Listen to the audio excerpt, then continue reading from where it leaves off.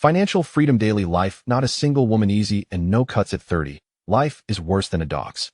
Bai Yi, laid off and disheartened, finally resigned himself to his fate and decided to return to his hometown, a small county. But when he arrived on the train back home, he discovered he was bound to a system called life assistance. System in hand, no need to panic about unemployment. Providing you with a daily unemployment subsidy of 888 yuan. Anxious about your health? The system provides you with physical enhancements. Detected you are on a blind date, providing you with a gift package of a house, a car, and savings. Watching the system continuously provide assistance to his life, Bai Yi couldn't help but sigh. No one can support my ambitions, but I will tread the snow to reach the mountain peak. Small county, I'm back. This time, I'll do it a different way. Chapter 1 Small county, I'm back. Whoosh whoosh whoosh. The train, departing from the capital and heading to Longhua County, Beihai Province, slowly traveled along the tracks. Inside the toilet of carriage 11, Bai Yi listened to the urging voices outside the door, then looked down at the somewhat forked urine stream, reflecting on the changes in his body over the years. Sigh, after all these years of hard work, I haven't made much money, but my body is already giving me warning signs. Bai Yi wasn't that old, only 30 at most. Logically speaking, he was still in his prime. But what could he do? He was a man of ideals and ambitions. After graduating from university, he resolutely chose to stay in the capital, starting to strive for his so-called dreams. He joined a large company as a programmer. From then on, 997, 9 a.m. to 9 p.m., 7 days a week, seemed to become the norm. Almost every day, he opened his eyes to work. With no time to cook, he became a loyal customer of kangaroo delivery. Over time, Bai Yi's 8-pack abs disappeared, his hairline began to recede, and he started to get quite a few gray hairs. His bowel movements became irregular, and diarrhea became a regular occurrence. Now, even his urine stream had started to split. He could clearly feel his body deteriorating day by day. But Bai Yi didn't intend to give up. In his past, he saw this as a necessary hurdle on the road to success. As long as he climbed over this mountain, he would surely see a more beautiful view. However, just when he had worked hard and been promoted, thinking things were finally looking up, a layoff notice shattered all his illusions about the future. That day, he left without a word, clutching his personal belongings. At that moment, Bai Yi understood many things. Those who are willing to endure hardship don't necessarily achieve success. They only reap endless suffering. What you see after climbing over the mountain isn't necessarily beautiful scenery, but rather an even more insurmountable mountain. Aside from your parents, no one will empathize with your efforts. All you can do is accept reality. Some people are born in Rome, some are born to be slaves. Disheartened, he began to miss home. So he gave up his rented apartment, which still had 6 months left on its lease, said goodbye to his few friends, and disappointed the girl who had relentlessly pursued him, before boarding the train back to his small hometown. Bai Yi decided to compromise with himself, abandoning the pursuit of conquering mountains and instead choosing a different way of life. He might not become rich and powerful, but at least he could live more comfortably. Home was, after all, his eternal comfort zone. Of course, his years of hard work hadn't been entirely fruitless. For example, his body was riddled with ailments, and he had 300,000 yuan in savings in his bank account. That should be enough for medical treatment, right? Emerging from the restroom, Bai Yi returned to his seat. Sitting opposite him were 2 young men with youthful faces. Their conversation caught his attention. If my family hadn't insisted on seeing me, I would never have come back. You agree, we just got our interviews. It's the perfect time to work hard. Never mind, it's only for a week anyway. Yeah, just a week. Next time I come back, I'm definitely not taking this crappy train again. I'll be driving a BMW. A BMW is nothing. I need a Range Rover. Hearing their words, a smile crept onto Bai Yi's face. Isn't that me back then? I really miss it. I wish you two could make something of yourselves, and not end up like me, in such a sorry state. Just as he sincerely wished them well, and was about to close his eyes to rest, a pleasant female voice suddenly echoed in Bai Yi's mind. Ding, life assistance system successfully activated. The next second, a holographic screen appeared before him. Host, Bai Yi, age, 30, physique, 61, maximum 100, current status, unemployed, activated assistance, unemployment benefit, physique enhancement. Unemployment benefit, 888 renminbi per day, legitimate and legal, please use with confidence. Note, deposited at midnight daily. Today's benefit has been issued. The system is here, don't panic about being unemployed. As long as you remain unemployed, the life assistance system will continuously provide you with assistance. Physique enhancement, increases physique by 0.1 daily. Note, exercise can accelerate the enhancement process. The specific value depends on the amount of exercise. Health is the foundation of everything, and this life assistance system will help you treat yourself well. Holy crap! Looking at the words on the holographic screen before him, and then at the 888 yuan deposit notification on his phone, Bai Yi blinked, his heart pounding. He has a system. He, who often reads these for entertainment, was quite familiar with them. What is this? No one can support my ambition. I will tread the snow to reach the mountain peak. He was just lamenting that some people are born to be slaves, and now this thing that defies fate has arrived? But he'd only just returned to his small county. If he were still in the city, no, with this system, he could live comfortably anywhere. What's so great about big cities? It's better to enjoy a comfortable life in his small county first. Once he accumulates some capital, the world is vast, and he can roam freely. Having figured this out, Bai Yi was filled with excitement. If he weren't on a train, he probably would have jumped for joy. However, even in his excitement, he didn't forget to study the system's functions. As the name suggests, the life assistance system's function is to provide assistance in his life's progress, important milestones, and major life events. The system won't assign him tasks. His future path is entirely up to his own will. After understanding this, Bai Yi's smile almost stretched to his ears. He knew that from this moment on, he had nothing to worry about in his future life. The two assistance features alone were already incredibly powerful. Unemployment benefits. 888 yuan per day, more than 26,000 yuan per month. Honestly, if the system had arrived 2 days earlier, he wouldn't even need the company to lay off employees. He would have submitted his resignation letter himself. Unemployment benefits are higher than his salary. Who the hell would work 997? That's really powerful. But if Bai Yi had to say something even more powerful, it would be the physical enhancement assistance. He didn't need to do anything to improve his physique every day. A little more exercise would even accelerate the process.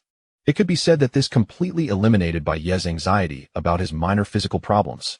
In a few days, I'll be a muscular hunk again. He had to admit, the system's appearance had restored Bai Yi's energy and spirit after his recent period of lethargy. He even seemed more composed than before.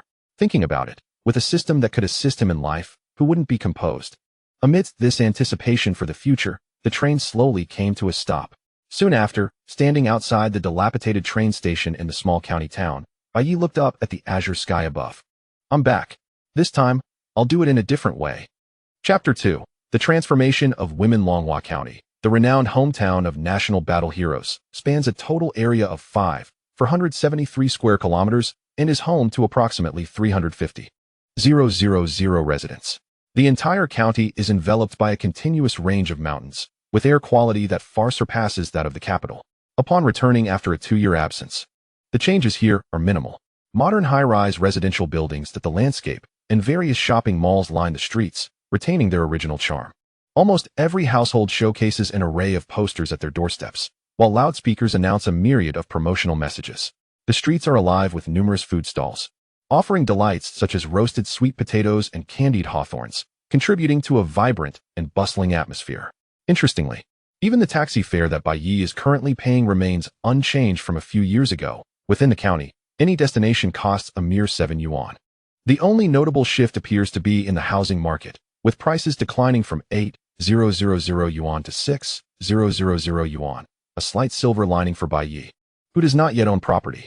Curiosity piqued, Bai Yi inquires of the driver, "Master, with prices remaining stagnant for so many years, are you still able to make a profit?"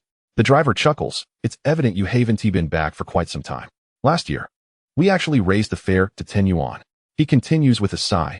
"Now, the public has retaliated, insisting we revert the fare, otherwise, no one will take a taxi.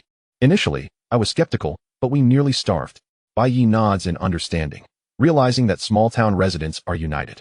News spreads like wildfire, and it takes but a day for information to circulate throughout the entire county. The driver, now animated, begins to recount various recent happenings in the county, including a scandal involving a local television host. As they chat, Bai Yi listens intently.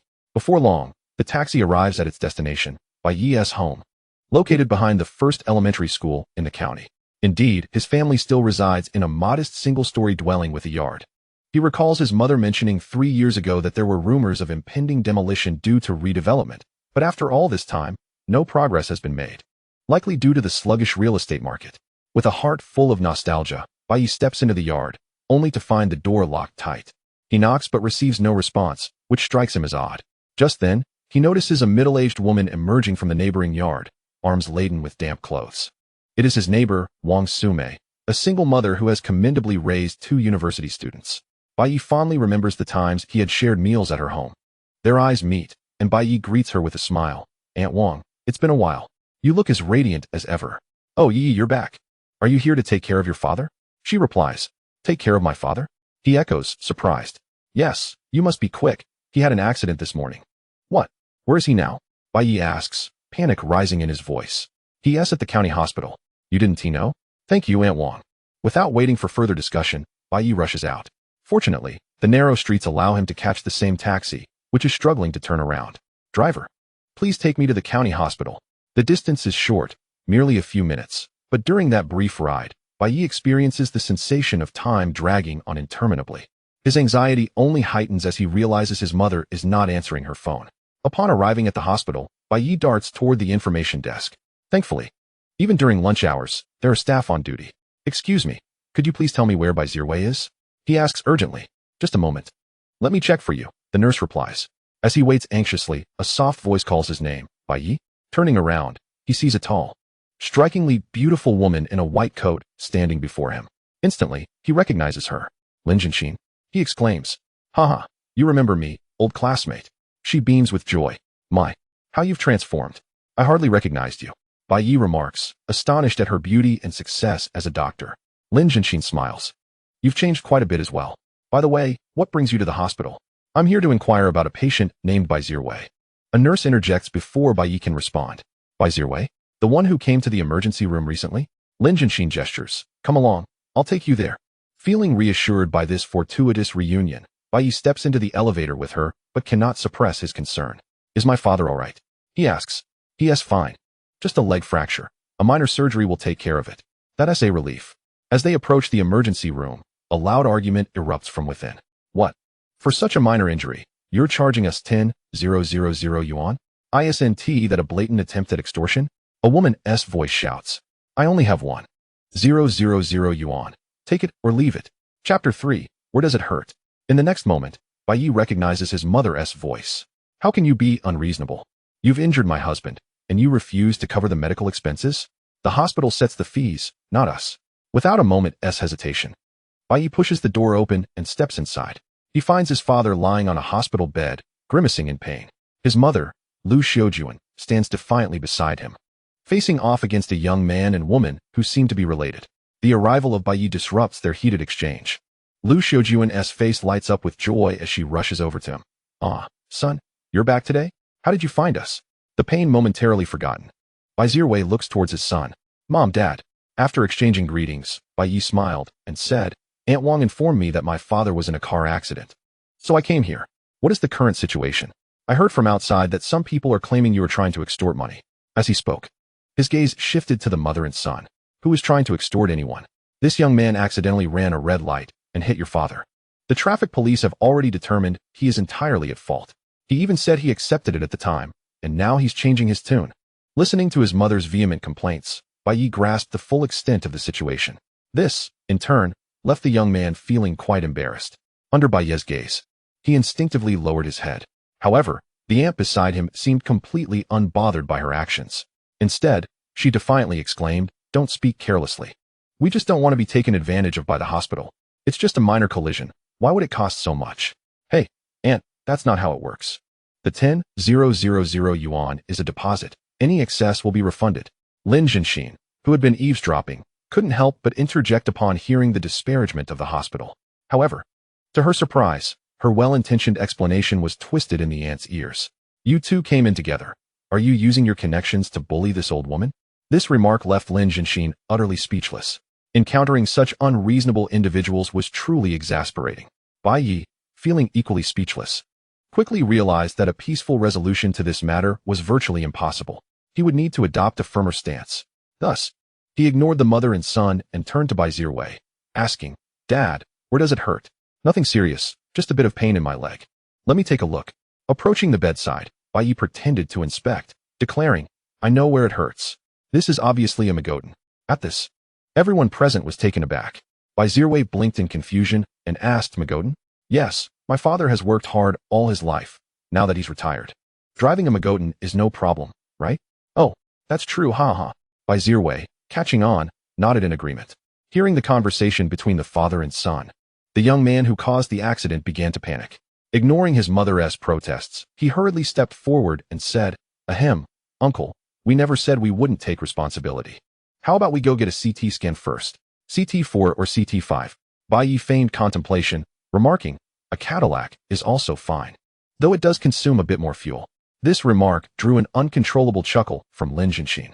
"Ha ha ha, I'm sorry, I just thought of something funny."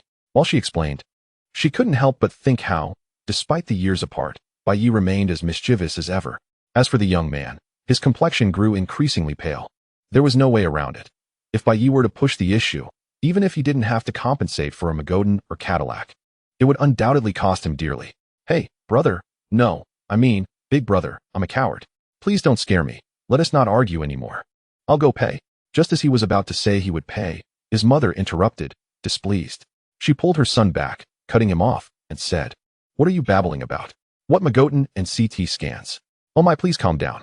Realizing the gravity of the situation, the young man quickly leaned in to explain Bai Ye's earlier comments to his mother.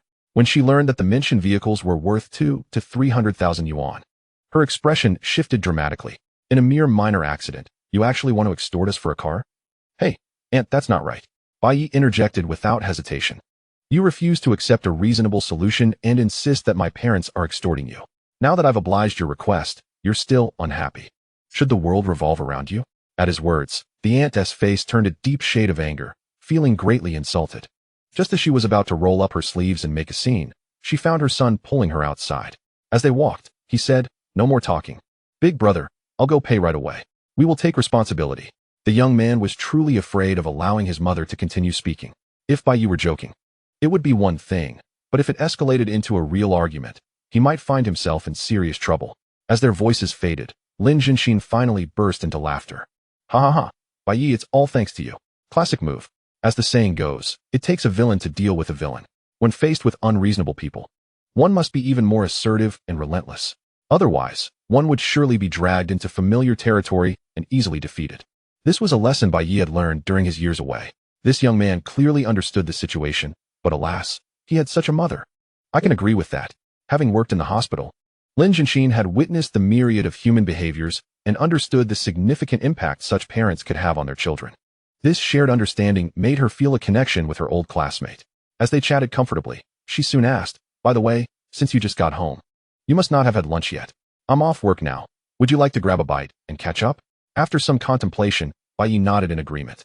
After all, his parents would likely be occupied for a while, and he was genuinely hungry after sitting on a train for an entire morning.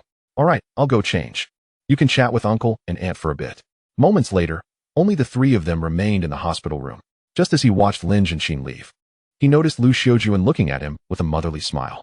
"Well, son, on your first day back, you already have a girl asking you out for a meal. Should I introduce her to your mother? You should know her. She was a classmate from middle school." "I know her. Yes. She came over to our house for dinner back then." Upon hearing this, Liu Xuedong began to recall. Fortunately, Bai Yi and T brought all his female classmates over for dinner, so she suddenly exclaimed, "Oh no, she is not that alternative girl with the yellow hair, is she?" "Ha ha ha, that is her." Liu Xuedong was astounded. Who would have thought that the alternative girl with the yellow hair from middle school had transformed into a beautiful doctor over the years? She had blossomed into a vision of beauty. Glancing back at her son Bai Yi, she thought they seemed quite compatible. A few minutes later, Bai Yi saw Lin Jianxin again at the hospital door. The white coat was gone, replaced by a long black trench coat paired with leggings and boots, making her look exceptionally dashing. Upon seeing her in casual clothes, Bai Yi found himself wholeheartedly agreeing with the saying that girls change dramatically over the years. He remembered her as a wealthy girl back in school, and even now, despite the trench coat, he could discern her impressive figure. "By the way, old classmate, if I go out to eat with you, will your admirers come after me?" "Ha ha ha. If I had admirers, I would surely fulfill your wish, but alas, I have none." Bai Yi was willing to believe her. A beautiful woman would undoubtedly attract many suitors. However, if one were excessively beautiful, it would be an entirely different matter. Especially in today's society, men possess a keen sense of self-awareness, knowing full well that they may not be worthy, apart from the few who stubbornly pursue. Most would not wish to squander their time. Noticing her expression of melancholy, Bai Yi swiftly changed the subject, asking, "What shall we eat?" "Today it's on me." That sounds splendid. As for the food, it's a secret. Amidst their laughter, they arrived at the parking area for electric scooters outside the hospital. Before long, Lin Jianxin rode up on a small electric scooter, coming to a sudden stop before him. Come on, hop on. All right. Bai Yi, a quintessential northern man, stood at about 185 meters tall, without shoes, boasting long legs. This led to a rather awkward situation when he attempted to sit on the back of the scooter and place his feet on the footrest. His knee inadvertently pushed against Lin Jianxin's rear, causing her to be startled. Yet, upon turning to see Bai Ye's awkward expression on the back seat, she burst into laughter. Haha, sorry. Your old classmate lacks the ability to own a vehicle that accommodates your long legs. Clearing his throat, he offered, how about I take you instead?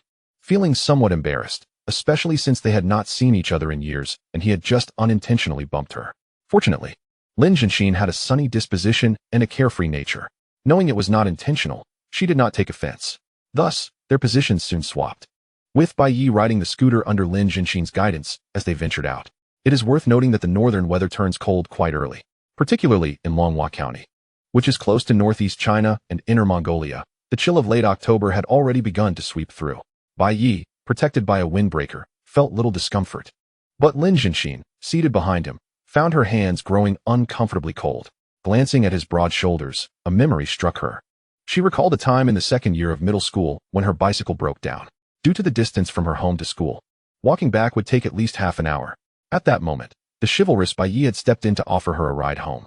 It was winter then, far colder than now. To prevent her hands from freezing, he suggested she place them in his pockets. The details of what followed were somewhat hazy for Lin Jianxin, but she distinctly remembered that particular journey home as the warmest of her entire winter. Lost in thought, her hand instinctively reached forward. Bai Yi soon sensed something amiss. Why was someone tugging at the zipper of his coat pocket? Assuming he had encountered a thief, he was initially startled. Pondering the security situation back home, he glanced down to find only a pair of slender, pale fingers, slightly chapped, reaching into his pocket. How odd to have a thief targeting both pockets. He mused internally. He thought it was only right to help his old classmate warm her hands and decided not to mention anything. Meanwhile, Lin Jianxin, now aware of the situation, felt a blush rise on her cheeks from the cold wind, but found the warmth within his pocket too inviting to withdraw her hands. Well, since Bai Yi hasn't said anything, I might as well enjoy this, she thought. It was perfectly reasonable to let an old friend warm her hands. The county town of Longhua is not large, and with the electric scooter, traveling anywhere is quite swift. Just a few minutes later, Bai Yi stopped in front of a restaurant named Ji Yuan, known for its authentic Anhui beef noodle dishes. After dismounting, he couldn't help but exclaim, wow, this place is still open? Indeed, it hasn't changed at all. The taste is just like it was in our childhood. Perfect, this is exactly what I was craving.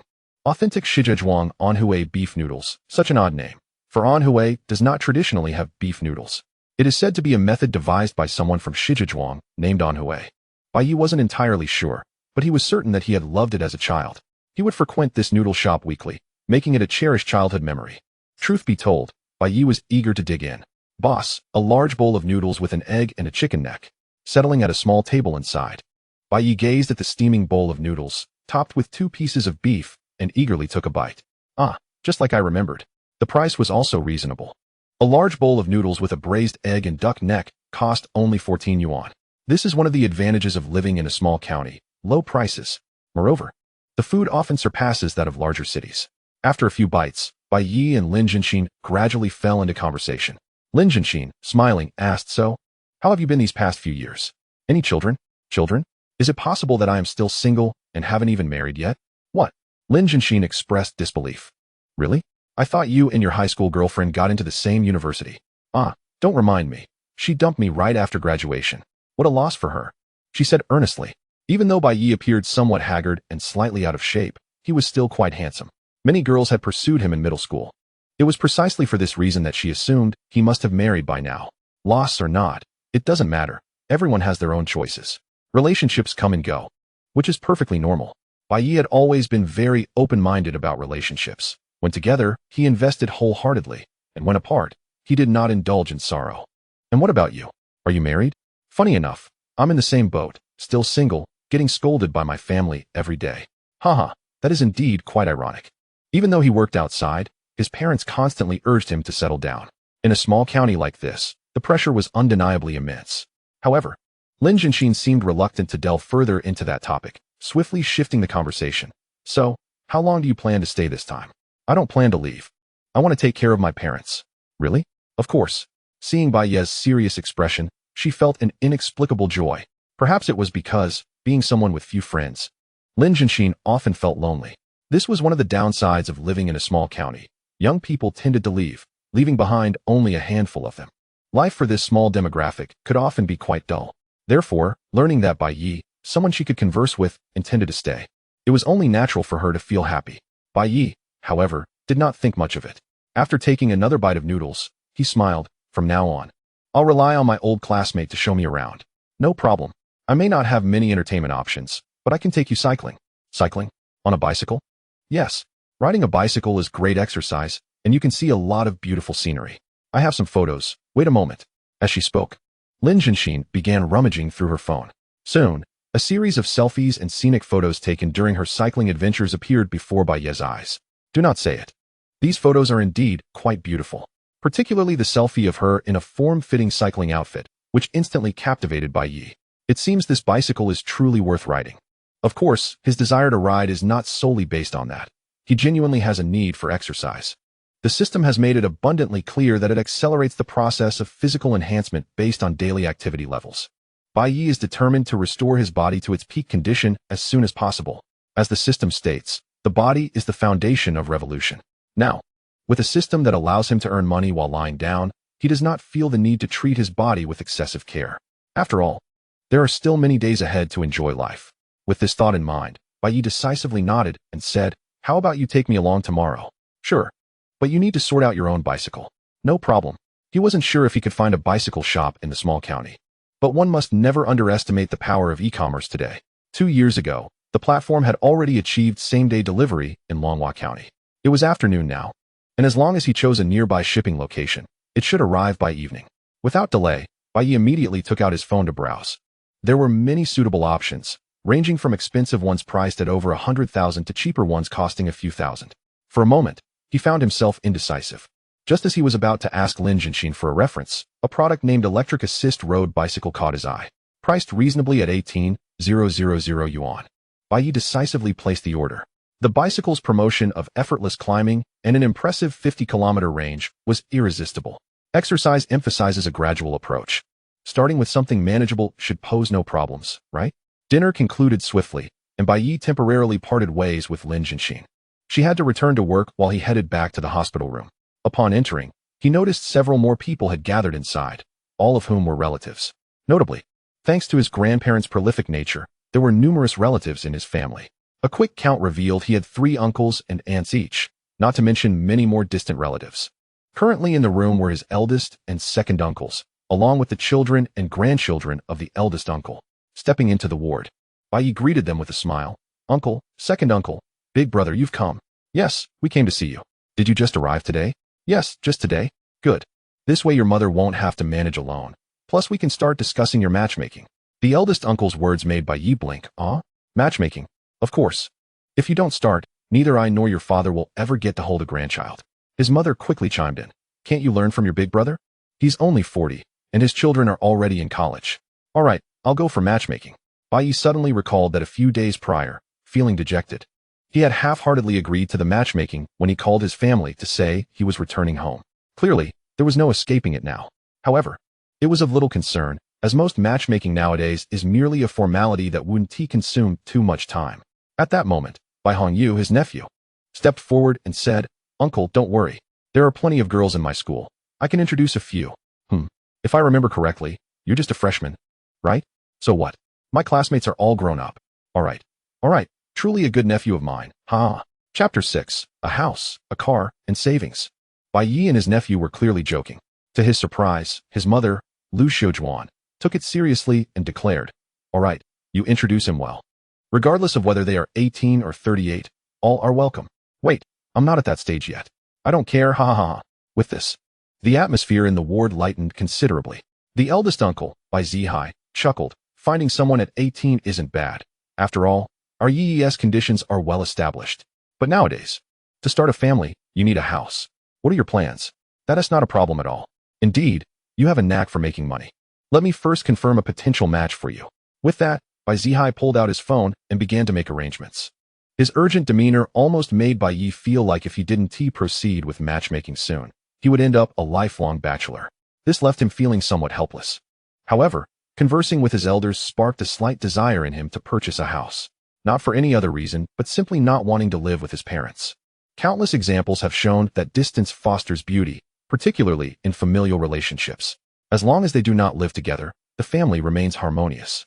But if they did, Bai Yi believed he would undoubtedly be pushed into marriage by his mother to the point of running away from home.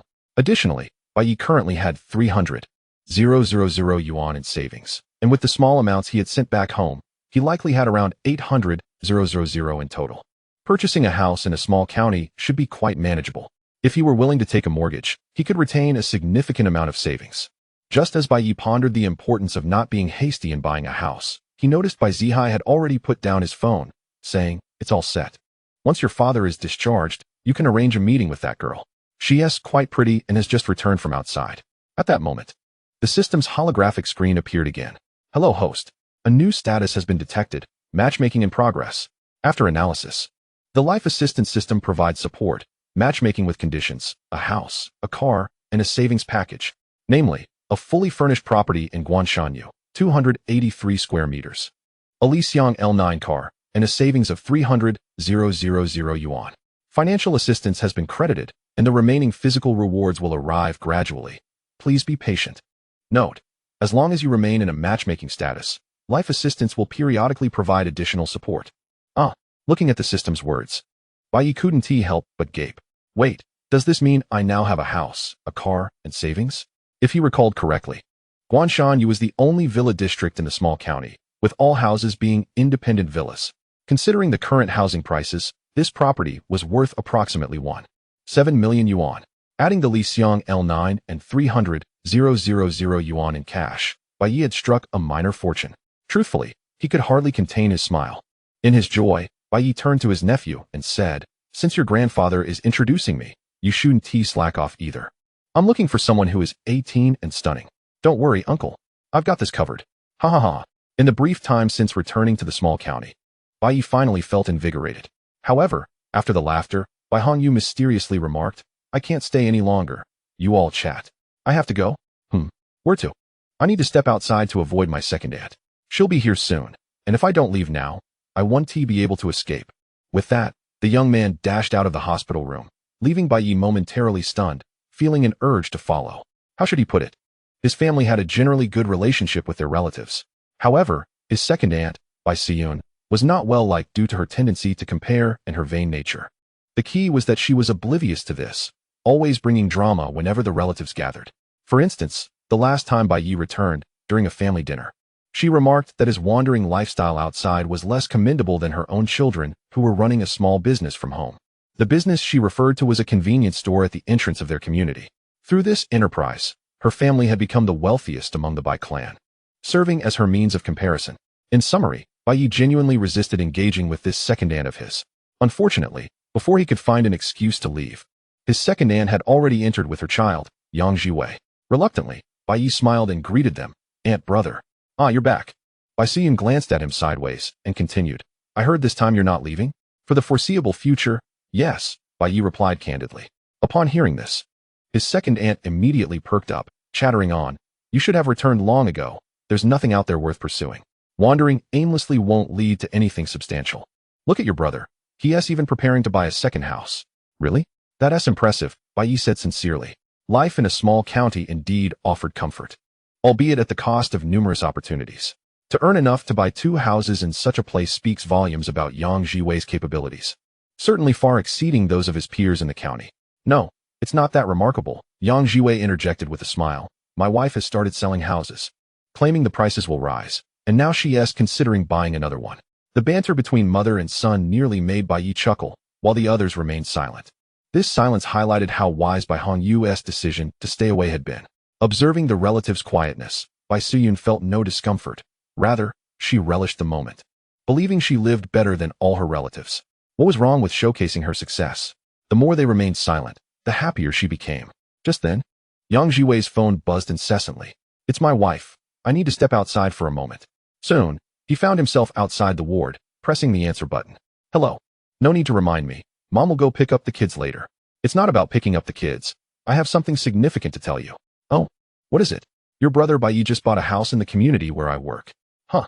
Aren't all the houses in your community villas? Yes. He contacted them online and paid the full amount of 1.7 million. No way. Upon hearing this news, Yang Zhui's face registered disbelief. Where did he get that much money? You must have the wrong person. Chapter 7. Mom, you have such keen insight. Wrong person? What year was your brother born? 1994. He's about 6 or 7 years younger than me. Then is his address on his ID next to First Elementary School? Yes, you've been to his house before. So, I'm not mistaken. Your brother purchased a villa outright, the house costing 1.7 million and renovation an additional 300,000, totaling 2 million. Oh. Listening to his wife's words, Yang Zhui unconsciously turned his head to glance through the small glass window of the door. Apart from being handsome, he hardly looked like someone who could afford a villa for 2 million. All right. It's good news that your brother is doing well. I'll leave the matter of notifying him about collecting the house to you. Okay, I understand. Just as his wife said. Having a relative with such financial capability was undoubtedly a cause for celebration. Emotionally and logically, he should be pleased. Yet, Yang Zhui found himself utterly unable to feel joy. It felt akin to being the top student in class only to be surpassed by someone with overwhelming results in the entrance exams. That was truly disheartening. However, after hanging up, he suppressed his conflicting emotions and opened the ward door once more. As soon as he entered, he heard his mother, Bai Siyun, still chattering away. Yi, it's wonderful that you've returned. At least you'll be closer to your parents. You won't have to worry about life. I can have your brother help you find a job. He has extensive connections in the county. Had he been unaware of Bai Yi's circumstances, he would have eagerly taken this opportunity to boast in front of the relatives. Yet now, he merely wished to find a crevice to hide in. After all, Bai Yi had spent 2 million in cash just on the house. Who knew how much savings he had left? How could he, a mere convenience store owner, possibly help someone like him find a job? Come on, Mom. Bai Yi is so capable. He doesn't need my help. Of course he does. Our locality is not like the capital. Without connections, what job can you find? While there was some truth to her words, Yang Zhui still intervened to pull Bai Siyun aside, then turned to Bai Yi, saying, Brother, my sister-in-law just called me and mentioned you need to go to Guanshanyu to collect your house. My sister-in-law works there? Yes, she has been there for a while. That's great. It will save me a lot of time. Bai Yi understood that the system had smoothly resolved the issue of acquiring the house, and coincidentally, his sister-in-law was working there and had informed his family. One must admit, the efficiency of the system was quite impressive. The exchange between them left the other attendees in a state of bewilderment. Bai Siyun could not help but ask, Zhui, what are you talking about? What house collection? I just received a call from Hongxia, learning that Bai Yi bought a villa at Guanshanyu. Bought a villa? In an instant. Their father Bai Ziru nearly leaped from his hospital bed. Their mother, Liu Xuedong, also widened her eyes. Son, what is going on? Those villas are expensive. How much did you have to borrow? Cough. No need to worry. I paid in full. Knowing he needed to reassure his parents, Bai Yi casually explained. I completed a major project in the capital and received some rewards, so I thought I'd surprise you. Surprise? More like a shock. Liu Xuedong rolled her eyes, exasperated. If your brother hadn't mentioned it, how long were you planning to keep this from us? Were you also going to buy a car? Haha, Mom, you are perceptive. I did indeed buy a car too. Faced with his mother's teasing demeanor, Bai Yi could only muster the courage to admit it.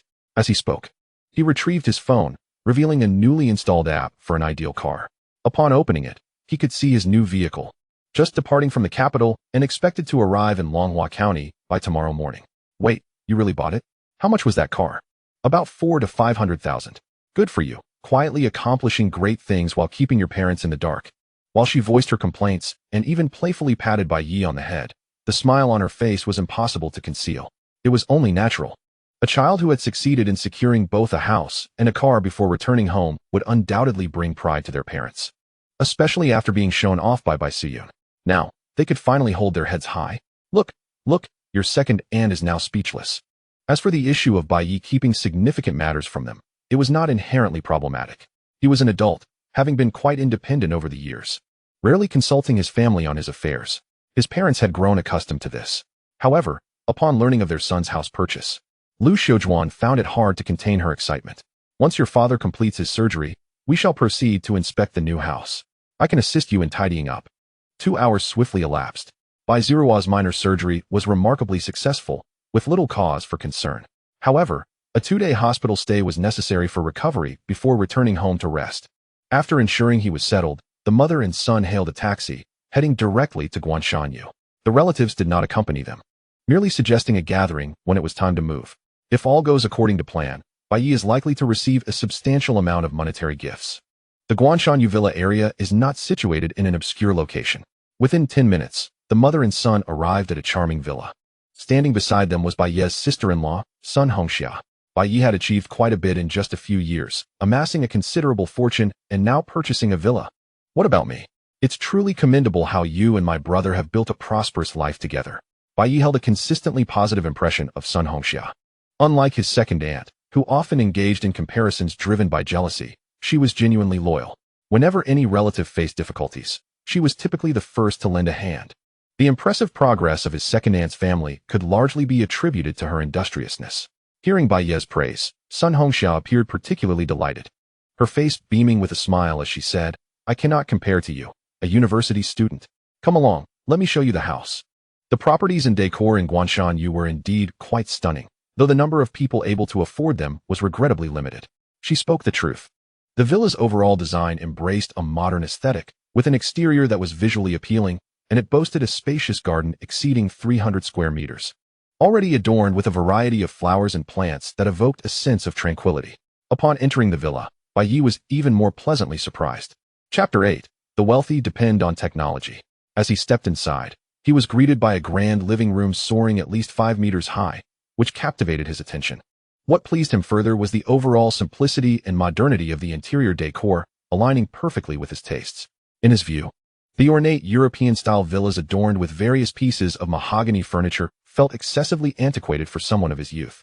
The style he beheld now was profoundly satisfying. Bai Yi even speculated that the system understood him well enough to provide assistance tailored to his preferences. This thought seemed entirely reasonable. "Brother, let me introduce you to this villa. It comprises 3 levels. The ground floor includes the living room and rooms for the elderly and maid. The second floor features the master suite with a bathtub, guest rooms, a private living area, and a study. The lower level is designated for entertainment, currently housing several fitness machines.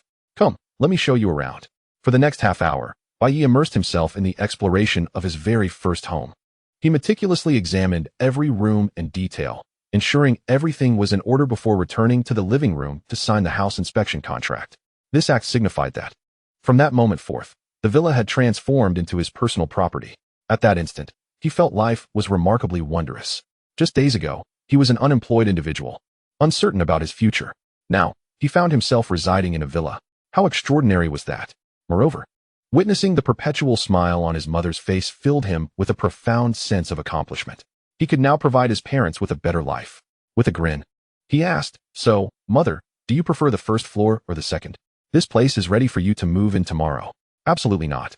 Liu Xuedong firmly shook her head. "I still prefer my little bungalow. You should reside here alone, and I'll come by occasionally to help you tidy up." "How can that be?" Bai Yi protested. "Why not? I do not wish to live with you, especially once you are married. I fear conflicts with your future wife." Seeing his mother's resolve, Bai Yi ceased his persuasion. After all, the rooms would remain empty, and his parents could visit whenever they pleased. In truth, Liu Xuedong's reasoning was sound. Many troubled mother-in-law and daughter-in-law relationships stemmed from living together. 2 women without a blood connection, constantly facing the mundane challenges of daily life, would find it difficult to maintain harmony. Very well, I shall enjoy this spacious house alone. Naturally, the moving plans would have to wait until after his father was discharged from the hospital. It was imperative that his mother did not serve as a caregiver while his father was still hospitalized. Thus, Bai Yi returned to the hospital after the house inspection, fulfilling his filial duties. However, upon his return, various relatives were engaged in their own dramas.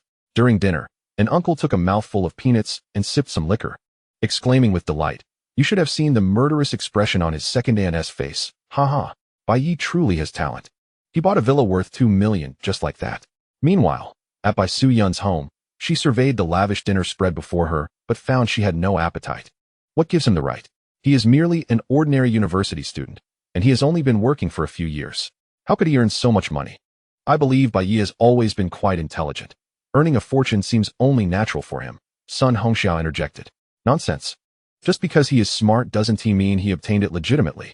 Oh, come on, mother, just eat your meal. The next day, At 6 in the morning, Bai Yi, who had slept soundly on an empty hospital bed, stood at the county hospital's entrance, shivering in the cold wind. Beside him was the electric road bike that had arrived the previous evening.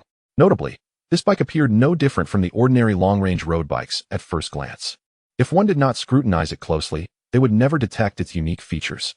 It is often said that the impoverished rely on mutation while the affluent depend on technology. Bai Yi felt as though he, too, was on the mend. Before long, Lin Jianxin, clad in snug cycling attire, arrived on her bike and immediately praised, "Oh, that bike looks impressive." "Haha, it's just average," he replied modestly. "Don't be humble. It looks superior to mine." Truth be told, as she made her way to meet him, she had wondered if Bai Yi would back out and not show up with a bike. The thought had left her feeling somewhat disappointed, as cycling alone could be quite lonely. Yet, upon seeing Bai Yi fully prepared, even wearing protective gear, her spirits soared. With a smile, she declared, "You're still a novice. Go ahead and start, and I'll follow behind you. I'm afraid you won't keep up. How about I ride in front?" The moment those words left his mouth, Lin Jianxin bristled. "Hey, who do you think you're looking down on? I'm an experienced cyclist. I could easily outpace you." Despite her petite stature, Lin Jianxin had maintained her cycling routine for many years and felt unbeatable in this realm. Thus, she was determined not to let a novice underestimate her. "You said it. Indeed, I, Lin Jianxin, stand by my words." Seeing that Lin Jianxin would not heed his advice, Bai Yi decided to let technology teach her a lesson. Without delay, he mounted his bike and subtly activated the system's attribute panel. Host, Bai Yi, age, 30, physique, 612, maximum value 100, current status, unemployed, engaged in matchmaking activities. Activated boosts, unemployment benefits, physique enhancement, matchmaking assistance. The physique points from yesterday and today have been credited. Upon taking a moment to appreciate the change, he indeed felt a surge of vigor compared to before. Rising early no longer left him feeling lethargic. This invigorating change heightened his anticipation for the strength he might gain through exercise. Thus, the two bicycles set forth, one trailing the other. Bai Yi, still acclimating to the new bike, pedaled at a modest pace as he sought the most comfortable riding style. This brought a constant smile to Lin Jianxin's face. Is this it? At this tortoise-like speed, does he expect me to fall behind? Yet, as they turned onto the next street, she sensed something was amiss. Chapter 9. Don't fool around. It's too cold outside in the small county town during the morning, apart from sanitation workers and the steaming food stalls. There were hardly any people in sight. As Bai Yi became more accustomed to riding, he naturally accelerated. Initially, Lin Jianxin was able to keep pace. But as they ventured farther from the county and entered the ring road, she began to sweat. She watched as Bai Yi gradually pulled ahead. A glance at the bike's speedometer revealed they were exceeding 50 km/h. Such speed is quite remarkable for a road bike. Wait, did he take some performance-enhancing pills this morning to ride so quickly? She mused while pushing her legs to keep up. After all, she had boasted earlier. It would be quite embarrassing to lag behind a novice. Yet, from her perspective, Bai Yi seemed to be nearing his limits. His current speed was merely due to the inherent advantage of being a man. Surely, it wouldn't be long before he would stop, panting for breath. Curiously enough, shortly after this thought crossed her mind, Bai Yi indeed came to a halt. However, it was not due to fatigue, but rather because he turned back and realized Lin Jianxin had been left behind by over 100 meters. Observing his old classmate struggling to pedal, he felt vindicated in his decision to purchase an electric assist bike. Not only was he exercising, but he was also expending minimal effort. Simply perfect. After a brief wait, Lin Jianxin finally caught up, breathing heavily as she exclaimed, "Why are you riding so fast? Now you know what exhaustion feels like, right? Tired?" "I feel perfectly fine," Bai Yi replied, noticing the beads of sweat glistening on her forehead, and added with a hint of schadenfreude, "I think it's you who's exhausted." "Hey, that's a bit provocative," she retorted, feeling a surge of defiance within. In Lin Jianxin's eyes, Bai Yi was merely putting on a brave face, unwilling to appear foolish in front of an old classmate. However, his provocative words stirred her ire. Thus, she resolved to turn up the intensity. Glancing at a nearby fork in the road, an idea struck her. She had cycled this route once before, and just ahead lay a winding mountain road leading directly to the summit. This was the perfect opportunity for her to reclaim her pride. Yes, on the flat road, he could use his strength to outpace her, but on the mountain path, it would be her domain as a cycling expert. With that thought in mind, her eyes gleamed as she said, "I didn't realize you had such talent. How about we increase the intensity?" "Sure, how do you propose we do that?" He. "Just follow my lead." Without hesitation, Lin Jianxin surged ahead towards the mountain road. A perplexed Bai Yi followed closely behind. 3 minutes later, They officially entered the uphill segment.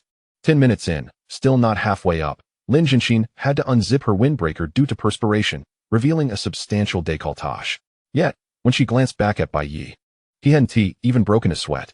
This only fueled her determination to see how long he could maintain this facade. Thus, she pedaled even harder. 20 minutes later, Lin Jianxin's ascent slowed considerably, her legs growing heavier. Come on, keep going. Listening to Bai Yi's encouraging shouts while witnessing his leisurely demeanor, she felt exasperated. Finally, after standing to pedal for a while, she decisively pulled over, exclaiming, "Break time. I'm done riding. All right, let us take a break then."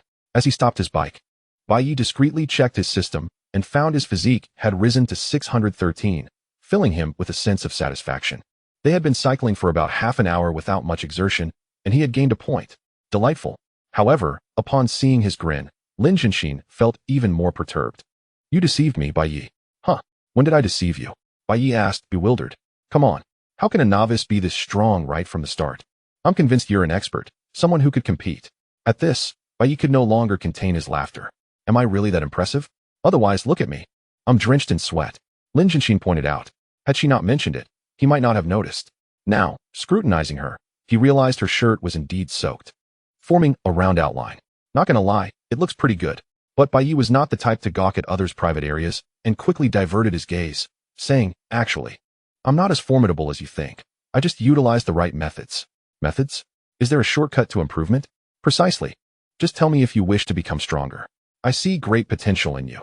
If you're willing to invest a little effort," he assessed her thoughtfully before continuing. "I would be willing to teach you my efficient methods." "Invest effort?" Meeting Bai Yi's gaze, Lin Jianxin felt an unexplainable wave of anxiety wash over her. It was still early, and the mountain road was deserted. In truth, they were in a rather remote area. In such an environment, her thoughts began to spiral out of control. Instinctively, she crossed her arms over her chest and said, "Bai Yi, stop joking around. It's too cold outside." "Huh?" Bai Yi blinked, not grasping her meaning. "I just want you to treat me to breakfast. What does cold have to do with it?" "Oh, that's what you meant." Lin Jianxin's earlier thoughts dissipated, her cheeks flushing as she replied, "All right, I'll treat you to breakfast. Are you okay, old classmate?" "I'm fine, really." "Are you sure?" "Of course I'm sure." For reasons unknown, Bai Yi sensed something peculiar about Lin Jianxin. Why was she blushing for no apparent reason? With no answers in sight, he decided to push her oddity aside and pointed to his bike, saying, "If you want to improve quickly, why not give my bike a try?" "Oh, okay." Approaching the electric-assisted bicycle, Lin Jianxin mounted it and attempted to ride towards the summit. To her astonishment, with just a slight push, the bike surged forward as if propelled by a rocket booster. In an instant, Lin Jianxin was left dumbfounded. Glancing at the buttons beside the handlebars, she couldn't help but turn back to Bai Yi, asking, "Your bike is incredibly light, but what are these buttons for?" "They adjust the power." "Adjust the power? Wait, is this bike actually electric assist?" "Indeed." "Wow, Bai Yi, I'm going to kill you." Chapter 10. The thought of having spent an entire morning with electric assistance, even leading Bai Yi down the mountain path on a bicycle, ignited a tempest of frustration within Lin Jianxin. In a fit of anger, she rushed towards Bai Yi, delivering a playful punch to his shoulder. "Why didn't you tell me sooner?" "You didn't ask," he replied. "Should I have to ask for you to speak up?" "Well, what else is there?" As she felt the sweat trickling down her body, Lin Jianxin fell silent, overwhelmed by regret. Why did she insist on taking Bai Yi cycling? Now look at the predicament. Observing her fuming expression, Bai Yi chuckled heartily. All right, don't be angry. I'll treat you to breakfast this morning." "That's not enough. How about 2 days then?"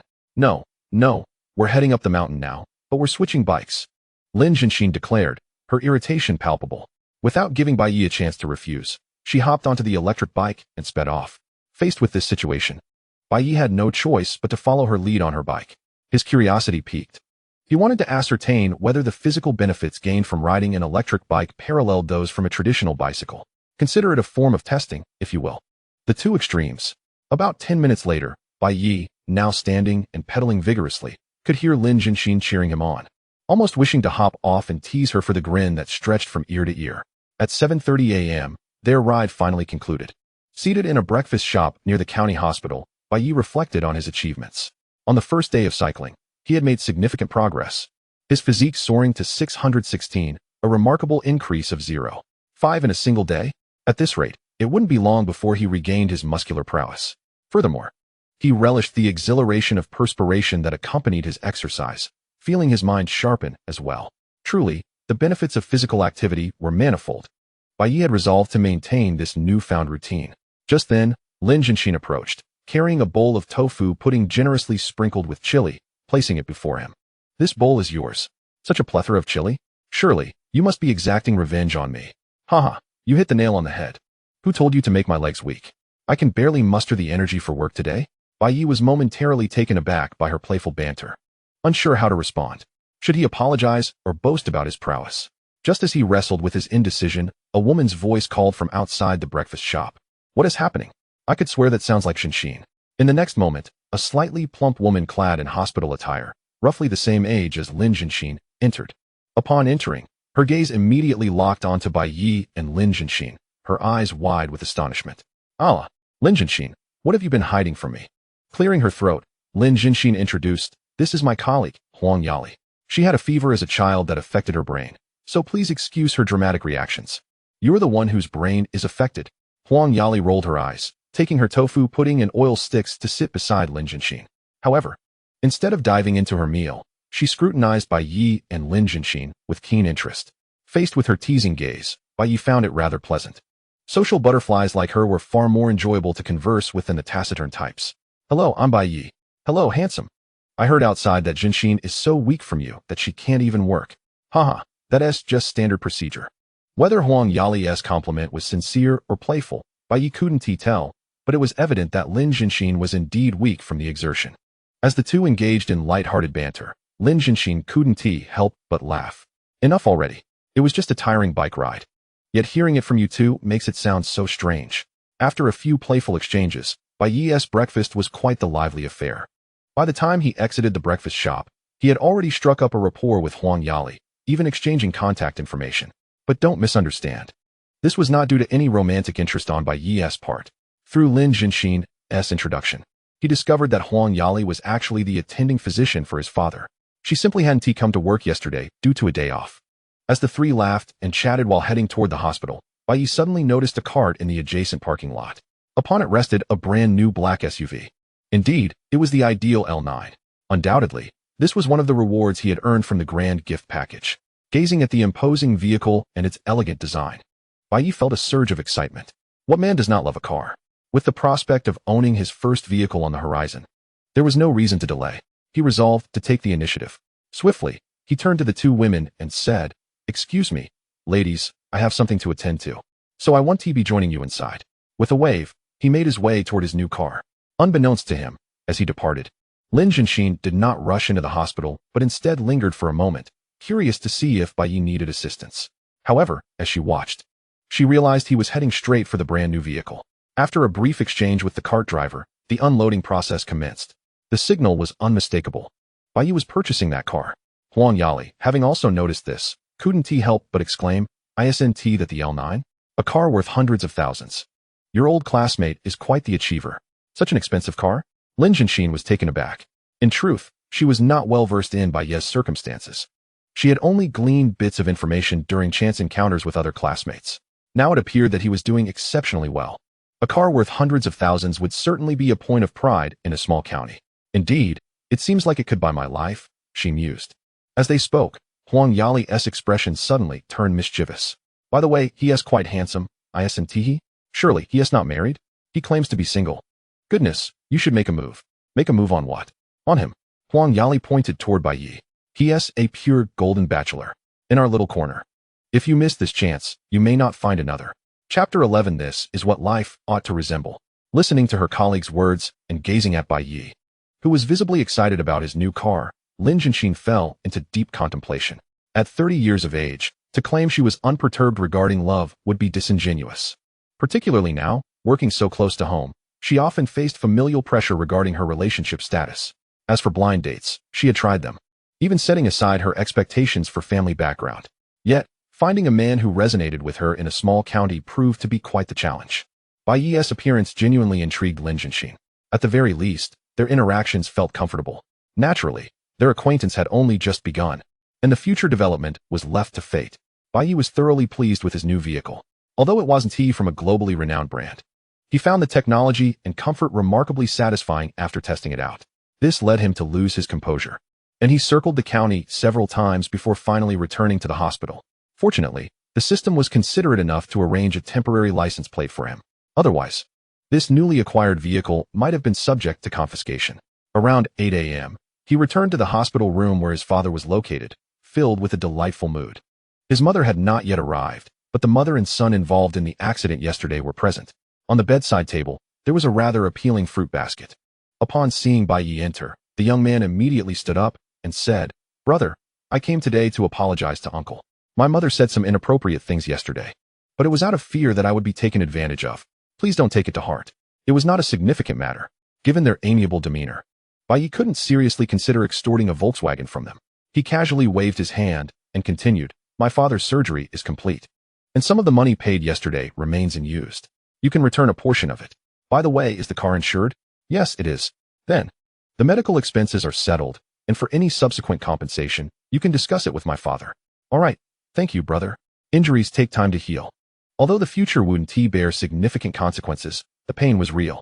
Therefore, Bai Yi's request for compensation was entirely reasonable. Even the aunt who had appeared formidable yesterday could hardly argue against it.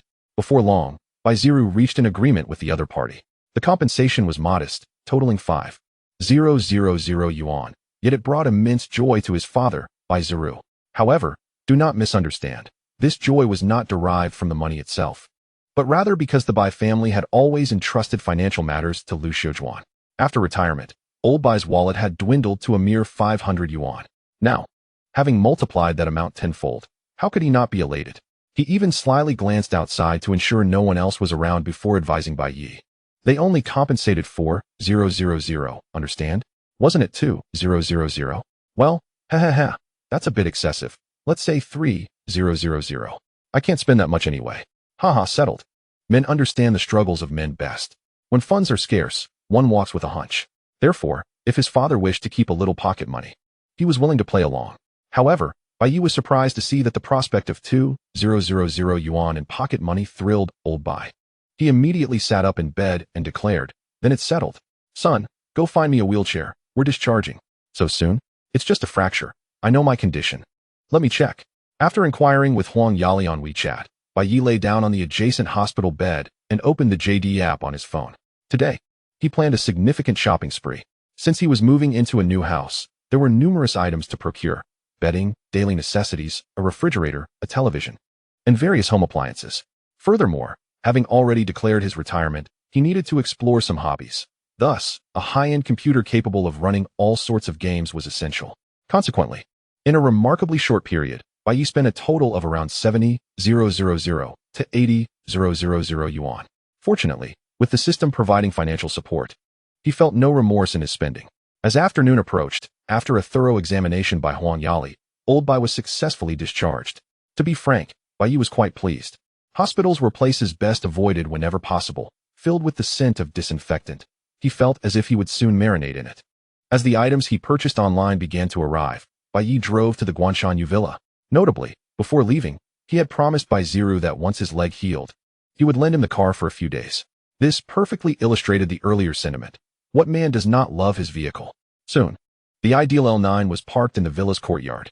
Stepping out of the car, Bai Yi noticed various packages at the entrance and realized he had some work ahead. Just as he turned to start, he was startled to see a small face peering from the wall to his right, gazing intently at him. "Wow," Bai Yi exclaimed, unable to suppress his surprise. "Uncle, you mustn't use foul language." "Huh." Upon hearing the innocent admonition, Bai Yi realized he had not encountered anything sinister, but rather the neighbor's little girl. The child appeared to be around 4 or 5 years old, with a cherubic face that was utterly adorable. Bai Yi genuinely felt an urge to pinch her cheeks. Noticing her serious demeanor, he chuckled and said, "Uncle shouldn't use foul language, but I am your older brother." "No, you are definitely an uncle." "Then are you not afraid I might be a bad uncle?" "Ah, Mommy says not to speak to bad uncles." Upon hearing the words bad uncle, the little girl promptly vanished, leaving Bai Yi laughing heartily. Children, especially at this age, are indeed the most delightful. Once they grow a bit older, they tend to become bothersome. With the little one gone, Bai Yi quickly regained his focus and began his tasks, making the bed, setting up the computer, and so on. In truth, with his current means, he could easily hire a maid or a full-time housekeeper.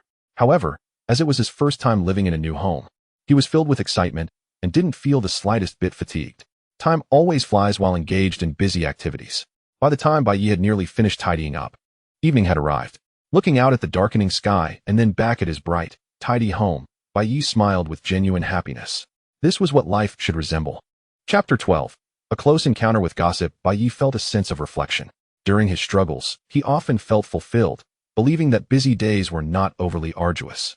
Yet now, as he settled into his own home, savoring the security and warmth it provided, he sincerely felt that the only person he owed was his younger self.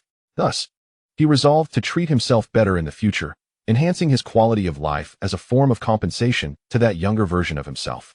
Lost in thought, Bai Yi lay down on the sofa in the living room, contemplating whether his mother had started dinner. What if I want something healthy but can't cook? The answer was simple. He would go home to mooch off his mother. He knew she would prepare a feast today to help his father regain his strength, and he couldn't afford to miss out. However, before he could even unlock his phone, he heard a commotion outside in his yard. Upon closer inspection, it seemed someone was arguing. Liu Xuedong, I know you're home. If you have the audacity to steal a man, then you should have the courage to open the door. I'll count to 3. If you don't open up, I'm coming in. Upon hearing this, Bai Yi, who had been trying to restrain himself, could no longer suppress his innate curiosity.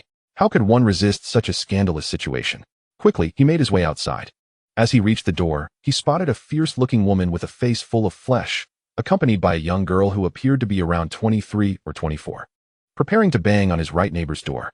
Indeed, it was the very home of the little girl he had encountered earlier that afternoon. Bai Yi's presence prompted the woman to alter her approach to the door. She turned to him and asked, "Are you Liu Xuedong's neighbor?" "That should be the case." Bai Yi replied with a gentle nod. "I must have a serious discussion with you." The spirited elder sister immediately began to speak at length. "Have you seen my younger sister? She recently married, and not long after, her husband was seduced away by your neighbor, Liu Xuedong. Can you believe it? And I advise you to move away quickly. Living next to such a neighbor guarantees no peace." The elder sister's voice was loud, but Bai Yi listened with keen interest. Although one cannot judge a neighbor solely based on hearsay, it certainly piqued his curiosity about Liu Xuedong. The young girl standing beside the elder sister was genuinely beautiful. Easily a solid 80 on the beauty scale.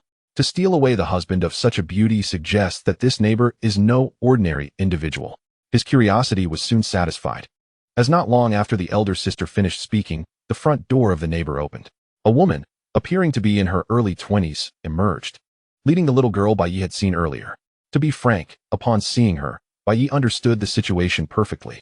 This woman was strikingly beautiful, with an exquisitely shaped face that rivaled Lin Jianxin's. In terms of physique, Liu Xuedong surpassed the latter, with curves that were quite alluring.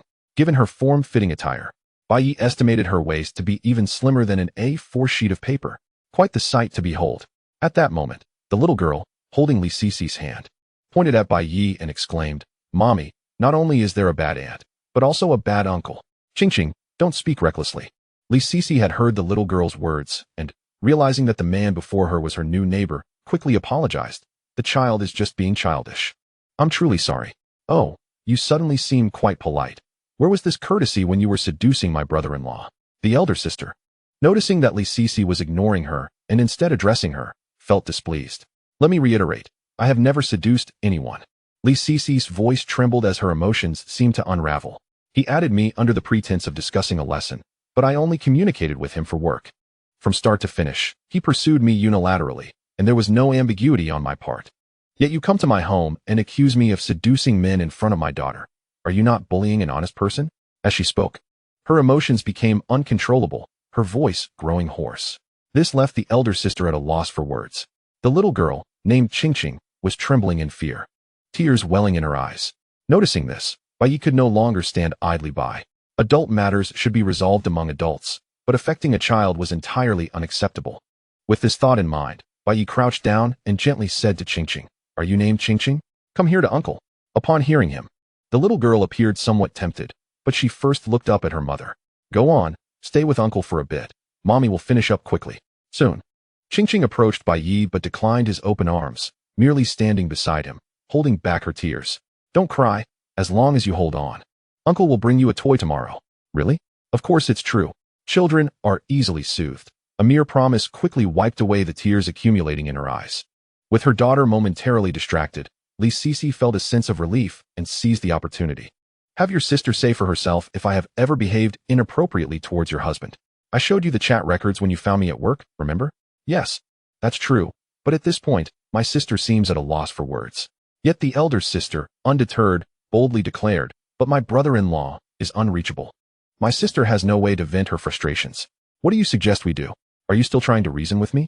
Li Sisi was almost amused by their audacity. Your husband being unreachable has nothing to do with me. At this moment, Bai Yi finally understood the situation.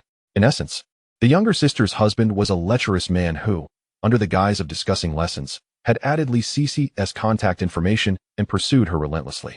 When his advances failed, he was caught by his wife. Consequently, the two sisters, unable to vent their emotions due to their husband's absence, had turned their frustration towards Li Sisi. Such occurrences are not uncommon in life. When one is unable to express their emotions, they often resort to foolish actions. Reflecting on the situation, Bai Yi decided to intervene when neither party was willing to back down. So, what you want is simply an outlet for your frustrations, correct? Yes.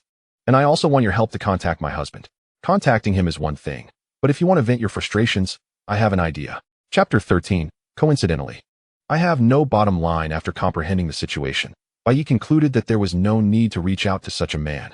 Instead of wasting time on that, it would be better to indulge in some delicious food.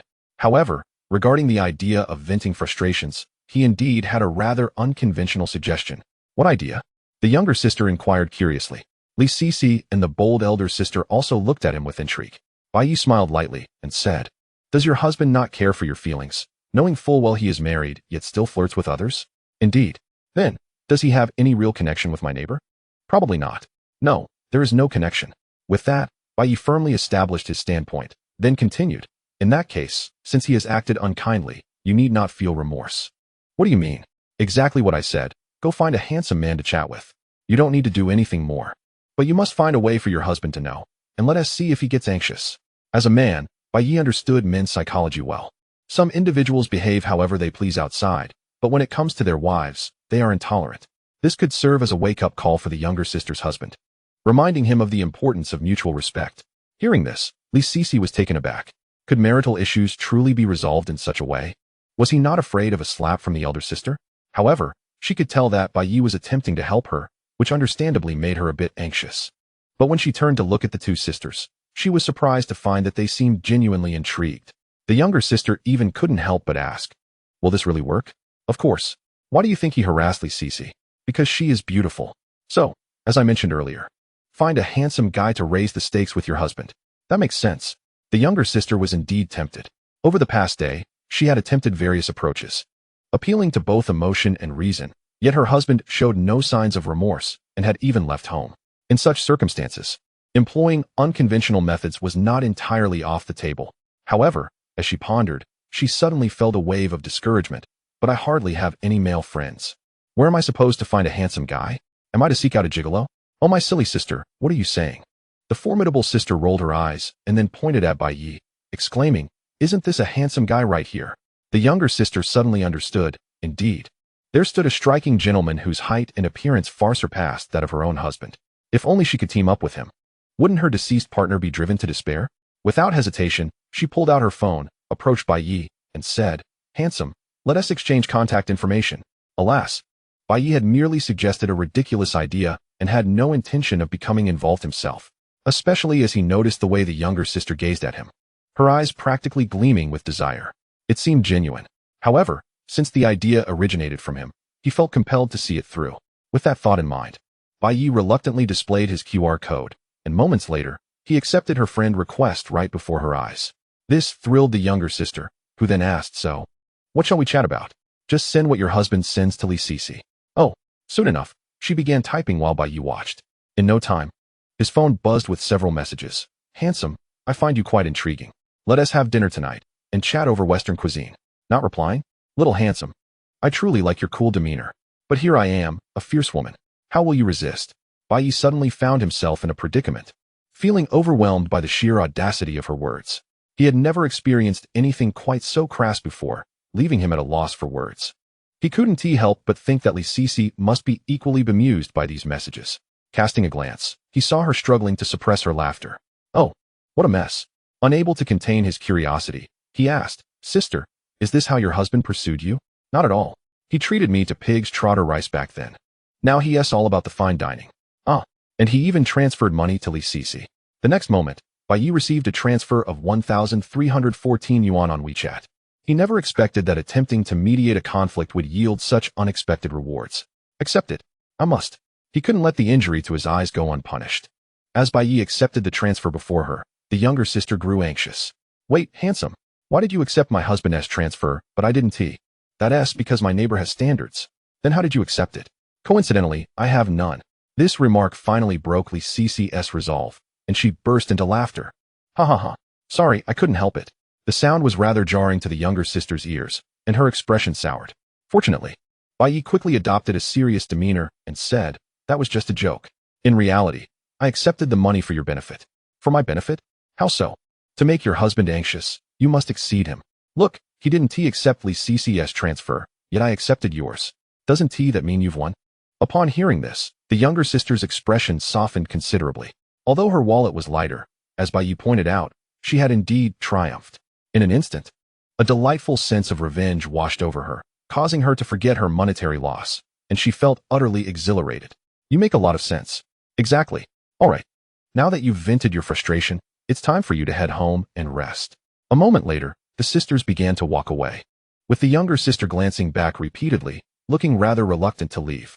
This left Bai Yi feeling somewhat exasperated. With the trouble resolved, Li Sisi finally regained her composure and earnestly said, thank you for helping me resolve such a significant issue. It was a trivial task, besides. I gained something from it too. A quick exchange of over 1,000 yuan in mere minutes left Bai Yi wishing for more such lively antics every day. Ha ha ha. You're quite gifted. Chapter 14. You're celebrating too soon. Li Sisi flashed a thumbs up in respect and inquired. You must have just moved here, right? What is your name? Bai Yi. Hello, I'm Li Sisi. I run a yoga studio in the county. Ah, I heard you mention classes earlier. I thought you were a teacher. In a way, yes, but I teach yoga. How wonderful. No wonder Bai Yi felt that Li Sisi's physique was extraordinary upon first sight. She was indeed a professional. The thought of attending her yoga classes crossed his mind, though he knew it was merely a fleeting whim. That place had an aura he feared he might not withstand. After gleaning some basic information about Li Sisi, Bai Yi turned his attention to the little girl, asking, and you, young lady, what is your name? My name is Liu Xuedong. Liu Xuedong? Bai Yi paused, suddenly reminded of a meme circulating online about Liu Xuedong's mother. It seems the internet draws inspiration from reality. Liu Xuedong's mother is indeed impressive. Combined with the profession of a yoga instructor, she was unbeatable. After a brief exchange, Bai Yi decided to take his leave from the mother and daughter duo. It was getting late, and his parents would likely be worried. However, as Li Sisi turned to walk towards her villa, he noticed something gray peeking out from beneath her pant leg. Is that gray pantyhose? Half an hour later, Bai Yi returned to his parents' old house. As soon as he entered, he saw his father, Bai Ziru, sitting at the dining table with a dejected expression. Dad, what's wrong? Before Bai Ziru could respond, Liu Xuedong emerged from the kitchen, carrying a large bowl of ribs. How can you ask what's wrong when you're deceiving your father alongside me? They clearly lost 4,000 yuan, yet you insist on claiming it was only 3,000. If it weren't for you just returning, I would have given you a beating by now. Hearing this, Bai Ziru perked up, shooting a knowing glance at Bai Yi while saying, indeed, look at the mess you've created. Now your mother is scolding you. Bai Yi was dumbfounded, suddenly becoming the scapegoat. Standing at attention, he declared, Mom, I report. They lost 5,000, and Dad hid the money. What? Liu Xuedong slammed the ribs down on the table, pointing at Bai Ziru. Hiding private savings while blaming my son. Huh? Hand it over, or I'll push your wheelchair to the square. To the square for what? So you can watch me dance with another old man. At this, Bai Ziru surrendered. No, I'll give it to you. I'll give it all. Now that's more like it. Son, sit down and eat. Seeing his father's miserable expression, Bai Yi felt a surge of satisfaction. Faced with a table full of delicious food, his appetite was instantly piqued. Scapegoating? Not a chance. During the meal, he looked at his parents and asked, Mom and Dad, are you really not moving over? If possible, Bai Yi would prefer to stay in the old house while letting his parents enjoy the new one. Especially when he saw that the decor in the house hadn't changed a bit in the year and a half since he last visited. Parents often believe that money should be spent wisely, and that usually means on their son. But now that Bai Yi had the means to change their situation, he wanted to try to shift their mindset, allowing them to live for themselves in their remaining years and to enjoy life to the fullest. No, we won't. Forgetting the anguish of losing her private savings, Bai Zero resolutely shook her head and declared, Your mother and I are quite comfortable living here. We are well acquainted with our neighbors. Your father is correct. Moving to a new place where we do not know anyone would be akin to a death sentence for me. She then added a piece of rib to Baiye's bowl and continued. You have now achieved success and can enjoy a good life, which brings great joy to both your father and me. If you find this situation unsatisfactory, then you must obediently go on a blind date tomorrow, so that I may hold my grandchild sooner. The elderly couple's response was entirely within his expectations. However, Baiye was certainly not one to yield. He swiftly transitioned to Plan B. If you are unwilling to relocate, then allow me to finance a renovation of our old house. Renovation? How much will that cost? Before she could finish her thought, Liu Xuedong began to worry about the expenses. Fortunately, Baiye was well prepared and patted his chest, saying, I have the funds. You need not worry. Upon hearing this, Liu Xuedong visibly wavered. She also contemplated inquiring about how much Baiye had actually earned, given that he had returned home to buy a house and a car. Yet, in the end, she abandoned that line of questioning. Baiye had matured and developed his own thoughts. Why should parents interfere so much? All they needed was for their son to be filial. Thus, she decisively nodded and said, Very well then, I shall grant you the opportunity to be filial. Excellent. Ha. The parents finally relented, and Baiye beamed with joy. Simultaneously, he felt even more assured that his decision to return to the small county town was indeed the right one. At the very least, the smiles on their faces were genuine. Of course, in Baiye's eyes, this was merely the beginning. He vowed to ensure that joy permeated his parents' entire lives. However, just as he made this silent promise, the system's holographic screen reappeared before him. Detected that your parents have reached the age requiring support, while you are still unemployed. The life system expresses deep concern. No matter how difficult life may be, one must not let parents suffer. Filial piety assistance has now been triggered. Filial piety assistance. For every expenditure you incur on behalf of your parents, you will receive double the cash back. Wow, this is incredibly generous. The system's explanation was straightforward, and Baiye quickly grasped its implications. He could hardly contain his excitement. This was truly a chance to soar. It was foreseeable that, in his current state of financial ease, he would undoubtedly spend a significant amount on his parents in the future. To be specific, just for renovating this old house. He was prepared to invest at least 200,000 yuan. However, it seemed that this budget could be adjusted upwards. To be able to fulfill his filial duties while retrieving double the money was nothing short of a flight to the stars. System, you are truly a lifesaver. As he marveled at the system's generosity, he felt an urge to test it out. Just then, his mother, Liu Xuedong, entered the kitchen with dishes in hand. Baiye swiftly took out his phone and transferred 5,000 yuan to Baiye. You have transferred living expenses to your father, meeting the assistance criteria. A cashback of 10,000 yuan has been credited to your account. Baiye smiled upon seeing the system's notification. Meanwhile, Baiye, sitting across from him, could not help but chuckle. She then whispered, Son, I knew you were good to your father and were providing me with some pocket money. I almost forgot to ask you to take the blame for me. Hey, if you hadn't mentioned it, I would have nearly forgotten. Father, are you happy? Very happy. You're too early to celebrate. At this point, Baiye turned to the kitchen and shouted, Mom, it turns out Dad has private savings. Chapter 15, Wanna meet? I'll book a room. By the time Baiye returned to the villa from his parents' house, it was already past 9 in the evening. In a small county town where nighttime activities were nearly non-existent, many people were already preparing for bed. However, Baiye felt no fatigue whatsoever. He immediately headed to the study adjacent to his bedroom, eager to indulge in some gaming. His computer, valued at nearly 20,000 yuan, was set up there. If not for the time constraint, he might have already transformed the study into an esports room.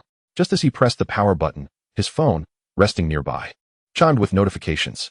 Upon checking, he found numerous messages, including one from Gu Zhenxin, informing him that she would be working the night shift and could not ride home with him in the morning.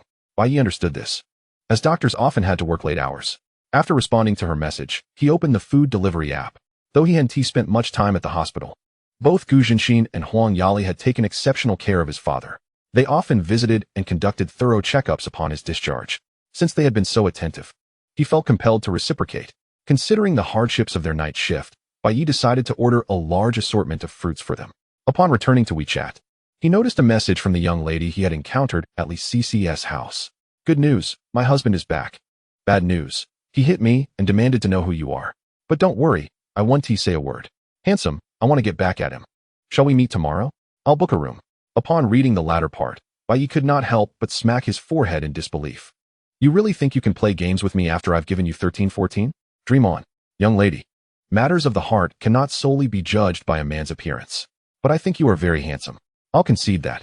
But you must also consider your own looks. Finally, the young lady fell silent. Unperturbed, Bai Yi began to play his game, completely losing track of time. Meanwhile, in the county hospital's emergency department break room, a rare moment of leisure found Lin Jianxin chatting with a few colleagues. The topic of conversation inevitably turned to Bai Yi. One curious nurse asked, "Lin, is that handsome guy you were standing with yesterday your boyfriend?" No. He's just an old classmate I ran into by chance." "Oh, I thought you two seemed quite compatible." "Compatible?" Upon hearing this unfamiliar term, Bai Yi's face flashed through her mind. Over the years, he had not changed much. Back in middle school, many girls had been infatuated with him, even to the point of crashing into walls in their admiration. Though he appeared slightly chubbier now, his charm had not diminished. Just then, a knock sounded at the door. Upon opening it, she found a delivery man standing there. "Is Lin Jianxin here?" "Your delivery?" "Ah, that's me, but I didn't order any takeout." "I wouldn't know about that. Just look, it's clearly under your name." With that, the delivery man turned to leave, leaving Lin Jianxin baffled. Holding a large bag of assorted fruits, Huang Yali, also on duty, noticed and wore a mysterious smile. "What's this? Clearly, it's a gift from your old classmate." "Really? Couldn't he be?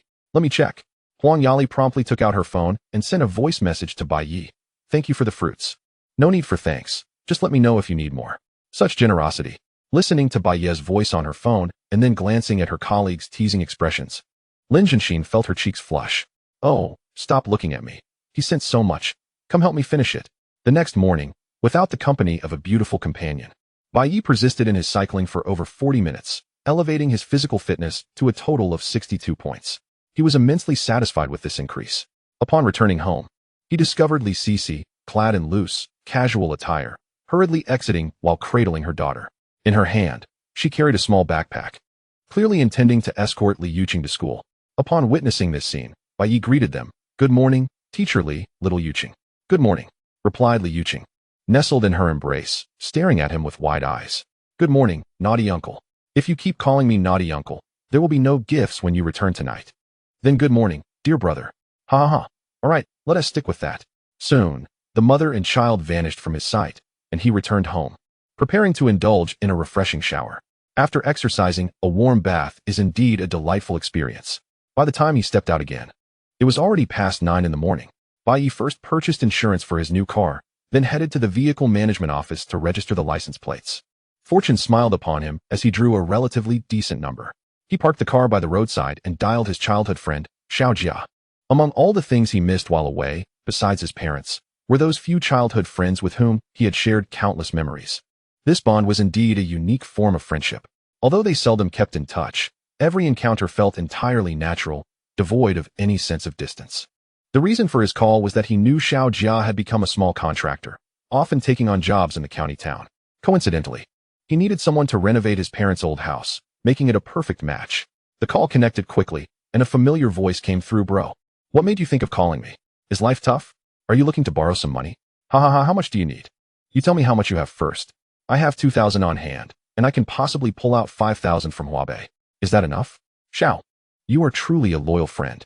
What is brotherhood? This is it. As long as you speak up, even if it means borrowing from Huabei, I'll help you through tough times." However, Bai Yi didn't intend to keep joking around. He soon shifted the conversation. "Where are you now? Let us meet." You're back?" The surprise in Xiao Jia's voice was palpable upon hearing that Bai Yi had returned.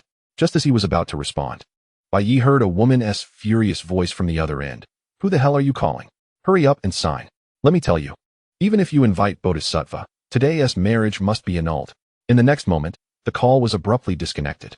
Not long after, Bai Yi received a message from Xiao Jia. "Sorry, I need to handle some matters at home.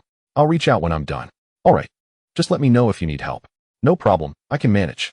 Observing Xiao Jia's feigned nonchalance, Bai Yi smiled but chose not to confront it. Being away for so long, he was unaware of the intricacies of Xiao Jia's marital life. However, it was evident that reaching the point of divorce was no trivial matter. As an outsider, he could offer no real assistance, merely planning to provide comfort when Xiao Jia reached out. Time swiftly passed, and at noon, urged by his parents, Bai Yi arrived at Longxiang Hotel, located in the heart of the county town. The purpose was, of course, a blind date. It was quite evident that the elders of his date were extremely eager. not allowing the two young people any chance to get to know each other before arranging a meal together. To be honest, Bai Yi believed the chances of success for this blind date were virtually non-existent. Yet, having agreed to his parents, he had no choice but to brace himself for the encounter. Guided by the staff, he soon reached the second-floor restaurant of the hotel and met his date. She appeared to be a young woman in her mid-20s, possessing a charming countenance, arguably scoring around 85 points in attractiveness. Her fashion sense differed from that of the local girls, exuding a more modern vibe. However, upon the first glance, Bai Yi inexplicably sensed an unsettling aura about her, as if she carried an air of experience that was difficult to conceal. Taking a seat opposite her, Bai Yi smiled and said, "Here for a blind date, I presume?" "Hello, I'm Bai Yi." "Hello, I'm Chen Jingya." After appraising him briefly, Chen Jingya nodded in satisfaction. "My family didn't mention you were this handsome." "It's nothing much." He merely aimed to be modest. It would be rather arrogant to declare himself handsome outright. Yet, to his surprise, she confidently affirmed, "Indeed. Looks cannot be the sole sustenance. I prioritize quality of life." "Absolutely, quality of life should be paramount. You feel the same way." "Of course. Life is but a few decades. Without quality, what meaning does it hold?" Hearing this, Chen Jingya's eyes lit up. "Exactly. My family wants me to marry soon. But I firmly believe in being selective. The prerequisite for marriage is maintaining my quality of life." Bai Yi found himself surprisingly in agreement with her sentiments. This perspective resonated with many young people today who, despite having good prospects, hesitate to enter romantic relationships. A simple truth underpinned this. If a young man earns over $10,000 a month, he can ensure his quality of life while saving for travel and supporting his parents. However, once in a relationship, that dynamic can shift dramatically. A slight concession to a girlfriend's expectations might consume half a month's salary. In such circumstances, what quality of life remains? Yet, seeing Chen Jingya's earnestness, Bai Yi couldn't help but inquire, "Your current lifestyle must be quite elevated then?" "Absolutely."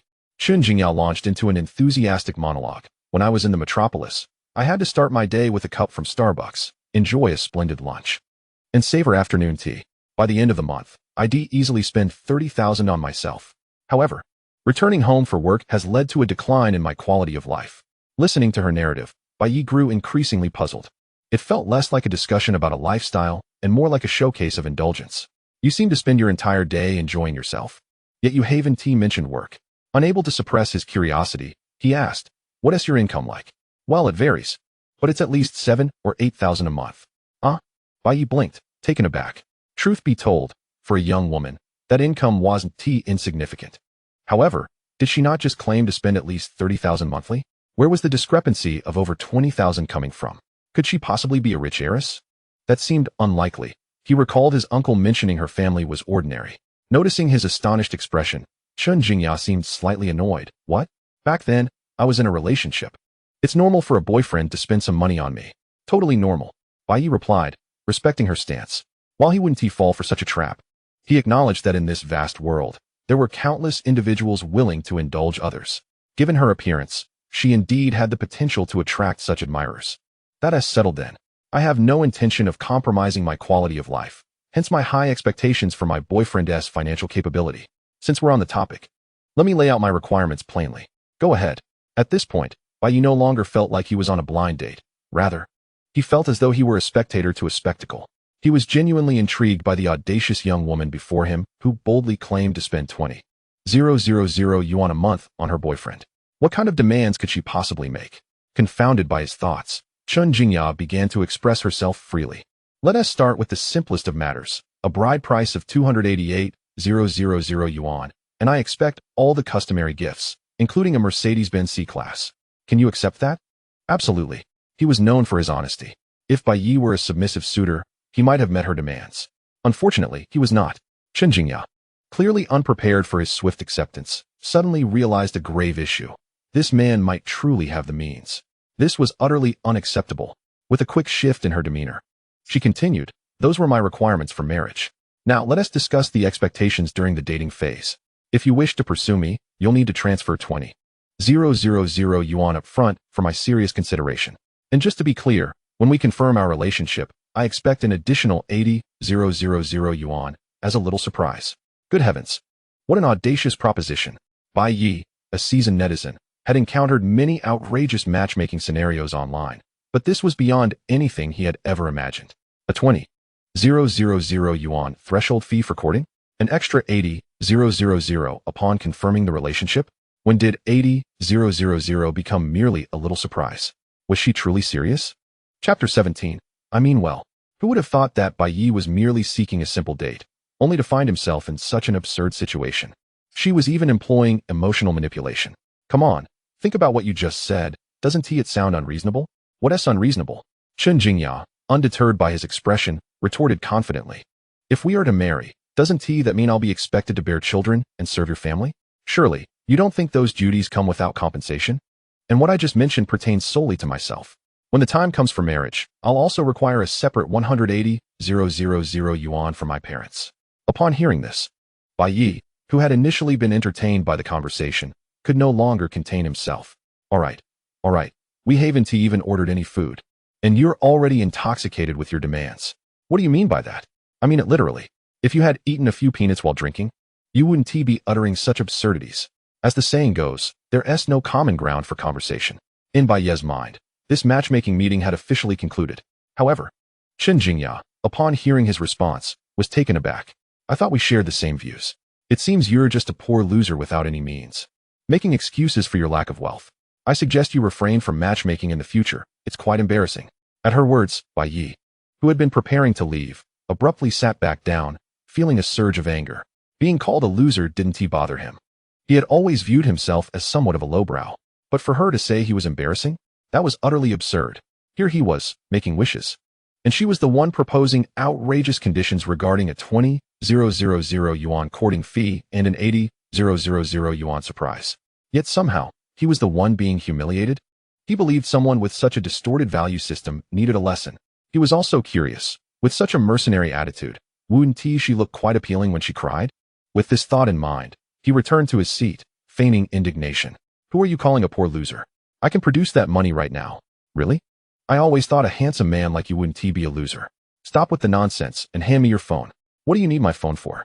To get some cash. After a moment's hesitation, Chen Jingya unlocked her phone and handed it to him, watching expectantly as he operated it. Bai Yi wasted no time. He navigated to Alipay and opened the borrowing feature.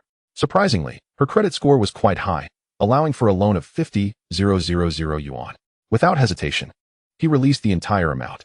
Once completed, he opened her Alipay balance to show her. Take a look. If I didn't show you, you'd never know my true capabilities. Upon seeing her balance of 50,000 yuan, Chen Jingya was overjoyed, her voice becoming high-pitched. You really gave me that much? You're so impressive. Oh, it's nothing special, he replied casually, waving his hand. All right, I have other matters to attend to. So let us end our conversation here. You're leaving just like that? Yes, I am. Why would I linger? Am I supposed to wait for you to process this and confront me? It was wiser to make a swift exit. Thus, he ignored her attempts to retain him and swiftly departed the restaurant. Left alone, Chen Jingya couldn't help but chuckle to herself. Who said there were no quality men in small towns? She had merely gone on a simple date and encountered one. Not only was Bai Yi handsome, but he also wasn't clingy. Look at that. After transferring 50,000 yuan, he acted as if nothing had happened and returned to work. If this is how it is now, how much more would he be willing to send her in the future? Just then, a server approached her. Miss, can we start ordering? No need to order. Just bring me a few of your specialties. With 50,000 yuan in her account, it was time to indulge. She had even planned to hit the mall for some shopping afterward. As for the job she had just found a couple of days ago, she could now consider resigning. In that moment, she had completely forgotten the heartbreak from her previous life in Shanghai, her mind filled with dreams of a carefree future. She was even a bit excited. However, as the restaurant began serving her an array of extravagant dishes such as lobster and king crab, Chen Jingya suddenly recalled a pressing question. He hadn't even used his phone to transfer the money. How did he send it to me? Could it be that technology had advanced to the point of facial recognition payments? That doesn't seem right. Realizing something was amiss, she quickly dialed Bai Yi's number, which had been provided by a relative for convenience. The call connected swiftly, and she suppressed her growing doubts to ask, Hey, I just remembered that you didn't use your own phone to transfer the money. How did you send me the 50,000 yuan? Bai Yi, now driving, nearly burst into laughter upon hearing her question. Oh, that was from the borrowing feature I applied for you. Borrowing feature? Are you saying you used a loan to send me money? Not exactly. It's your own borrowing feature. However, your limit is quite low, maxing out at 50,000 yuan. If that isn't sufficient, you can borrow from a family member's phone for more. So, you used my phone to apply for a loan? Bai Yi could no longer contain his laughter. You shouldn't speak so lightly. I thought your family was in dire straits, so I helped you through a rough patch. Anyway, I'm busy now, so I'll hang up. Without waiting for her to respond, he decisively ended the call and swiftly blocked her number. In his future life, he anticipated no further interactions with her. He hoped this lesson would serve to awaken her. As for any responsibilities stemming from his actions, he had no concerns whatsoever. He is merely a compassionate individual, concerned about the hardships faced by a young woman, employing financial means to alleviate her burdens. What transgression lies in that? It is entirely out of benevolence. In the restaurant, as the sound of a call from your phone echoed, indicating a conversation was underway, Chun Jingya found herself on the verge of tears, her composure utterly shattered. Damn it. Chapter 18. Affection awakens with the bell after a brief interlude, by Ye's spirits soared. Just as he was preparing to return home for a brief respite, he received a call from his childhood friend, Xiao Jia. The message was simple. He had finished his tasks and proposed a meeting place. From the tone of his voice, it was evident that Xiao Jia was quite disheartened. Sensing this, Bai Yi decided to arrange their meeting at a restaurant near Xiao Jia's home. When good brothers meet, a drink is a must. After about 10 minutes. Upon arriving at the destination, Bai Yi stepped out of the car and spotted Xiao Jia waiting for him not far away. Hey, look over here. Xiao Jia turned his head, and upon seeing Bai Yi descend from a large SUV, astonishment washed over his face. Wow, such a big car. Is it an ideal? I've heard of it. You've really made it. Well, I suppose I've improved a bit. How about you? As they conversed, Bai Yi took a moment to appraise Xiao Jia, feeling a twinge of envy. Weight seemed to be a predetermined fate, despite his careful diet. Bai Yi could not fend off the pounds, while Xiao Jia had always been slender, towering nearly 6 feet 3 inches, resembling a telephone pole from a distance. Oh, don't mention it. I just got divorced this morning. From now on, I am a solitary soul. There's nothing wrong with being alone. Come on, let us go inside and chat over drinks. The restaurant was not crowded, and the dishes arrived promptly. After a couple of drinks, Xiao Jia began to unburden his heart. Brother, we used to tease you for being single when we drank together, but now, who among us isn't envious of you? What is there to envy? Envy your freedom and carefree spirit. Xiao Jia grew increasingly earnest. Take me for instance. When I first got married, I was genuinely happy and thought that would be my life. But just a few years later, everything soured. My current situation can be summed up in 2 words: pathetic. They say raising children ensures a comfortable old age. My parents are quite elderly now, and I send them some money each month. What is wrong with that? Nothing at all. But my wife vehemently disagrees. Whenever I try to help, she creates endless turmoil. That is troublesome. Bai Yi felt he could not say much more about someone else's family matters. Yet, he believed that the divorce was indeed warranted, otherwise, the household would continue to be in disarray. He understood Xiao Jia well. He valued his reputation and feared being labeled as unfilial. Is that why you divorced? Now that brings me to a rather thrilling tale. Not long after, a scandal that would leave Bai Yi exhilarated emerged. A few days prior, Xiao Jia had received a call from his mother-in-law, informing him that his father-in-law had fallen ill with a difficult-to-treat condition, requiring a sum of 100,000 yuan for treatment. With over 100,000 yuan in savings, he dropped everything and rushed home to retrieve his bank card. However, his wife assumed the money was meant for her parents and refused, even uttering an outrageous remark. Those are your parents, not mine. Why should we use that savings? I don't care. If your parents need money for treatment, go take out a loan or borrow from your so-called friends. Don't even think about using that savings. Upon hearing this, Xiao Jia was immediately awakened to reality. He retorted, you have a point. Then let them not receive treatment. At that moment, his wife appeared satisfied with his response. Yet, when her mother called to clarify that her own parents needed the money, her demeanor shifted entirely. Insisting he withdraw the money immediately. The outcome of the divorce revealed that he had countered with, your parents are not my parents. If they need money, go take out a loan or ask your so-called friends. Upon hearing this, Bai Yi felt a rush of exhilaration and gave him a thumbs up, exclaiming, that is the spirit, brother. At that moment, I felt quite exhilarated, but when it came time to sign the divorce papers, I felt as if the sky had collapsed. I thought it wasn't a big deal. A small hole in the sky could be patched. You mean to say? Yes, find a younger, more filial partner. Bai Yi had always believed that in such a vast world, no one was irreplaceable. Given the current state of Xiao Jia and his ex-wife, divorce was undoubtedly a cause for celebration. The adage marrying the wrong person ruins 3 generations was not merely a saying. Oh dear, I lack the means. To put it plainly, I'm just a laborer. What is wrong with being a laborer? You own a house, a car. What more do you lack? I still feel hopeless. Let it be. It's pointless for me to say anything now. Just come with me later, and you'll understand. At that moment, Bai Yi began to comprehend that Xiao Jia's sorrow stemmed not from the divorce itself, but from uncertainty about his future. In simpler terms, it was a crisis of confidence. Thus, Bai Yi felt it necessary to help him cultivate that confidence. At 2 in the afternoon, with the assistance of a designated driver, they arrived at the outskirts of the county town. Through the car window, Bai Yi could clearly see a large sign, Sunshine Hot Spring Resort. Though the county town was small, it did not lack for entertainment. Longhua County was renowned for its continuous discovery of hot springs, and the Sunshine Hot Spring Hotel was the most famous among them, not due to its opulence, but rather because of its exceptionally attractive foot massage therapists. Xiao Jia, clearly aware of the place, did not exhibit excitement. Rather, he appeared somewhat hesitant. Why have you brought me here? To help you regain your confidence. Huh. This place can restore confidence? Absolutely. A man lacking confidence often manifests as overly earnest. If it weren't for his earnestness, he wouldn't have been bullied by his ex-wife to such an extent. Bringing him here for a foot massage is meant to illustrate that the world is filled with women beyond just gold diggers and oddities.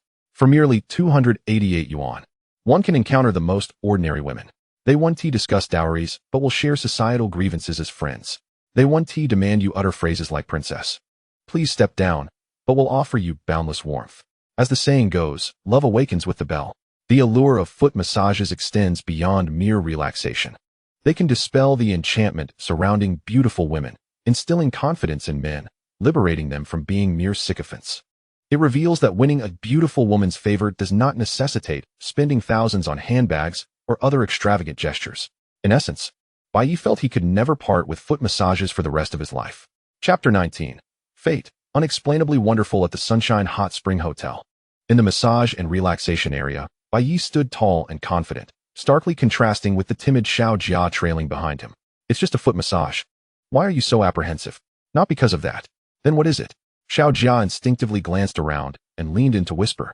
It's mainly because I haven't bathed in days due to my divorce troubles. My feet stink.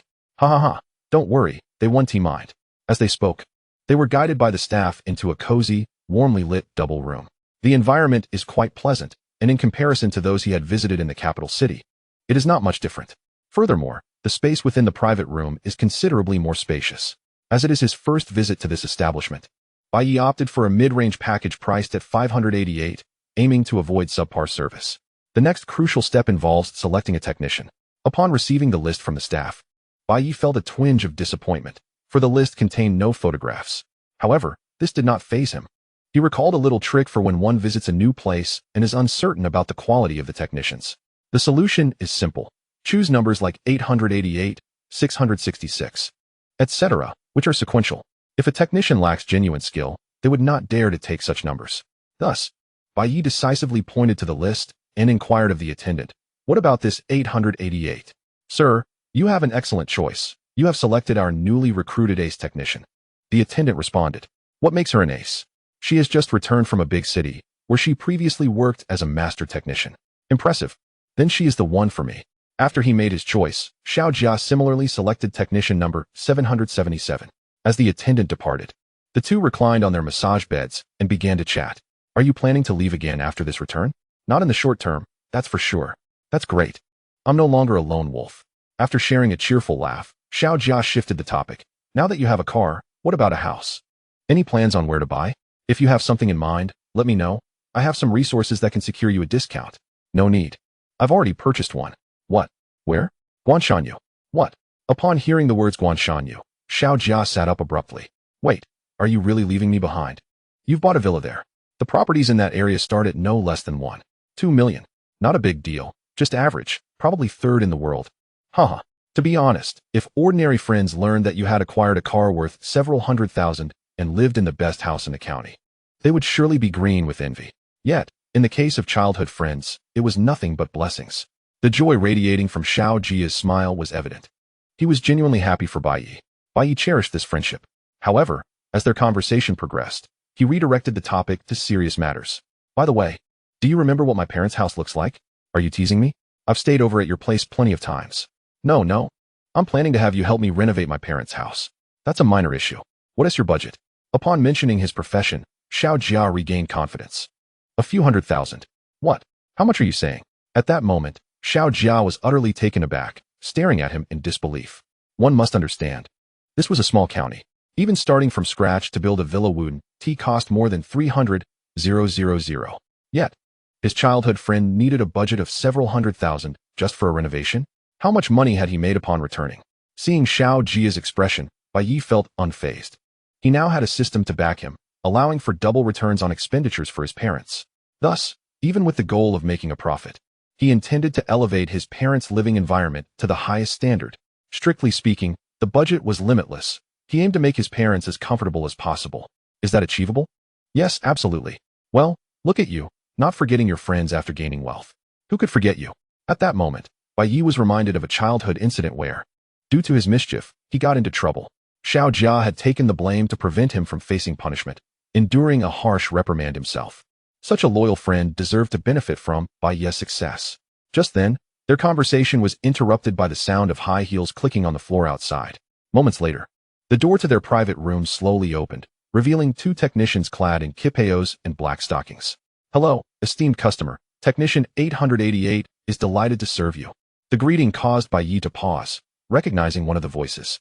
Raising his head to glance towards the entrance, he was taken aback. What a twist of fate. The technician before him, Technician 888, was none other than Chun Jingya, the woman he had met for a blind date just hours earlier. Instantly, he recalled the staff's words, mentioning that she had just returned from a big city, which matched perfectly. To his surprise, she looked stunning in the uniform, far more attractive than in casual attire.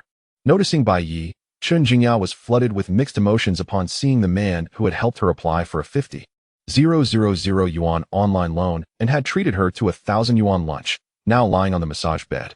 Her feelings oscillated from the initial rage of wanting to confront him, to embarrassment and ultimately fear. As her internal conflict peaked, she desperately wished to escape the room.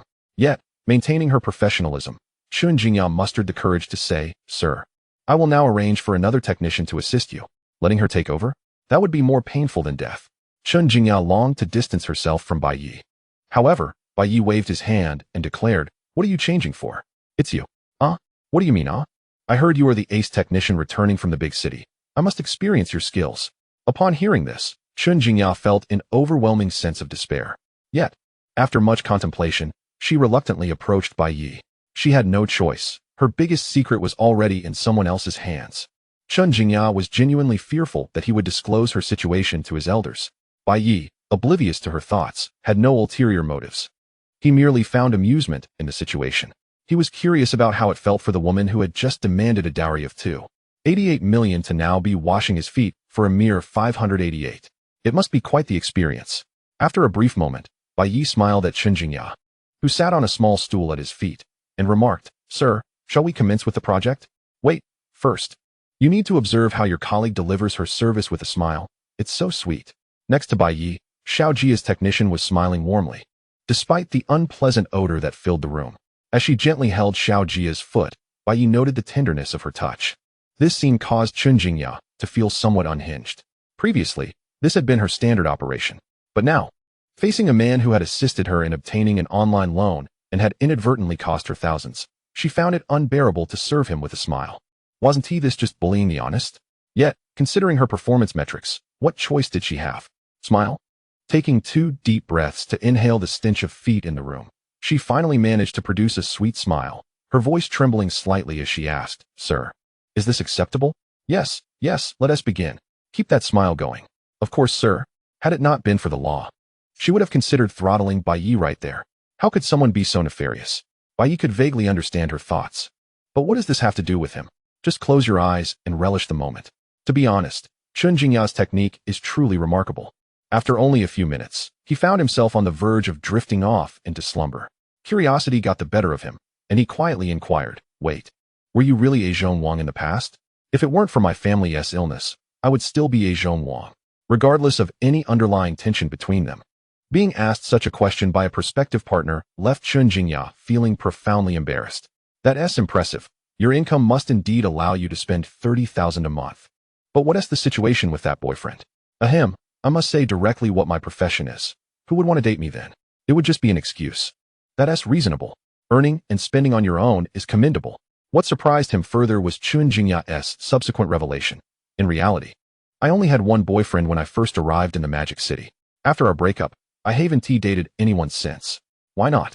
Afraid they would hinder my income, and also afraid they'd spend my money. Ha ha ha, so clear-headed? I suppose one learns from experience.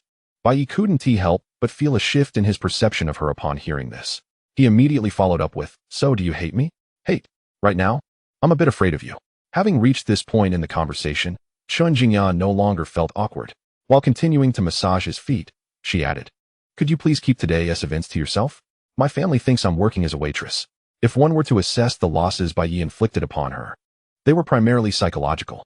The 5,000 in debt could easily be settled, and as for the 1,000 spent on meals, it was ultimately her own choice, which had filled her own stomach. Comparatively, the thought of her parents discovering her true profession was far more terrifying. Well, that depends on your behavior. To be frank, Bai Yi had no habit of being loose-lipped. He certainly wouldn't divulge today's events.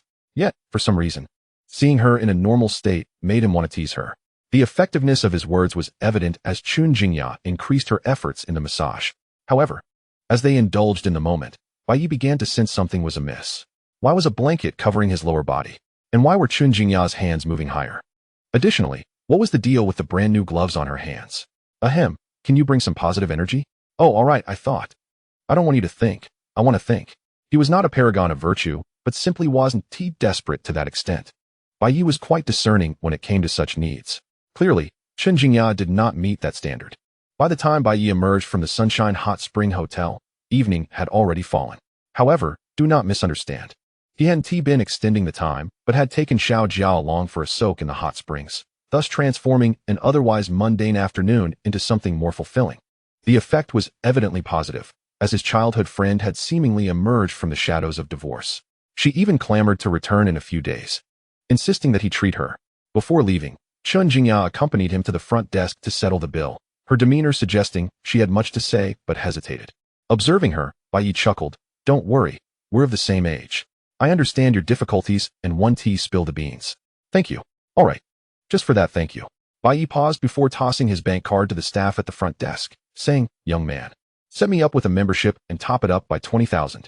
He had clearly noticed the promotional poster beside the counter, which stated that a 20,000 deposit would yield a bonus of 40,000. Given that he would undoubtedly frequent the place, participating in such a promotion was quite necessary. His words instantly brightened Chun Jingya's mood. If previously she had harbored resentment towards Bai Yi, that sentiment had undoubtedly transformed. Now, he had successfully shifted from being merely a prospective partner to a significant client. No more resentment. The boss is generous. When you come next time, I'll arrange something new for you. New arrangements are fine, but remember, it must be positive energy. All right, positive energy, haha. Well then, I'm off. Out of safety considerations, Bai Yi, now fully sober, opted for a designated driver and headed towards his parents' home with Xiao Jia. They had indulged enough. One must not forget the important matters. Notably, although Xiao Jia had no formal training in this field, her years of accumulated experience made her exceptionally proficient in construction. After a brief assessment, she had already devised a rough plan. First, the old house wouldn't need to be demolished, but would require reinforcement. The roof needed complete removal, followed by an upward extension to convert the old house into a two-story building. Furthermore, in the yard, the area where his parents used to grow vegetables could be excavated to create a koi pond, complemented by a gazebo for summer shade and outdoor barbecues. Listening to her plans, Bai Yi felt immensely satisfied. Just imagining the future comfort of the old house brought him joy. However, his parents, who had been silently listening, appeared somewhat overwhelmed. Wait, my two dear sons, are you planning to turn this dilapidated house into a palace? Chapter 21. The Meeting with Lin Jinshin. Ha. Ancient emperors lived far less carefree than modern people. Bai Yi waved his hand dismissively and continued, besides, my parents have toiled their entire lives. If we were to build a palace for them to enjoy, I would gladly do so. What do you mean, not deserving? Why wouldn't they deserve it? In Bai Yi's heart, his parents were undoubtedly the most deserving individuals in the world, having worked hard for a lifetime. Now that they were aging, what was wrong with them enjoying life? To put it plainly, even before the system's cashback feature, he had no intention of skimping on this expenditure. Now that he had the cashback functionality, there was even less to discuss. Thus, he disregarded his parents' objections and turned to Xiao Jia, asking, according to your plan. How much will this house cost? It will definitely be in the hundreds of thousands. We need to design and plan it properly, Xiao Jia replied truthfully. All right, give me your bank account number. Having received her account number, Bai Yi wasted no time and directly transferred a 20,000 deposit. This was intended to allow his childhood friend to focus on her work. After receiving the money, Xiao Jia declined the invitation to stay for dinner and left promptly. Having just gone through a divorce, she needed to return home to discuss matters with her parents. As for the timeline, it was remarkably efficient. Specific design work could begin the very next day. However, this meant that his parents would need to move to the villa to live with him for a while. Yet, what could have been a good arrangement was met with a firm refusal from his parents. According to Liu Xuedong, it was simply the right time for her to return to her family home, where she could stay for a while and help her father recuperate. Bai Yi could only feel a bit helpless about this and resigned himself to being the driver the next day. Notably, his mother's family home was in a small village beneath the county seat, a place that held many childhood memories for Bai Yi. The most vivid memory was of the towering Baiyun Mountain, which had a miraculous old temple near its peak. Now, Bai Yi wondered if he would have the opportunity to visit again. As he pondered, his mother pulled him into the room, her curiosity piqued. How did the blind date go? Why haven't I heard anything? It was quite good. He did not lie. Chen Jingya's skills are indeed exceptional. He had already planned to visit again in a couple of days. However, upon hearing his words, Liu Xuedong's eyes lit up. Are you implying that it has been settled? Oh, not at all, he replied. I simply do not find her appealing. Hey, you little rascal. That girl is from a big city. What is lacking? Regardless, I won't tolerate it. If you don't provide me with a reasonable explanation today, don't expect to dine at home. Mom, that's not fair. Just as he finished speaking, Bai Yi halted abruptly, distracted by a message on his phone, and immediately adopted a different demeanor. You know, I really can't stay home for dinner today. What do you mean? Are you sulking? Not at all. Just take a look. As he spoke, Bai Yi displayed the message he had just received from Lin Jianxin. Bai Yi, thank you for the fruit yesterday. Do you have time tonight? Come over to my place. I'll personally cook for you. This revelation caused Liu Xuedong to forget about his blind date, and she smiled brightly. Go, go, go. Hurry. Lin Jianxin might not have been much as a child, but she is truly beautiful now. And remember, don't go empty-handed. I know. Amidst his mother's countless reminders, Bai Yi quickly departed. However, before heading to Lin Jianxin's house, he first returned home. A man must uphold his integrity. A gentleman, while traversing the world, adheres to the principles of honesty. Since he had promised the little girl Liu Xuedong a gift yesterday, he could not go back on his word. Bai Yi vowed that it was certainly not to catch another glimpse of Liu Xuedong's mother, even though her silk trousers were indeed striking. After about 10 minutes, Bai Yi parked in his yard and approached Li Xixi's house, ringing the doorbell. Before long, a youthful voice chirped, "Who is it?" "It's me, your good brother. Here to deliver a gift." "Ah!" A delighted shriek followed, and the door opened slowly to reveal the grinning face of Liu Xuedong. "Brother, I thought you forgot." "How could I? Here, this is a gift for you." As he spoke, Bai Yi produced a beautifully packaged yo-yo from behind his back. Lacking experience with children, he had no idea what toys they currently favored, so he relied on his childhood preferences. "Thank you, brother." Liu Xuedong didn't know what it was, but as long as it was a toy, she was thrilled. Bai Yi glanced behind her but noticed no other figures, so he curiously inquired, "Little Liu Xuedong, why are you home alone? Where are your parents?" "Brother, I only have my mom. She went out to buy groceries." "Only your mom?" Bai Yi suddenly understood the situation. It became clear why Li Sisi had to confront matters alone yesterday. She was a single mother. Contemplating this, Bai Yi maintained his composure and said, "All right then, little Liu Xuedong. I'm heading home now." "Okay, goodbye, brother." With a lingering glance back, the reluctant little girl made him consider her safety at home. He decided not to leave immediately. Only after hearing Li Sisi's voice from next door did he drive away. Lin Jianxin's home was located in a neighborhood on the outskirts of the county town. However, despite its peripheral location, the nearby governmental facilities ensured that the amenities were quite adequate. This allowed Bai Yi to successfully purchase a gift for her before arriving. 2 boxes of chocolate-flavored milk, which he remembered was her favorite back in school. As he located her building, he found her waiting downstairs. She wore a fluffy dinosaur onesie, completely transforming from her previously stern doctor persona to a somewhat adorable version. With her bare face illuminated by the nearby streetlights, she still radiated charm. Soon, they met. Upon seeing the chocolate milk in his hands, Lin Jianxin appeared quite surprised. "You remember I love this? Of course. You used to drink it every morning. In winter, when it was cold, I would warm it up in my embrace." As he said this, Bai Yi checked the temperature on his phone, remarking, "It's quite chilly now. I'll warm it for you later." Chapter 22, "Give me your phone. I'll help you with that." This statement whisked them back to their middle school days, when friendship was uncomplicated. While there were instances of early maturity, such as taking female classmates into air raid shelters in the mountains, the majority of their interactions were rooted in pure camaraderie, selflessly considering one another without ulterior motives.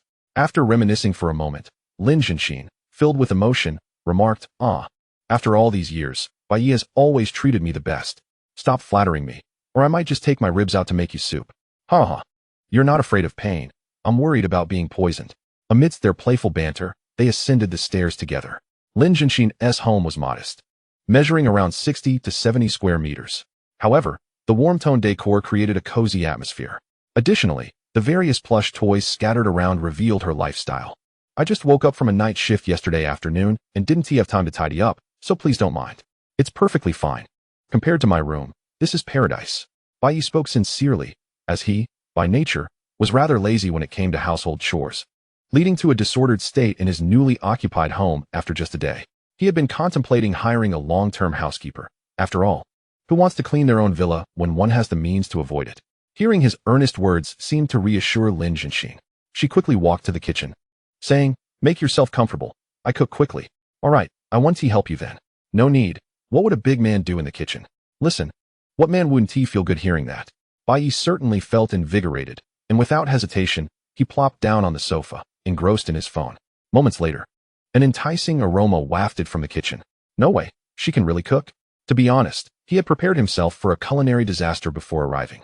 Yet, just from the scent, Bai Yi realized that appearances can be deceiving. Lin Zhenxin had changed considerably over the years and was no longer the little nonconformist. At that moment, his phone chimed.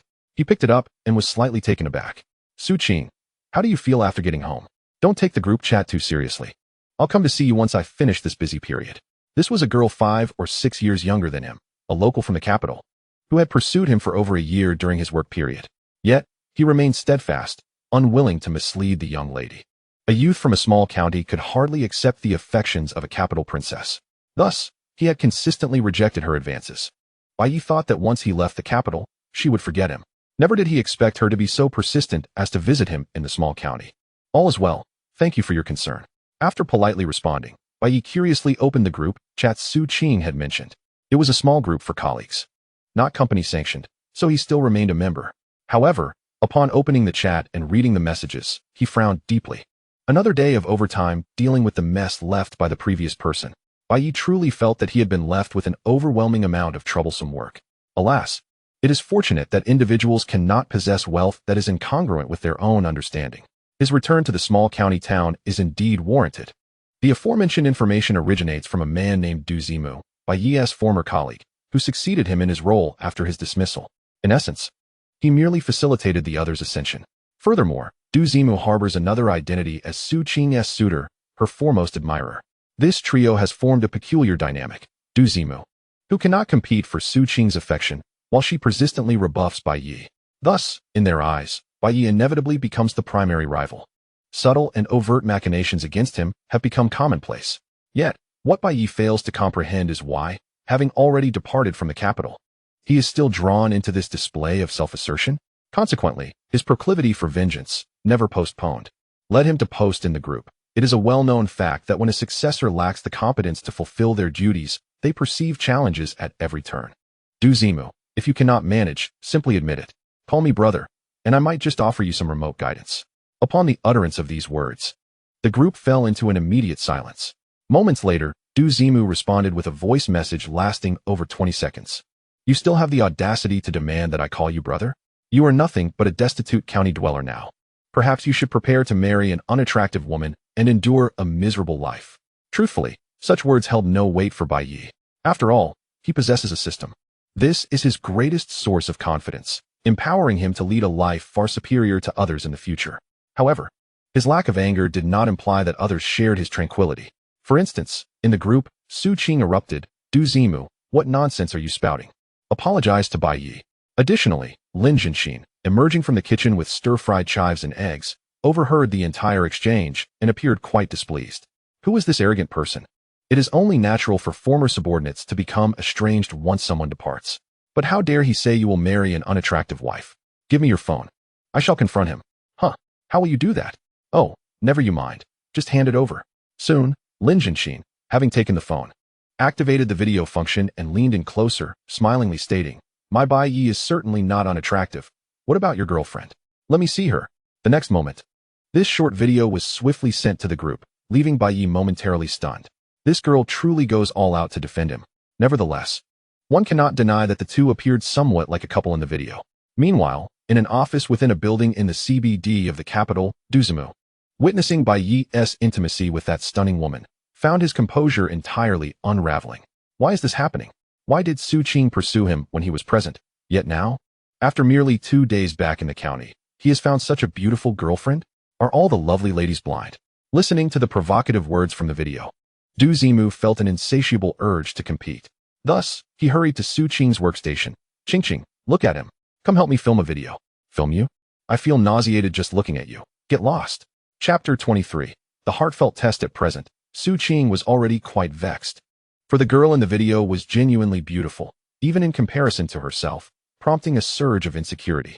She was contemplating the necessity of promptly seeking him out.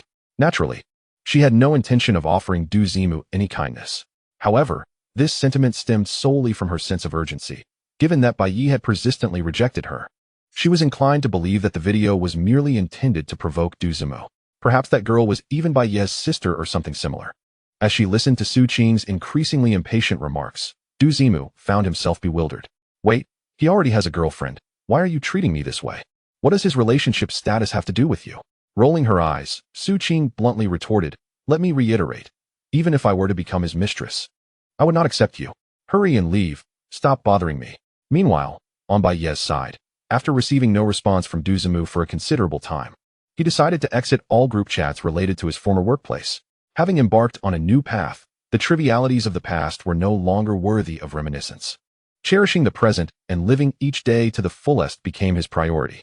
However, his actions prompted Lin Jianxin to ponder, and she soon expressed a hint of regret. "Did I cause you trouble by speaking out? Haha, what are you thinking? You merely allowed me to vent some frustration." "Really?" "Absolutely. I left those groups only because they were work-related. They brought me bad luck. Indeed, I feel the same way about those work groups." "Very well. I shall return to the kitchen now." Watching her retreating figure, Bai Yi could not help but smile. This girl is still as loyal as she was in childhood. When it comes to matters, she truly steps up. Moreover, one must admit, upon revisiting that video and observing her earnest declaration, "My Bai Yi," she seemed even more charming. A little while later, all the dishes were served. Chives stir-fried with eggs, garlic sprouts sautéed with meat, braised pork ribs, and other homely delights, igniting Bai Yi's appetite. Once seated, he could not refrain from giving a thumbs up, exclaiming, "With such culinary skills, why not open a restaurant instead of practicing medicine?" "Haha, I lack such prowess." "You are being modest. I can easily imagine how plump your boyfriends must have become during your previous relationships." "You are quite mistaken. I have never had a boyfriend." To be fair, Bai Yi's inquiry was indeed somewhat probing, aimed at gleaning details about her past. Yet, her response was unexpected. Lin Jianxin, at 30 years of age, had never engaged in a romantic relationship. It was crucial to note that she had no reason to deceive him. On one hand, they were merely old classmates reconnecting and interacting as friends. On the other, having a former boyfriend or girlfriend was a commonplace occurrence nowadays, and most young people would not mind. As thoughts swirled in his mind, Bai Yi scrutinized her, remarking, "What is it? Have you been swayed?" "Not at all." While handing Bai Yi a pair of chopsticks, she continued, "You have no idea of the struggles of medical studies. One is constantly dealing with cadaveric instructors, leaving no time for romance. Yet, surely there must have been someone pursuing you?" "There have been, but none have stirred my heart." Just as she concluded her statement, Bai Yi's phone, which had been resting beside him while browsing Douyin, automatically switched to the next video. It is said that if two individuals gaze into each other's eyes for 20 seconds, they can discern whether a spark ignites between them. Come, attempt this heartwarming test with your dear friend. Upon hearing the voice from the phone, Bai Yi was momentarily taken aback. Is data analysis truly this advanced?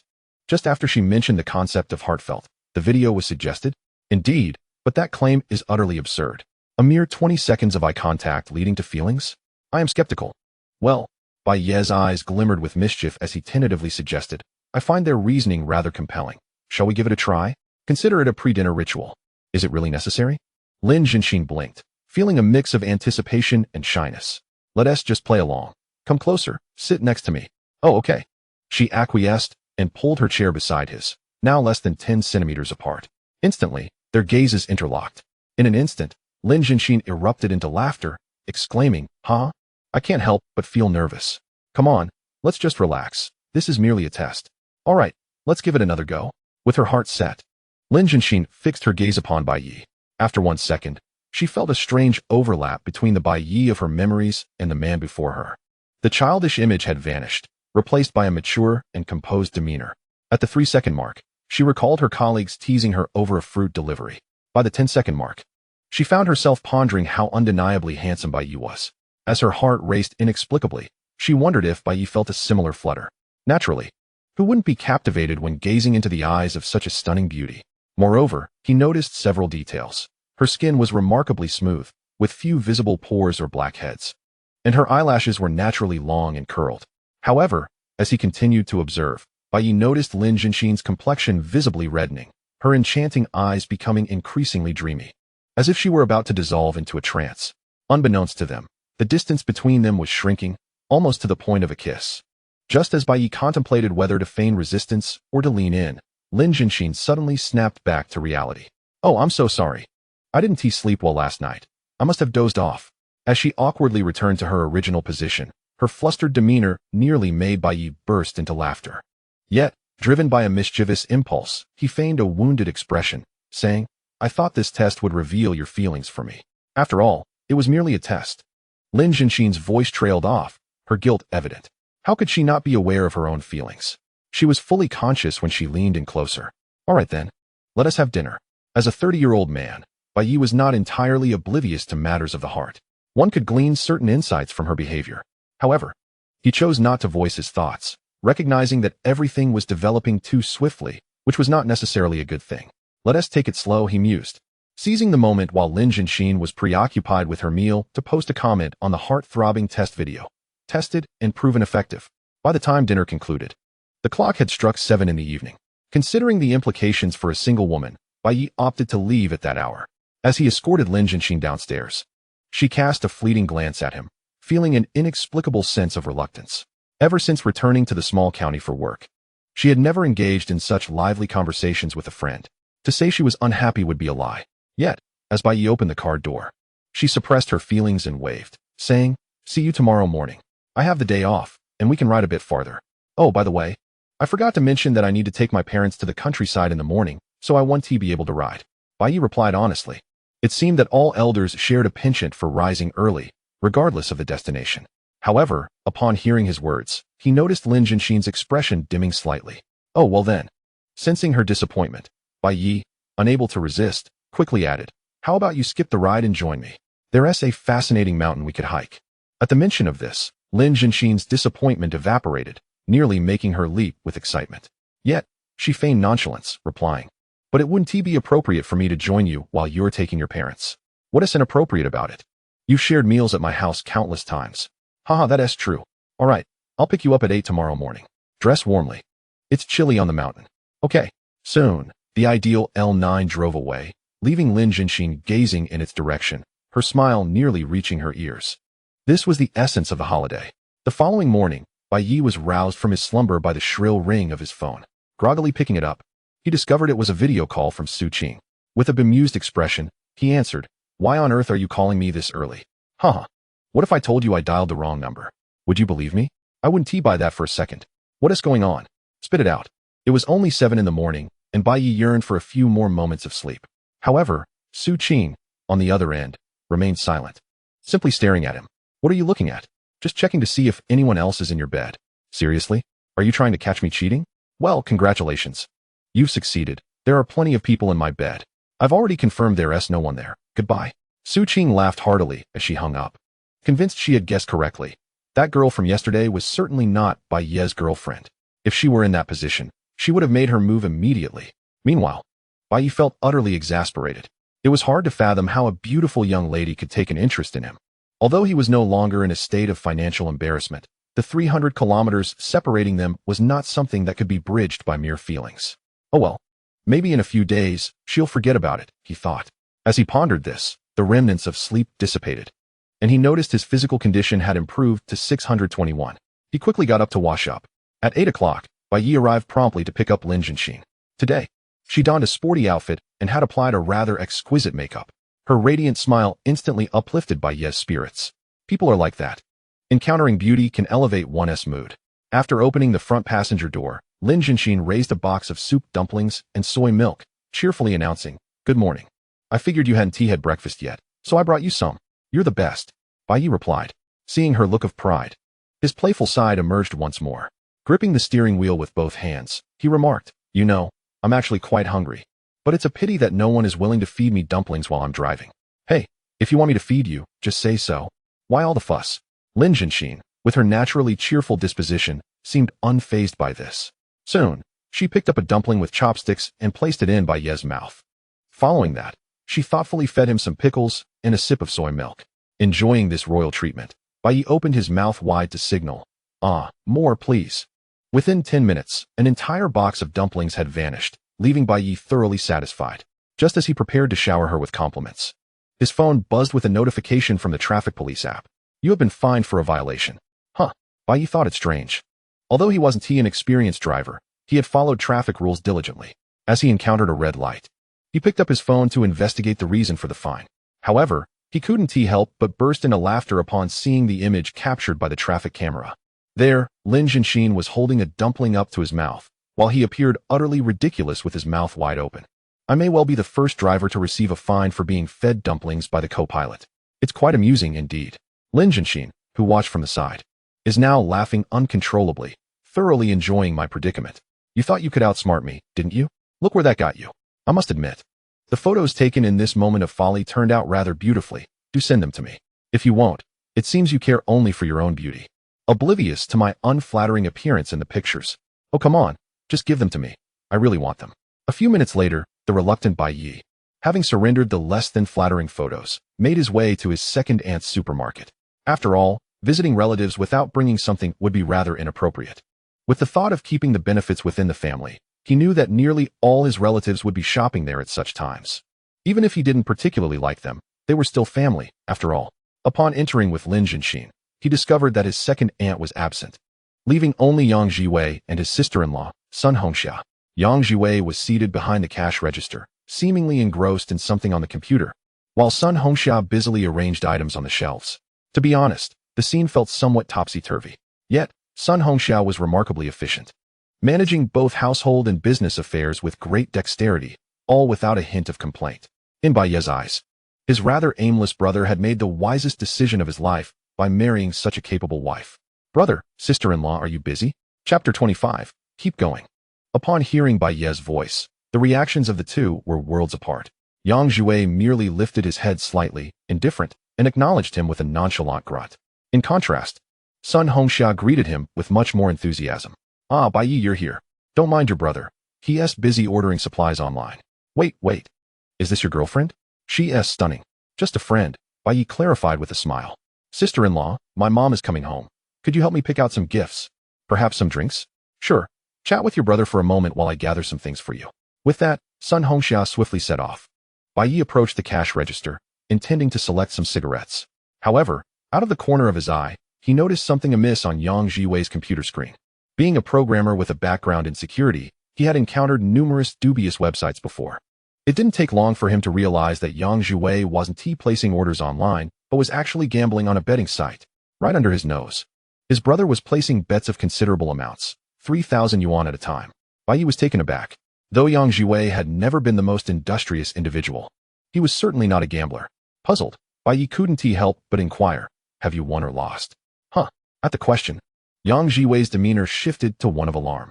He hastily closed the gambling site, turning to Bai Yi with an embarrassed expression. "I've won a little bit. Brother, do you take me for a fool? I just saw you lose that 3,000. Oh, come on, why say it so loudly? Overall, I'm still in the green." Yang Jiwei glanced nervously to ensure his wife hadn't overheard, then continued, "Don't tell your sister-in-law. I'm just having a little fun." A little fun? After years of navigating the internet, Bai Yi had learned a crucial lesson. One cannot trust a gambler's words. When they claim they are merely having fun, they are typically sinking deeper into a quagmire. I won't say anything, but I advise you to steer clear of these activities in the future. I've worked in security and know those sites are all traps. You should cherish your good life. Bai Yi said this out of a sense of responsibility to his family. As he pointed out, Yang Jiwei's comfortable life was hard-earned, with Sun Hongxiao likely having toiled tirelessly for it. It deserved to be cherished. However, to his surprise, Yang Jiwei reacted with displeasure. He acknowledged that Bai Yi had changed significantly, driving a luxury car and living in a new villa worth 200,000 yuan. But he believed his own life was also satisfactory. Did he really think that just because he had a bit of ability, he could dictate to everyone else? Moreover, he hadn't lied. So far, he was still winning thousands. Rolling his eyes, he retorted, Bai Yi, I'm your brother. Do I need you to teach me these things? Stop lecturing me and tell me what you want to buy. Buy what? Bai Yi shrugged and turned to leave. Supporting family business was one thing, but dealing with a gambling brother was another matter entirely. As for the gifts, there was another supermarket right across the street. What did it matter where one shopped? Just then, Sun Hongxiao emerged from the basement, carrying a large box. Noticing Bai Yi's stormy departure, she curiously asked, Bai Yi, what's wrong? Sorry, sister-in-law, but I can't buy anything today. I'm worried he'll lose everything gambling online. Gambling online. Sun Hongxiao froze at this revelation.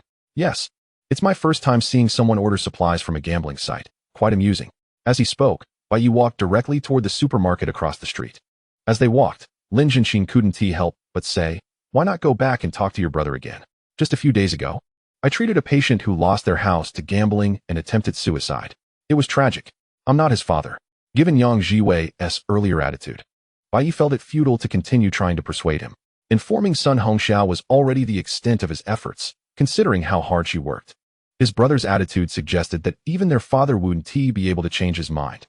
Back in Yang's supermarket, Sun Hongxiao turned to her husband after watching Bai Yi enter the neighboring store. Jiwei, is there any truth to what he said? What is it to you?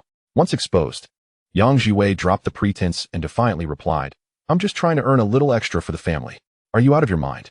Realizing the truth in Bai Yi's words, Sun Hongxiao's eyes welled with tears as she grasped his arm, asking, how much have you gambled? Not much. Just 10,000. I'm currently up 4,000. Then hurry and withdraw the money. We're done with this. What for? I'm earning 4,000 a day. It won't be long before we can move into a big villa in the city. Why can't you just listen? Faced with his obstinacy, Sun Hongxiao was nearly in tears. In desperation, she dialed her mother, Bai Siyun. The call connected quickly, accompanied by the sounds of mahjong tiles clashing in the background. What is up? I'm playing mahjong. Mom, stop playing for a moment. Jiwei has gotten into online gambling. You need to come and talk to him.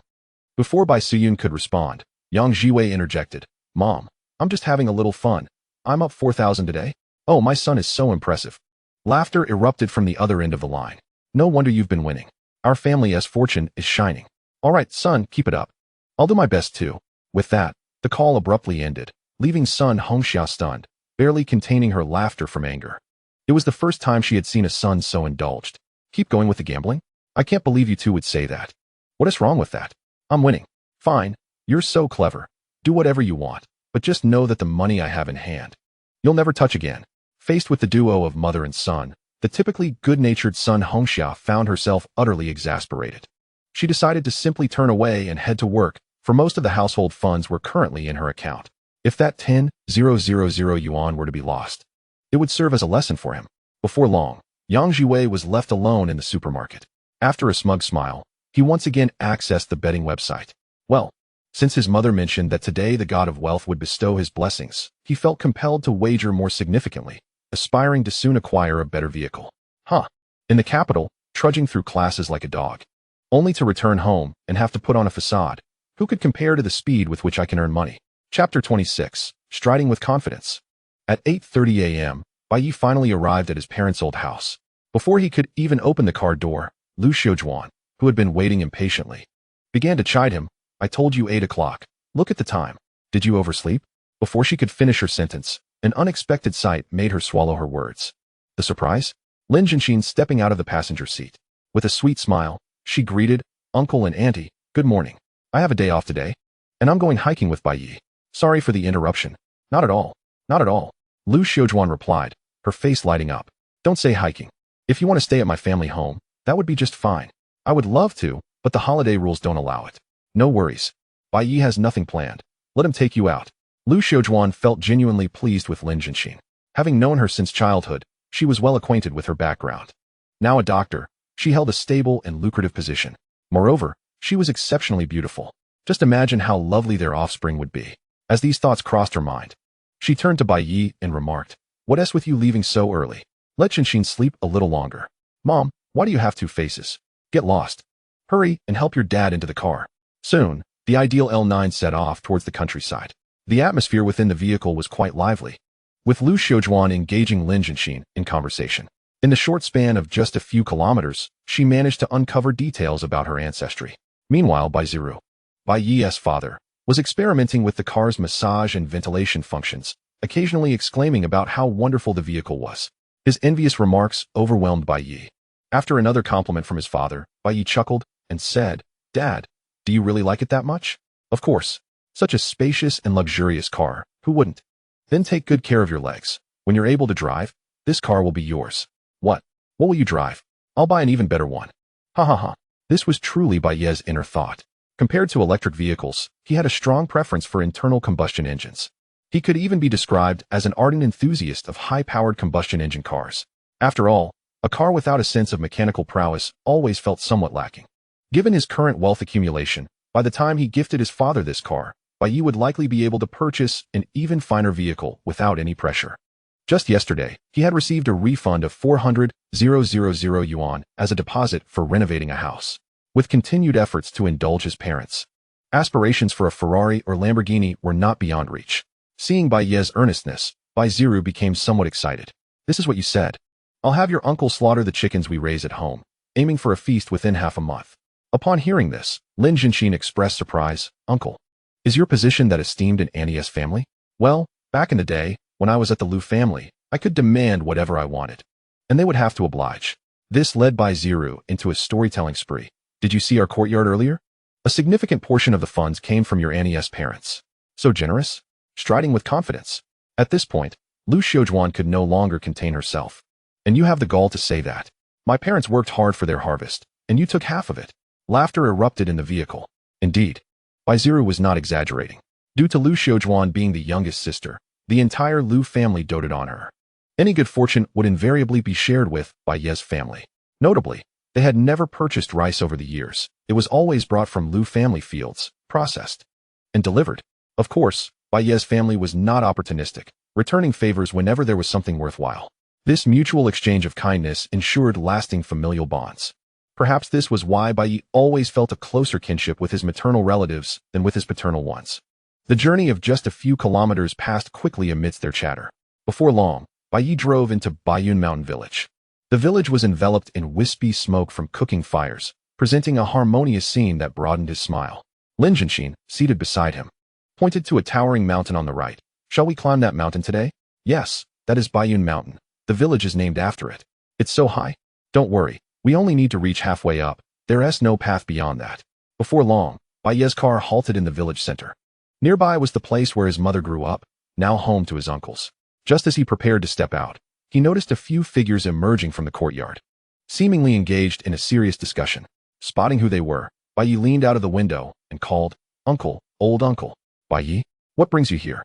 Upon seeing him, both men were taken aback.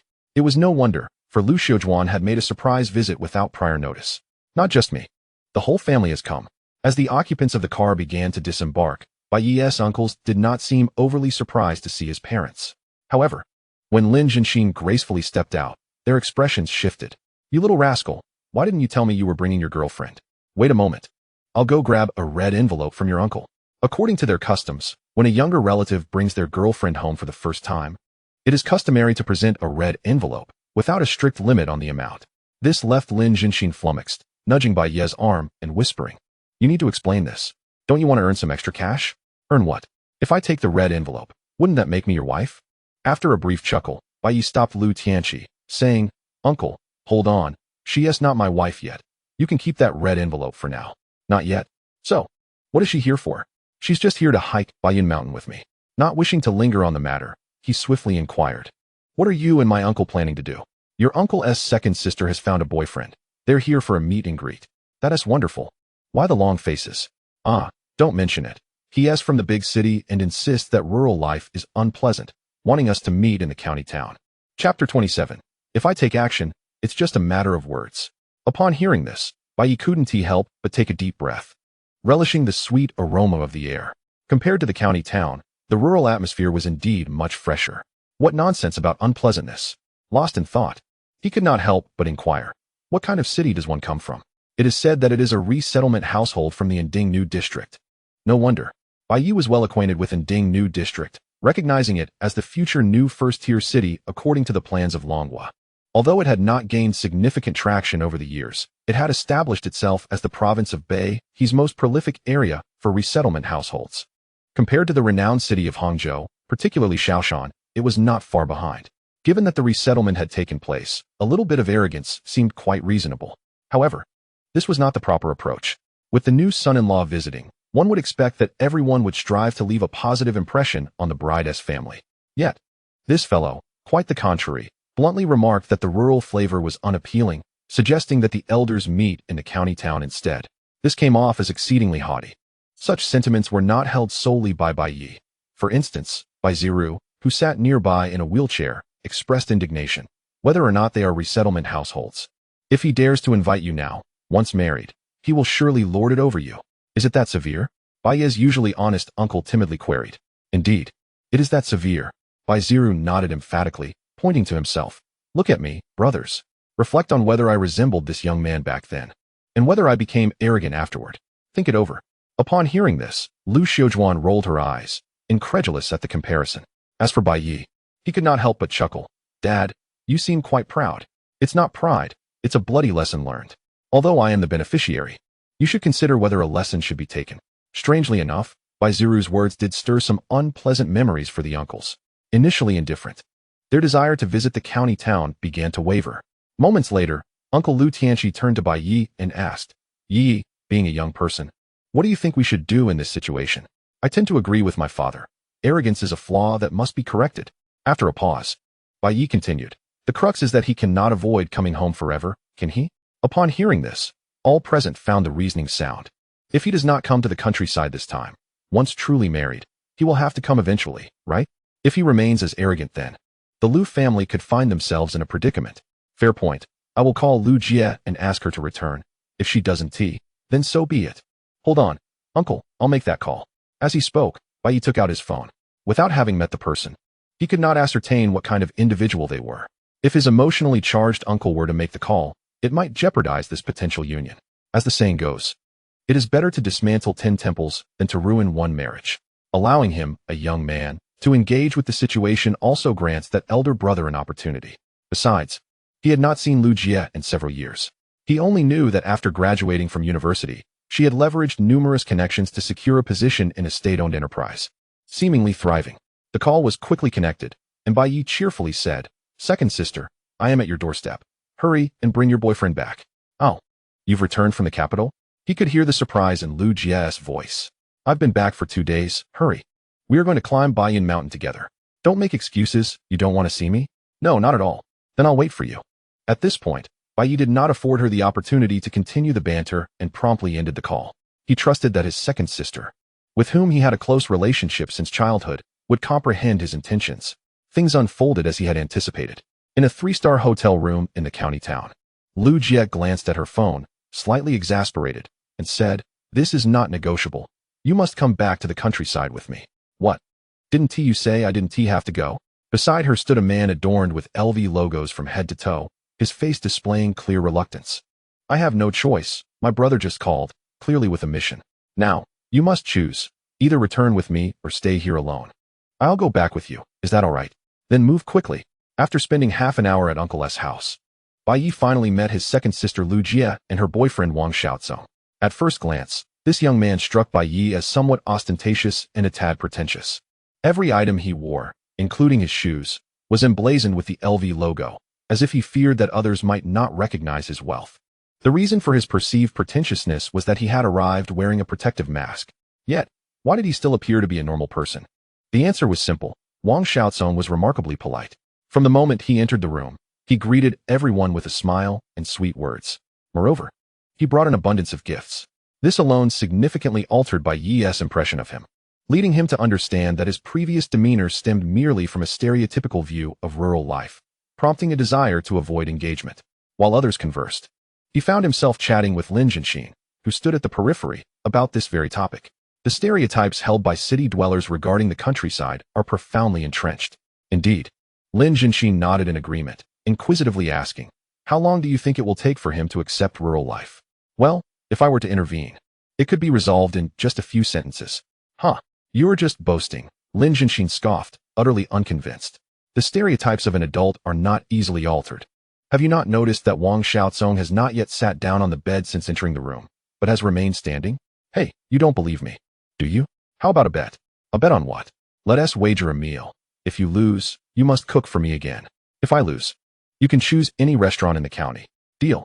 With the prospect of entertainment and a sumptuous meal at stake, Lin Jianxin was eager to participate. Primarily, she was genuinely curious about how Bai Yi intended to alter an adult's ingrained stereotypes in just a few sentences. As for her thoughts, Bai Yi could grasp the general idea, yet he remained unfazed. To put it plainly, Wang Xiaocong's behavior stemmed from his own mental burdens. Thus, all he needed to do was find a way to breach that mental barrier, and the situation could be resolved seamlessly. Just then, the conversation had reached a lull, and the somewhat awkward Wang Xiaocong had stepped outside to smoke. The opportunity had arrived.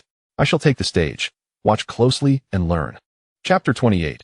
You cannot outplay him with that. Bai Yi swiftly made his way to the kitchen of Uncle S' house, surveyed his surroundings, and selected a fresh cucumber.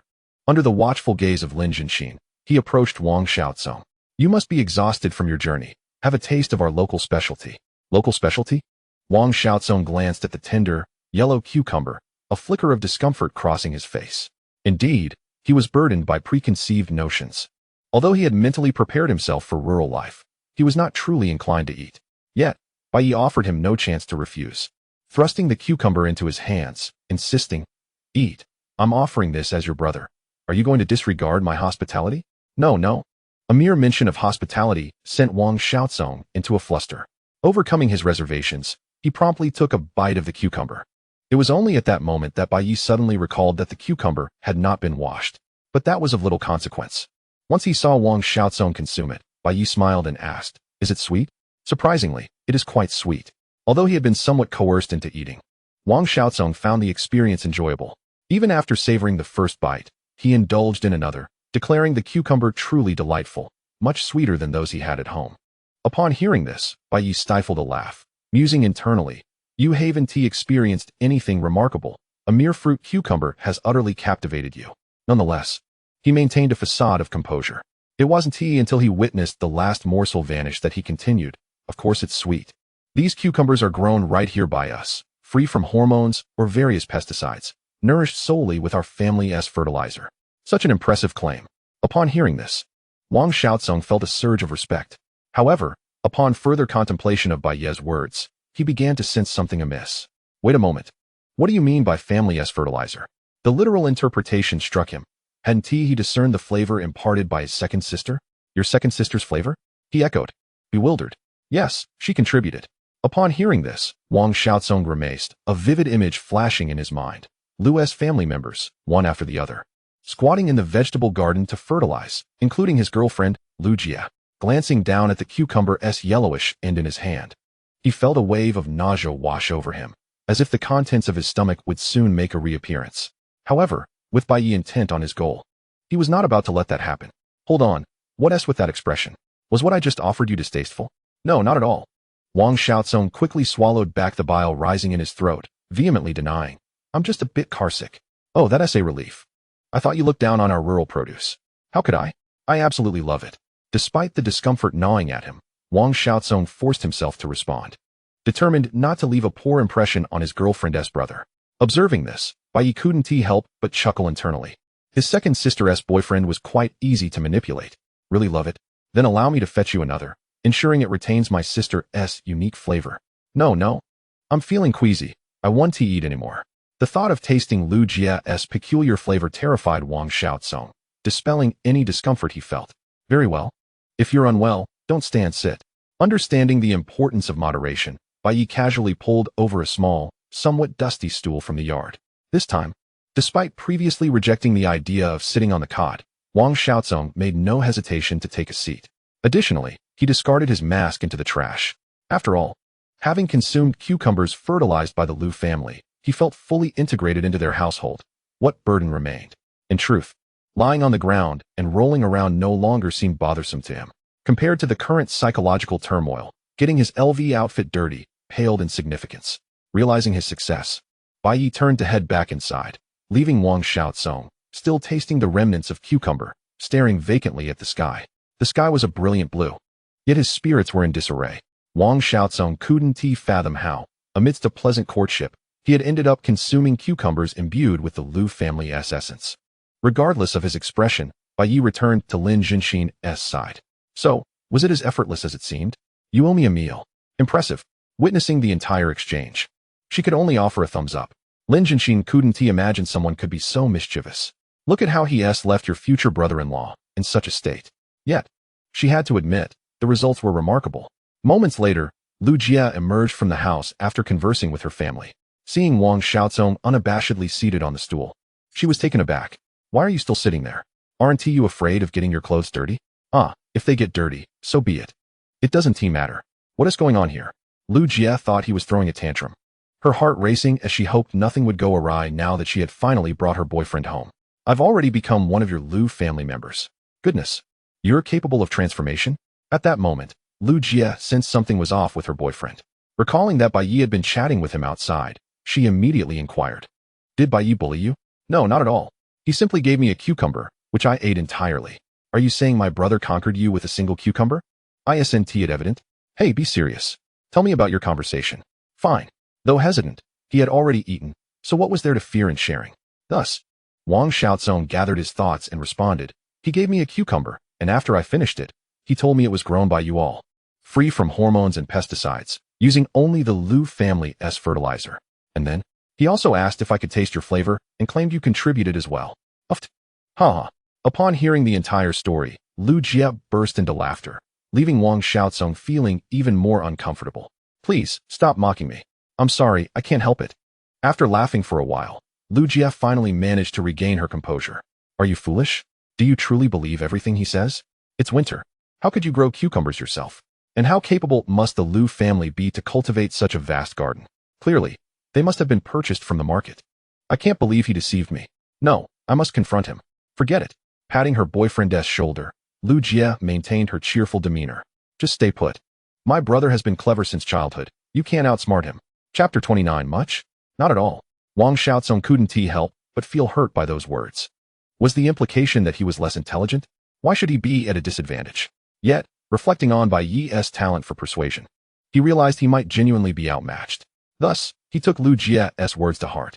However, he would never concede verbally. Huffing, he asked the younger brother. I won't hold it against him. I see your bravado is only skin deep. What's this? Regardless, let me tell you. Bai Yi is a good person. Make sure to get along well with him and avoid any conflict. Otherwise, you'll regret it.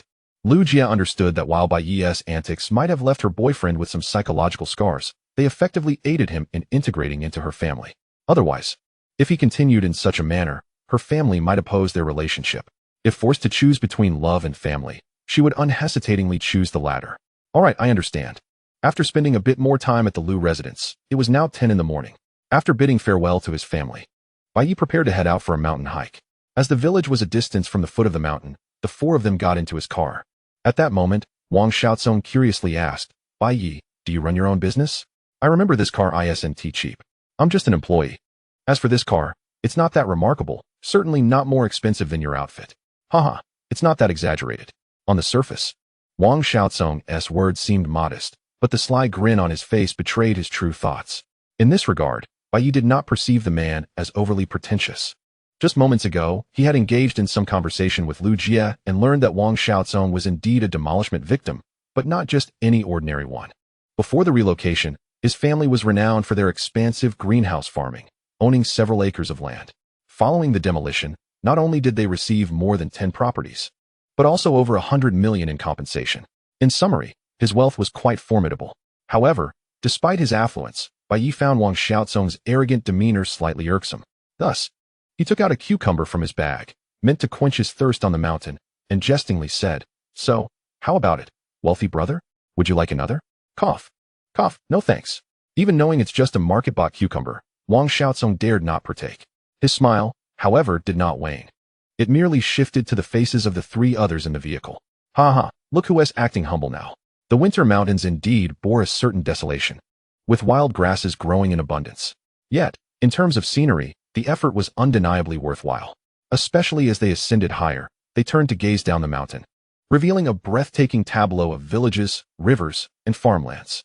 Throughout the journey, Bai Yi lost count of how many photos he had snapped. Meanwhile, Liu Xuedong, who had little experience with mountain climbing, exclaimed wow, no less than 7 or 8 times. Such was the nature of an uneducated individual venturing into the outdoors. Amidst laughter and camaraderie, they soon reached the halfway point at a Taoist temple, which served as the destination for their hike. In comparison to his childhood memories, the temple appeared significantly more dilapidated. Other areas, however, remained unchanged, with little incense burning. Inside the temple, there was still only the solitary Taoist priest, surnamed Chun, who had turned gray after years of absence. Bai Yi couldn't help but admire him, for the sake of his faith. He had dedicated his life to this high-altitude temple.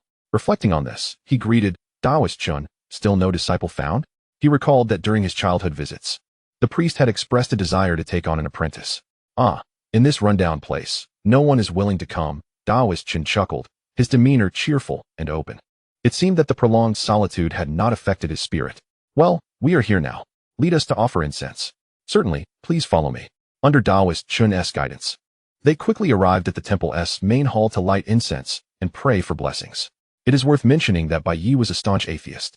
Yet, as an ancient saying in Longwa goes, now that we are here, we should partake.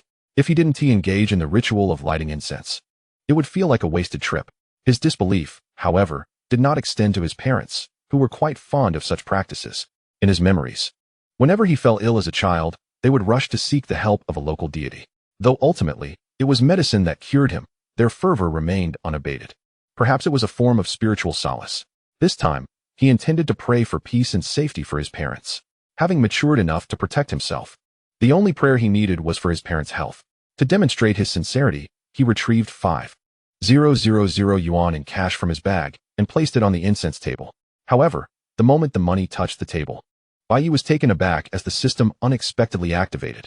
You have spent 5,000 yuan for your parents, and a cashback of 10,000 yuan has been credited. What? This counts? Bai Yi was genuinely not seeking to profit from this act. Nonetheless, the system's notification had indeed broadened his perspective. Expenditures for his parents need not be limited to merely purchasing items or worrying them with constant transfers. There were myriad ways to approach this. If praying for his parents counted, then investing in financial products or establishing a trust fund for them could also be feasible. However, such matters required further verification. At that moment, Taoist Chen noticed the stack of money on the table and hurried over, saying, "Young man, you've given too much. Our temple's safety talismans aren't that expensive. A mere few dozen yuan would suffice."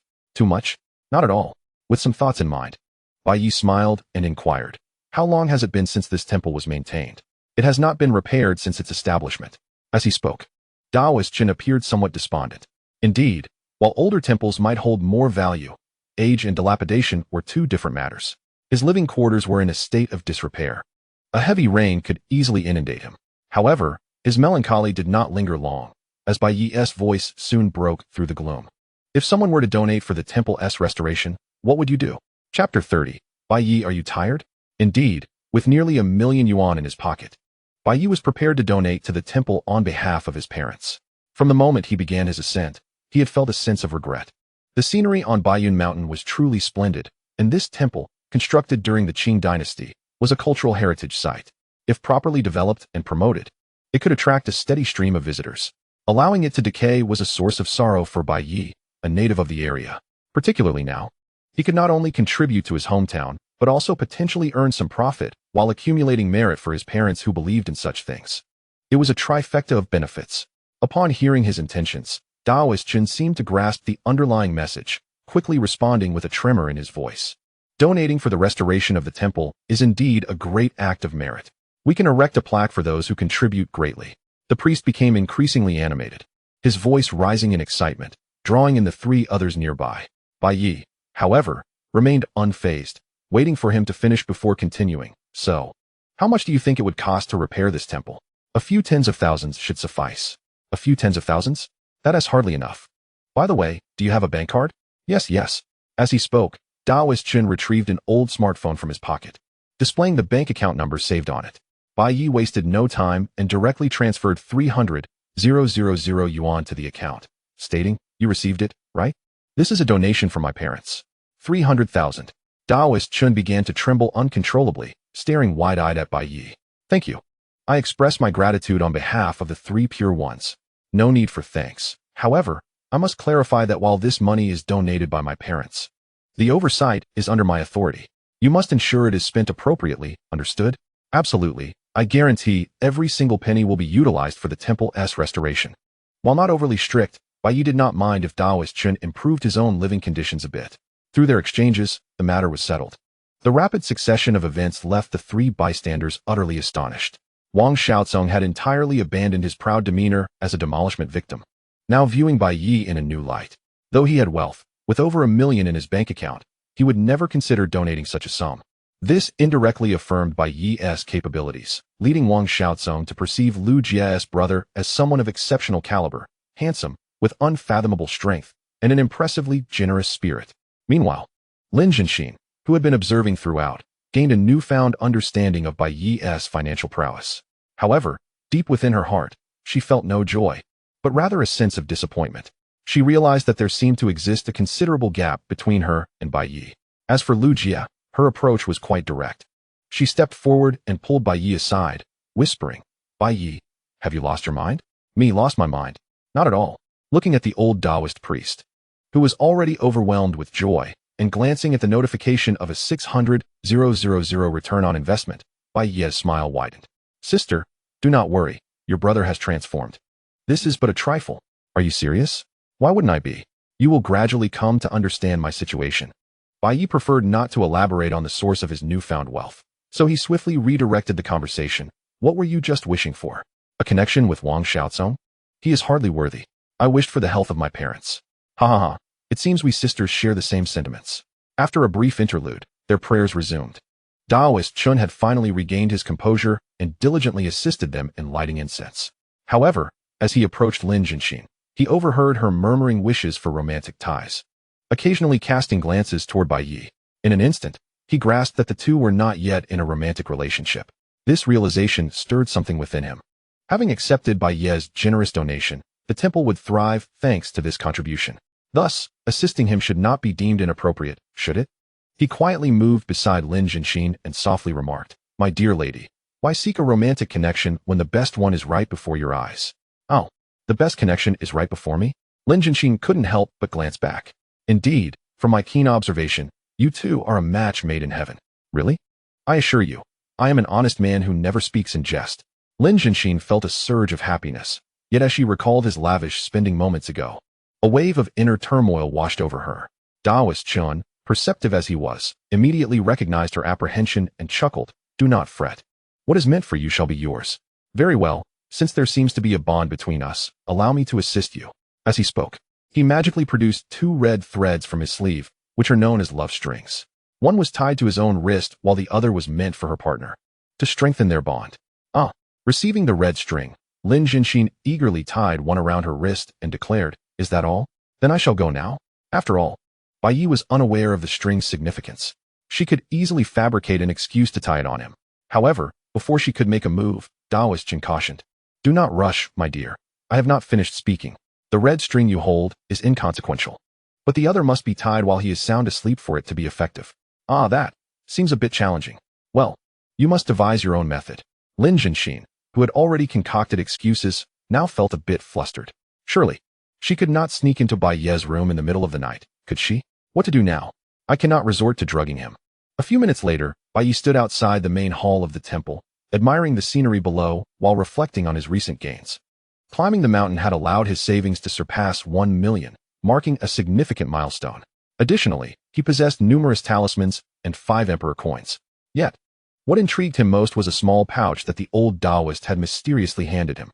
According to the Taoist, he had nothing substantial to offer, hence this small token of gratitude. Upon opening it, Bai Yi discovered a silver dollar within. The figure depicted was unfamiliar to him, but it was certainly not the renowned Yuan Shikai. Moreover, this silver dollar was quite exquisite, reflecting a kaleidoscope of colors in the sunlight. Bai Yi's curiosity was piqued, and he resolved to research it upon returning home. Just then, the other 3 emerged from the temple. Among them, Lin Zhenxin approached him first. Her demeanor shrouded in mystery as she inquired, Bai Yi, are you tired? It's still morning, Not at all. Why do you ask? I was thinking of suggesting we take a nap. She coughed lightly, adding, it's nothing, just a curious question. Really nothing at all? Absolutely not. As she spoke, Lin Jinshin walked away, her brow furrowed in thought, leaving Bai Yi perplexed. Did she just suggest a nap with me? How provocative. However, after reflecting, he concluded he must have misheard. After all, Lin Jinshin was not the type to be so forward. Otherwise, during his previous visit to her home for dinner, she would have surely taken advantage of the situation. After enjoying the mountain views and snapping some photos, the group began their descent. As the saying goes, ascending a mountain is easy, but descending is fraught with difficulty. Only halfway down, Bai Yi felt a dull ache in his knees, prompting him to reflect that even with the system's physical data now at 624, it was still insufficient. Years of neglecting his health were manifesting consequences. Fortunately, his body was gradually improving at a pace he could perceive. In the afternoon, having had lunch in the countryside, Bai Yi ferried Lin Jinshin back to the county town first. The scenery and air quality were indeed delightful, but living there was quite inconvenient. So he firmly declined his relative's invitation to stay. Notably, the four of them tactfully refrained from mentioning his donation at the temple, merely distributing the talismans among their families. This spared Bai Yi from having to explain extensively. It wasn't that his parents couldn't be informed, but discussing it now would feel abrupt. It was better to let Bai Yi develop further, solidifying his image as a wealthy individual before revealing it to his family, ensuring they wouldn't lose sleep over it. After all, that was 300,000, a sum that most families in Longwood could hardly muster. Upon returning to the county town, he promptly dropped Lin Jinshin off at her home and then headed to his parents' old courtyard. According to Xiao Jia, he had hired a designer and needed to be present to discuss the specific plans. Eager to see his parents settled into a new home, Bai Yi was determined not to delay on this matter. However, as he parked and prepared to walk home, he heard a pair of individuals in professional attire approaching from the direction of the public restroom. They were walking and engaging in a fervent critique. Did you see that shabby courtyard? I fail to see what is worthy of design. Indeed, our supervisor must have lost their mind, accepting every job that comes their way. Just watch for my cue, and we will say whatever it takes to get paid and leave. We better ask for a bit more, then. We could use some good food while we're here. Ha ha ha, Wang Jia, we are truly of one mind. As Bai Yi listened, he watched the two enter his parents' courtyard. Goodness, could these possibly be the designers Xiao Jia brought in from the city? Truth be told, the courtyard was indeed old, but that was merely due to its age. It could hardly be labeled as shabby. This left Bai Yi feeling quite irked. Setting aside their professional capabilities, their attitudes had already convinced him that they should not be allowed to profit from this job. As he had anticipated, upon stepping into the courtyard, he saw his childhood friend standing alongside the man and woman. Noticing Bai Yi's arrival, Xiao Jia approached him with a smile. Let me introduce you. This is Bai Yi, and this courtyard belongs to his parents. Yi, these two are the esteemed designers I have invited from the city. The lady is named Wang Huan, and the gentleman is Li Zhongxing. During the introduction, Xiao Jia unconsciously bent slightly at the waist, exuding an air of humility. Perhaps this reflects the unfortunate reality of lacking formal education. Regardless of how many years one has immersed in this industry, without that piece of paper, recognition remains elusive, leading to a subconscious bowing of the waist. The two designers, however, appeared exceedingly satisfied with his demeanor. Li Zhongxing lifted his chin and remarked, "Hello, Mr. Bai." His haughty stance nearly elicited a chuckle from Bai Yi. Indeed, most individuals tend to adjust their behavior according to their audience. In an industry that often feels subservient before clients, here in a small county, they began to exhibit an air of superiority. Contemplating this, Bai Yi maintained a composed demeanor and responded, "You both seem quite professional. Do you have any suggestions regarding my house?" "Well, that depends on your budget, Mr. Bai," came the reply. "I have no budget," Bai Yi answered candidly. Upon hearing this, the expressions of the two designers shifted instantly. No budget? Why were they summoned then? Isn't this a waste of our time? Chimed in the female designer, Wang Huan. As they began to feign departure, Bai Yi, having prepared to teach them a lesson, would not let them leave so easily. He turned to Xiao Jia and said, "Is this what you call a great designer? They seem rather inexperienced. Renovating a house requires a budget, or else it appears as if we are so impoverished that we cannot afford to live." As his words echoed, their footsteps halted abruptly. Wang Huan, incredulous, responded, "Mr. Bai, President Bai, when you say there is no budget, do you mean there is no ceiling? Why else would I say that? Do I strike you as a miser?" "Ahem, President Bai is not a miser. He has even given me a deposit of 200,000. Goodness. At this revelation, the designers, who had previously held their heads high, now lowered them. After a glance exchanged between them, excitement was evident in their eyes. No budget cap. The first deposit was a whopping 200,000. They could hardly contain their thoughts about the potential earnings from securing this project. It was estimated they could earn in this one deal what would typically take them a year to accumulate. With that in mind, Wang Huan quickly turned to Bai Yi. Her eyes ablaze with eagerness. President Bai, we apologize for the misunderstanding. Yes, it was indeed a misunderstanding. Our designer Wang's capabilities are quite commendable. As she spoke, Li Zhongxing also began to bend slightly at the waist. Their attitudes had undergone a dramatic transformation, stunning Xiao Jia into silence. Where had their earlier arrogance gone? Now, a smile began to grace Bai Ye's face. From this moment onward, the tides had turned. Competence cannot merely be proclaimed. It must be substantiated through action. Come now, let us see your proposals. Chapter 32. The value of quality. With his command, the two designers immediately began to pace around the yard. Their diligence and attention to detail starkly contrasting their previous arrogance and indifference. Xiao Jia could not help but give a thumbs up, realizing that the city designers were now thoroughly humbled. Well, what of the designers from the city? Bai Yi scoffed, continuing, make sure you take notes on what they say. Huh, are you implying that? No, their attitudes are intolerable, and they absolutely cannot profit from me. Besides, wouldn't it be more satisfying to let my friends earn that money? To be fair, Xiao Jia was indeed quite talented in this regard. Bai Yi had wholeheartedly approved of his suggestions from the previous day. The reason he had acquiesced to Xiao Jia's request for additional designers was due to Xiao Jia being intimidated by the absence of budget constraints. He desired to enlist more professional help for perfection. However, it now seemed entirely unnecessary. That money must go to his friends. Once Xiao Jia understood his intent, he first felt excitement, followed by a wave of anxiety. Was this really acceptable? What is unacceptable about it? They were the ones calling my home a dilapidated courtyard. Wait, what? Now I understand. Before learning of this, Xiao Jia had felt a psychological burden, but the situation had dramatically changed.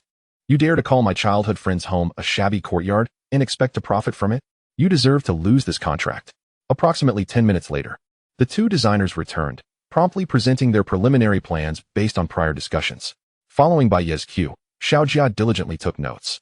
To his surprise, when the two designers focused, they indeed had considerable expertise. Bai Yi found himself nodding in agreement with several of their suggestions. Particularly regarding layout and space utilization, their proposals were undeniably more rational. Witnessing Bai Ye's involuntary nodding only spurred the designers to exert greater effort. Thus, an abundance of ideas flowed from their lips, continuing for over 20 minutes until Xiao Jia's notebook was filled to the brim. Confident in his knowledge, Li Zhongxing seized the moment and asked, President Bai, what do you think of our suggestions? Impressive, quite insightful. Indeed, if we proceed according to this plan, the cost would easily exceed 1 million. That's inconsequential, mere pocket change. Bai Yi waved dismissively. Though his tone was nonchalant, both designers felt a surge of excitement. If this plan were executed, their earnings from this contract would soar to at least 50,000, even after company deductions. While reveling in this prospect, Wang Huan beamed, President Bai, you truly are formidable. Indeed, I suppose there is some merit to that. As he spoke, Bai Yi strolled toward the yard's exit, prompting the designers to follow suit. Unbeknownst to them, they had seamlessly transitioned outside. Wang Huan, still eager to curry favor, suggested, President Bai, since you seem quite eager to renovate your home, shall we proceed to sign the contract now? Huh, what contract? Bai Yi blinked, feigning ignorance. The contract for the renovation design of your courtyard. At this, Bai Yi wore a puzzled expression. Wait, I haven't decided to adopt your suggestions yet. Why would we sign a contract? Wang Huan opened her mouth, momentarily at a loss for words. It was Li Zhongxing who quickly interjected, but you just said our suggestions were quite insightful. Indeed, I appreciate your recommendations. But why would I sign a contract? The realization dawned upon them simultaneously. Bai Yi intended to renovate his house based on their suggestions without any intention of compensating them. Understanding this, Li Zhongxing's emotions flared. Mr. Bai, that's quite unfair. After all I've shared, are you saying it was all for naught? Exactly. My friend has nearly filled his notebook. Oh, I appreciate your suggestions. As he spoke, Bai Yi locked the door to his parents' home and beckoned Xiao Jia toward the car. There was no need to linger any longer. Yet his actions rendered the two designers utterly unable to accept the situation. It is only natural to ponder. Having just envisioned a substantial profit from this deal, only to find it all crumbling in an instant. Who could possibly remain unscathed? Wang Huan had already begun to grit his teeth in frustration. Mr. Bai, you are a wealthy man. There is no need for such conduct. What will the neighbors think if they find out? Indeed, there was also Xiao Jia, whose status as a contractor now seemed precarious. Do you truly wish to continue in this line of work? The two engaged in a verbal duet, managing to make Xiao Jia increasingly anxious. However, Bai Yi remained completely unfazed. Ah, now you dare to threaten me, he remarked, casually retrieving his phone. Before long, the voices of the two designers echoed from his device. Yes. It was indeed the recording of them disparaging Bai Yi's residence as a dilapidated courtyard. As he played the recording, Bai Yi expressed his admiration for certain functionalities of domestic vehicles, particularly the remarkably practical 360-degree monitoring feature, which had captured their faces with exceptional clarity. As they listened to the words emanating from his phone, Li Zhongxing and Wang Huan found their anger swiftly replaced by a profound sense of embarrassment. To have quietly derided the client while working at their home, only to have them overhear it. How mortifying. Continue to threaten. Or perhaps you should start shouting to gather a crowd. Observing the two standing there with flushed faces, Bai Yi said curtly, "Speak. If you have nothing to say, then leave immediately." "We are so sorry. We will take our leave right now," they stammered, having no recourse but to concede. In essence, if Bai Yi were to release the recording, their financial woes would be the least of their concerns. They would have to contemplate unemployment. They were not to be trifled with. Thus, the two designers departed in disgrace, leaving behind a plethora of valuable suggestions and two brothers who finally burst into laughter. Haha. Indeed, there is a reason why expensive cars are valued as such. This is quite impressive. Haha. I must admit, I preferred their initial defiant demeanor. While chuckling, Bai Yi patted his companion on the shoulder, saying, "Now that this matter is settled, let us proceed." "Where to?" "To get a foot massage. I climbed a mountain this morning, and my feet are quite sore." Chapter 33, The Fate Not Plan. For Bai Yi, teasing the two designers was merely a minor interlude. The foot massage was the main affair. However, as he opened the car door, he noticed that Xiao Jia had not followed him. Curiously turning around, he found the man gazing at him with tears glistening in his eyes. "What is this about?" I am just so moved. You have entrusted me with the design work, allowing me to earn money, and now you wish to take me for a foot massage." Undoubtedly, over the past few days, Xiao Jia had been experiencing a profound low in his life. Not only had he gone through a divorce, but his career as a small contractor was also struggling. Furthermore, having divided his assets during the divorce, he was now facing financial difficulties and had been contemplating seeking employment elsewhere. After all, larger cities offered better pay that would enable him to adequately support his parents. Yet, Bai Yi's appearance had completely transformed his downturn, providing continuity in his career and emotional solace. Contemplating this, Xiao Jia felt compelled to take action. Thus, in front of Bai Yi, he began to sing, "I always sought from you, yet never knew to thank you." Meanwhile, back at home, Lin Jianxin was on the phone with a colleague, recounting the events of the day on the mountain. "I never realized he possessed such strength. He donated 300,000 without so much as a blink. Truly impressive." Listening to Huang Yali's astonished tone, Lin Jianxin glanced at the red string in her hand and inquired, "By the way, I have this string. How should I tie it around his wrist while he sleeps?" "Tie it." "Oh, we're playing bondage now." At the mention of this, Huang Yali's interest was piqued. "What fun is it to tie him while he is asleep? Let him watch you tie it." "Oh, right. I have a small whip at home that I've never used. I'll send it to you so you can give him a little spank." "Oh dear. What are you talking about?" "I was referring to the Taoist priest at the temple who gave me 2 red strings, claiming they would strengthen our bond. But one must be tied while he is asleep." "Ah, that's rather dull. If I were you, I would just take the initiative. After all, men tire easily and will soon fall asleep." Listening to her colleague's rather inappropriate suggestions, Lin Jianxin resolved not to entertain this old lecher any longer. No matter the question, her good colleague always found a way to link it to such matters. This could mislead young minds. Regardless, Lin Jianxin couldn't help but feel a tad flustered.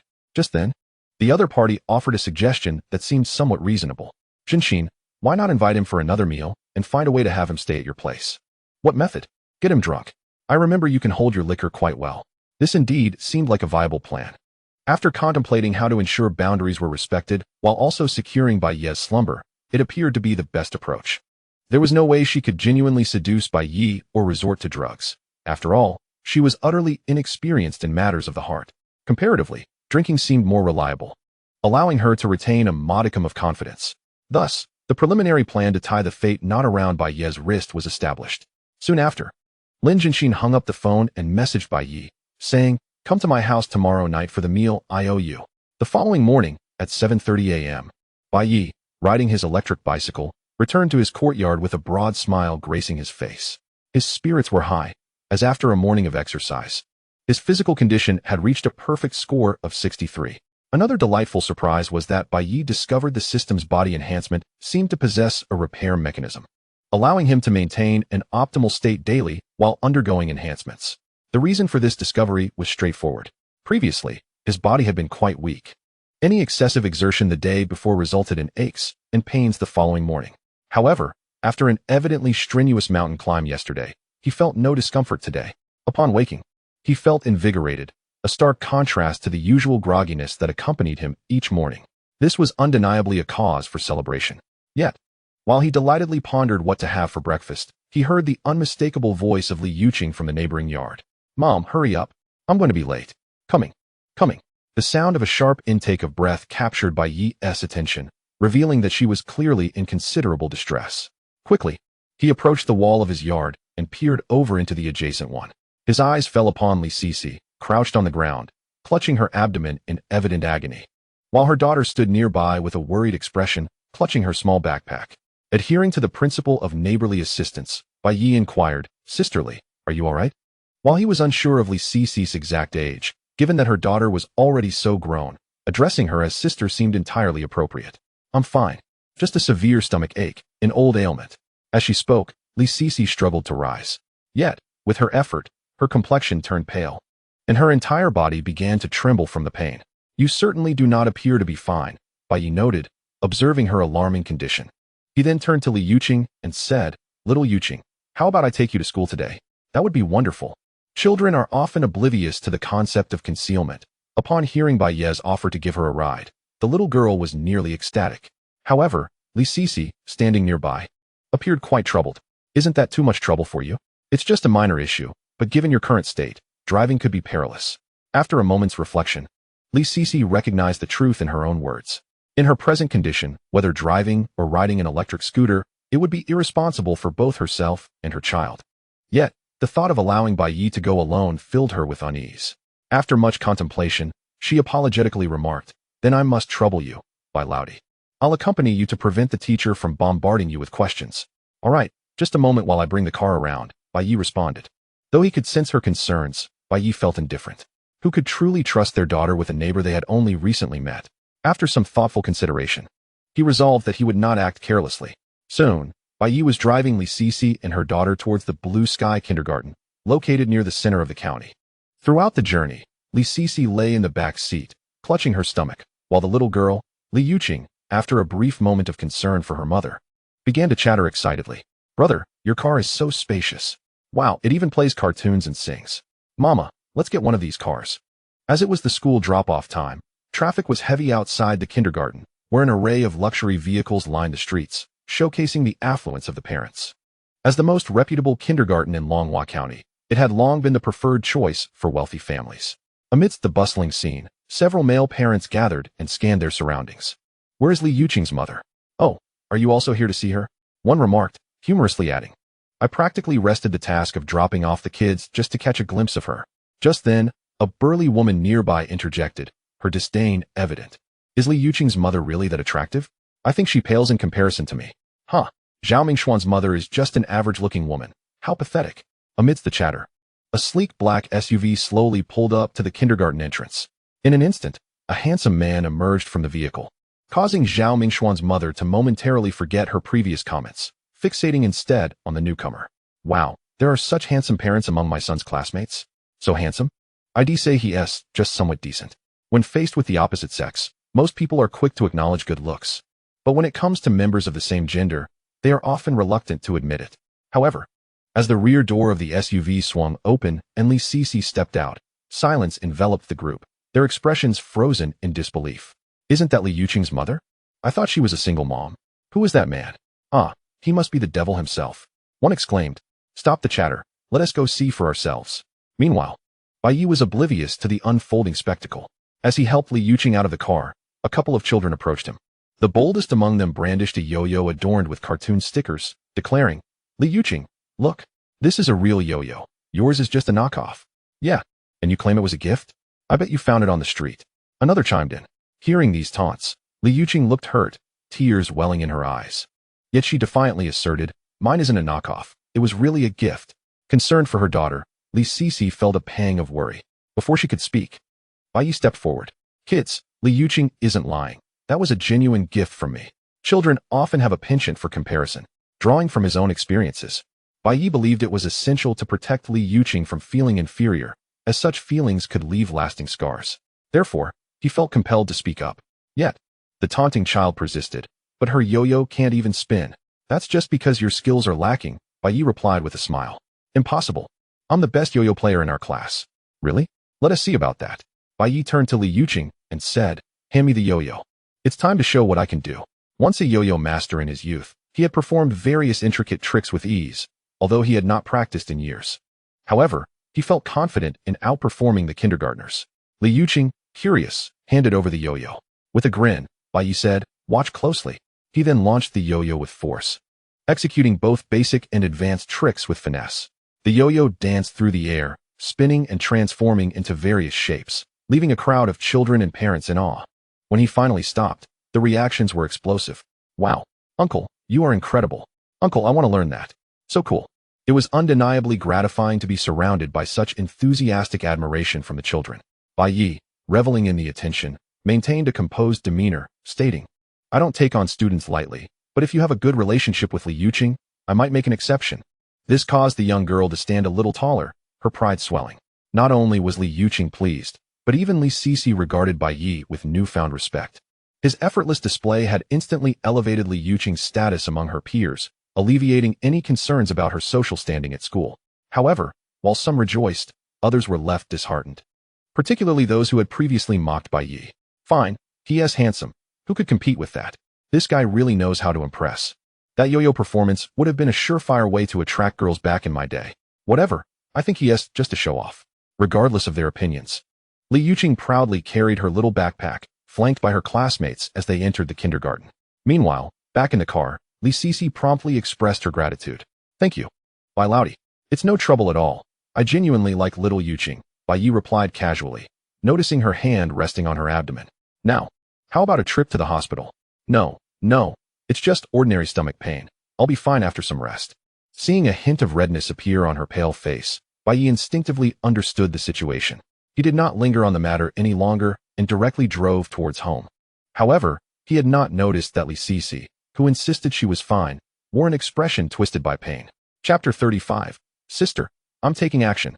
It was just past 8 in the morning. After parking the car at the entrance of his home, Bai Yi turned around to find Li Sisi weakly lying in the back seat. Startled, he quickly asked, Sisterly, should we take you to the hospital now? No need. She replied, I've had this old ailment before. I have medicine at home, and some hot water will suffice. In an effort not to trouble Bai Yi, Li Sisi endured the excruciating pain and struggled to rise from her seat.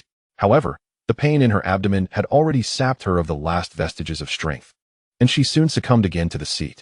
Realizing that administering her medicine was a matter of urgency, Bai Yi quickly exited the car and approached her. Yet, upon opening the rear door, he found himself at a loss. It was evident that Li Sisi could no longer walk, and even getting out of the car was a struggle. After some contemplation, he said, Sisterly, I'm taking action. Taking action? What do you mean? Li Sisi's mind momentarily short-circuited. Before she could gather her thoughts, she felt 2 strong arms envelop her, lifting her off the seat. Indeed, Bai Yi, feeling that time was of the essence, scooped her up into his arms. It is worth noting that as a yoga instructor, Li Sisi had a remarkably well-proportioned figure, which might have led one to mistakenly believe she was slightly plump from a distance. However, upon lifting her, Bai Yi realized that she was far from the supposed plumpness. Her form was indeed perfect. Li Sisi, cradled in his arms, was momentarily dazed. The whirlwind of emotions within her momentarily eclipsed the pain she felt. She stared wide-eyed at Bai Yi, her thoughts a chaotic jumble. How dare he hold me like this? No, wait, he is helping me. I cannot fault him for that. Moreover, being carried in such a manner instilled a profound sense of security. Amidst her myriad of thoughts, she lost track of her surroundings. In contrast, Bai Yi, with no distractions in his mind, swiftly entered the courtyard and headed for the villa's entrance. Similar to his own home, access to the villa required passing through an armored door in addition to the courtyard gate. Sisterly, can you input the code? The code is 952,727. Bai Yi was taken aback that she so readily divulged the password. However, the pressing situation did not allow for further contemplation, and he hastily entered the code to unlock the door. Li Cc's home had a different decor style, but the layout was identical to his. Thus, he easily located the living room and gently placed her on the sofa. Noticing that she was still in a daze, he waved his hand in front of her and asked, "Sister Li, where are your medicines?" At the sound of his voice, Li Cici snapped back to reality. Reflecting on the past couple of minutes, a faint blush crept across her pale face. "Thank you. My medicine is on the tea table next to the sofa." Bai Yi turned to see a box of unfamiliar medication and a cup of water that had long gone cold. It was evident that in her rush to send Li Yuqing to school, she had not had a chance to drink. After checking the water, Bai Yi proceeded to the kitchen. "This water is cold. I'll fetch you a fresh cup." Watching him disappear into the kitchen, Li Cici felt an unexpected warmth spread through her, as her stomach continued to ache. Throughout the morning, she had truly come to appreciate the saying that a distant relative is not as helpful as a neighbor. This young neighbor had not only helped her with her child's schooling, but was now taking such meticulous care of her. Most importantly, as she recalled the events that had transpired, Bai Yi had maintained a sincere and innocent demeanor throughout, without any hint of crossing boundaries. This made Li Cici, accustomed to unwelcome advances from various men, feel exceptionally at ease. As she pondered this, she was startled to find Bai Yi returning with a steaming cup of water. Noticing her gaze fixed upon him, "What are you staring at? Take your medicine." "Okay, thank you." Struggling to sit up from the sofa, Li Cici accepted the medication from Bai Yi's hand and sincerely said, "Brother, I appreciate your help today. If you ever need anything in the future, just let me know. I will certainly assist you." "It was no big deal. It doesn't have to be so serious." "Not quite. If it weren't for you today, my daughter would have been late for school, and I might not have made it myself." As she took the warm water and swallowed the medicine, Li Cici felt a soothing warmth spread through her abdomen, making her feel revitalized. But then, a wave of anxiety washed over her. She could hardly bear to think about what might have happened if she hadn't encountered Bai Yi that morning. What if an accident had occurred while driving? Noting her serious expression, Bai Yi did not argue further and nodded with a smile. "All right then, I want to be polite." "Don't be polite about it," she replied. As they spoke, Li Cici set down her cup and reclined back on the sofa, rubbing her abdomen. Observing her actions, Bai Yi, with a hint of common sense, chuckled and said, "Sister, the way you're rubbing won't do much. Would you like me to show you a better technique?" "Oh, you seem to know a lot about this." With newfound energy, Li Cici teased him. "Have I not seen a pig run? Well then, teach me how to rub my belly. Watch closely." With that, Bai Yi leaned closer to her, rubbing his palms together vigorously. "You see, as long as you do this, your palms will warm up quickly, and then placing them on your abdomen will be far more comfortable than any heating pad." As he demonstrated, Bai Yi earnestly explained, causing Li Cici to burst into laughter. "Stop rubbing. You're wasting the heat you've generated. I'll do it myself." Indeed, Bai Yi concurred, realizing she was right. His palms were already sore from the friction, and not utilizing the warmth would be a waste. An idea struck him, and he said, "Sister, quickly remove your hands." Startled by his sudden command, Li Cici quickly withdrew her hands. The next moment, she felt a pair of warm hands pressing against her abdomen. Chapter 36. Is this really effective? In an instant, Li Cici felt enveloped by the warmth radiating from those hands. A comforting sensation that alleviated her pain coursed through her entire body. As those hands continued to massage her abdomen, the sensation intensified. In this state, Li Cici's gaze became dreamy, and she couldn't help but emit soft sounds of comfort. Upon witnessing her reaction, Bai Yi began to sense that something was amiss. How did this shift from teaching her to rub her belly turn into him massaging her? In such a situation, if they were misunderstood by others, it could lead to complications. Therefore, feeling the urgency of the moment, he instinctively attempted to withdraw his hands. However, what he did not expect was that just as his hand left the other party's abdomen, Li Cici hurriedly said, "The pain in my stomach has improved significantly. Could you please massage it a little more? It really helps." Of course, upon uttering these words, Li Cici felt a wave of embarrassment. Yet, the soothing sensation emanating from her abdomen made her reluctant to part with that warm, skilled hand. There was no denying that Bai Yi's technique was simply exceptional. "Shall I continue then?" With such a sincere invitation from the young lady, Bai Yi could hardly refuse. Thus, he swiftly rubbed his hands together again, feeling the warmth rise before placing them once more on her abdomen. Accompanied by Li Cici's praise, Bai Yi gradually increased the pressure of his massage. It is worth mentioning that his neighbor's figure was worthy of a million compliments. There was not an ounce of excess flesh on her flat abdomen. Additionally, Bai Yi suspected that even when she sent her child to school in the morning, she still wore pantyhose. Otherwise, how could there be such a silky sensation? Stealing a glance at her ankles, he indeed spotted the conspicuous black color. He pressed for about 10 minutes. By the time Bai Ye's arms began to feel fatigued, Li Sisi had completely rejuvenated. It is well known that menstruation itself is not frightening. Rather, it is the uncertainty of whether it will come or not that is daunting. Correspondingly, those who bleed heavily do not necessarily suffer from severe pain, while those with lighter flows often endure considerable discomfort. Previously, Li Sisi was in that very predicament. However, due to Bai Ye's fervent ministrations, her condition had improved dramatically. Yet, at that moment, she found it difficult to be truly happy. The good news was that her menstruation had become smooth. The bad news was that she was experiencing a heavy flow. She even suspected that some might have leaked onto the sofa. This left Li Sisi completely immobilized on the couch, unable to move at all. What if Bai Yi saw her like this? That would be mortifying. Lost in thought, she turned to Bai Yi and said, "You don't need to continue. I feel much better now." "All right then." Noticing the color had returned to her cheeks, Bai Yi withdrew his hands and intended to rise and take his leave. Unfortunately, the room was thick with an awkward atmosphere. If he lingered any longer, he could practically extract an entire mansion from his shoes. "Since you're feeling better, I'll take my leave now."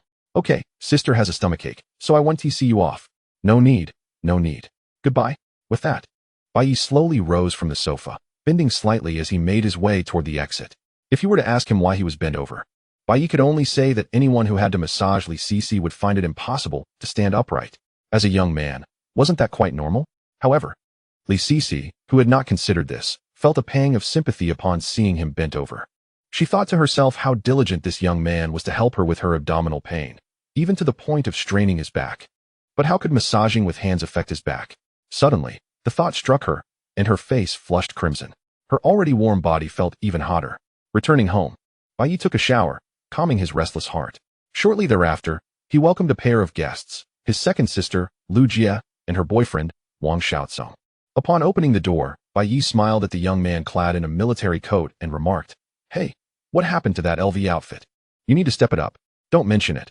Living in the countryside has its perks, but the longer you stay, the lower your status seems to get." "What can I say? I felt like a grandson." Ha.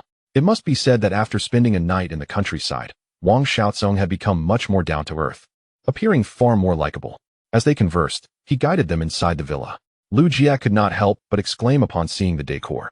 "I didn't believe what Mom and Dad said about your transformation. You really have moved into a villa." "Is a villa in a small county even a villa?" Bai Yi gestured toward Wang Xiaocong, saying, "I own several properties in the Endingnu district, but they are actually my parents'. I still aspire to become a wealthy individual through my own efforts." "What do you mean? You want to start your own business?" After a brief chuckle, Bai Yi continued, "People nowadays say that while it is not scary to be a wealthy second generation, what is truly alarming is when they possess ambition and desire to venture into entrepreneurship. After all, how much can one spend on mere indulgence?" His words were a light-hearted jab at social phenomena. However, to Bai Yi's surprise, Wang Xiaocong's mood sank with every word, nearly to the point of tears. Observing this, Bai Yi curiously inquired, "What's wrong? Did I strike a nerve?" Ha. It's true. In contrast to Wang Xiaocong's silence, Liu Jie was quite amused. In the first year after their family's relocation, he had opened a hot pot restaurant, investing over 2 million, only to return half. Later, he dabbled in esports hotels and haunted houses, essentially losing money on every venture. Eventually, his family collectively decided that while Wang Xiaocong's living expenses were minimal, the entrepreneurial endeavors were unsustainable. Consequently, his parents had strictly forbidden him from making further investments. Hearing about his illustrious endeavors, Wang Xiaocong could not help but laugh in frustration. It was indeed the case. Being a second-generation demolisher allowed him to live off the interest from his savings in a year. However, should he continue to incur losses in business, he might find even the largest family fortune insufficient to sustain his losses. "All right, enough about my situation." Once settled on the sofa, Wang Xiaocong added, "By the way, do you still have that silver dollar? I have a friend in that field who could take a look at it. I almost forgot about it." As he spoke, Bai Yi retrieved a cloth bag from under the coffee table. It was indeed the gift bestowed upon him by the old Taoist on Mount Baiyun. "Wow, this silver dollar is exquisite. I'll send a picture to him right now." After taking several photos of the silver dollar, Wang Xiaocong quickly dispatched them via WeChat. While they waited, Liu Jie turned to Bai Yi and asked, "What if this thing is worth a fortune? You really have an active imagination." "I think the odds are quite slim." Bai Yi spoke candidly. Indeed, throughout the millennia of Dragon Country, with its profound cultural heritage, there might exist many undiscovered treasures. Yet, he did not believe he had that kind of luck. In fact, He felt that aside from acquiring the system, his previous 30 years had been marked by rather unfortunate luck. He had only ever won $5 in the lottery. And when he bought a whole book of scratch cards, he lost 3/4 of it. Had his luck been better, he would not have been laid off in the capital for various reasons. However, in stark contrast to his perspective, Liu Jie maintained her belief that anything brought forth by the old Taoist, who had lived in seclusion for so many years, must possess some merit. Therefore, she remained optimistic, saying, "I'm just saying, what if it truly is valuable? What will you do then?" "What can I do? I'll treat you both to a nice meal." "Ha ha. My brother understands me." Liu Jie's optimism began to influence Bai Yi, leading him to feel a budding anticipation regarding the appraisal of the silver dollar. Even if it were not worth a significant amount, if calculated by its silver content, it should still amount to over 1,000. That would be enough to treat the two of them to a meal in the county. However, to his surprise, just 1 or 2 minutes after sending the photo, Wang Xiaozong's phone rang urgently. Upon answering, an anxious voice on the other end exclaimed, "Song Song, is that silver dollar with you?" "Yes, why?" Upon hearing the tone of the other person, Wang Xiaozong realized that this was serious. "Listen to me, no matter what, we must secure it. If a few thousand won't do, then tens of thousands, or even hundreds of thousands will suffice." Upon hearing this, the 3 individuals in the villa were taken aback. Must we secure it? Hundreds of thousands? For just a single silver dollar, could it truly be worth that much? After a prolonged silence, the person on the other end of the line grew increasingly anxious. "Did you hear me? This silver dollar is exceptional. It can be auctioned off. If you can acquire it, you'll make a substantial profit. A rare opportunity." Wang Xiaozong scratched his head and weakly replied, "Ahem, my friend, I'm on speakerphone. And this silver dollar belongs to my girlfriend's brother, so it can't be a bargain." "Oh, I see. Would your brother be willing to sell it? I can help with the auction and just take a little for gas money." The disappointment was palpable in the other person's voice, yet he still clung to hope. Seeing Wang Xiaozong glance at him, Bai Yi could not suppress his curiosity and asked, "Could you briefly introduce this silver dollar to me?" As he spoke, Bai Yi picked it up, carefully wrapped in a tissue. First and foremost, one must acknowledge the silver dollar's exquisite beauty. Under the sunlight streaming through the window, it shimmered with a dazzling array of colors. Moreover, due to its remarkable preservation, it bore not a hint of rust. However, Bai Yi was intrigued as to why it could be valued so highly.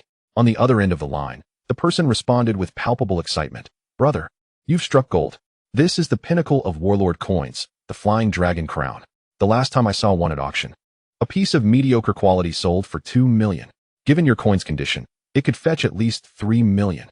The more he spoke, the more animated he became, leaving Bai Yi and his companions in stunned silence.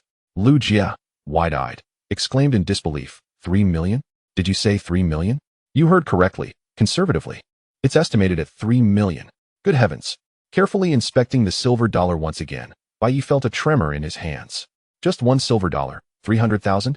Could it finance another villa? Wasn't he that a bit too surreal? Whatever he thought, it felt almost unreal. Yet the individual on the phone continued unabated. "So, what do you say? Should I help with the auction? Rest assured, I'm completely reliable." Wang Xiaozong interjected with certainty, "This is my good buddy. I can vouch for him. Brother, why not sell it? That's an enormous sum." The dilemma of whether to sell or not loomed large. If he agreed, it wouldn't be long before he'd have millions in cash. However, gazing at the silver dollar, which could be worth a house, Bai Yi felt an inexplicable attachment. Calmly, he replied, "Let us pass on selling it. I'll keep it." At the mention of not selling, silence fell on the other end of the phone. As the caller pondered how to persuade him further, Liu Jie quickly tugged at Bai Yi, saying, "Brother, that's 3 million. With that money, you could even marry a little star. Shouldn't you reconsider? No need to think it over. Such a fine item deserves to be kept." Unfazed by the prospect of 3 million, Bai Yi was impressive. Wang Xiaozong gave him a thumbs up. In just 2 days of acquaintance, he had already gained a newfound respect for his girlfriend's brother. Climbing a mountain, he had effortlessly donated 300,000. Now, faced with a treasure that promised tenfold returns, he remained composed. To be frank, if it were an ordinary person, the temptation of 3 million would likely drive them to sell without hesitation. But Bai Yi was no ordinary individual. He possessed a system that had given him an edge in life. Having returned home just a few days earlier, his savings had already surpassed 1 million. Simply put, as long as he continued indulging his parents, earning 3 million would pose no challenge. There was just no need to be so aggressive at the moment. Furthermore, the origin of this silver dollar was profoundly significant. First, it stemmed from his altruistic deeds, and later, by serendipity, he received such a generous reward. It was a reflection of his own karmic journey. Keeping this silver dollar close would serve as a constant reminder to engage in more meaningful endeavors. Moreover, such a rare and precious item could serve as a family heirloom. Why wouldn't he cherish it? Perhaps in the future, if his descendants faltered, it could save them. Thus, when faced with Wang Xiaozong's almost reverent gaze, Bai Yi casually waved his hand, declaring, "It's not that I can't afford it. It's simply not about that." "What? Not about the money?" In an instant, the person on the other end fell silent, as did Liu Jie and Wang Xiaozong in the room. 3 million, and it's not about the money? What on earth? Their reactions were entirely anticipated by Bai Yi. At this moment, if he didn't teflon a bit, they would never cease their debate over whether to sell. You see, he had merely hinted at his wealth, and the persistent individual urging him to auction it had already hung up the phone. Chapter 38. The cosplay plumber. The effect of his display was remarkable. At least Liu Jie and Wang Xiaozong had now given up on persuading him. There was simply no way. He had played his hand too skillfully. From a practical standpoint, Bai Yi was driving a car worth hundreds of thousands and residing in the finest villa in the county. With these two factors, who could guess how much he had in his bank account? Perhaps these were merely the tip of the iceberg. In such circumstances, it was entirely reasonable for him to wish to collect a silver dollar valued at the price of a villa. Having settled these matters, Bai Yi took the silver dollar to his study. Next to his computer desk stood a large safe, a gift from the property developer. After carefully wrapping the dollar in paper and placing it inside, Bai Yi felt an overwhelming emptiness within. Immediately, he contemplated whether he should gradually fill the safe to the brim. Additionally, behind the desk where he placed his computer was an entire wall painted white. Perhaps he could someday install a display cabinet to showcase his treasured items? The more he pondered, the more excited he became. A silver dollar worth 3 million had completely ignited his passion for collecting. Yet, what surprised him even more was that just as he closed the safe door, the system reappeared. Even during the difficult times of unemployment, one needs hobbies to provide emotional value. You have realized that one of your hobbies is now providing you with support. Hobby support. Every month, you will receive 2 million yuan to indulge yourself, refreshes on the first of each month, and used funds do not accumulate. Your happiness is funded by this system. Note, the spending limit will increase as your living standards rise. Ah, it's you, dear system. Gazing at the system's words, a broader smile spread across Bai Yi's face. It was simply exhilarating. To be honest, every individual has their own hobbies.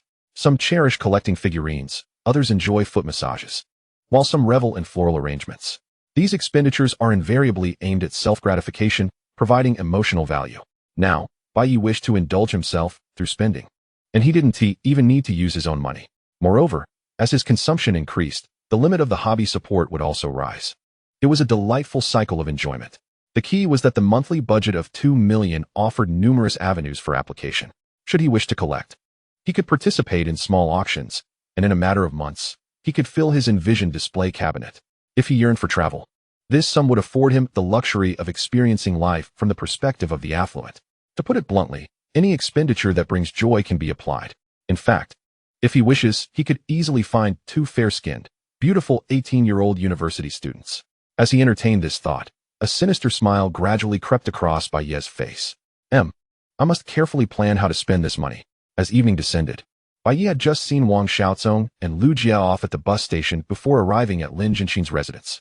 The former had to return to Anding New District due to an unexpected matter, while Liu Jie, in light of Wang Xiaozong's situation, decided to cancel the remaining days of her vacation and return to the capital early.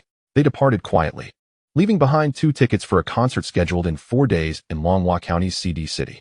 Well, now that they are gone, the tickets are of no use and were promptly gifted to Bai Yi. Strangely enough, he had never attended a concert in his life, so he felt a genuine intrigue. Though it was merely a performance by a second-tier singer, experiencing the atmosphere would surely be delightful. With that thought in mind, Bai Yi clutched the tickets and ascended the stairs to Lin Jinshin's home. Ding dong, ding dong. After the doorbell rang, the door swung open to reveal Lin Jinshin's exquisite face, adorned with a hint of surprise and fluster. Why are you here early? You didn't say you were coming. Glancing at the time, it seemed he had indeed arrived about half an hour early. However, he brushed it off casually, waving his hand dismissively. I can find my way. No need to come down to greet me. Oh, it's not a matter of whether to greet you. Before she could finish, another woman's voice resonated from within the room. Jinshin, did you order takeout? The voice grew nearer, and Bai Yi found himself locking eyes with an aunt who appeared to be around 50, resembling Lin Jinshin to some extent. Hey, the delivery person looks rather handsome. Mom. He is not a delivery person. Lin Jinshin's forehead creased with frustration. How did her mother end up running into Bai Yi? If she had just waited another 10 minutes, her mother would have left. Yet, now that they had crossed paths, it would be too harsh to label Bai Yi as a delivery person. However, upon hearing her words, Zhao Dongmei quickly grasped the implication and responded, "Oh, is he here to fix the plumbing? Come in, come in. The bathroom has been leaking for ages." There was no other choice. Lin Jianxin rarely had any male acquaintances. Now, with a living, breathing man in front of her, she couldn't help but think in a different direction. Bai Yi, who had been standing to the side, found Lin Jianxin's peculiar expression amusing. An impulse to tease her arose within him. So, after Zhao Dongmei's words, he nodded decisively. "The bathroom, is it? Let me take a look."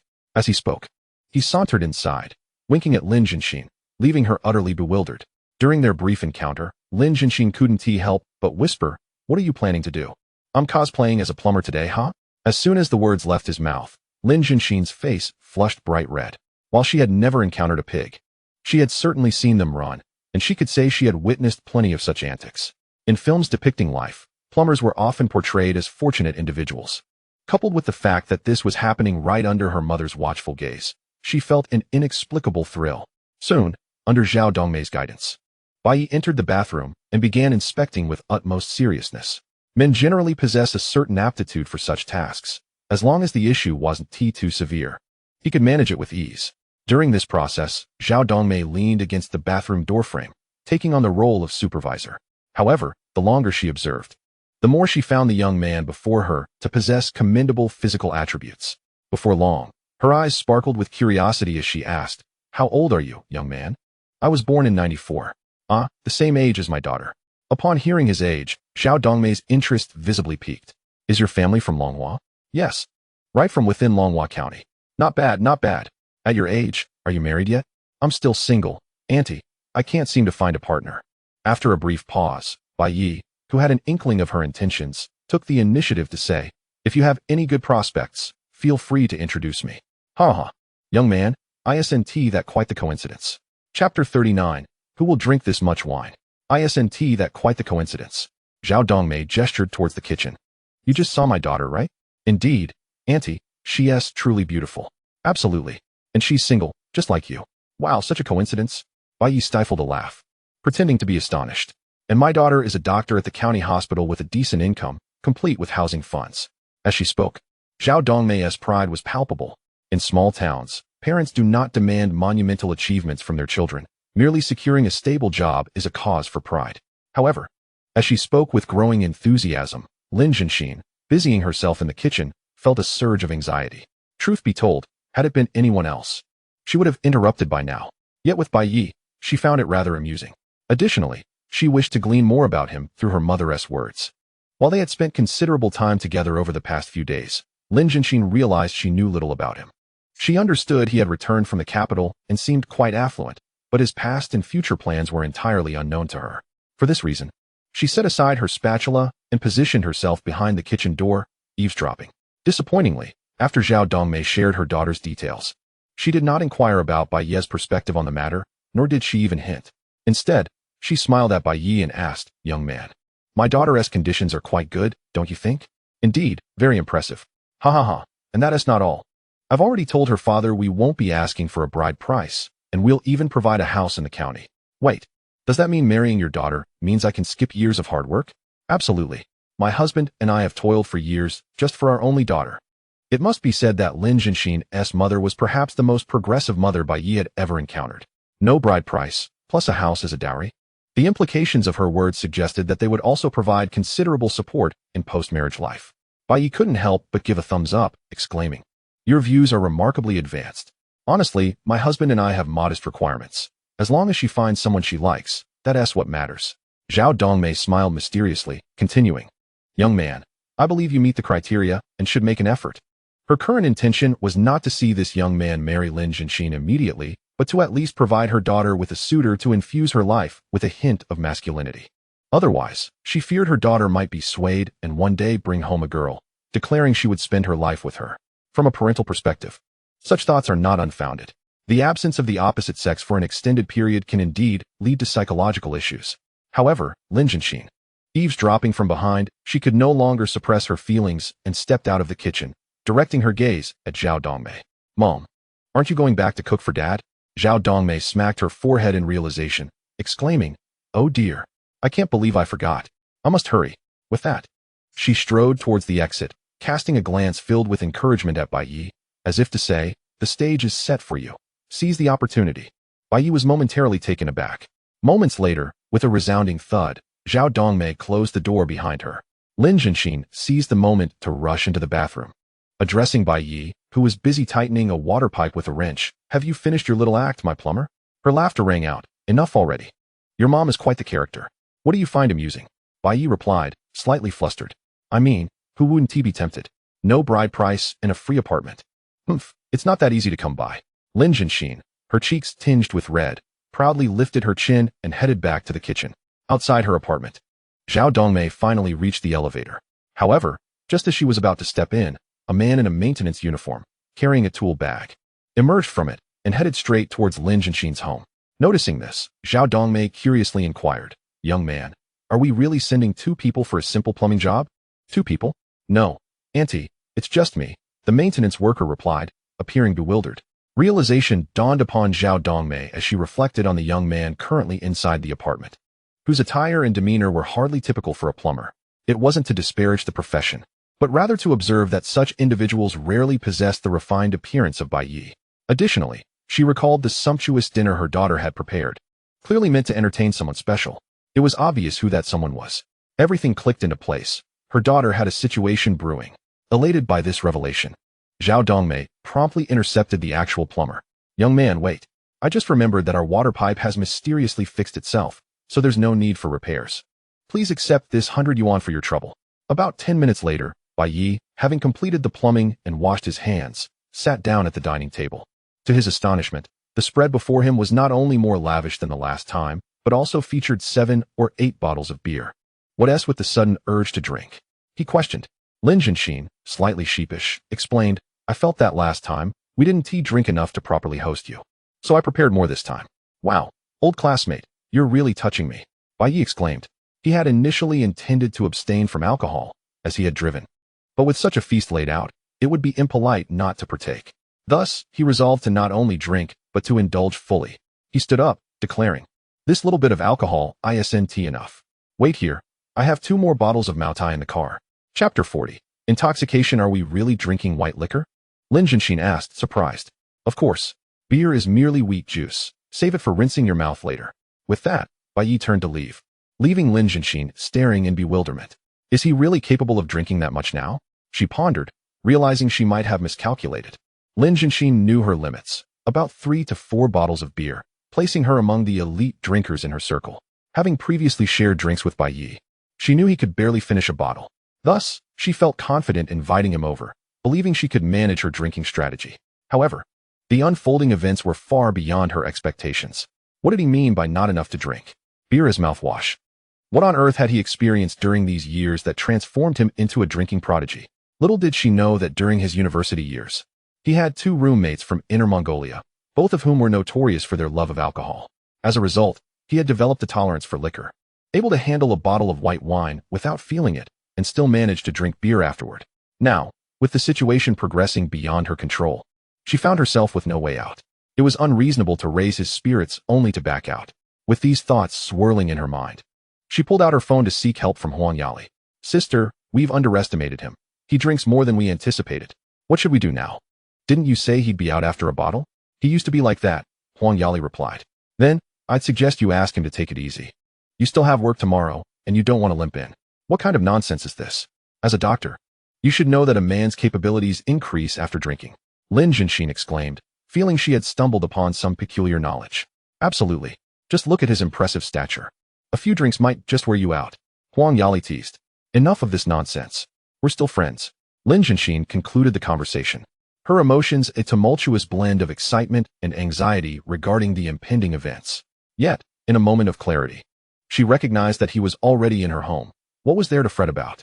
Come what may, perhaps tonight, I'll surprise myself with an unexpected capacity for alcohol and knock Bai Yi out. As for the scenario her colleague described, she was more worried about Bai Yi than herself, as she was well aware of her own transformation when intoxicated. Minutes later, Bai Yi returned, setting the 2 bottles of Maotai he had retrieved on the table. With practiced ease, he opened the bottles and poured generous servings for both himself and Lin Jianxin. Here's to you, dear classmate, for your generous hospitality. Cheers. Cheers. Lin Jianxin echoed, though her heart raced with trepidation. As Bai Yi downed the first sip of white liquor, he felt invigorated. The combination of the flavorful water-boiled meat slices and the liquor lifted his spirits. Meanwhile, Lin Jianxin, who seldom drank white liquor, was not enjoying the experience as much. The moment it touched her lips, the spiciness almost brought her to tears, her face flushing a deep crimson. Seeing her discomfort, Bai Yi chuckled. If you can't handle it, just give it to me. Stick to the beer. Can't handle it? Nonsense. Lin Jianxin retorted, her competitive spirit ignited. She refused to believe that the boy from her childhood, whom she could best with a single bottle, had truly become a seasoned drinker. Let us see who can outlast whom. I toast you for taking me hiking. All right, I accept your challenge. And thus, the two of them engaged in a lively exchange of toasts, their laughter filling the room. In a mere half an hour, they had each consumed half a pound of white liquor. However, their states were starkly different. Bai Yi remained composed and unfazed, while Lin Jianxin's face grew redder, her words starting to slur. Bro, tell me honestly, are you surprised to see me again? She slurred, her inhibitions fading. Surprised indeed. Bai Yi reminisced about their previous encounter in the hospital, the joy of seeing her again palpable in his voice. On one hand, he was anxious and fervently eager to locate his parents' whereabouts. On the other, he had maintained a close relationship with the other party since childhood. To claim that their reunion after many years was devoid of surprise would be disingenuous. I too felt a surge of astonishment. I had previously thought that my childhood companion would never return in this lifetime. From this, Bai Yi discerned a sense of loneliness in the other person, who, at this mature age, found themselves in a small county town. Unbidden, a pang of sympathy arose within him. After all, I have returned, and rest assured, I shall be your friend for life. Humph, I have no intention of being your friend. At first, Bai Yi misinterpreted the girl's words as a declaration of severance. However, before he could feel disheartened, Lin Jianxin continued, being friends is mundane. Come, let us once again attempt that heart-pounding challenge. You seem a bit tipsy. Perhaps we should refrain from playing? No, I want to play. With a playful demeanor, Lin Jianxin began to inch her chair closer to him. Yet, due to the effects of the alcohol, she struggled to control her movements. Alas, a miscalculated lean caused her chair to topple completely. Fortunately, Bai Yi had not drunk too much and was quick on his feet. He managed to catch her just before she hit the ground. Ahem, I suggested we stop playing. Did you hurt yourself? He was still concerned for her, only to discover that Lin Jianxin had not been harmed at all. Instead, she effortlessly rose and plopped down onto his lap.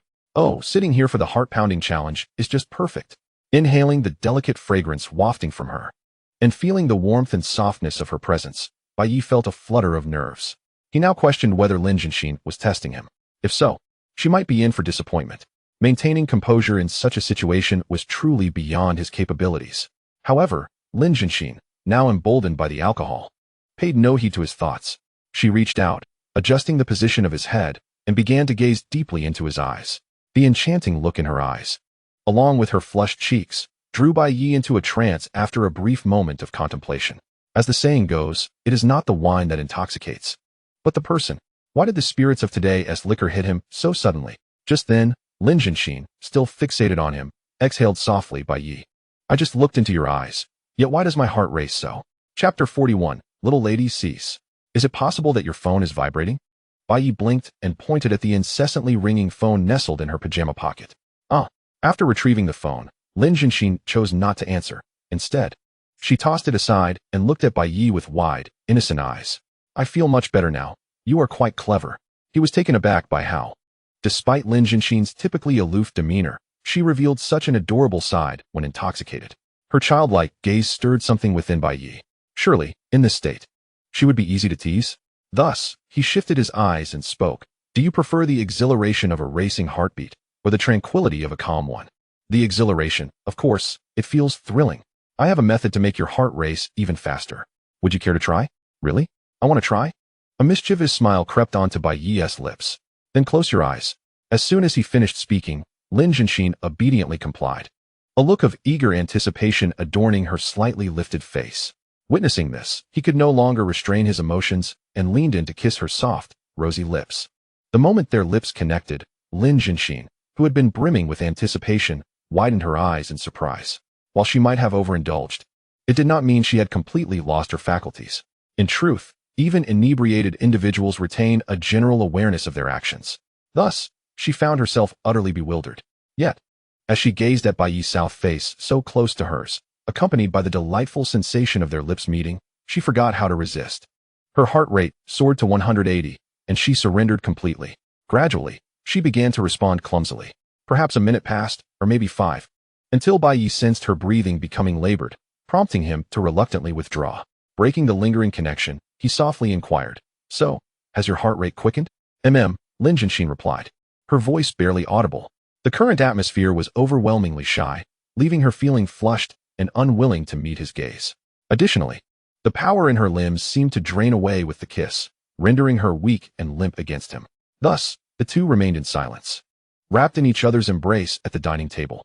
During this time, Lin Jianxin felt her thoughts gradually dissipate. Before long, soft snores escaped her lips.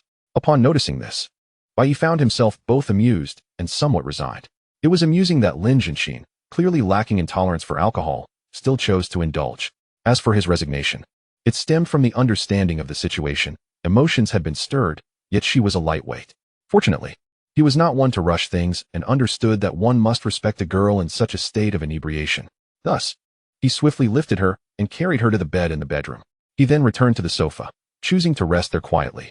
Drinking and driving was unwise, and arranging for a designated driver seemed troublesome.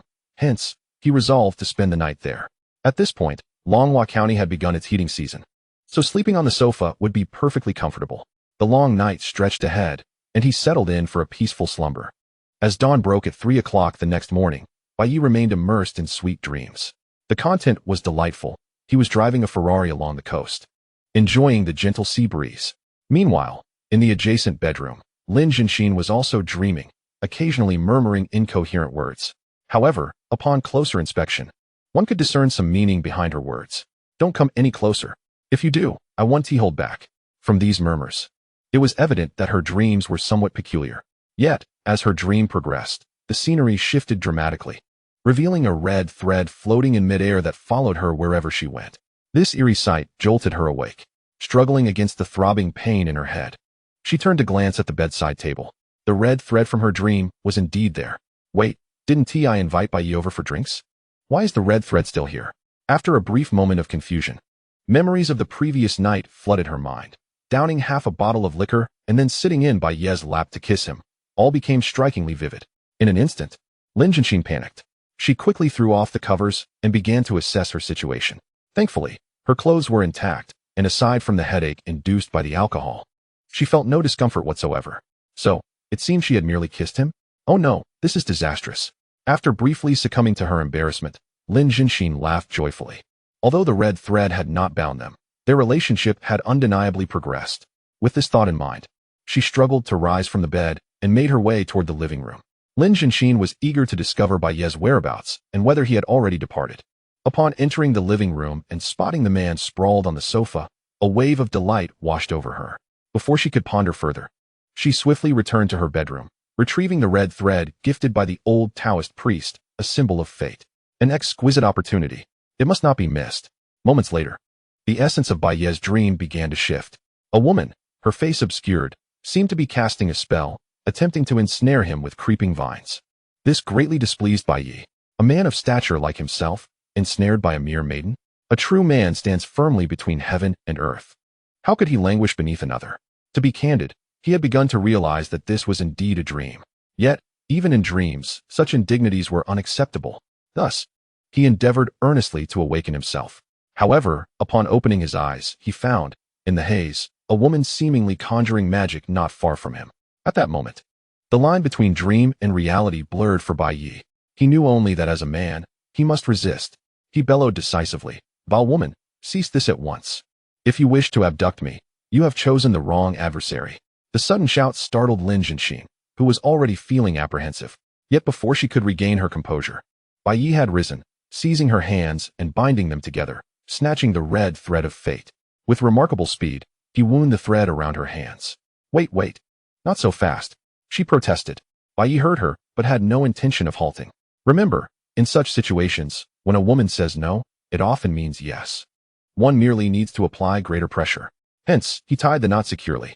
Once everything was settled, Bai Yi pulled her into his embrace, whispering in her ear, "Are you satisfied now? Am I satisfied?"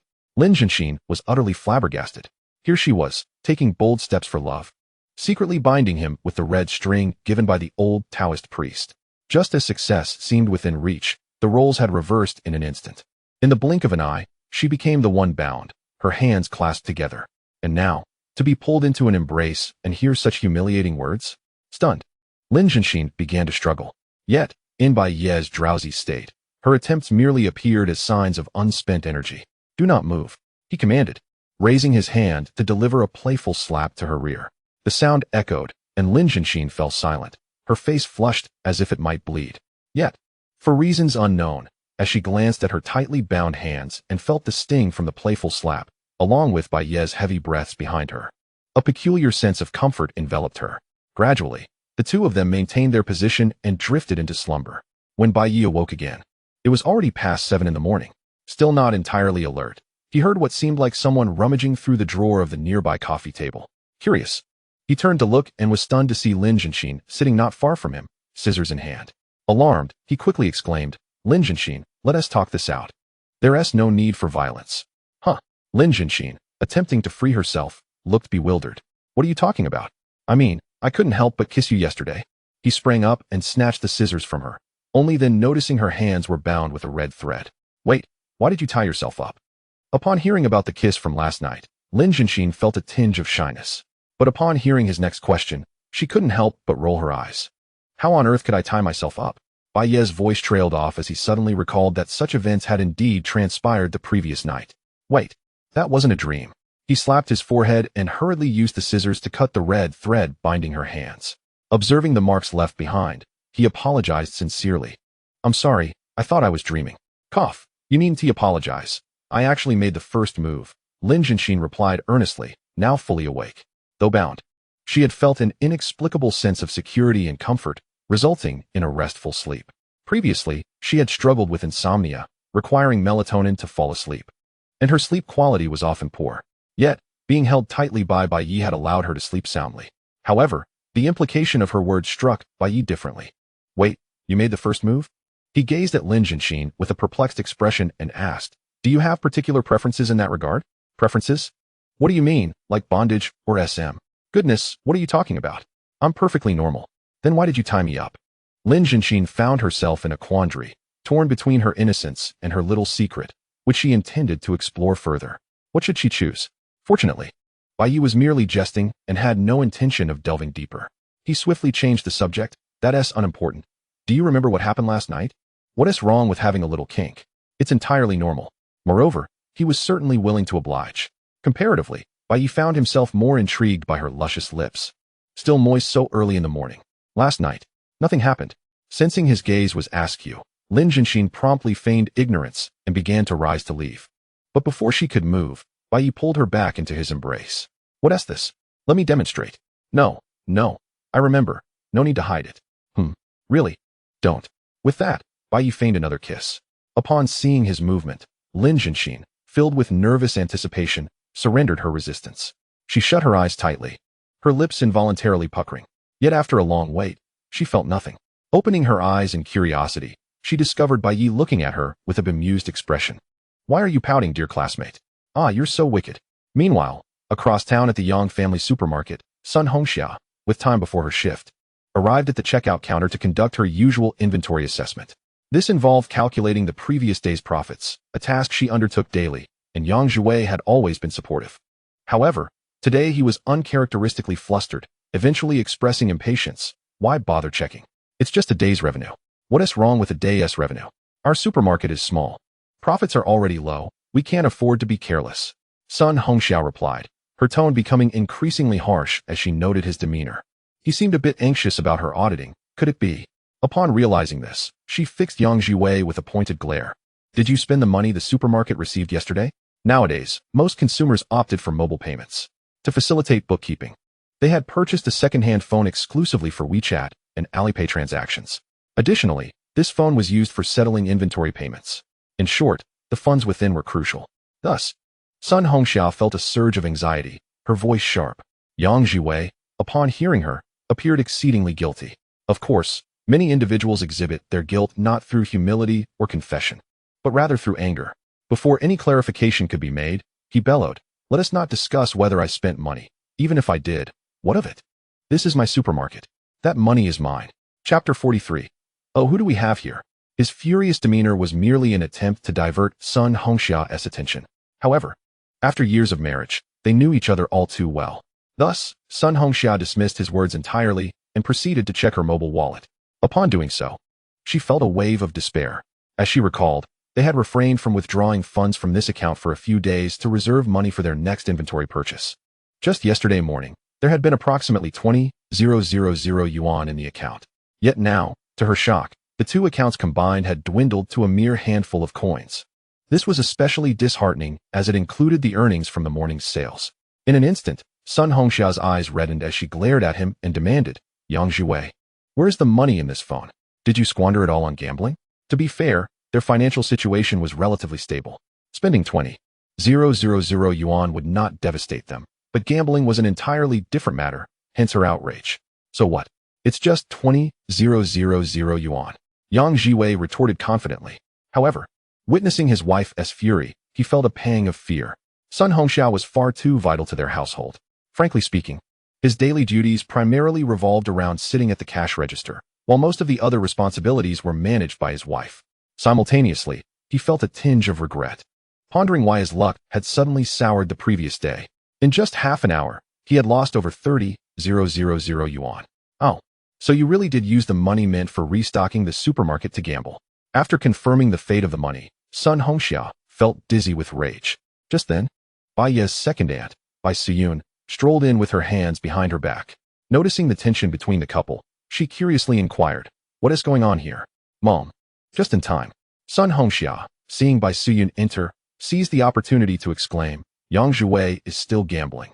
All the money for restocking is gone, and he squandered 30,000 yuan in a single day. P.S. Your son, you must intervene." She knew all too well the devastating consequences gambling could bring, having seen countless families shattered by it online. Furthermore, she understood that Yang Zhiwei was impervious to anyone's advice except for his mother's.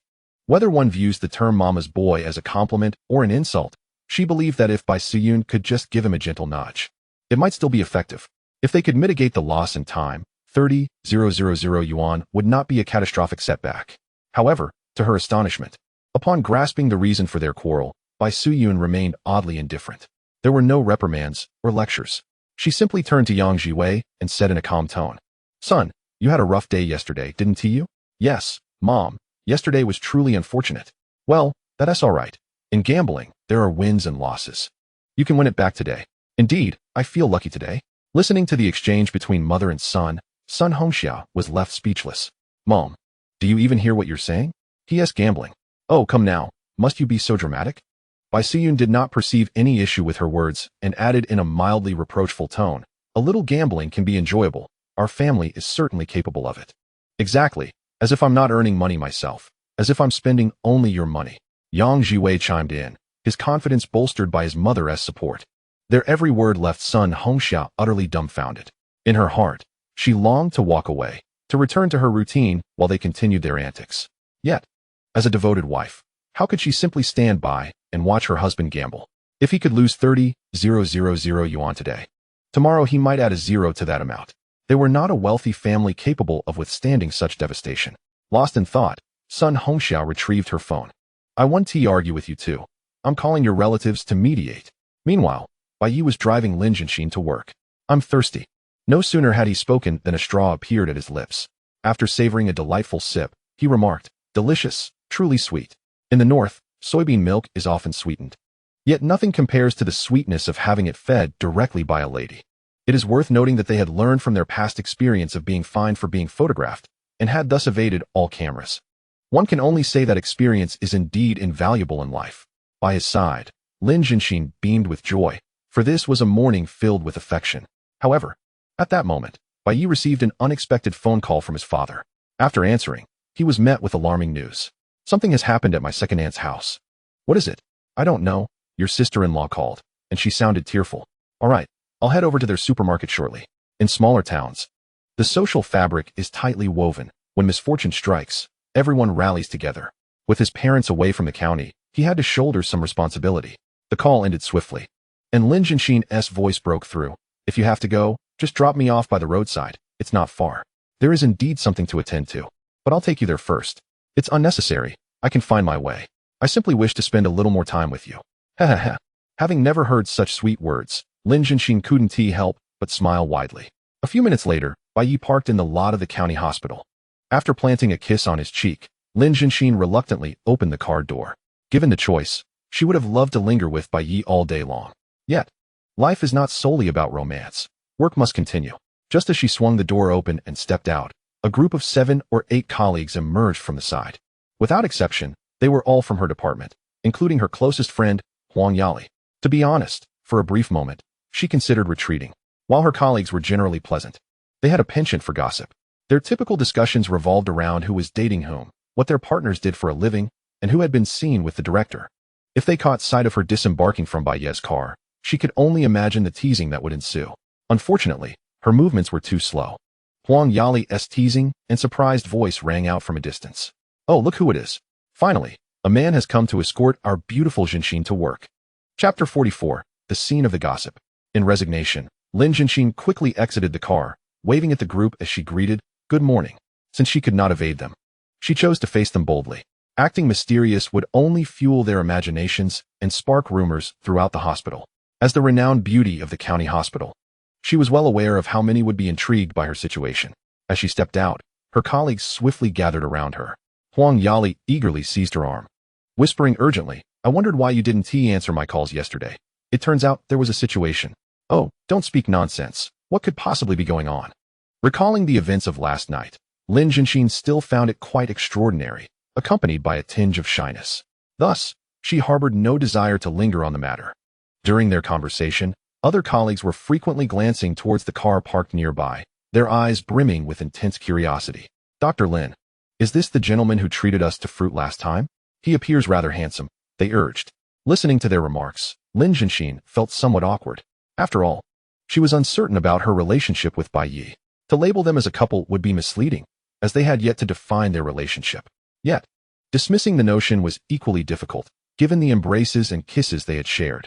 Currently, they maintained an unspoken understanding, both refraining from breaking that invisible barrier. In such a context, she worried that Bai Yi might not appreciate mingling with her colleagues. However, before she could formulate her thoughts, Bai Yi had already exited the vehicle from the driver's side, greeting everyone with a bright smile. "Good morning, everyone." He had no reason to shy away, for he was neither ashamed nor socially anxious. Moreover, Lin Jinshin had become a part of his circle. This was a splendid opportunity to assert his claim, one he could not afford to miss. "Good morning, handsome. Thank you for the delicious dragon fruit last time. It was incredibly sweet. You and Dr. Lin make a perfect pair." In response to their comments, Bai Yi maintained his cheerful demeanor. "Was the fruit delightful? I'll arrange for more next time.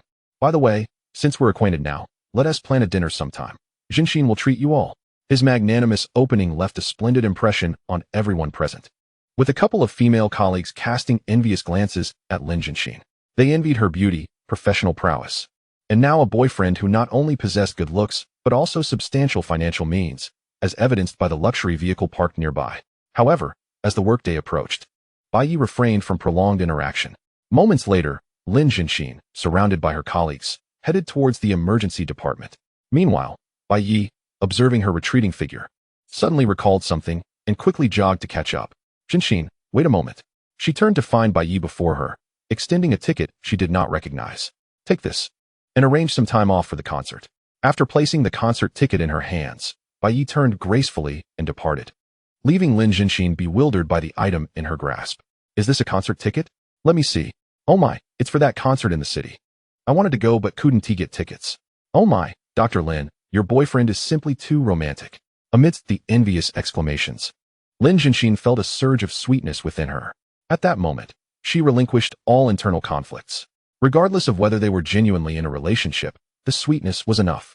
After 30 years of solitude, why shouldn't she revel in a bit of happiness?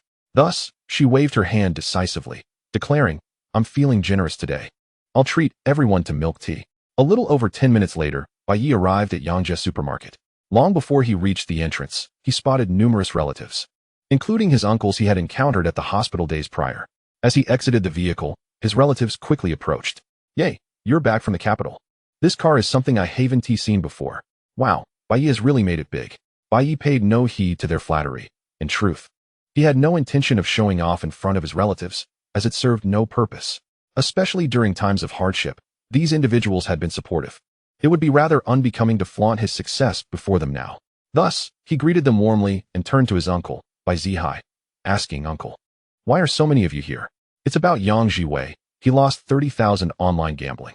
Upon hearing this, Bai Yi mentally confirmed his suspicions.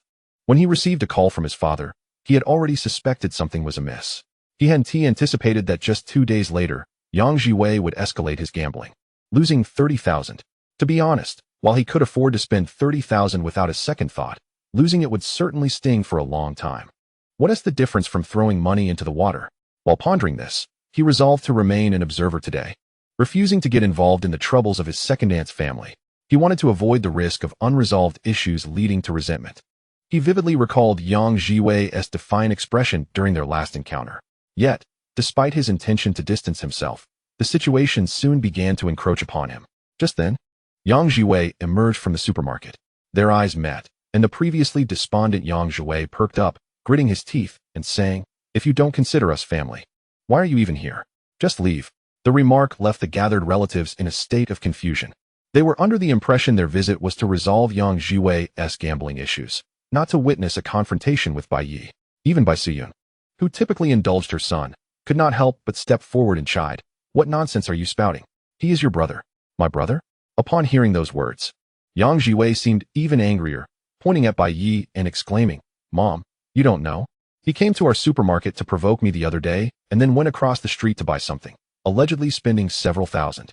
Chapter 45. Not only last time, but this time I will also buy. Is that true? Of course. The guy from the supermarket across came to brag about it. Bai Siyun's expression shifted upon hearing this. She was inclined to believe her son, especially in front of so many relatives. He was unlikely to lie. Thus, she quickly turned to Bai Yi, asking, "Bai Yi, what do you mean by treating your brother this way? With so many relatives present, isn't this reasonable?" The gathered relatives also displayed discomfort at her words. However, as elders, they found it challenging to remain silent. Bai Yi's uncle pulled him aside and asked, "Ye, is what your brother said true?" "He got a half right. I did buy something across the street. As for his interpretation of my actions, if he thinks that way, I can't help it." The fruit hadn't even been tasted yet, and it had already been thrust upon him. He felt a touch of helplessness. However, this did not mean he would concede to any wrongdoing, so he acknowledged it candidly. His attitude only perplexed the relatives further. Those with clarity could see that the situation was not as straightforward as it appeared. After all, Bai Yi was someone they had watched grow up. He was not the type to sever ties with family upon achieving success. Yet, he had admitted to it, leaving the mediating relatives uncertain about how to proceed. Of course, the most affected were Yang Jiwei and his mother, Bai Siyun. Yang Jiwei, observing Bai Yi's calm demeanor and glancing at the car parked not far away, felt a surge of anger rise within him. At that moment, he fixed his gaze on Bai Yi and, gritting his teeth, exclaimed, "You claim you haven't disgusted me? If it weren't for you, I wouldn't have been exposed at all. Yes, my son was merely playing around, yet you had to instigate trouble, making him argue with your sister-in-law." Bai Suyun chimed in beside him. In fact, even now, she did not perceive any issue with her son. It was merely a game. After all, when she herself played mahjong, she sometimes lost hundreds due to bad luck. If it weren't for Bai Yi, she wouldn't have faced such humiliation in front of so many relatives today. Listening to the exchange between the mother and son, Bai Yi couldn't help but chuckle. "Haha. Second aunt, do you even hear what you're saying?" With a resigned gesture, he continued, "Your son is gambling online, which is illegal. I informed my sister-in-law because I didn't want to see him continue squandering his fortune. And now, this responsibility has somehow fallen on me? Honestly, I have encountered unreasonable individuals before, but never to this extent. It's utterly absurd." His words quickly garnered support from nearby relatives. "Indeed, Suyun, Yi only informed Hong Xia for your own good. We cannot let right be turned into wrong. We are here to ensure Ji Wei controls himself and refrains from gambling further." "Sister, how can you not distinguish right from wrong?" From a rational perspective, Bai Yi's actions held no fault.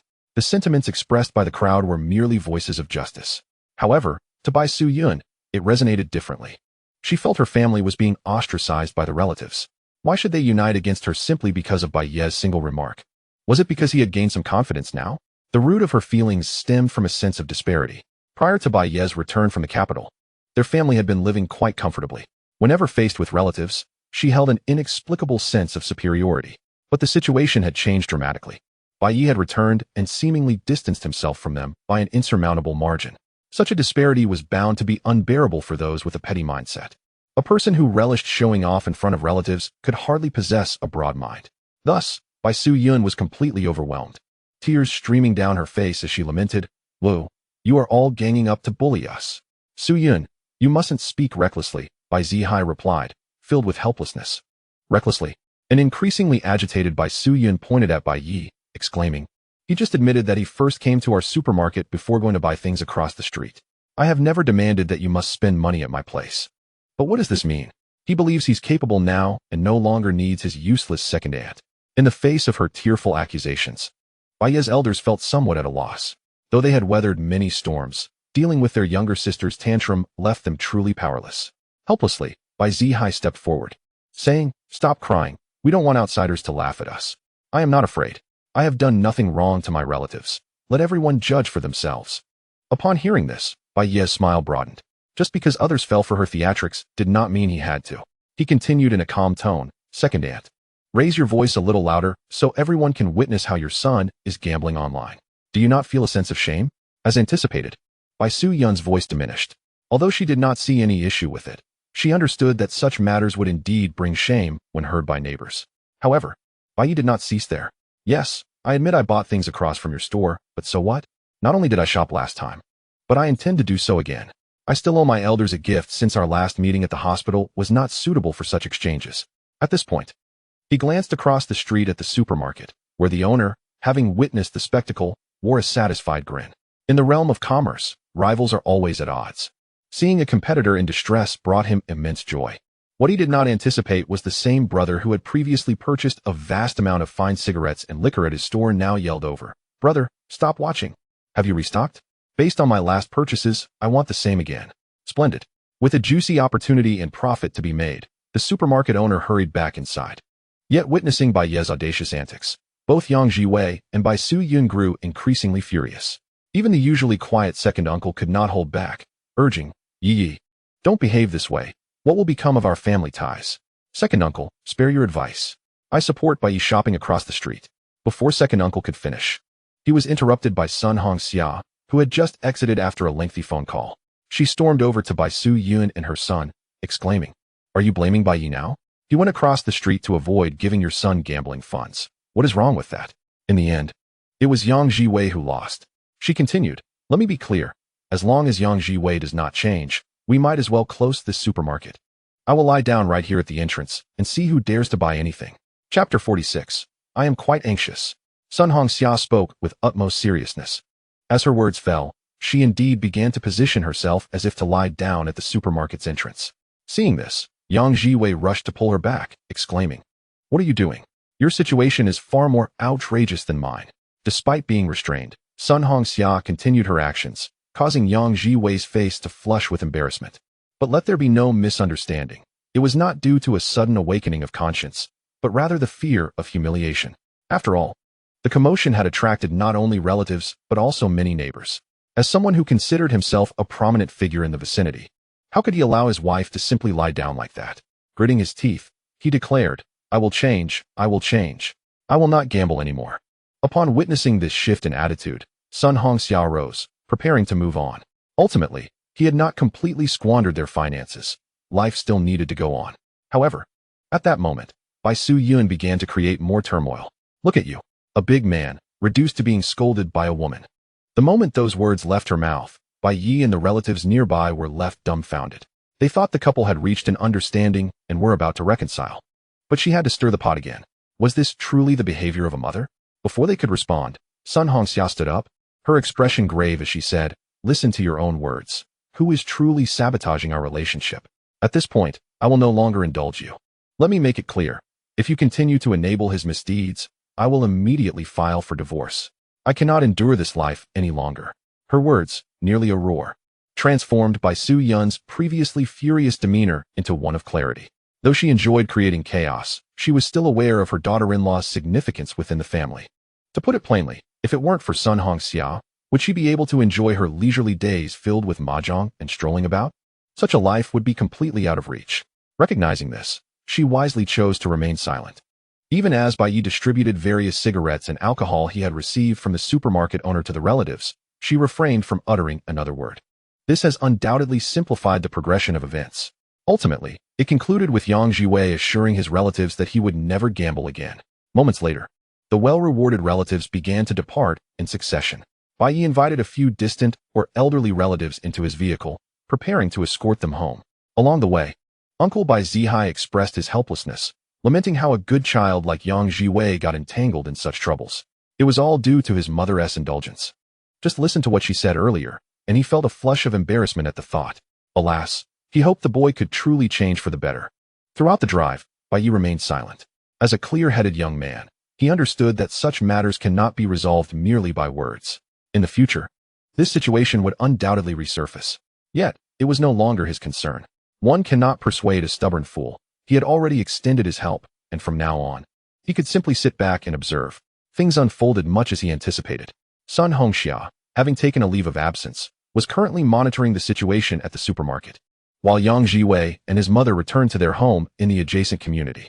As soon as they stepped inside, he threw his hat onto the floor in frustration. It was utterly maddening. What wrong had he done by spending his own hard-earned money, only to become the laughingstock for that ungrateful Bai Yi? All right, son. As long as you don't gamble anymore, that should suffice. However, as he spoke, Yang Jiwei pulled out his phone, displaying the chat history with the customer service of a certain website. The content was essentially an invitation for him to become one of the first clients of a new site. The perks for early clients included making substantial profits through internal transactions, which would then be used for promotion. Upon seeing this, Bai Siyun's heart raced. Was this reliable? It certainly seemed so. Previously, when he made money, it was through her guidance on betting strategies, but regrettably, he was now out of funds. Just after making his promise, the phone used for transactions had completely fallen into Sun Hongxia's hands, leaving him without authority over it. Before he could dwell on his regret, Bai Siyun mysteriously remarked, "Don't worry, son, you still have your mother." By the time Bai Yi returned home to Guanshanyu, it was already past 9 in the morning. To his surprise, Li Sisi, whom he associated with various labels such as the neighborly young mother and the yoga instructor who adored wearing stockings, was standing at his door as if waiting for him. After parking his car in the yard, Bai Yi stepped out and curiously asked, "Sister, do you need something?" "Actually, I do have a matter to discuss," Li Sisi replied, biting her lip hesitantly. Observing her expression, Bai Yi immediately speculated that she was experiencing stomach discomfort and wanted him to assist with a massage, though she found it hard to articulate her request. As a man, he felt it was his duty to help in such matters, so he naturally and openly said, "Sister, is it about a stomach massage? Should we go to your place or mine?" Coughing slightly, Li Sisi suddenly recalled the warmth of Bai Yi's large hands resting on her abdomen the day before. The thought intensified her embarrassment. Nevertheless, she genuinely wished for Bai Yi's assistance. However, regrettably, that was not her purpose for today. After regaining composure, she shook her head gently, stating, No, it's about my daughter, Liu Xuedong. The kindergarten is organizing a parent-child activity tomorrow. That's wonderful. It benefits the child's physical and mental health. Indeed, it is a good thing, but Liu Xuedong has been boasting at school. Sister, do elaborate. Even now, Bai Yi could not comprehend how Liu Xuedong's kindergarten activity pertained to him. She had boasted to her classmates that he was her father, and upon the teacher hearing this, it was mandated that parents must attend the event. "So, you want me to accompany you?" Bai Yi blinked, feeling somewhat taken aback by the unexpected proposition of becoming an impromptu father. Upon confirming her intent, Li Sisi nodded, offering an apologetic smile. "I apologize. I know boasting is wrong, but she has never had a father, and I truly do not know how to reprimand her. Of course, if you are unwilling, it's no problem. I can simply take the day off and skip it." "Please don't," Bai Yi replied with a smile, realizing that the child's desire to boast about him was a form of acknowledgement. If he declined, the little girl would surely be disappointed.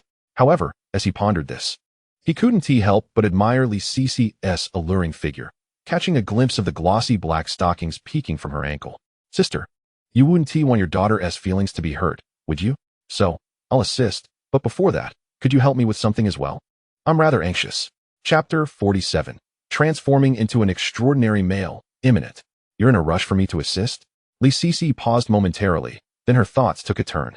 This led to a slight irritation within her, feeling that Bai Yi was somewhat disrespectful. Consequently, her expression shifted to one of seriousness. Brother, although I am a single mother, I am certainly not a woman of loose morals. I cannot agree to such an outrageous request. A large question mark appeared in Bai Yi's mind. He wondered why Li Sisi reacted so strongly when he hadn't even articulated his request yet. Nonetheless, he gently replied, "All right then. I just wanted to ask if you could teach me yoga. If not, that is fine." Bai Yi was entirely sincere. Having spent a night at Lin Jinshin's place, he had only received a basic physique from the system. This left him feeling quite dissatisfied, as he yearned to grow stronger. Riding out at this time would only involve breathing in exhaust fumes. So that is what you needed help with. What else would it be? Did you think it was something else? Coughing, Li Sisi felt a wave of embarrassment wash over her. What was this? She had completely misjudged his intentions. Bai Yi not only assisted her by taking care of her child when she was unwell, but he also helped with massages. Today, when he requested something from her, she had immediately jumped to conclusions. Deep down, she realized that asking Bai Yi to impersonate her child as father was somewhat excessive. Yet, when he sought her assistance, her thoughts had wandered elsewhere. Feeling humbled, she quickly corrected herself. "Of course, brother. I have a space at home where I practice. I can guide you anytime." "Perfect. I'll change into my workout clothes and come over shortly." "All right." After affirming, Li Sisi turned and left. As Bai Yi walked back into his yard, he couldn't shake the feeling that Li Sisi had definitely misunderstood something. Upon reviewing their conversation, he suddenly realized, damn, she must think I'm some sort of pervert. He acknowledged that he was not a virtuous person and did not claim to be one. Although he possessed a hint of peculiarity, he would never stoop to the level of intimidating a neighborly woman or running red lights. A few minutes later, having changed his clothes, Bai Yi followed Li Sisi to her second-floor apartment. It was a small room converted into a yoga studio, complete with a large mat on the floor and a large mirror adorning one wall. Upon witnessing this, Bai Yi couldn't help but exclaim, "Sister, you are truly professional." To which she replied, "Well, this is how I make my living." With a hint of guilt lingering in her heart, Li Sisi resolved to teach him properly. Thus, she quickly pointed to the ground and said, "Come on, brother, let us begin with some basic movements to warm up." All right. Since he was there for the purpose of exercise, Bai Yi was naturally focused. However, he was taken aback by how deceptively simple the yoga poses appeared, yet proved to be exceedingly challenging. The exertion was greater than he had anticipated. In no time, he was already sweating profusely. Of course, part of the reason for his perspiration was Li Sisi's frequent adjustments to his posture during the session, which inevitably stirred a sense of warmth within him. Moreover, it must be noted that exercising indeed consumes time remarkably well. Unbeknownst to him, over an hour had slipped by. After bidding farewell to Li Sisi, Bai Yi returned home and reclined in the bathtub of his master bedroom, activating the system's attribute panel. Host, Bai Yi. Age, 30. Physique, 636. Current status, unemployed. On blind dates, activated assistance, unemployment subsidy, physique enhancement, filial piety assistance, hobby assistance. Good heavens, an hour of yoga can increase my physique by 0.5. Observing the figures on the panel, Bai Yi felt an overwhelming sense of delight. In the past, during his cycling workouts, he would only see an increase of about 0.3 after riding for over an hour. Yet, today marked only his first yoga session, and he had achieved such a significant improvement. This revelation sparked an idea within Bai Yi. How about I invite Lin Jinshin for a morning bike ride, and then practice yoga with Li Sisi? It seemed feasible. With 100 points in physique, transforming into an unparalleled strongman was within reach. Excitement bubbled within him. After all, compared to the accumulation of wealth, maintaining one's health was of utmost importance. Hence, he was more than willing to dedicate additional time to physical activity. Just as he was mapping out his plans, a post from his nephew by Hong Yu caught his attention. "Is there a car heading to the city? Take me with you, it's urgent." What intrigued him were the words "to the city." After receiving a budget of 2 million intended to enhance his emotional value through consumption, he had already decided to indulge in some serious shopping in the city. Given his current circumstances, his basic needs were well secured. Thus, how could he elevate his happiness? Bai Yi believed that collecting items or other pursuits could wait. The immediate priority was to enhance his quality of life, making a spree of extravagant spending indispensable. After all, that money was bound to be spent eventually. Why not seize the day? Resolute in his decision, Bai Yi opened his nephew's WeChat and messaged him. "I recall you took a week off. What brings you to the city now?" The response was not a text but a phone call instead. "Uncle, are you going to the city?" "Yes, but whether I take you along depends on your reason," he replied, as it was essential to understand the motives of this mischievous young man before taking him out. Their amicable relationship often felt more like that of friends. So Bai Hongyu quickly whispered, "Uncle, I'll tell you, but don't breathe a word to my dad. Spill it, or I'll leave without you." Wait. I'm about to say it. My goddess invited me out. The excitement in Bai Hongyu's voice was palpable. Goddess? Upon hearing this term, which had become somewhat derogatory among younger girls, Bai Yi burst into laughter. Haha, how long have you been in school, and you already have a goddess? Indeed. She's my senior from the 3rd year, and she's exceptionally beautiful. Chapter 48. He has money. We need not worry about him. Longhua County, belonging to CD City, is an ordinary 3rd-tier city with a relatively low profile. However, once the name Summer Resort is mentioned, most people will have some recollection. It is a place favored by ancient emperors who would spend months there each year, and the scenery speaks for itself. Mountains and waters in harmonious beauty. In recent years, CD City has developed quite well and has everything one could need. At this moment, having picked up his nephew, Bai Yi was driving towards the Wanda Plaza in the city center, approximately 20 kilometers away. Throughout the journey, Bai Hongyu was like a little teddy bear filled with excitement, his face beaming with joy as he recounted tales of his so-called goddess. In summary, it was the story of a freshman who fell head over heels for a senior and had since pursued her, albeit with no apparent progress. Upon hearing the end of the tale, Bai Yi couldn't resist teasing. So, because she hasn't dated you, she has become your goddess? Hee, it's coming soon. After all, she took the initiative to invite me out. Alright, good luck. To be honest, based on his recounting, Bai Yi was skeptical about the prospect of any further developments with the goddess. However, he refrained from saying much. Young individuals in the throes of youth often do not heed warnings until they face reality. Fortunately, their destination coincided perfectly, allowing him to keep an eye on his nephew. After about 20 minutes, Bai Yi parked the car in the lot and was promptly pulled along by his nephew to the 2nd floor of Wanda Plaza. As they stepped out of the elevator, 2 girls clad in short skirts approached, despite the winter chill. Judging by their youthful appearances, Bai Yi surmised that one of them must be his nephew's goddess. His assumption was soon confirmed. Upon seeing them, the girl on the right exclaimed, "Bai Hongyu, why did you arrive so late? My roommate and I are starving." "Ah, it's just that the distance was considerable. I apologize." After his apology, Bai Hongyu proudly introduced, "Uncle, this is my senior Du Li, and this is her roommate Zhang Mingyao." At the end of the introduction, he quietly asked, "So, what do you think? Aren't they pretty?" "Quite lovely," Bai Yi admitted. He had to concede that both girls were attractive, particularly Zhang Mingyao, who had a distinctly Korean beauty, easily scoring an 8 out of 10. Her long legs paired with Du Li's presence were undeniably striking. Upon realizing Bai Yi was a relative, Du Li, who initially intended to scold Bai Hongyu, instantly softened her approach. The 2 girls greeted him with decorum. "Hello, uncle." "Hello, but please, no need to call me uncle. Just call me brother." Feeling the vibrant energy of youth surrounding him, Bai Yi couldn't help but inquire, "Aren't you too cold in these short outfits during winter? Aren't you worried about exposure?" "As long as we stay in the mall with the air conditioning, we aren't cold at all." Zhang Mingyao, evidently more vivacious, stepped forward to elaborate. "And as for exposure, we are wearing safety shorts," she added, reaching down to lift her skirt to prove her point. Bai Yi was taken aback by this boldness and quickly interjected, No, there's no need to demonstrate." Setting aside the impropriety of lifting skirts in public, he questioned, "If you're wearing safety shorts, what's there to show?" However, he couldn't help but acknowledge the refreshing straightforwardness and openness of modern female university students, contrasting sharply with the more reserved nature of the girls he had known during his own school days. Just as he pondered this, Du Li gently pulled Zhang Mingyao aside and whispered, "Sister, did you forget something?" "Forget what?" "We couldn't find our safety shorts when we left." The dialogue between the 2 individuals brought a sudden realization to Zhang Mingyao, causing her cheeks to flush slightly as she adjusted her dress. At the same time, Bai Yi felt a sense of helplessness. He lamented internally that he had missed a golden opportunity worth a fortune. He even contemplated whether to utter a casual remark of disbelief, pondering if his counterpart might possess an obsessive need to validate themselves.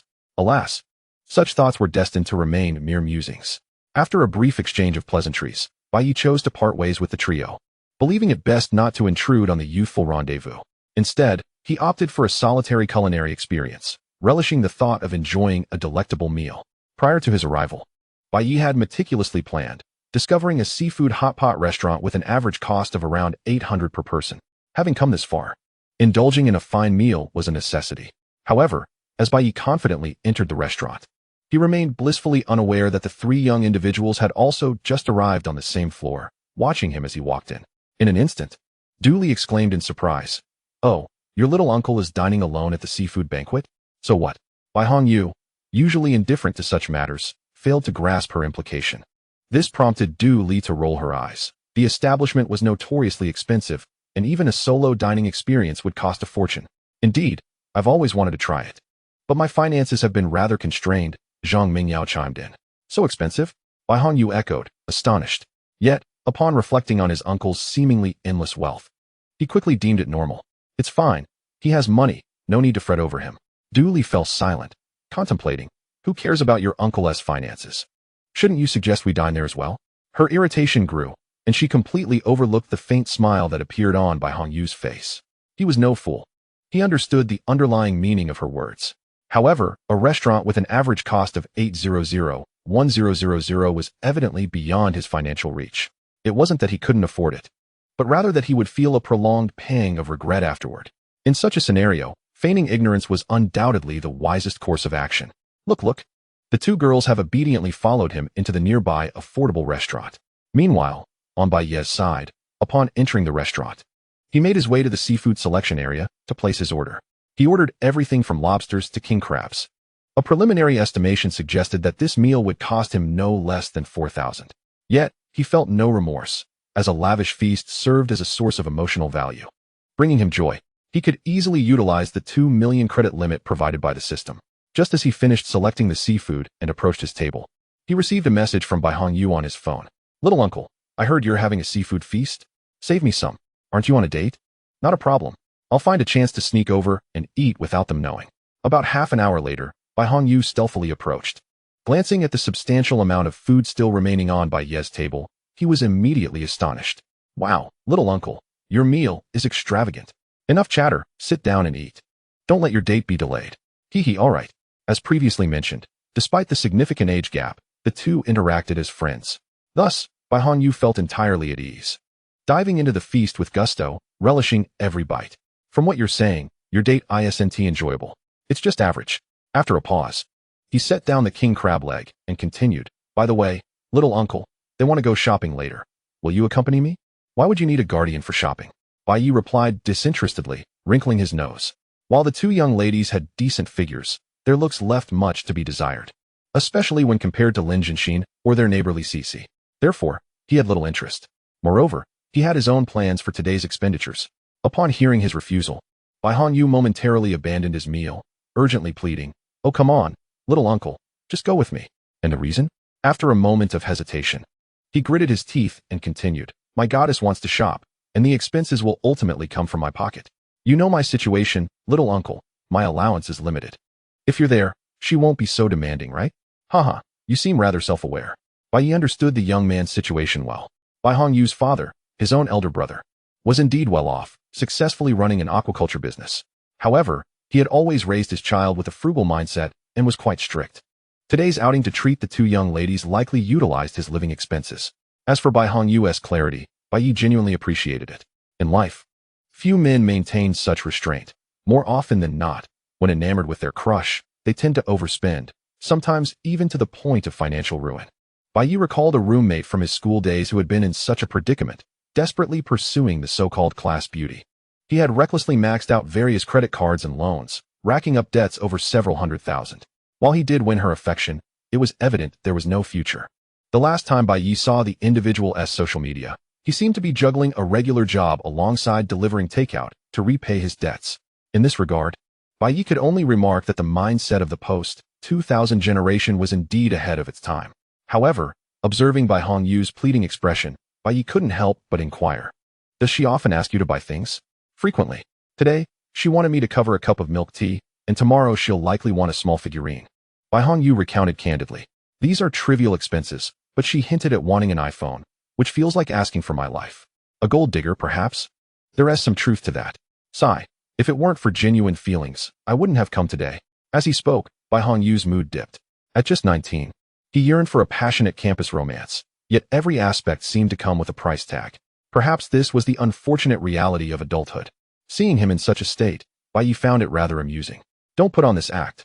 If you know she is a gold digger, then steer clear and move on to someone better. According to your own logic, if you don't spend, she wouldn't consider being your girlfriend.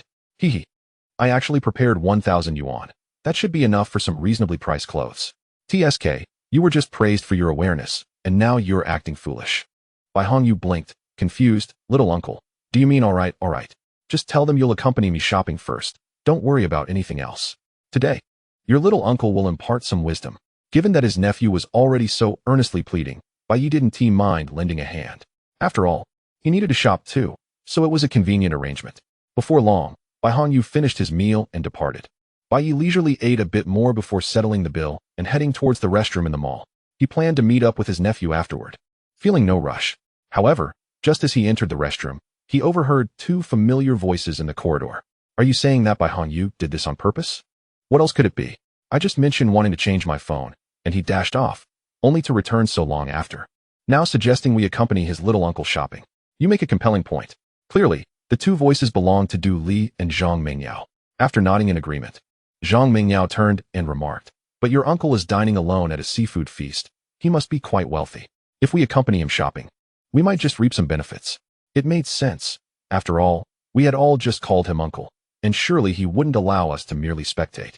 Listening to the two women's conversation, Bai Yi, who was currently letting the water run, could hardly contain his laughter, causing the stream to tremble. The girls were clearly dreamers, eager to fish for opportunities without any real understanding. Alas, today would inevitably disappoint them. If Bai Hongyu was half aware, then Bai Yi, at 30, was fully alert. He would spend liberally on his parents without a second thought, but when it came to a stranger, particularly one who seemed intent on exploiting his wealth, absolutely not. This was not a matter of wealth, but rather a principle. A man must never be a fool. Yet, since this was the classmate of his nephew, whom he was about to teach, Bai Yi wouldn't expose the truth just yet. He decided to let things unfold a bit longer. After emerging from the restroom, Bai Yi swiftly rejoined the three. Perhaps due to prior discussions, the two young girls exhibited an exuberance that was almost palpable, sweetly calling out uncle. They remained blissfully unaware that each time they addressed him in such a manner, a slight frown would crease his brow. He mused that he had previously suggested they call him brother. How could they be so oblivious? At his age, being referred to as uncle only accentuated his age. With such emotional intelligence, did they really expect to gain any advantage from him? Absurd. Standing to the side, Bai Hongyu cut to the chase. Uncle, where shall we go shopping? Let us head to the third floor and start with some clothing, Bai Yi replied, halting his internal grievances and leading the group upstairs. The third floor of Wanda Plaza was a veritable hub of prestigious brands, from LV to Dior to Gucci, which undoubtedly heightened the excitement of the two girls. Lily struggled to suppress her laughter. Oh, I'll try my best, regardless of the demeanor of the two girls behind him. Bai Yi made a beeline for the Arc'teryx store upon reaching the third floor. He was serious about enhancing his quality of life through clothing and essentials. Although he had previously admired Arc'teryx from afar, its exorbitant prices had deterred him.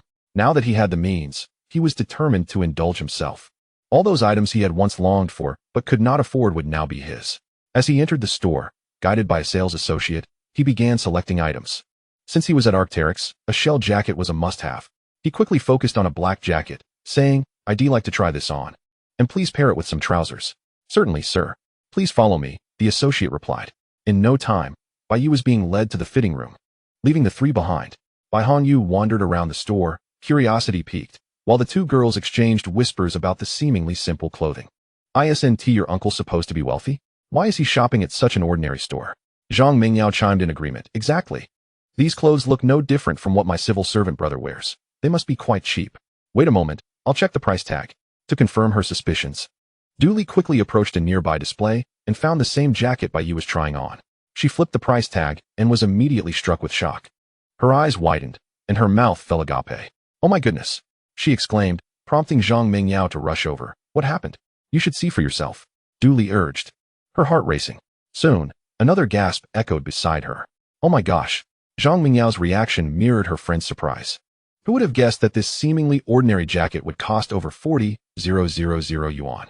That was equivalent to her entire annual living expenses at school. This is outrageous, she exclaimed, hastily placing the tag back, fearing she might inadvertently trigger a purchase. However, when she turned around, she found Du Li standing there with a dreamy expression, a smile on her face. Waving her hand in front of Du Li's eyes, she asked, What are you thinking about? I was contemplating the kind of wealth required to spend 40,000 yuan on a single piece of clothing, Du Li replied. Perhaps it's the kind of wealth that treats money as inconsequential. If he is that wealthy, surely he isn't stingy, right? Absolutely. The two girls continued to grow more excited, eagerly anticipating the remainder of their shopping excursion. This enthusiasm waned, however, when Bai Yi emerged from the fitting room in his new outfit. "Wow, brother, you look incredibly handsome in that," they exclaimed. "So dapper. I mistake you for a freshman at our university." Their enthusiastic praise left the sales associate bewildered, as she wondered why all the compliments were being doled out by the girls instead of her. As for Bai Yi, he smiled and replied, "Really looks good? Absolutely stunning." They chorused, "All right then, let us settle the bill." He understood their intentions, but appreciated the emotional value that their flattery brought. Moreover, he genuinely liked the jacket, so he felt no hesitation in proceeding. Soon, he swiped his card at the register. The jacket and trousers totaled nearly 60,000 yuan. Notably, this expense was charged directly to the system that provided him with emotional value, requiring none of his personal funds. It was evident that he was a man of few words but great generosity. With that, Bai Yi felt even less pressure as he began to explore various brand counters with the trio in tow. A casual Dior outfit and a pair of white collaborative sneakers amounted to around 100,000 yuan. Small items like an LV storage box, keychain, and wallet added another 30,000 yuan. He made purchases from Valentino and other brands, ultimately racking up a staggering 400,000 yuan. This truly validated the girl's earlier comment about treating money as if it were inconsequential. However, as they exited yet another boutique, the two girls' excitement had noticeably dimmed. Despite Bai Yi's lavish spending, they had yet to receive any tangible benefits from the outing, not even an offer to buy them a cup of milk tea, let alone any luxury items. This left them feeling somewhat disheartened, occasionally pouting to express their dissatisfaction. Observing their dwindling spirits, Bai Yi couldn't help but chuckle inwardly. Yet, with their enthusiasm waning and the absence of the emotional boost from their earlier compliments, he began to feel fatigued by the expenditure. Spending money could indeed be exhausting. Thus, he resolved to rekindle their excitement. After making up his mind, Bai Yi suddenly slapped his forehead while walking and turned to say, "Look at my memory. I was so busy buying things for myself that I forgot about my nephew's classmates." Bai Hongyu shrugged. "Do you two have anything you desire? I could get you some gifts." As he spoke, he gestured towards the luxury boutiques. Instantly, the two young girls' gloomy expressions vanished, their eyes sparkling with excitement. Finally, Bai Hongyu, this extravagant uncle, has remembered us. Time to soar. Of course, their internal jubilation was tempered by outward restraint. They feigned modesty, stating, "But the items you buy are too expensive. It's inappropriate for you to gift us." This reaction is a common human trait. The more one yearns for something, the more reserved they become, especially when receiving gifts, as modesty helps to mask greed. In a typical gifting scenario, one might play along with their modest refusals, but unfortunately, Bai Yi was no ordinary person. He anticipated their exact response. And should they have abandoned their restraint? Simple. He'd just claim his bank card had a limit. After spending so much, it would be perfectly reasonable to have a limit, wouldn't it? As he pondered, Bai Yi addressed the girl who was clearly deflecting yet wearing an expectant expression. "You're right. You are still students, and using such extravagant items is rather ostentatious. So, I shall refrain from gifting you." With that statement, Bai Hongyu, who had been standing nearby, quietly gave a thumbs up. It was indeed impressive, with just a few words. He deftly sidestepped the obligation of gifting those two girls. They were left speechless. After all, he had offered a gift, and they had declined. Who could they blame? Learning never stops. Bai Hongyu felt compelled to learn from his uncle's adeptness. The two girls, however, were left dumbfounded. They wondered why, after merely being a bit reserved, he no longer insisted on gifting them. "What do you mean students shouldn't be ostentatious? Who says students can't be flashy?" They couldn't help but fantasize about how much envy they would attract by bringing luxury gifts back to their dormitory. Even a gift worth a few thousand would suffice to elevate their status. Yet, it appeared they were destined for disappointment, leaving them feeling quite disheartened. It was a struggle to accept, especially given their vanity. After exchanging glances, Dooley tentatively spoke up, "Brother, I just saw a khaki bag from LV that looked quite nice." Yes, I really liked that bag at first sight," Zhang Mingyao quickly chimed in. In their minds, this was a clear hint for Bai Yi to understand their desires and present that bag as a gift. However, their hopes were misplaced. Bai Yi had already foreseen this. If the goal was to provoke their interest, the next step was to fundamentally eliminate their opportunity to ask for anything directly. "You mentioned that bag? I'm not particularly fond of items plastered with logos, so I won't be purchasing it." After a moment, Bai Yi turned to his nephew, adopting a didactic tone. "Look at your classmates. Can you learn from them? They not only refuse my gifts, but are also requesting a bag." Cough, cough. Uncle, I understand now. If they don't want gifts, then neither shall I. His clever nephew was quite adept at playing along, earning a nod of approval from Bai Yi, who continued. Well done. Your senior is indeed a model of virtue. You should learn from her. Now, let us continue shopping and see if we can find something more understated to gift you. This last remark was crucial. During their exchange, the girls' spirits had plummeted, which was unacceptable. If they were disheartened, they might just leave, and who would carry all the items Bai Yi had purchased?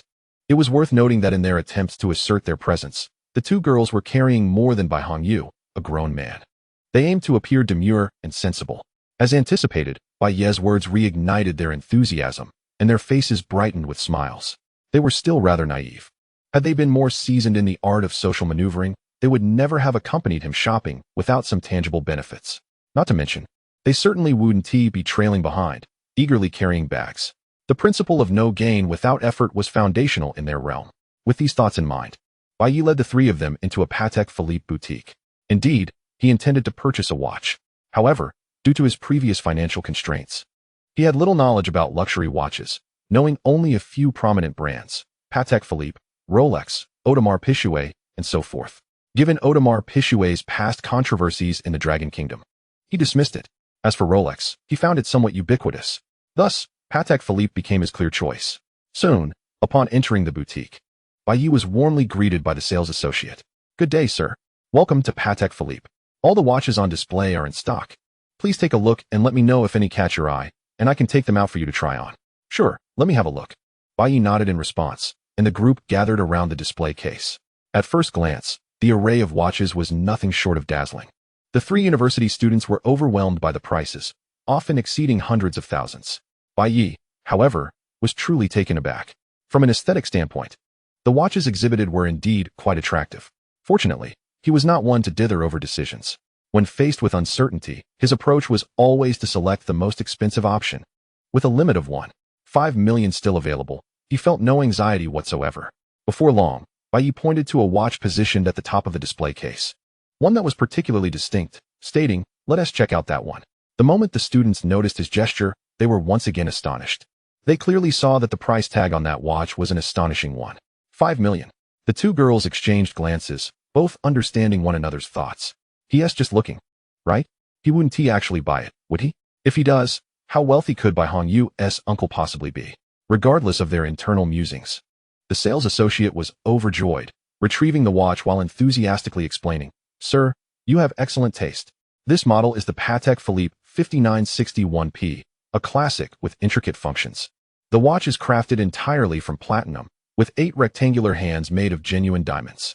Moreover, the sapphire crystal caseback is complemented by a bezel set with 36 diamonds, totaling approximately 4 carats. Not to mention, the hand-stitched strap is adorned with 22 diamonds, perfectly accentuating your prestige." As the sales associate continued, they carefully placed the watch on Bai Ye's wrist, saying, "Sir, look how splendid it looks on you." Indeed, while the remark may have been flattery, Bai Yi wholeheartedly agreed. The watch crafted from sapphire, platinum, and diamonds is undeniably exquisite. The integration of numerous functions and various prestigious applications represents the pinnacle of watchmaking craftsmanship. To be frank, he genuinely adores it. Although the price is somewhat steep, a watch of this caliber, especially one adorning his wrist, can even be considered a collectible. Indeed, the collectible value of watches is hardly inferior to that of typical antiques. Particularly rare and precious timepieces appreciate in value at an astonishing rate. After admiring it for a moment, Bai Yi had already made up his mind. He turned to the two young ladies beside him and asked with a smile, "What do you think? Does this look good on me?" Chapter 52. A man must understand the importance of investing in himself. Absolutely stunning. Brother, this watch was made for you. The two girls eagerly responded in affirmation. How could they possibly say otherwise? This was a watch worth 1.5 million. The diamonds nearly blinding them. However, as they concurred, they recalled their earlier visit to other brand counters. Every time Bai Yi showed interest in something, he would pose similar questions to them. As long as they said it looked good, his response was invariably 2 words, "Check out." And this time, he did not disappoint them. With a satisfied smile, he turned to the salesperson and said, "I'll take this one. Please charge it." "Certainly, sir. Please wait a moment in the reception area while I prepare everything." With that, the salesperson hurried inside. The expression on her face suggested that she would earn a significant commission from this sale. Bai Yi, however, was indifferent. It was her job to earn money. Moments later, He confidently took a seat on the sofa in the lounge area, with the other three following closely behind. In comparison to the prior flattery he received during his spending spree, Du Li and Zhang Mingyao appeared notably silent. It was inevitable, upon hearing him utter those words. Charge it. The two women gained a newfound understanding of Bai Ye's capabilities. In a third-tier city, there are certainly individuals who can afford luxury clothing. However, those who can purchase watches priced above 1 million are truly rare. Even if there are some, they are hardly within the reach of the likes of them. In fact, even Bai Hongyu was taken aback. Prior to this, he had only heard that his uncle earned a substantial amount of money and purchased a villa. But who could have imagined he was wealthy to this extent? Noticing the unusual expressions on their faces, Bai Yi refrained from saying much. He simply waited quietly for the salesperson to bring the new watch, meticulously inspected it, and then decisively completed the purchase. This act meant that Bai Yi had become the owner of a Patek Philippe. How splendid! Although this left him with only several thousand yuan remaining in his spending limit, Bai Yi was entirely unperturbed. It was already the end of the month, and within a few days, his limit would refresh. Perhaps the new limit would be even more favorable. Soon, the POS machine displayed a successful transaction of 1.5 million, and the salesperson promptly approached him with a smile, saying, "Mr. Bai, to better provide you with after-sales service, may I add you on WeChat?" Sure. Having after-sales support was advantageous. So he thought little of it and displayed his QR code. However, to his surprise, Zhang Mingyao, who had remained silent until now, spoke up. "Hey, brother, how about I add you too? Oh, you skin me." Uh-huh. Before long, Zhang Mingyao beamed with joy upon receiving a notification that her friend request had been accepted.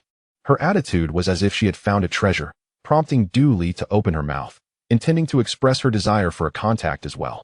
Yet, glancing at Bai Hongyu, she ultimately swallowed her words. Of course, this did not signify her resignation. Witnessing Zhang Mingyao's success and her jubilant demeanor, Du Li could not help but say, "Yao Yao, accompany me to the restroom." "Sure, let us go." Quickly, the two arrived at the restroom. However, Du Li had no intention of using the facilities. Instead, she looked at her roommate with urgency and said, "Hurry, give me his contact." "Huh, what do you mean?" Her question was clearly feigned ignorance. Having lived together for 3 years, Zhang Mingyao understood her well. She knew that once Du Li pushed her to do something, she would unleash a vigorous offensive. If it were anyone else, it would be inconsequential. But pushing Bai Yi, this extraordinary and handsome man, onto herself would only cultivate a rival. She would never engage in such foolishness. "Give me Bai Gu's WeChat." Upon hearing this, Du Li began to realize something was amiss. "Wait a moment, you don't want to monopolize him, do you? What are you talking about?" Caught in her thoughts, Zhang Mingyao raised her voice to cover her embarrassment and continued, "I just don't want you to feel guilty towards Bai Hongyu. After all, you've already gone out on a date with him. What would it look like to contact someone else's uncle? Hey, I don't have anything serious with Bai Hongyu. What is wrong with adding his uncle? Fine, if you want to do it, then you can ask for it yourself." While the plastic sisterhood squabbled, Bai Yi was observing the salesperson preparing the invoice and turned to his nephew, saying, "Nephew, have you learned anything? With your extravagant spending, I certainly can't learn from you." Bai Hongyu's mindset was somewhat shaken. What he thought would be an ordinary shopping trip turned into a spectacle where he witnessed his uncle spend 2 million in an exceedingly short time. And then he asked if he had learned anything. Anyone in his position would feel overwhelmed. He would love to learn, but he lacked the means. "I'm not referring to spending money. Did you not notice when Zhang Mingyao asked for my contact? I thought she was treating your contact like a treasure. Just like when I first added my goddess."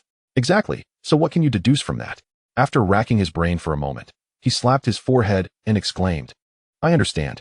Uncle, you're trying to tell me that money is meant to attract women, not for women to spend. Bah, what kind of scoundrel theory is that? It's perfectly normal for two people in love to spend on each other." Bai Yi was quite dissatisfied with his nephew's interpretation and decided to elaborate. "What I intend to convey is that regardless of how much money one has, one must prioritize investing in oneself. When you invest in yourself and become exceptional, the women you meet will also be of higher caliber. Conversely, if you invest your money in women, they may become more outstanding, attracting men who are even better than you. Do you understand?" Understood. Fully grasping Bai Ye's meaning, Bai Hongyu felt an epiphany. His uncle's reasoning made perfect sense. Many men fail to comprehend this, often spending every penny on women, adorning them in finery that attracts countless suitors while being excessively frugal with themselves, lacking even a decent outfit and appearing disheveled. In such circumstances, how could a girlfriend not stray?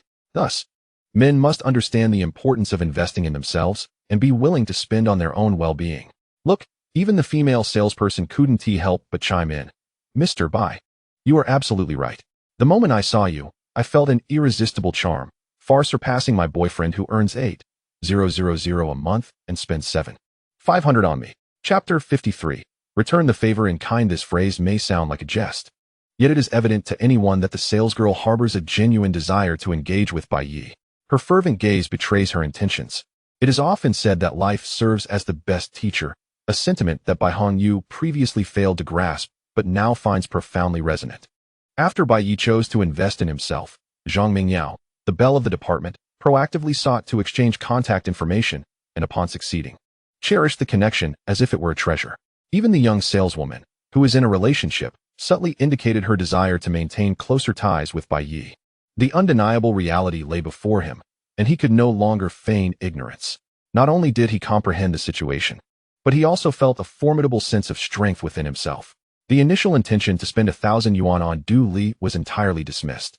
Bai Hongyu resolved to invest all his funds in his own growth. He did not aspire to match his uncle Bai Ye's formidable presence, but he was determined to improve himself. In a tourism vocational college where girls were abundant, how could he possibly lack a girlfriend? That was inconceivable. A short time later, the two young women returned. Bai Yi found it peculiar that they seemed to have quarreled, their earlier camaraderie replaced by a palpable tension. Nonetheless, opting for a philosophy of avoiding unnecessary conflict, he refrained from inquiring. One cannot decipher the complexities of a woman's heart. Such attempts are often futile. Moreover, it is entirely normal for friends to bicker. After leaving Patek Philippe, the group continued to browse the mall, purchasing a few trinkets. The following morning, Bai Yi was to attend an event at Liu Xuedong's kindergarten. Believing in the importance of making a grand gesture, he procured small gifts for each child in her class. Whether as a biological father or a surrogate for a day, he felt it imperative to fulfill the role well. Half an hour later, as Bai Yi escorted the group to his underground garage, their shopping excursion came to a close. Observing the two young women placing their shopping bags in the trunk and hesitating to enter his vehicle, Bai Yi remained nonchalant. Turning to his nephew, he asked, "Are you returning to school or coming home with me? Let's go home. There are still 3 days left in the holiday." Bai Yi nodded and addressed Zhang Mingyao and her companion. "Thank you for accompanying me today. We shall take our leave now. Next time, I promise to treat you to a meal." If Bai Hongyu were to return to school, he would not mind bringing them along. But it was not on the way now, so there was no need to consider it further. Frankly speaking, were it not for the intention of teaching Bai Hongyu a lesson about wise spending, he would have little interest in such superficial interactions. As for the promise of a future meal, Bai Yi could only muse that there would be an abundance of opportunities ahead. Soon, they drove off, leaving Du Li and Zhang Mingyao standing in disbelief. Zhang Mingyao gazed at the fading taillights, murmuring, "Well, not even a gift. Is it too much to ask?" "Humph. He simply looks down on you." Du Li remarked sarcastically, "What difference does it make if you have WeChat now?" "Huh. You're just bitter because you can't have what you want. I have my own ways to deal with such men." The methods she alluded to were evident to Bai Yi within half an hour as he parked at home. At that moment, he had returned to Longhua County, idling at a lengthy red light. Upon checking his phone, he discovered a message from Zhang Mingyao. The first was a photograph, an image of her long, shapely legs emerging from a short skirt, with a hint of pink peeking through at the top, seemingly conveying, "Brother, I am truly a virtuous maiden, without any safety shorts." In addition to the photograph, there was a message imbued with a tone of lament. "Oh no, I regret wearing this out. It's so chilly waiting at the bus stop." Bai Yi did not rush to respond. Instead, he deleted the photo and presented the message to his nephew, asking, "Let's see how you would respond to this." "Oh, isn't she asking for taxi fare? You must refuse." Exactly. Bai Yi felt a sense of pride in his nephew's perceptiveness. Since he was now aware, Bai Yi decided to teach him another lesson: return the favor in kind. With that, Bai Yi pressed the voice message button and spoke into his phone. "Oh dear. I'm sorry, sister. I completely forgot to send you something. However, I'm quite far now, so please bear with it. And don't feel too disheartened. I am currently in a worse predicament. I just spent too much money, and my bank card has a limit, so I can't even buy myself a milk tea." It proved to be a potent statement. Alone in a taxi, Zhang Mingyao excitedly slapped her thigh. "See, I told you my sister had her ways. Look, he even sent a voice message, and it sounds so charming." Upon learning about Bai Ye's spending limit and his thirst, she inexplicably felt a pang of sympathy. Thus, she decided to showcase her generosity, sending a red envelope worth 888 yuan, followed by, "Oh dear, that sounds terrible, but it's all right. Your milk tea is on me. Make sure to get a large one." Once everything was settled, a smile graced her face. "Just you wait. My beautiful legs and that hint of pink. Combined with such sweet concern, how could he possibly resist? As for the 888 yuan investment, she justified it as a precursor to future fortunes. Given Bai Ye's extravagant spending today, such a prospect was not at all implausible. However, she was taken aback when her red envelope was swiftly accepted. Yet her messages remained unanswered. Could I have been deceived? No, surely he must be driving. Yes, that's it. Meanwhile, Bai Ye opened the red envelope and found the 888 yuan successfully deposited. This left Bai Hongyu wide-eyed. What? She really sent you money? Last time I asked Dooley for a pen, she wouldn't even part with it. Laughing heartily, Bai Ye started his car, imparting a serious lesson. My dear nephew, remember this. When a man possesses sufficient charm or attractiveness, he need not pursue. Girlfriends will naturally gravitate towards him. You cannot fathom how formidable women can be when they take the initiative. Bai Ye believed that using the term formidable was entirely justified. During his university days, a girl had pursued him relentlessly, waiting outside his dormitory for over a month.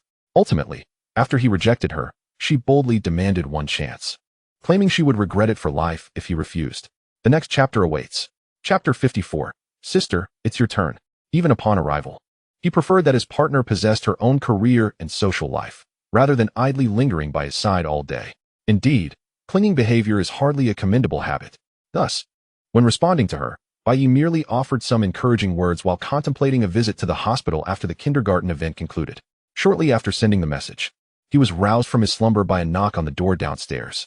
Swiftly rising from bed, he slipped on his slippers and made his way to the first floor, where he found the impeccably dressed Li Cici awaiting him at the door, a gentle smile gracing her lips. After adjusting the buttons of his pajama top, Bai Ye remarked, Sister, come in and sit. I'll freshen up right away. Oh dear brother, I am not here to rush you out of bed, but rather to invite you to my home for breakfast. You prepared it? Ha ha ha, my culinary skills are passable, I suppose. All right then. I shall wash my face and brush my teeth immediately. With a ready-made breakfast awaiting him, Bai Ye saw no reason to delay. He promptly ascended the stairs. Li Cici, initially intending to return home, cast a casual glance into Bai Ye's living room and was taken aback by the cluttered coffee table. Without hesitation, she decided to step inside. Given that Bai Ye had assisted her so greatly today, it seemed only right to tidy up his home while she had the chance. However, upon entering the living room, she discovered that the table was not disordered, but rather adorned with numerous shopping bags from various luxury brands, carelessly strewn about. Brother, have you emptied the entire mall? She exclaimed in surprise. It's not so exaggerated. I simply had nothing to wear and bought a few things. Just a few? Seriously? In truth, Li Cici, who owned a shop in the county and resided in a similar villa, was not in dire financial straits. The brands on those shopping bags were certainly within her means. However, purchasing one item was far from the same as acquiring an entire collection. Nevertheless, as someone accustomed to high standards, she did not dwell on the matter for long. Soon, she was carrying various shopping bags, following Bai Ye upstairs. As they walked, she offered, Since I'm here, let me help you put your clothes in the wardrobe. Ha ha, I want tea refuse. Bai Ye was quite fastidious about cleanliness, regularly maintaining his personal hygiene. Yet, when it came to organization, he lacked the talent and often procrastinated. With a woman willing to assist him, he could not have been more pleased. Thus, the two made their way to the master bedroom, with Bai Ye heading to the bathroom, while Li Cici busied herself in the adjoining wardrobe. After 10 minutes, he set down his electric toothbrush and approached the wardrobe door, asking, Sister, since you're here, could you help me decide what to wear today to impress all the other fathers? Ha ha ha, we're attending a parent-child sports day, not a beauty contest. Li Cici chuckled at his jest. That's not acceptable. Today is my first time as a father, and I must present myself respectably. I cannot let my daughter down. Bai Ye's words, though delivered in jest, carried a weight of sincerity. After all, why had little Li Yuqing boasted to her classmates that she had a father? Essentially, it reflected her recognition and pride in him. In that context, Bai Ye could not afford to embarrass her. Moreover, he was counting on her mother for personal yoga instruction. Although Li Cici felt a whirlwind of emotions at the mention of our daughter, she quickly regained her composure and diligently began selecting an outfit based on his request. After a moment of thoughtful consideration, she retrieved a casual outfit from the neatly arranged hangers. This will do. It's not too formal, yet not overly casual, perfect for the occasion. All right, I'll trust your judgment. Half an hour later, with appetite satisfied, Bai Ye set off with Li Cici and her daughter. Notably, when they first met, little Li Yuqing had been somewhat reserved, feeling guilty for her earlier fib that caused a bit of trouble for her neighbor. However, After a couple of Baiyi's light-hearted jokes, she quickly forgot her embarrassment and became lively in the car. Brother, you won't believe it. I'm the queen bee at school now. Oh, is that so? Yes, everyone wants to learn yo-yo tricks from you. Well, they're mistaken. I only teach little Liu Xuedong. You're the best, brother. Listening to the sweet, innocent voice of the girl filled Baiyi with joy, solidifying his resolve to hasten his plans for fatherhood. Just look at how adorable she is. However, halfway through their journey, Baiyi suddenly realized something was amiss and inquired. Little Liu Xuedong, what is my role at your school today? You're my daddy. Then you must address me properly. Daddy. Though sweet, the moment she uttered it, she quickly covered her face in embarrassment, occasionally muffled giggles escaping. Baiyi was thoroughly pleased and turned to Li Sisi, stating, Sister, now it's your turn. What? I have to change how I address you too? Absolutely. Baiyi maintained his gaze on the road, continuing.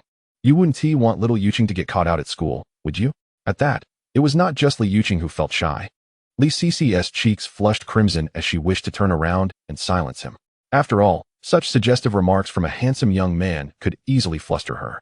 Yet, faced with Baiyi's playful insistence, she had no choice but to comply for the sake of her daughter. Taking a deep breath and swallowing hard, she nervously exclaimed, Daddy. Chapter 55. The return of the husband makes all the difference in moments of anxiety. It is indeed easy to misstep in speech. Especially after hearing little Liu Xuedong call Baiyi daddy, Li Sisi found her thoughts in disarray. This was understandable, but the words she uttered were shockingly out of place, leaving her momentarily stunned.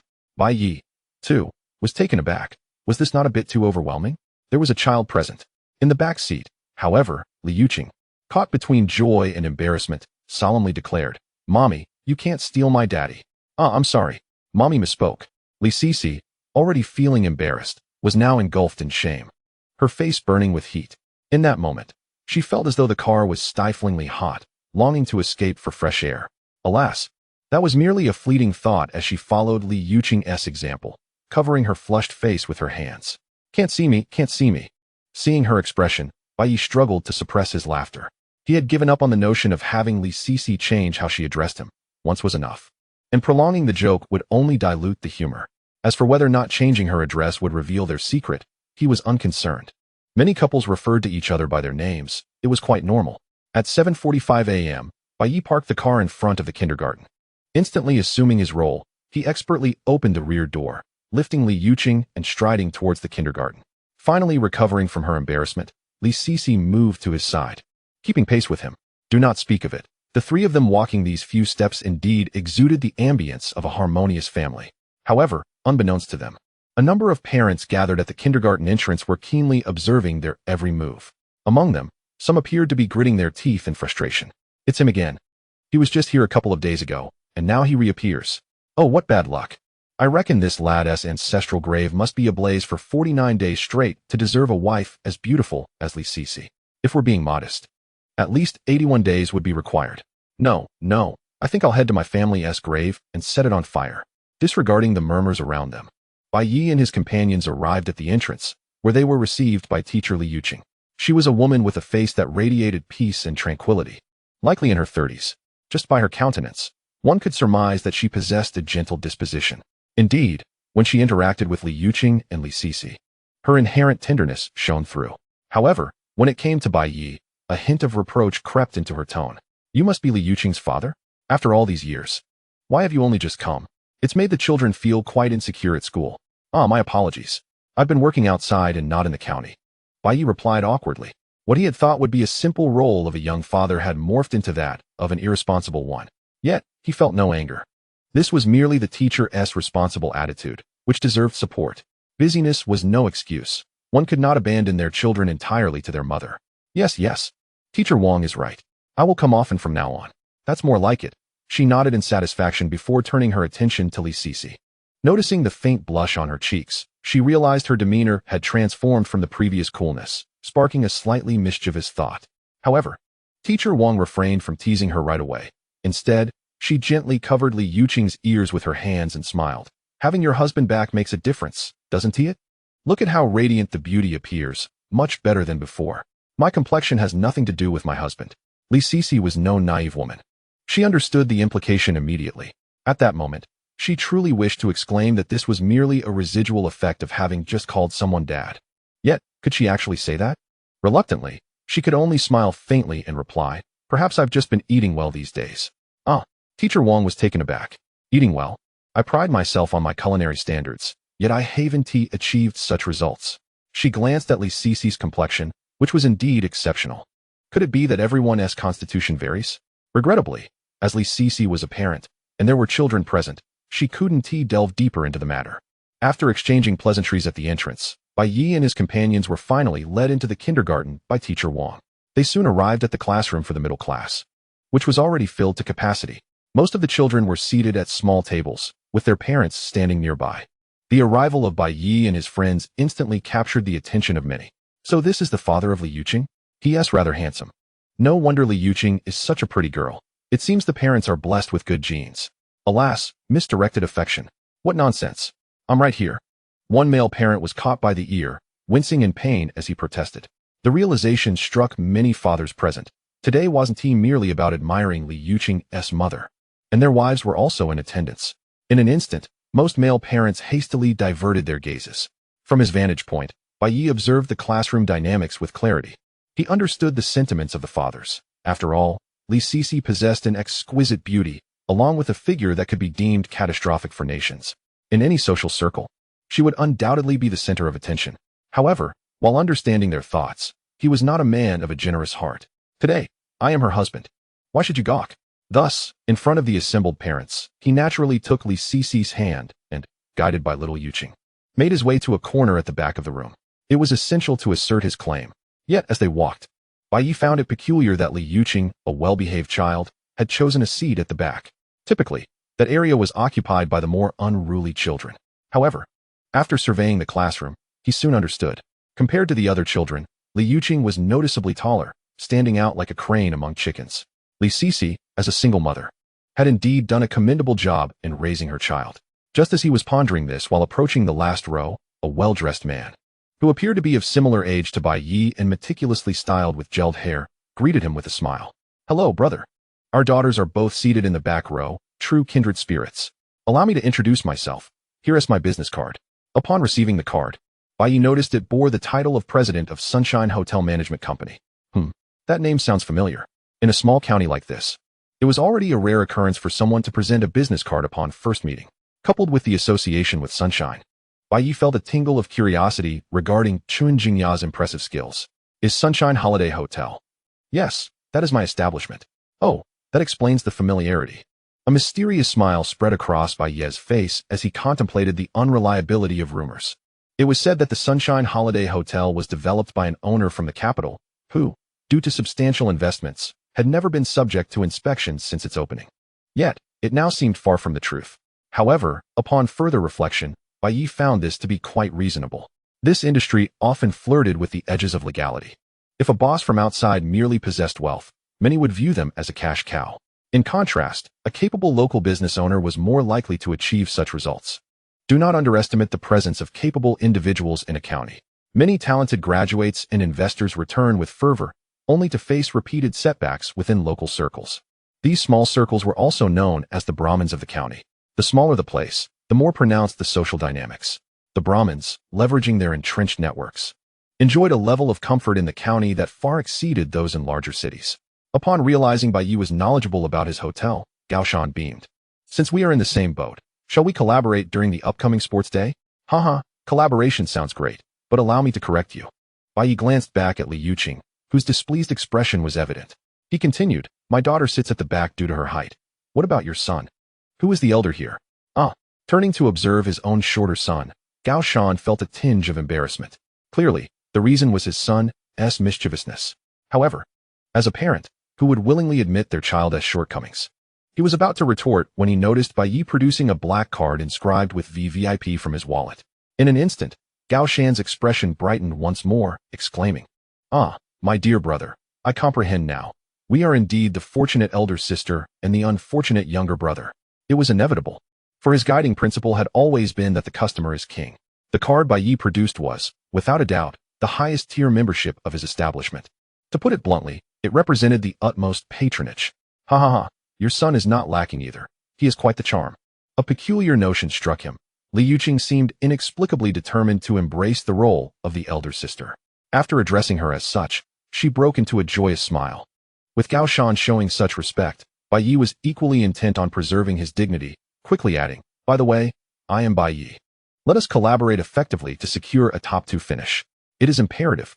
Upon hearing this name, Gao Shan immediately recognized it. After all, in a small county, while numerous consumers frequented such venues, high-end clientele were a rare breed, especially those who would deposit 20,000 at once, truly a rarity. Yet, given the current setting and the presence of their families, he refrained from elaborating further. Meanwhile, Li Sisi, ever curious, inquired, "Have you two exchanged a secret code? What is that black card?"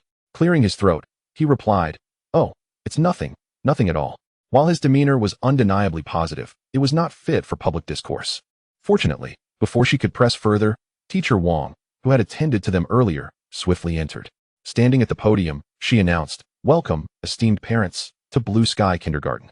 Shortly, we shall proceed to the playground to commence the sports day. Before that, I kindly request each parent to join their child on stage for introductions.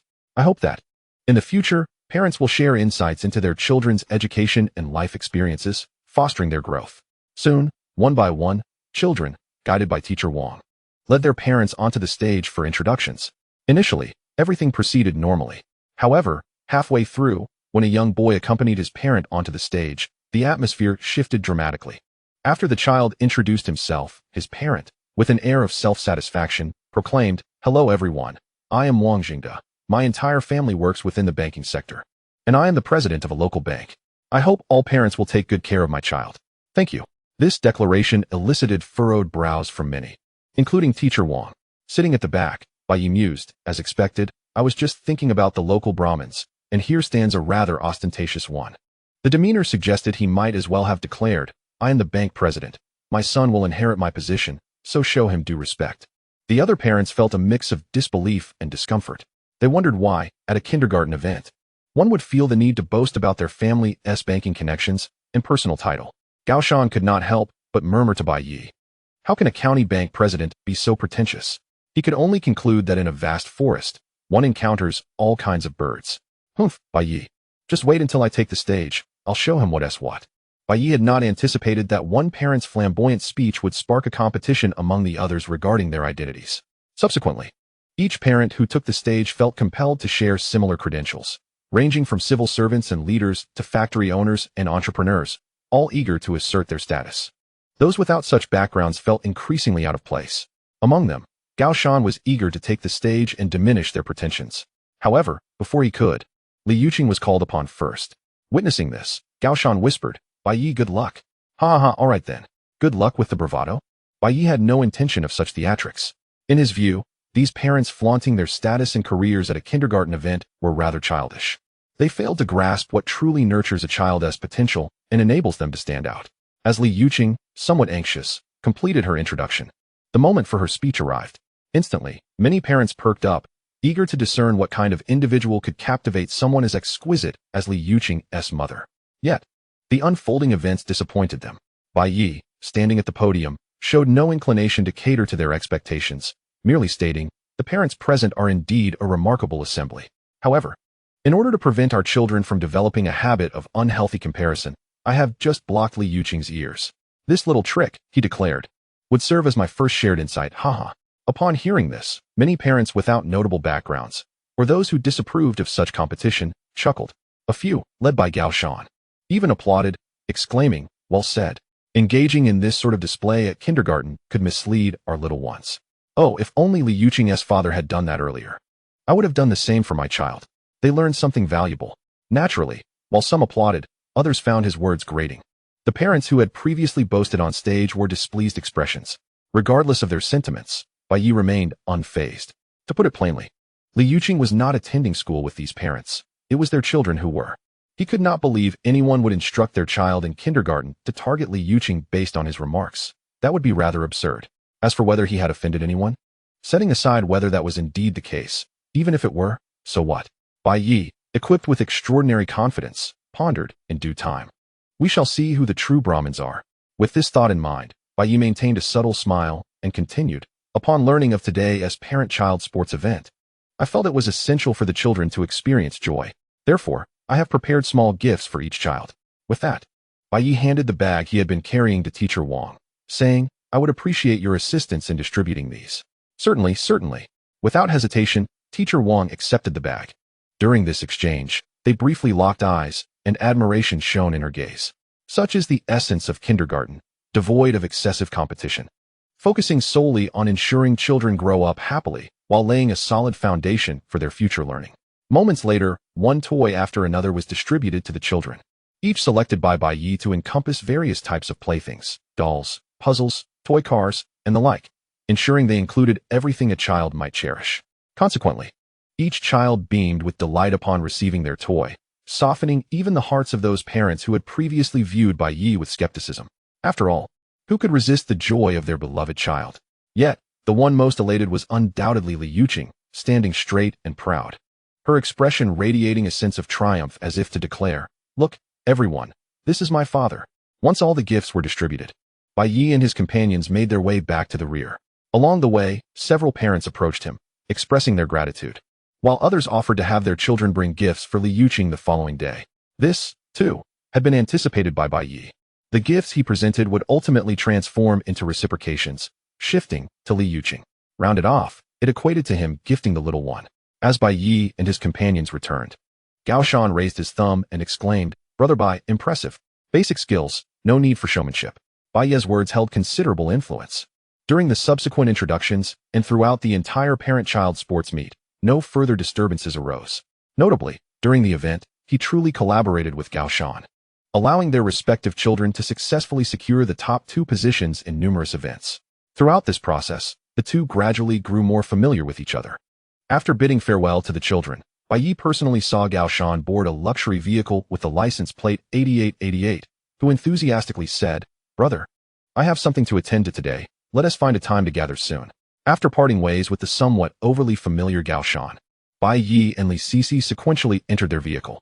"Bai Yi, thank you," she expressed with utmost sincerity. In just a brief morning, she had witnessed numerous joyful smiles on her daughter's face, a rarity in the past. In response, Bai Yi waved dismissively, saying, "Sister, there's no need for such formality. I had a great time as well. However, you put so much thought into preparing gifts for those children. It must have cost quite a bit." "That's a mere trifle," he replied. To avoid lingering on this topic, Bai Yi smiled mysteriously and remarked, "Moreover, I still require your assistance." Upon seeing the mischievous grin on his face, Li Sisi felt a wave of unease wash over her. Yet, after several days of interaction, she had come to understand him. He often enjoyed making ambiguous remarks, but was fundamentally earnest. Thus, after a fleeting moment of anxiety, she smiled and asked, "You're teaching me yoga, right?" "Oh, you've learned to respond quickly." The parent-child sports meet in the morning had significantly increased the parent's physical activity, enhancing his fitness level by 0.3. Yet, this was still insufficient. He aspired to maintain his yoga practice to reach peak physical condition. "No problem. I won't be heading to class until tonight, so I can dedicate this time to you." "All right." Soon, noon arrived. Bai Yi, whose fitness had improved by another 0.5, reaching a total of 6.44, declined an invitation to stay for lunch, preparing to head out. He intended to treat Lin Jianxin to a meal for her hard work. However, just as he was about to change clothes at home, he spotted his sister-in-law, Sun Hongxia, clad in standard sales attire, hurrying towards him with an unmistakable look of distress on her face. Noticing this, Bai Yi had a premonition. It seemed his second aunt and brother were up to no good again. The situation was as he had anticipated. As Sun Hongxia approached, breathless, she urgently exclaimed, "Bai Yi, what a coincidence to run into you. Sister-in-law, what's the matter? Your second aunt is throwing a fit at home, threatening to commit suicide." "What?" Bai Yi was utterly bewildered. "Suicide? What in the world was happening?" "Sigh, I'm just as confused as you are. Let us go see for ourselves." "Yes, you're the most educated among our relatives, so I thought you could talk to her." Despite his reservations, he knew that, regardless of personal feelings, she was still his aunt. It would have been one thing had she not sought him out, but since she had, it would be unreasonable not to go, especially since he was acutely aware that his parents cared deeply about such relatives. Consequently, Bai Yi swiftly dashed into the yard and drove off. Chapter 58. The disappearing pension. The journey was brief. Within 10 minutes, the two arrived at Yang's supermarket. However, the supermarket's doors were locked during the day, causing passers-by intending to shop to turn away. This sight pained Sun Hongxia, yet there was little she could do. The locked doors starkly indicated the gravity of the situation at home. Bai Yi, understanding this well, quickly followed her to the back of the supermarket. Entering an old residential complex. With no elevator, they ascended the stairs to the 5th floor. Just as Sun Hongxia was about to unlock the door, Bai Yi heard the sound of her second aunt sobbing inside, accompanied by Yang Zhiwei's furious shouts. "I'm still running a business here. Can you please stop making a scene? If the neighbors hear, they'll think I've harmed you." Exasperated, he thought. How trivial could this be for such a dramatic reaction? Upon hearing this, Sun Hongxia quickly produced her keys and unlocked the door, immediately saying, "Yang Zhiwei, how can you speak to mom like that?" Yang Zhiwei, seated in the living room, had intended to continue his complaints until Bai Yi's arrival stifled his words. "Bai Yi, what brings you here?" "I came to see who's pushing my second aunt to the brink of suicide," Bai Yi replied, catching him off guard. The reality of the situation dawned on Yang Zhiwei. Today's events could spiral out of control. Since it involved family, it was a domestic matter. But with Bai Yi present, it was evident that trivial matters could not be downplayed. Now, Yang Zhiwei wished for Bai Yi to leave immediately. But he had no valid reason to make him do so, and arguing was futile. Reluctantly, he retorted to Sun Hongxia, "Why must you involve relatives in our family matters? If I don't involve relatives, you'll be uncontrollable at home." Sun Hongxia, undeterred, walked towards the room where Bai Suyun was crying, stating, "Enough chatter. I need to check on mom." Regardless of her mother-in-law's temperament or whether she had spoiled her husband, Sun Hongxia recognized that despite her busy schedule, Bai Suyun managed the household and children remarkably well. With her now in distress, it was impossible for Sun Hongxia to remain calm. Meanwhile, Bai Yi had entered the room, opting to stand at the door and listen, leaving the space for the two women. As Sun Hongxia re-entered, Bai Suyun finally found an outlet for her frustrations and poured out her grievances. The essence of her story was that the previous afternoon, believing Yang Zhiwei's assurance of profitable returns, she had handed over her bank card containing all her savings. She had hoped to earn a small profit and improve her son's standing among relatives. Little did she know, upon checking her account the next day, the balance had plummeted from 150,000 to mere coins. Realizing something was amiss, she had rushed to confront Yang Zhiwei. After a round of intense questioning, the outcome was clear. He had lost all their money in a single night. Once Bai Suyun had finished relaying her tale, tear-stricken, she noticed Bai Yi standing at the door. Rather than recoiling, she seemed to find a glimmer of hope. Immediately, she sprang from the bed, rushed to him, and grasped his arm, pleading urgently, "Yay, you're a college student. You must know a way to recover my money, right? Please help my second aunt. That's our retirement fund. I genuinely don't know how to live without it." Listening to his second aunt's lament, Bai Yi felt a sense of helplessness wash over him. He understood precisely why she was in such despair. In the span of a single day, her pension had dwindled to mere coins, and the son responsible for this calamity was shouting at her. If he were in her shoes, he too would likely feel the urge to give up on life. However, there is no alternative. Life must go on. What could she do with such a son? Just as he was about to gather his thoughts and offer some comforting words, Yang Zhiwei hastily approached, exclaiming, "Oh, Bai Yi, I remember you are a programmer. Surely you can act as a hacker, right? Help me retrieve that money. Once it's done, I promise you a generous reward." Upon hearing his earnest yet nonsensical plea, Bai Yi rolled his eyes. "Do you think I am a magician? Regardless of whether I can accomplish this task, and irrespective of its legality, do you genuinely believe that those unblocked gambling websites operate without the expertise of skilled technicians? Enough with your excuses. If you wish to recover your funds, you must elaborate on the situation and explain why you took such a significant risk." "Well, they had a customer service representative contact me, claiming they could help me make money."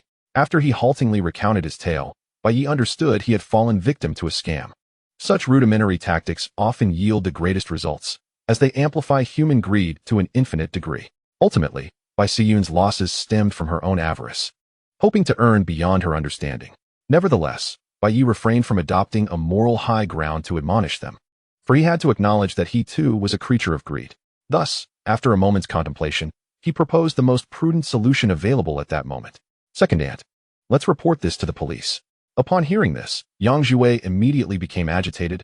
No, what will I do if we report it? The time frame is still short. Reporting it now is timely, but if we do not act, and the scammer transfers the money, it will be irretrievable." Bai Yi disregarded him and continued to clarify the stakes to Bai Siyun. His words proved to be remarkably effective. Upon hearing that her retirement funds might be recoverable, Bai Siyun disregarded all else and promptly agreed, saying, "Let us hurry and report it. What are you staring at, you spendthrift? Move quickly." Such scams are quite common, and the reporting procedures are well established. Therefore, The time spent from entering the police station to emerging was minimal. With newfound hope, Bai Xiyun's spirits improved considerably. In stark contrast, Yang Jiwei, trailing behind, resembled a wilted eggplant, dejected. Inside, he had faced considerable admonishment. They even warned him to regulate his behavior, otherwise, he too might find himself in need of education in the future. Engaging in online gambling is not only illegal for the scammers, but also for those who participate. Bai Yi, believing he had fulfilled his familial duty, contemplated bidding farewell to them and returning home to indulge in gaming. Yet, before he could utter a word, his gaze fell upon a nearby bank. A thought struck him. Perhaps he could arrange a pension for his parents while simultaneously augmenting his savings. Chapter 59, Grand Aspirations. From now on, I shall call you Brother Bai. Indeed, after discovering at the temple that even expenditures for his parents' well-being could yield double returns, he was inspired by this idea. He decided to invest in a fixed-term account, utilizing the interest as his parents' retirement funds. This approach would yield multiple benefits. Firstly, this method is distinct from directly transferring a large sum to his parents, sparing him the need to deceive them about the origins of the money. Secondly, it could be categorized as a contribution to his parents, allowing him to reap the rewards of filial piety with double returns. In essence, his parents would receive a stable pension, while he would simultaneously enhance his savings, significantly increasing his wealth. After all, he was already adorned with a watch worth 1.5 million, yet his savings barely exceeded 1 million. Wasn't that absurd? The key was that he had just witnessed his second aunt's despair over the disappearance of her pension, which solidified his resolve to provide his parents with a safeguard. Without delay, Bai Yi turned to Bai Xiyun and said, "Second aunt, try not to be too anxious. I have some matters to address at the bank. You all should head home first." After exchanging pleasantries, he strode directly toward the agricultural bank before him, leaving the three of them to drive home independently. As he walked, Bai Xiyun remarked, "Jiwei, don't you have a high school classmate working at the agricultural bank? Why not reach out to him and see if he can assist Bai Yi?" Her words were genuine. Indeed, adversity reveals true affection, regardless of past grievances. Bai Yi's assistance today warmed her heart. Naturally, as an elder, she could never truly harbor hatred for her junior. "Isn't your classmate someone you maintain a good relationship with?" Sun Hongxia chimed in. However, upon hearing this, Yang Jiwei expressed reluctance, tinged with impatience. All right. What can I possibly do to help him? He is quite capable on his own." Regardless of when the three departed, Bai Yi had already entered the bank lobby. Just as he was about to approach a lobby manager for information, he unexpectedly spotted a familiar figure. Oh, old Wang. Indeed, standing not far from him, directing staff members, was Wang Jingde, the individual who had caused quite a stir at the kindergarten this morning. He was the first to flaunt his identity. Remarkably, they had developed a rapport despite their initial confrontation. Wang Jingde's penchant for ostentation had been clear, yet their subsequent interactions at the sports meeting had altered some of Bai Yi's perceptions. This individual, despite his ostentatiousness, was indeed reliable when it came to getting things done. Even if it was merely to save face, he would ensure matters were handled properly. Upon hearing his call, Wang Jingde quickly turned, a smile gracing his face. "Bai, my brother, we just said our goodbyes this morning. What brings you here? Let it be clear, I am not here to pull strings. I just happened to be here for business." Ha, I never suggested you were." After sharing a chuckle, Wang Jingde gestured towards the back of the lobby, saying, "Let us head inside. The VIP room is available. We can discuss matters there." "Well then, the bank president is personally attending to my business," Bai Yi joked, following closely behind Wang Jingde. With an acquaintance like this, perhaps he could secure a better interest rate. Soon, they entered a VIP room, where another man in uniform awaited. However, upon entering, Wang Jingde promptly took the man's seat, declaring, "Brother, speak up. What business do you have? I'll see how I can assist." "It's nothing major. I wish to open a fixed-term account for my parents' pension." After stating his purpose, Bai Yi continued, "But I have one condition. The interest must be paid monthly and deposited into my family's account. That is quite manageable. How much do you intend to deposit?" "Let us start with 2 million. This figure had been carefully considered. Certainly, utilizing filial piety as leverage, he could easily deposit tens of millions or even hundreds of millions. He had even contemplated that in times of need, he could contribute to this fixed-term account, thereby achieving the effect of money laundering. While such a strategy was feasible, the sheer magnitude of the numbers might attract unwanted attention. In contrast, a more conservative approach seemed wiser. He envisioned regularly depositing money into the account, increasing its balance while also securing some funds for himself. As the amount grew, he could eventually withdraw the funds to establish a family trust fund. Over time, This accumulation would ensure his descendants lived in opulence for generations to come. Bai Ye's ambitions were grand, and his plans far-reaching. Thus, when he mentioned the 2 million, it felt almost nonchalant. However, he had forgotten that this was a bank in a county town, with a deposit in the millions. One can be deemed an unequivocal major client, let alone a fixed-term account. This realization prompted Wang Zhengde to rise abruptly from his chair after a brief moment of astonishment. Let's go, my brother. From now on we shall each follow our own paths. You may call me Lao Wang, and I shall refer to you as Bai Ge. Come on, Bai Ge, let us have tea in my office and converse. No, you should still call me Lao Di. I find it quite agreeable. At least it sounds youthful. Meanwhile, at the Yang family supermarket, operations resumed with the return of the 3 individuals. However, the substantial financial loss rendered them all rather taciturn. Ultimately, it was Sun Hongxia who, with a hint of hesitation, suggested, Zhiwei, why not give your classmate a call? What if Bai Yi is involved in some complicated business? What could possibly be complicated? Yang Zhiwei halted mid-sentence, suddenly pondering the drastic changes in Bai Yi since his last visit. Could there be something amiss? Was his trip to the bank perhaps for a loan? The more he mused, the more he believed in the possibility. After all, when Bai Yi had returned last time, he had been his former self. It made no sense that, after a year and a half, he had transformed into someone affluent. Resolving to call his classmate, he recalled that he had once been the most promising in the family circle. Yet now, he felt overshadowed by Bai Yi. If a simple phone call could unveil some secret, it would be a revelation indeed. With an inexplicable thrill, he pressed the speakerphone button on his device. The call connected swiftly, and after a brief inquiry, a voice emerged from the phone. Your brother? Is he a tall, handsome man with the surname Bai? Yes, that's him. Chapter 60. What malicious intent could I possibly have? Having confirmed his target, Yang Zhiwei, with a disingenuous tone, continued, Old classmate, that's my brother. If he is conducting any business, do lend him a hand. His intention was clear, to present himself as a magnanimous elder brother before his wife and mother while subtly probing into Bai Yi's dealings at the bank. If the response indicated that Bai Yi was seeking a loan, the pressure he had been feeling would dissipate. Yang Zhiwei's plan seemed sound. Unfortunately, his old classmate on the other end of the line did not follow his lead, instead exclaiming, You rascal! Your brother is clearly acquainted with our bank's president. How could I possibly assist? Right now, your brother is in the president's office, having tea. What? The president himself is attending to him? Shocked, he blurted out. What amount is he looking to borrow that it requires the president's involvement? What borrowing? Your brother came to make a fixed deposit. After correcting his assumptions, the voice on the other end continued with evident envy. By the way, what is your brother's background? He is quite impressive. A fixed-term deposit of 2 million. Solely to provide interest as a pension for your parents. At this revelation, the 3 individuals in the supermarket were momentarily stunned, each lost in their thoughts. Among them, Sun Hongxia felt genuine happiness for Bai Yi's accomplishments and his filial piety. Conversely, Yang Zhiwei was left in a state of shock, mentally calculating the interest on a 2 million fixed deposit while speculating about the origins of Bai Yi's wealth. After all, it was a staggering sum. As he pondered, feelings of inadequacy washed over him, causing his eyes to redden. Meanwhile, Bai Siyun, seated nearby, could only feel a profound sense of disparity. Other sons not only renovated their parents' homes, but also deposited 2 million as pension funds, ensuring their parents' comfort in old age. And what of her own? In a single day, her pension had been squandered, and even after depleting it, she showed no signs of remorse, exhibiting a temperament far worse than her own. The contrast was unmistakable. Thus, after Yang Zhiwei hung up the call, utterly shocked, he could not help but exclaim, Look at Bai Yi, and then look at yourself. Can't you learn from him? Indeed, many parents resort to such comparisons to educate their children, lamenting, Why can't you be more like so-and-so's child? Though it may sound like frustration born from disappointment, to the younger generation, it carries substantial weight, particularly for Yang Zhiwei, whose emotions were already askew.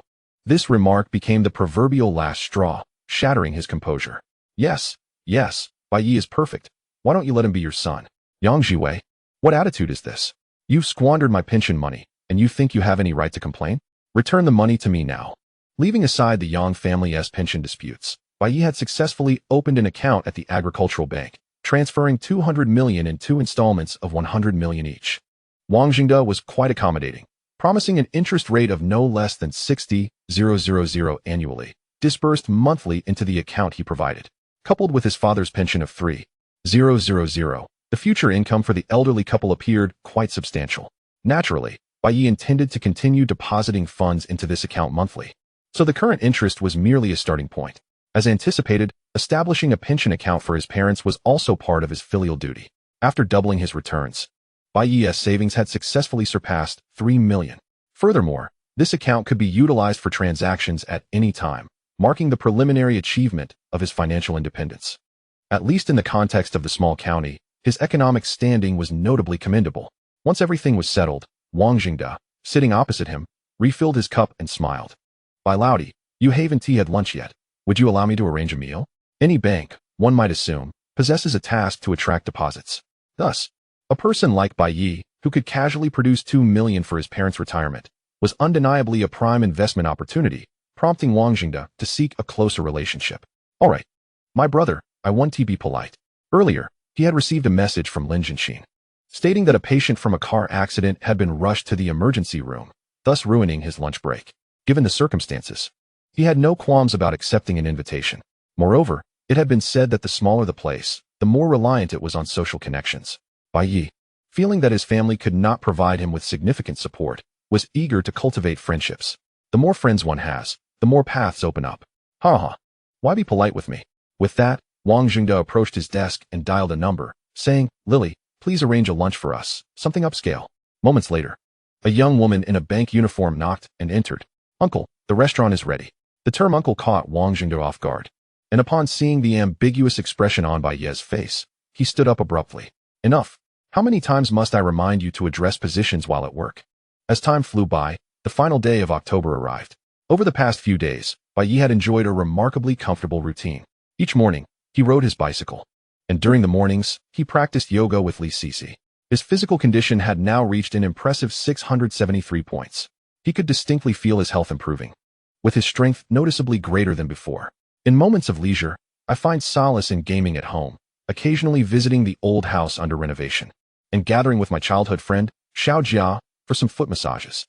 The only regret is that Lin Jinshin has been exceedingly busy these past few days, leaving no opportunity for us to meet. Fortunately, this whirlwind of activity has yielded rewards, such as a 2-day holiday. Tonight marks the commencement of a concert we have eagerly anticipated, set to begin at 8 p.m. Given the late hour, I fear the conclusion will push past 10. Thus I have resolved to stay overnight in the city, considering the perils of night driving. I swear, my intentions are purely innocent. As a person brimming with positivity, how could I harbor any ulterior motives? However, upon opening the hotel booking app, I encountered a serious dilemma. Should I reserve 1 room or 2? Opting for 2 rooms would not significantly increase the cost, yet I am reluctant. After all, we shared a bed at Lin Jinshin's home. How does it make sense to seek separate accommodations for a night out? Yet, booking a single room without her consent might suggest otherwise. How to proceed? Lying on my couch, I found myself deep in thought. Thankfully, my cleverness often leads me to clarity. I devised a plan, rather than making the decision myself. I would pass the choice to Lin Jinshin. Without delay, I sent my identification details to her. Since I lacked her ID number for the booking, I suggested she take care of it. After sending the message, I transferred funds for the hotel stay, notably covering the cost for 2 rooms to convey my sincerity. With everything settled, a mischievous smile crept onto my face. Meanwhile, Lin Jinshin was at home, where her colleague, Huang Yali, a makeup virtuoso, was diligently enhancing her appearance. Upon receiving my message, she immediately began searching for hotels. Fortunately, since the concert featured no major stars, the majority of tickets had been bought up by locals, leaving several hotel rooms available. Just as Lin Jinshin identified a target and prepared to act, she froze in uncertainty. Should she book 1 room or 2? Noticing her predicament, Huang Yali inquired, "What is the matter?" Upon learning of Lin Jinshin's confusion, she burst into laughter, exclaiming, "Ah, the joys of romance. You're fretting over this? If it were my husband, he'd be wishing for separate rooms by now." "Oh, please stop laughing. I truly don't know what to do," Lin Jinshin admitted. Huang Yali, with the wisdom of experience, replied sagely, "When you're grappling with such a dilemma, the answer is often already clear. Isn't it?" Lin Jinshin couldn't help but agree. If she were truly opposed to sharing a room with me, she wouldn't be hesitating now. Yet, blushing, she added, "But what if he thinks I'm too easy or just after his good looks? That is simple. Just tell him there's only 1 room left. And if he doesn't book it now, there'll be nowhere to stay. Is that really okay? What is wrong with that?" Huang Yali, sensing Lin Jinshin's continued indecision, set down her brush and began to impart wisdom. "Consider the principles of fairness. If you go out with someone, enjoying free meals and entertainment, only to say, "We're just friends. Thanks for the outing, but I must return home now. Is that just?" As Huang Yali spoke, Lin Jinxin nodded thoughtfully, realizing the validity of her point. It was indeed a situation that should have been rejected from the outset, or one where she should have contributed equally. "So what will you do?" "What else?" "I'll book one room." "Exactly." Huang Yali felt relieved. If this beautiful colleague of hers continued to remain single, she might as well grow cobwebs between her legs.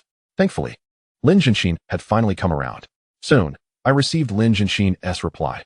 "Only one room left?" I nearly burst into laughter. I had just checked, and knew many hotels had vacancies. Notably, Lin Jinxin even returned the money I had sent her, insisting that the expenses for our outing should be shared. Behold, this is what it means to be a good girl. Someone who not only alleviates your worries, but is also willing to contribute generously. At 4 p.m., I arrived at the entrance of Lin Jinxin's neighborhood to pick her up. Today, she had evidently put considerable effort into her appearance. Both her makeup and attire reflected a remarkable transformation, leaving me utterly captivated at first glance. Once inside the car, she shyly asked, "Do I look good?" "Absolutely." "Who did your makeup?" "Yali did. She is incredibly talented and often jokes about quitting to become a professional makeup artist. Indeed, she has skills. Previously, Lin Jinxin had favored a more natural look, merely enhancing her complexion. As I admired her rosy lips, I inquired, "What brand is that lipstick?" "Dior." "Why?" "It's a renowned brand. I doubt I'd suffer any ill effects from a taste." "Taste? What are you planning?" "Let go of me." The 20-kilometer journey was brief, and upon reaching the city, we took the opportunity to enjoy a hot pot meal. While the food was mediocre, our spirits were high. Upon arriving at the CD City Stadium, we found ourselves just in time, as the concert was beginning to admit attendees, with a long queue already forming. The ticketing process was seamless, and we located our seats without issue. I must commend Wang Xiaozong. As a demolition resident, he had generously secured the best seats in the house. Amidst the clamor, I settled into my seat, only to turn and find Lin Jinxin beaming at me, brandishing a glow stick she had just purchased at the entrance. "I didn't even wear makeup. Why are you looking at me?" "Huh. I just wanted to thank you for bringing me to this concert. It's my first time."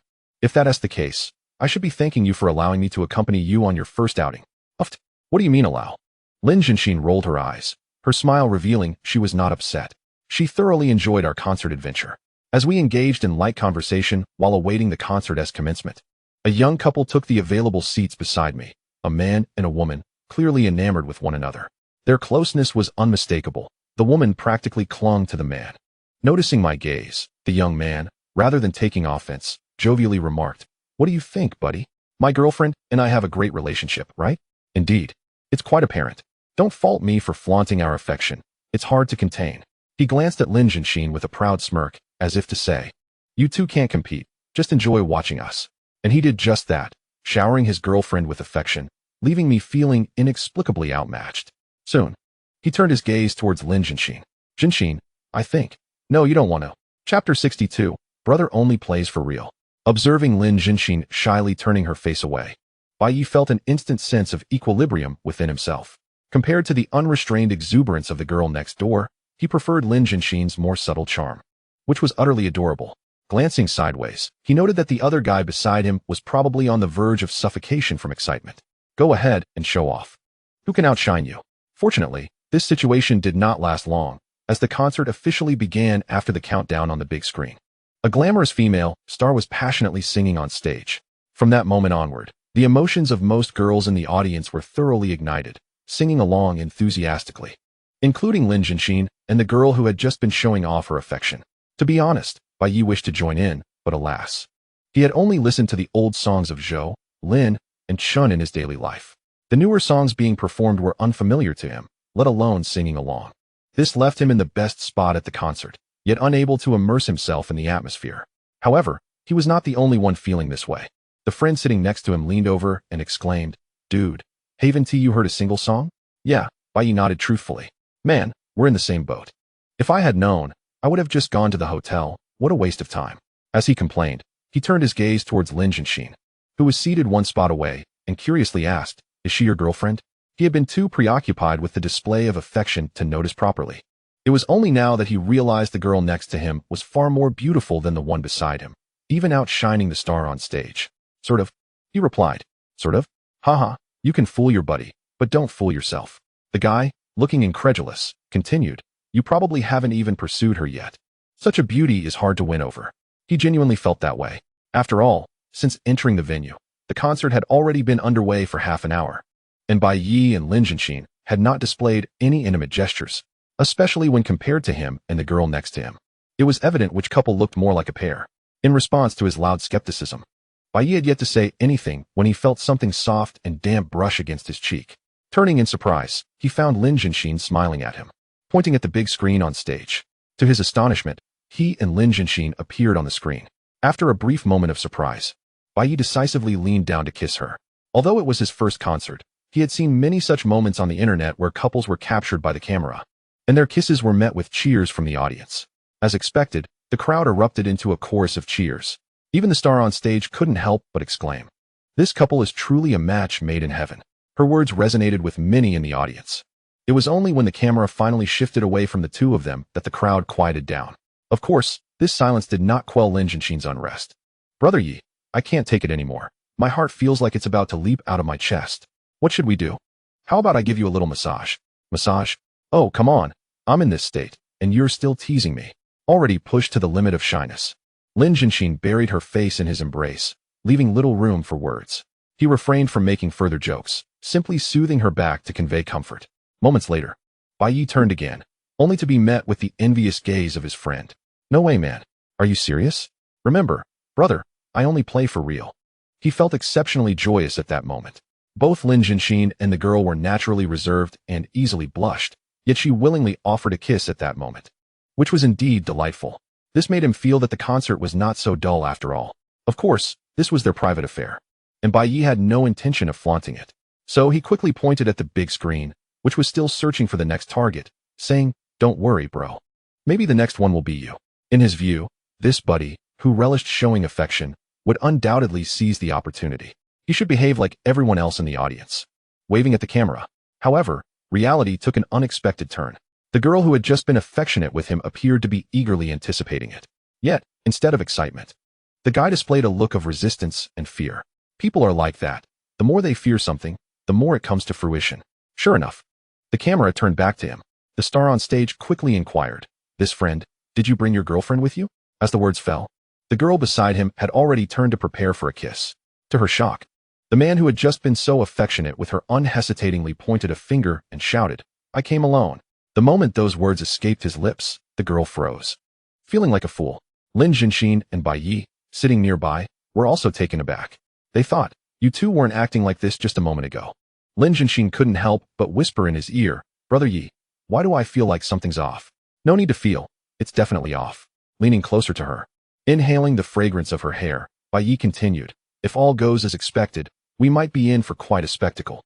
This time, his thoughts were spot on. Just as the camera shifted away, the girl burst into tears. Whoa. The sight left the guy feeling somewhat anxious, but considering his actions, he could only feign ignorance. Hua, why are you crying? You still have the nerve to ask." The girl, now unbothered by her grievances, looked up and roared, "Lu Lin, what do you mean by saying you came alone? I was afraid it would get back to my mom.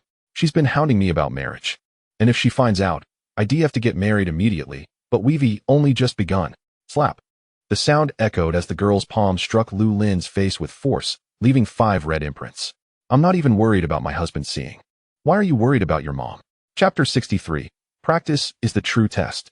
Upon hearing this, Bai Yi was utterly dumbfounded. For a moment, he questioned whether he had misheard. However, when he looked down and met Lin Jianxin's astonished gaze, he realized the truth. It was not a misunderstanding, but a confrontation with two masters of romantic entanglements. Unfortunately, with the situation escalated to this extent, the outcome of their debacle was inevitable. The girl turned on her heel, striding away while shouting, "We're done. This is the end." Her silhouette quickly vanished, leaving Lu Lin standing alone in the cold wind, his expression painfully awkward. Faced with this situation, Bai Yi couldn't help but chuckle. "Dude, where's that affectionate bravado from earlier? Step it up. Hey, you're pretty handsome. But why the foul language?" Lu Lin chuckled helplessly, continuing, "Do you believe I didn't know she had a husband? If I had known, I would never have contacted her. I don't engage in destroying other people's families. I believe that, to navigate through life, one must eventually confront their actions. Generally, individuals refrain from courting those already in committed relationships, setting aside the potential repercussions of being discovered. Who among us is not wary of the day when the roles might reverse? Moreover, when it comes to a mere stranger with whom one has exchanged a few words, there is no need for deception. Yet, as thoughts meander, Bai Yi flashed a mysterious smile. However, when you claim it is due to fear of your mother's disapproval, I find that utterly unconvincing. To avoid being ensnared by a mere blade of grass and losing an entire forest, indulging in a small falsehood seems harmless. After Bai Yi took a solitary six from Lu Lin, he soon returned to his seat, intent on connecting with other potential partners. Presumably, he did not wish to waste the hotel reservations made in advance. Bai Yi, however, refrained from casting moral judgments on Lu Lin's actions, as he considered himself no paragon of virtue. Acknowledging his own flirtations, he saw no reason to deny it. Besides, regardless of how irredeemable others might be, their flaws had not yet impacted him. In contrast, Bai Yi, having enjoyed an unexpected delight, found himself quite amused. An hour later, a rather exuberant concert came to a close. As they exited the stadium, Bai Yi naturally took hold of Lin Jianxin's hand. She complied, albeit her pace gradually slowed. By the time they reached the car, she had begun to adopt a posture of avoidance. It was inevitable, the concert had ended, and it was now time to proceed to the hotel. Although this was not their first time sharing a space, their previous encounter had occurred in the comfort of home. Under the influence of intoxication, today's scenario was distinctly different. Having started the car and turned on the air conditioning, Bai Yi quickly sensed her unease and immediately grasped her thoughts. Yet, he refrained from offering words of comfort. As someone who had experienced love, he understood that excessive chatter often leads to misunderstandings. The more one speaks, the more the girl is likely to overthink. Conversely, silence can allow a girl who harbors feelings for you to mentally prepare herself. With this in mind, Bai Yi pressed the accelerator, steering towards the hotel. The journey was brief, lasting only about 10 minutes, after which they arrived and completed the check-in process. Upon entering their spacious 4-star hotel room, Bai Yi pointed to the small refrigerator atop the cabinet and suggested, "Let us have a drink. Can you manage something cold?" "Yes, I do love a Sprite." "Oh, let us wait until later." Having confirmed that a cold drink was indeed available, what difference did it make when they actually consumed it? Thus, as his words lingered in the air, Bai Yi boldly stepped forward and scooped her up in his arms. The sudden gesture startled Lin Jianxin. However, having mentally prepared herself during the car ride, she merely trembled slightly before wrapping her arms around Bai Yi's neck. The following morning, Bai Yi, accustomed to early exercise, awoke to the call of his biological clock. Glancing at Lin Jianxin, who resembled a slumbering kitten draped over him, he appreciated the tenderness of the moment. Though he felt a twinge of discomfort, his right arm had gone entirely numb from her weight. This predicament was something only those who had been in love could truly understand. Despite a girl's head not being particularly heavy, enduring the wait for an entire night is another matter entirely. As Bai Yi gently moved to relieve his arm, he suddenly recalled something. Wait a moment. Did I hear the system's notification last night? With curiosity piqued, he swiftly opened the system interface. Host, Bai Yi, age, 30, physique, 674, status, unemployed. In a relationship activated boosts, unemployment subsidy, physical enhancement, filial assistance, hobby boost. Indeed, the system had undergone a transformation overnight. The previous status of being well off with a house, car, and savings had vanished, replaced by the designation of being in a relationship. Simultaneously, the system chimed in. Detected that you have secured a stable romantic partner. Hence the status of being in a relationship has supplanted the previous matchmaking status. The two are not mutually exclusive. This status can reactivate upon future matchmaking. At 30 years old, the host not only faces unemployment, but also the responsibility of supporting parents. Yet, no matter how tough life gets, one must not forsake the sweetness of love. Your romance will be protected by this system, activating your romantic boost. Romantic boost. Daily love subsidy of 1314 yuan. Note, today is November 1st. Your hobby boost has been updated to 3 million yuan. Don't forget to indulge in your joys. Bai Yi found himself momentarily lost in thought as he absorbed the system's display. The hobby boost had surged to 3 million, a satisfying increase that expanded his spending potential. He also appreciated the daily love subsidy, coupled with the previous unemployment subsidy of 888 yuan. He could now wake up to a daily income of 2,202 yuan. Over a month, that amounted to 66,000 yuan.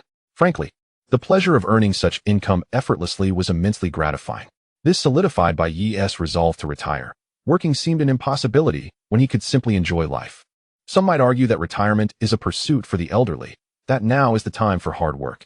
Bai Yi, however, held a different perspective. Delayed joy loses its luster. For instance, the excitement of obtaining something long desired in childhood diminishes when pursued as an adult. In Bai Yi's experience, such emotions are rarely rekindled. Thus, one must seize pleasure in the present, engaging in activities that bring joy. At that moment, Lin Zhenxin stirred, awakened by Bai Yi's unintentional movements. Rubbing her sleepy eyes, she mumbled, "Brother Yi, you're awake so early? You're up. It's still early. Go back to sleep." I'm still so sleepy." With that, she promptly drifted back into slumber. Bai Yi, feeling a pang of tenderness, glanced at the time, already past 9 in the morning, and chose not to disturb her further. Instead, he quietly dressed and stepped outside. This month, the hobby boost had refreshed and generously increased by an additional 1 million yuan. With a total monthly allowance of 3 million yuan, the possibilities for expenditure widened significantly. He could return to his hometown and purchase several properties, fulfilling a long-held dream of being a landlord. This would also contribute to his emotional well-being. Additionally, he could participate in auctions to indulge his burgeoning interest in collecting. However, after much contemplation, Bai Yi ultimately decided to buy a car. As an automotive enthusiast, the allure of internal combustion engines, particularly those with substantial horsepower, was irresistible. Now that he had the means, it was time to pursue that dream. As for his current ideal L9, he planned to gift it to his father. Admittedly, domestic cars have carved their niche in the market, but for someone as youthful at heart as Bai Yi, they seemed rather mundane. His impulsive nature drove him to act swiftly. Within half an hour, Bai Yi found himself at the automobile city in the outskirts of CD City. Being a small third-tier city, the prospect of owning a Ferrari or Lamborghini was out of the question. While some showrooms showcased these brands, they were only pre-owned vehicles, and Bai Yi was intent on acquiring a brand new toy for himself. With this thought in mind, Bai Yi resolutely made his way towards the Mercedes-Benz dealership ahead. It is worth mentioning that in large cities, people are well informed and aware that many brands surpass BBA in quality. However, in small towns, Mercedes-Benz, BMW, and Audi remain the hard currency of prestige, still symbolizing wealth. Take his ideal vehicle as an example. Although its price exceeds that of BBA's entry-level models, and its exterior is quite impressive, it simply does not attract the same level of attention when on the road. The difference is stark. As he pondered these thoughts, Bai Yi entered the Mercedes showroom. A young woman in uniform approached him promptly, greeting him warmly. "Good day, sir. Welcome to Mercedes-Benz. How may I assist you?" "I'd like to see the G-Class," he replied. "Certainly, sir. Please head to the second floor. Someone will attend to you there." "Thank you." It was evident that the first floor displayed more common models, such as the E-Class sedan. In contrast, vehicles like the S-Class or G-Class, which do not sell in high volumes, were segregated from these models. However, to Bai Yi's surprise, as he ascended the staircase, he overheard a woman's voice from above. "With your performance, you still think you can take me out to the movies? You must be dreaming." At first, Bai Yi thought it sounded like a gold digger ridiculing a poor fellow. But soon, a man's voice made him reconsider. "Boss, my feelings for you are unrelated to performance. I've already bought the tickets, and if you don't go, it would be a waste. Waste or not, unless you close a deal today, I won't agree." The narrative then shifted to a story of a desperate young man attempting to turn his fate around by impressing his female boss. Bai Yi listened intently as he continued up the stairs, though he found the man's voice somewhat familiar, leading him to question if it was merely a figment of his imagination. Upon reaching the second floor, he was greeted by a familiar figure, Lu Lin, whom he had encountered at a concert the previous night. Strikingly, Lu Lin, now clad in professional attire, appeared quite dapper. Facing Lu Lin was a rather plump woman of modest height, exuding an air of affluence. It was immediately clear to Bai Yi that the conversation he had just overheard was between these two. As he stepped onto the second floor, they quickly noticed each other's presence. Lu Lin's expression shifted from shock to embarrassment upon making eye contact. Who would have thought that the stranger from the concert would cross paths with him at work? While this encounter seemed innocuous, Lu Lin was acutely aware that Bai Yi had witnessed his mishap the previous day. However, he rationalized that Bai Yi was not there to confront him, but rather to view cars. With this in mind, Lu Lin greeted him with enthusiasm. "Hey there, brother. What a coincidence." As they conversed, Lu Lin approached Bai Yi, winking mischievously. Bai Yi understood the unspoken cue. He would not divulge any embarrassing details. In truth, even without Lu Lin's hint, he had no intention of discussing it. Bai Yi recognized the immense pressure faced by young people today, particularly men. Reflecting on his own life, he believed that without a system in place, returning to a small town would not yield a promising future. The typical trajectory involved meeting a suitable partner through arranged introductions, depleting all savings to purchase a home, and then saving for their parents' health care as they aged. Many lived this way, and he genuinely appreciated the opportunity to see someone navigate a different path with less struggle. Addressing Lu Lin's hint, Bai Yi smiled. I'm just here to view cars. With you as my acquaintance, I need not worry about discounts. Of course, brother. This is Zhang Yuan, the owner of this dealership. With her around, you need not fret about discounts.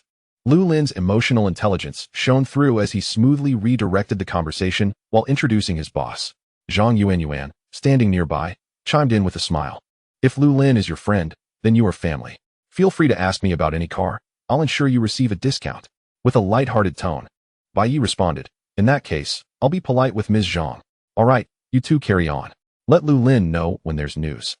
And I'll be in my office. As the sound of her heels echoed away, only Bai Yi and Lu Lin remained on the second floor. Turning to Lu Lin, who appeared relieved, Bai Yi teased, you certainly have a way with the ladies. Your boss must be at least 35, right? Not quite. She's a mere 34 and doesn't have children yet. After giving Lu Lin a thumbs up, Bai Yi sincerely remarked, considering your boldness in pursuing your boss, you must truly be exceptional. Lu Lin took the teasing in stride, expressing, whether I succeed or not remains uncertain, but Zhang is a wonderful woman, deserving of a handsome man like me. Enough about that. Let us go, brother. Allow me to show you around. While Lu Lin did not expect Bai Yi to purchase a car, he had previously arranged with Zhang Yuan that if he sold a vehicle that day, he could accompany her to watch a movie. However, the vehicles on the second floor were all priced above 700,000 to 800,000. Lu Lin doubted that the man he had just met could afford such luxury. Bai Yi might simply be browsing. As anticipated, the events unfolded as Lu Lin had imagined. He guided Bai Yi through an array of cars, from the luxurious S400 sedan to the rugged G500, a vehicle that many men dream of owning. Yet Bai Yi remained unimpressed throughout. His demeanor even conveyed a palpable sense of disappointment by the end. Lu Lin, however, did not perceive this as an issue. It was natural to feel disheartened when one encounters a desirable vehicle but lacks the means to acquire it. He offered a consolation. Don't be downcast, brother. You're far more handsome than I am. Finding a wealthy partner should be a breeze. Unexpectedly, Bai Yi rolled his eyes at this remark. What kind of talk is that? Having never harbored thoughts of wealthy women, he continued, however, I must express my disappointment with your dealership. The space is ample, yet the selection of vehicles is rather limited. Where are the Maybachs? The AMGs? Indeed, his intentions were specifically aimed at these two aspirational models. The former represents unparalleled luxury, while the latter epitomizes extreme performance. Yet, he had overlooked a crucial point. In a third-tier city, not only were there no stores for supercar brands like Ferrari, but high-end models from BBA were also virtually non-existent. This realization left Bai Yi vexed. Would he have to travel all the way to the capital for a vehicle purchase? He refrained from questioning why he would not consider the provincial capital, as its distance was significant, and in the minds of the locals, the priority of the capital far outweighed that of any other city. What he meant as a casual complaint sent a jolt through Lu Lin. Stand at attention, young man.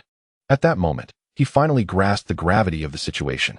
Bai Yi's disappointment did not stem from the high prices of the vehicles. Rather, it was because he found them too affordable.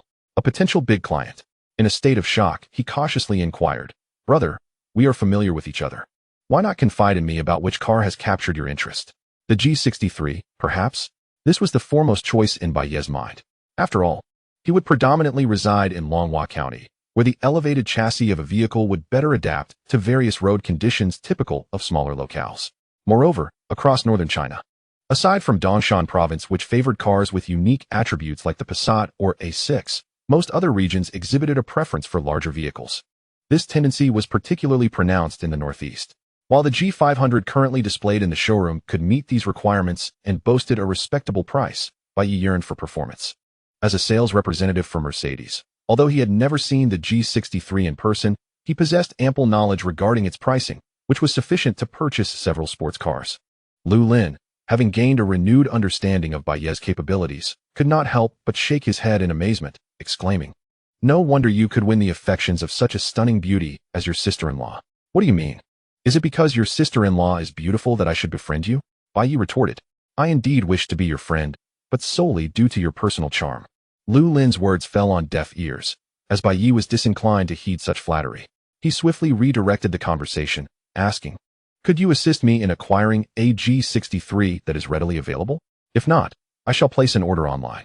Lu Lin candidly replied, to be honest, brother, the car you desire is quite expensive, one I've never even laid eyes on.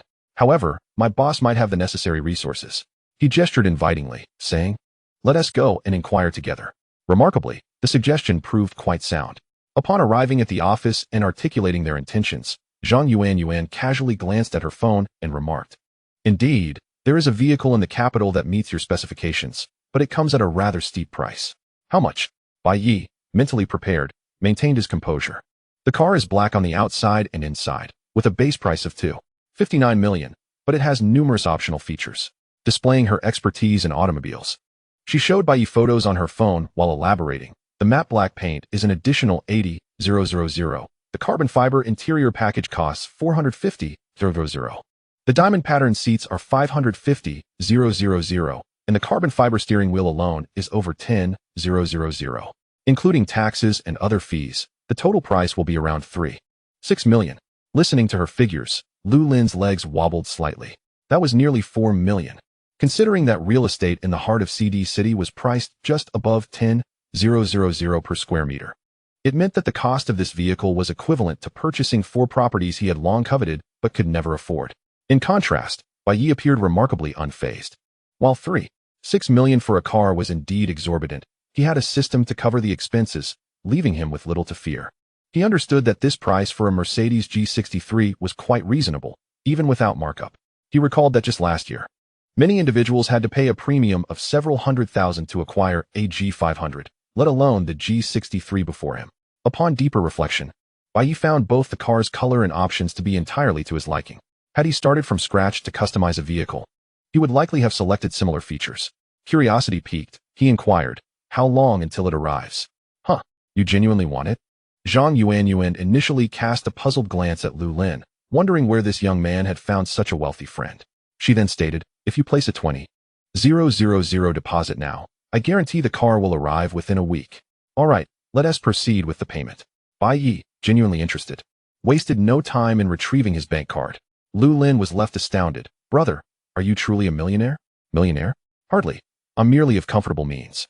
Bai Yi waved his hand dismissively, then turned to Zhang Yuan, saying, I'm putting myself on the line for my brother's sake. Ms. Zhang, you must keep your word. Chapter 66. As for me, I have already retired. Zhang Yuan, who successfully managed such a large forest dealership, was no ordinary individual.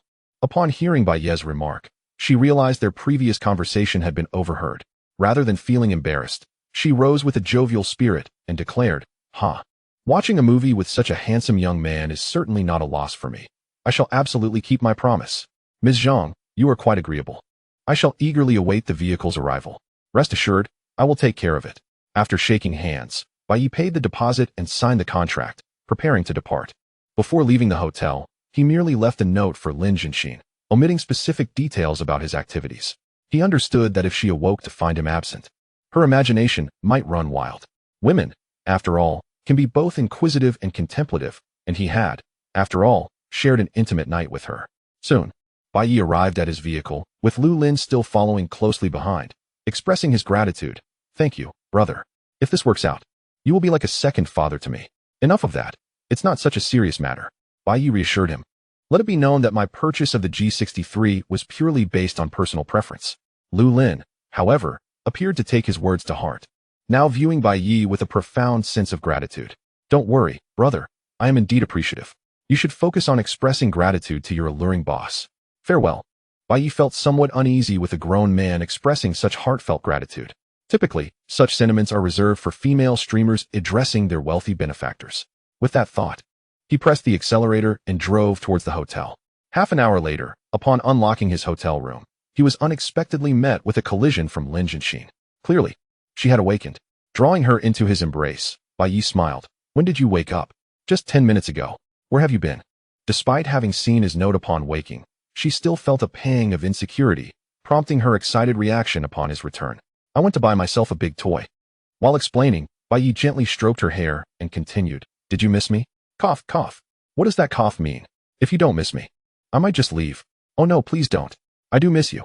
Upon hearing this, Bai Yi was immediately displeased. What do you mean by I miss you? But it's not enough? What sort of attitude is that?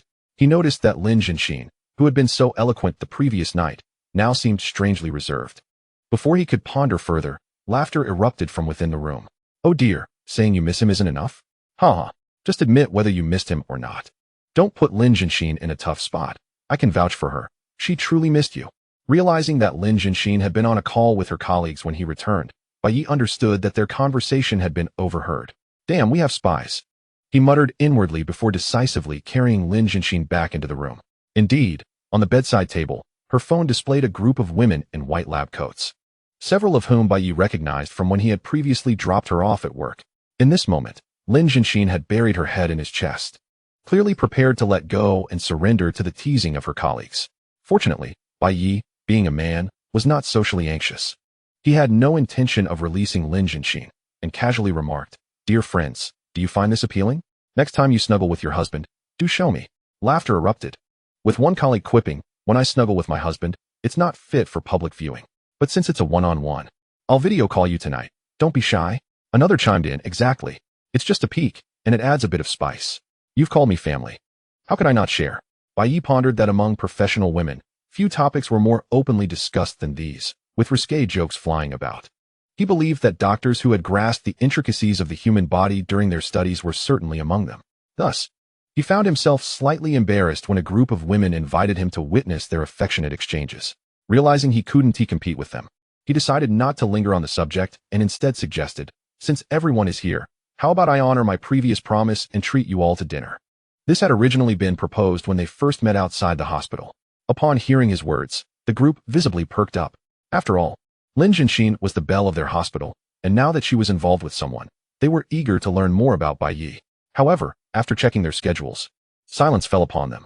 Doctors, particularly those in the emergency department, had limited free time, and with shifts and other commitments, reaching a consensus proved challenging. Reluctantly, the leader, Huang Yali, shrugged and said, "Let us put this dinner on hold. We all have to work. By the way, Jianxin mentioned you've been back for a few days. Don't you have to work?" In truth, while Lin Jianxin often discussed Bai Yi with her, their conversations revolved around his character and feelings, never touching on his professional life. Huang Yali found it hard to believe someone of his age could take such an extended leave. "I'm retired," Bai Yi replied candidly. "Retired? How old are you?" 30. "How did you manage to retire?" "Our retirement age just got extended by 5 years." The mood shifted as the group struggled to comprehend.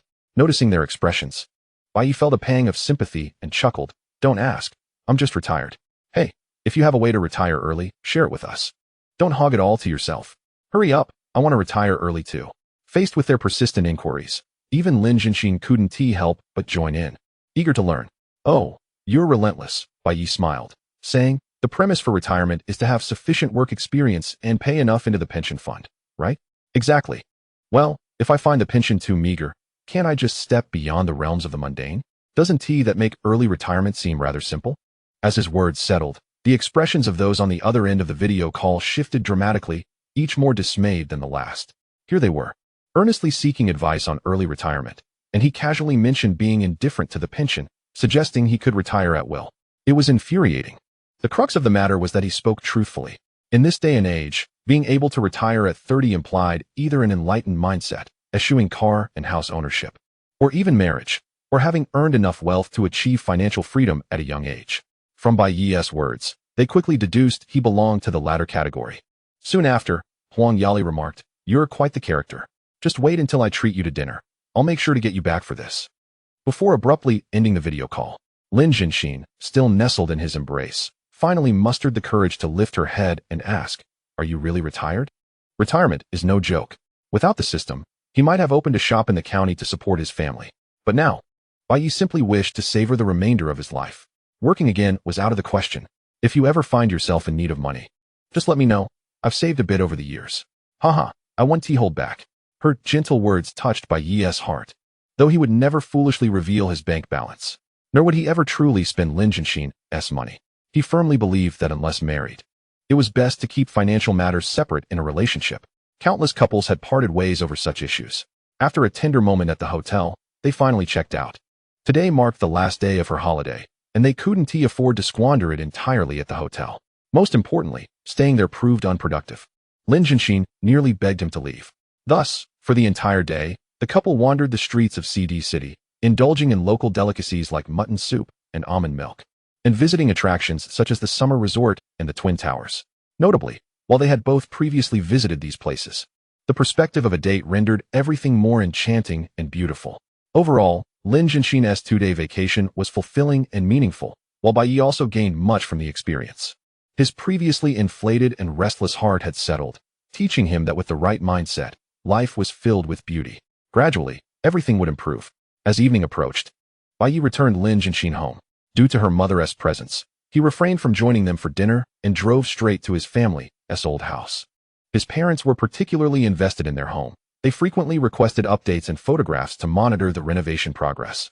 After about 10 minutes, Bai Yi arrived in the yard and met with Xiao Jia. "You're here." "Yes, my parents are curious again, wanting more photos." "Haha, snap away. Our progress is quite satisfactory." Nodding in agreement, Bai Yi pulled out his phone and began taking pictures. The old house was still in disarray, with the roof entirely removed and several workers busy inside. After fulfilling his parents' request, Bai Yi turned to Xiao Jia and asked, "Are all these workers under your supervision?" They seem quite seasoned. "Yes, the youngest is 50. It's tough to find work outside, so they come to work with me." Discussing this, Xiao Jia felt the weight of responsibility. Each of these individuals represented families facing hardship. "I see they're working hard. Let us consider giving them a pay raise and improving their meals to ensure every meal includes fish and meat." "Are you sure? That would be quite a sum." "I'm certain. Let us proceed with this plan. As the saying goes, to make the horse run fast, one must feed it well." Despite his faith in Xiao Jia's ability to ensure quality work on the house, he knew it wasn't enough to rely solely on that. Additionally, increasing wages and meal quality would certainly require more investment. However, every expenditure on the house was met with a double cashback from the system. In essence, the more one spends, the greater the returns. While the workers present might earn a modest profit, Bai Yi will undoubtedly remain in a position of substantial gain. Observing his steadfastness, Xiao Jia refrained from further persuasion and, filled with excitement, rushed over to announce the news to the workers. Subsequently, their efforts visibly intensified. However, upon returning, he suddenly smacked his forehead, exclaiming, "How could I forget? My parents asked me to bring you home for dinner after we met. Shall we go today? I'll call them to start preparing right away. The market is conveniently located just downstairs." "That sounds good." Bai Yi reflected on how well Xiao Jia's childhood friend's parents treated him. During their youth, no matter whose home he visited, it felt like his own, with a bounty of food and drink always available. Now that he had returned, it was only fitting to pay a visit to his family. Naturally, he couldn't arrive empty-handed. At 6:30 p.m., Bai Yi, laden with bags, arrived at Xiao Jia's residential complex. As they walked towards his home, Xiao Jia recounted how, after his divorce, he had brought his parents to live with him. This arrangement allowed him to care for them while they prepared meals and tidied the house, creating a mutually beneficial situation. Bai Yi wholeheartedly supported this decision, recognizing that having his parents around would prevent him, a busy bachelor, from living in disarray. Yet, as they exited the elevator, they spotted Xiao Jia's parents waiting outside, gazing at them expectantly. Next to them was a bulging shopping bag from the supermarket, clearly filled with recently purchased groceries. Upon seeing this, Bai Yi cheerfully greeted Uncle Xiao. "Auntie, I'm here to mooch a meal." The elderly couple exchanged glances, their expressions tinged with discomfort. They had intended to invite Bai Yi to dinner to express gratitude for helping their son secure a substantial job and aiding him in overcoming the shadows of his divorce. However, due to the dim hallway lighting, Xiao Jia failed to notice their unease. As they approached the door, he remarked, "Aren't you able to unlock the door with your fingerprints? Why not go inside?" "Ah, we can unlock it, but there are other reasons for not entering," they replied. "What other reasons could there be?" Xiao Jia pressed. "It's because Xiao Wei is back," they finally admitted. Upon hearing the name, Xiao Jia froze, his eyes widening. Moments later, he asked, his voice quivering, "So, she's the one who forced you out of the house?" Chapter 68. Have they become bad companions? This Xiao Wei was, of course, his ex-wife. Noticing Xiao Jia's sudden shift in demeanor, his father quickly interjected, No, it's our own choice." Yet, before he could finish, Xiao Jia, with eyes ablaze, dashed towards the door, clearly ready to confront his ex-wife. Fortunately, Bai Yi, having analyzed the situation, kept a watchful eye on him. Before the door swung open, he stepped forward and pulled him back. "Stay calm, no violence. I can't help it. I've been submissive for too long, letting her dominate my household. Now that we're divorced, she dares to come and evict my parents." Xiao Jia's thoughts were indeed consumed by this very sentiment. If he had to summarize his past few years in 2 words, it would be submissive. He had handed over his earnings, lived frugally to support his parents, and endured various insults from his ex-wife. Finally, seeing through it all, he had bravely ended the marriage. Despite the sorrow it caused, he felt a sense of rebirth. Yet now, with that woman reappearing and pushing his parents out, how could he not feel enraged? To be fair, Bai Yi understood his perspective. If he found himself in a similar situation, he too might be tempted to retaliate. However, glancing back at the concerned faces of the two elderly figures, he continued. If there's an issue, let's address it. We shouldn't create trouble for ourselves and our lives. Most importantly, don't worry your parents. Upon hearing this, Xiao Jiao paused, the weight of his emotions lifting slightly. Indeed, he had received a significant opportunity from Bai Yi and had succeeded in bringing his parents together under one roof. Compared to his past, these were better days. After taking a few deep breaths, he nodded earnestly. You're right. I absolutely cannot resort to violence. That's the spirit. As for what you say once inside, that's up to you. He recognized that even if they calmed down, a verbal confrontation was inevitable. Soon, Xiao Jia opened the door. Bai Yi was once again face to face with Huang Weiwei after several years. The last time they met was at Xiao Jia's wedding, where she wore a constant smile. Now, however, she sat on the sofa, coldly observing Xiao Jia, her chubby cheeks quivering with every breath. Honestly, just by her demeanor, it was evident that she was not easy to deal with. The adage that one's character is reflected in their appearance often holds true. As Bai Yi anticipated, once they entered the room, the argument erupted immediately. Xiao Jia was the first to confront her, pointing a finger and declaring, Huang Weiwei, who let you come to my home? My home. This is my home too. Huang Weiwei retorted, showing no awareness of their divorce. She continued defiantly. I've told you countless times not to let your parents live here, yet you ignore me completely. Are you lacking in common sense? We're divorced. If I want my parents to stay, who are you to stop me? Unfazed by her words, Huang Weiwei added, but you must be curious why I'm here today. I'm not curious, because I know whatever it is can't be good. Xiao Jia shot back. You might as well know, she said. I'm here to discuss reconciliation. At this revelation, everyone in the room fell silent, their thoughts aligning. It had only been a few days since their divorce, and here she was, boldly proposing to reunite. As if it were a favor to the Xiao family. Regardless of what others thought, she remained lost in her own world and continued, but while we're reconciling, I have a few demands. Go ahead, let us hear them, Xiao Jia replied, exasperated but determined to hear her out. First, after we remarry, this apartment should be transferred to my name. As a woman, I deserve some security, don't you think? Huh, what else? Secondly, your parents must move out immediately. I refuse to deal with any mother-in-law issues. Continue. Thirdly, you must continue to hand over your income as you did before. This point is non-negotiable. This last demand, Huang Weiwei stated with particular seriousness.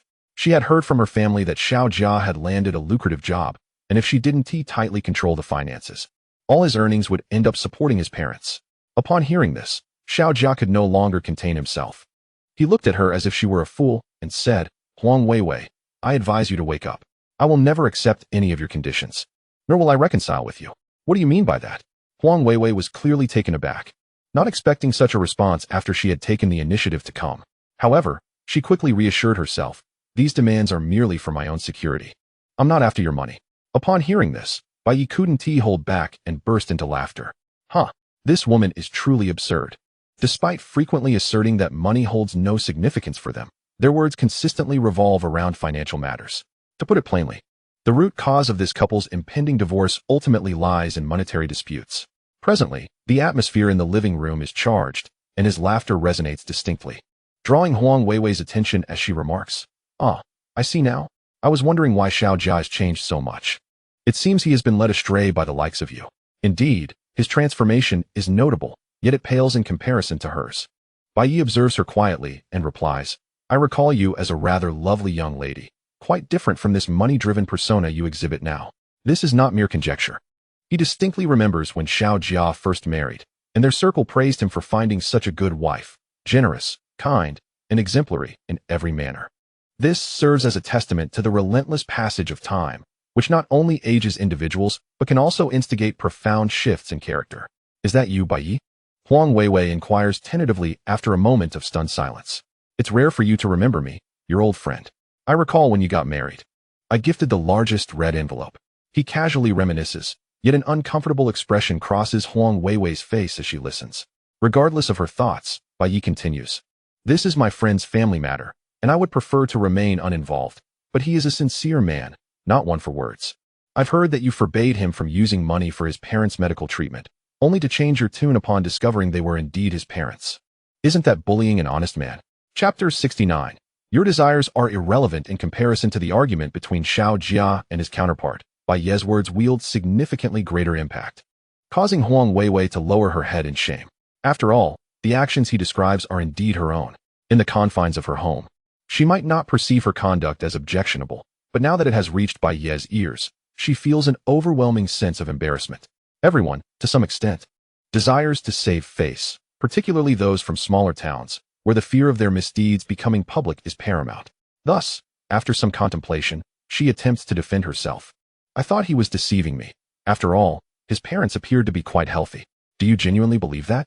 Bai Yi retorts. If you truly believed it, why the stammering? He is no fool. Such flimsy excuses might deceive those who trust her, but they are hardly convincing to him. Why must your words be so unpalatable? Is it offensive to you? He responds with an even broader smile, continuing, let us be frank. You've come to speak to Xiao Jia about reconciliation because your finances have dwindled, haven't you? Through their recent interactions, he has gained a clear understanding of their divorce circumstances and the division of their assets. The house they inhabit belongs entirely to Xiao Jia, while the substantial savings, amounting to over 100,000, were granted to Huang Weiwei. At first glance, it seems Xiao Jia has lost out, but that is far from the truth. The house was purchased outright by Xiao Jia before their marriage, representing a clear case of premarital property. Nevertheless, he willingly relinquished all savings to her as a final act of kindness. On the day of their divorce, Bai Yi had overheard various details, revealing how resolute Huang Weiwei was in her decision. Thus, her return with intentions of reconciliation can only be logically interpreted as a desperate measure due to financial woes. Upon hearing this, Huang Weiwei reacts like a cat whose tail has been stepped on, exclaiming, whether or not I remarry Xiao Jia is none of your concern. You have no right to meddle. See, you're getting agitated, Bai Yi says with a grin, raising his hands in a gesture of surrender. If I'm mistaken, simply prove me wrong. You have mobile banking, don't you? Show me your balance, and let us see how much of the divorce settlement remains. I won't show you, she asserts, her faltering tone revealing her lack of confidence. Unfortunately, Bai Yi's assessment is accurate. She is indeed short on funds. Her father's medical and surgical expenses have exceeded 100,000, with most of it being non-reimbursable. This predicament is not due to inadequate insurance, but rather her propensity to live beyond her means, insisting on the highest standards for everything. After finally securing her father's release from the hospital, her troublesome brother borrowed 50,000 under the pretense of business, only to disappear, enjoying a lavish life with his girlfriend in the city. With the realization that she is unlikely to recover that money, coupled with her lack of work experience, having only served as a waitress, she finds herself cornered, leading to her current plea for reconciliation. However, she cannot voice these truths and stubbornly insists, once again, this is a matter between Xiao Jia and me. Very well, then. Bai Yi responds, you may speak for yourself. Will you remarry? Absolutely not. There is no possibility of reconciliation. It is utterly off the table. Xiao Jia is indeed honest, but that does not equate to a lack of intelligence. After firmly stating his position, he adds, after finally achieving freedom, I simply want to shout, farewell, prison. Their words are brazen, yet they perceive no impropriety in their demeanor. Particularly, Xiao Jia's parents, who have remained silent, watch their son with pride. Since their marriage, Xiao Jia's spirit had waned, replaced by the relentless pursuit of financial stability amidst various grievances at home. Thankfully, his former vigor has returned, though divorced and single. He is still young and possesses the means to find a new partner effortlessly. However, where there is joy, there is also sorrow. Huang Weiwei, now feeling utterly defeated, realizes her once certain path to reconciliation has veered off course. She contemplates leaving but finds herself awkwardly rooted to the spot due to her circumstances. Ultimately, it is Xiao Jia's father who steps forward, saying, Xiao Wei, although you and Xiao Jia are divorced, it is essential to look ahead and not dwell on the past. It's late. You should return home. Father, I truly wish to reconcile with him. She pleads. Your desires are irrelevant. My son has no such intentions. His expression turns serious. Previously, I have refrained from speaking harshly, despite any grievances you may have caused. However, if you do not leave now, I will have to consider involving the authorities. Parents often bear the burden for their children's sake, choosing to endure rather than escalate conflicts. This explains their earlier expulsion of her. Yet, now that their son has clearly stated his refusal to remarry, they feel no obligation to maintain politeness. Do they truly think that the elderly lack temper? Everyone was once a spirited youth.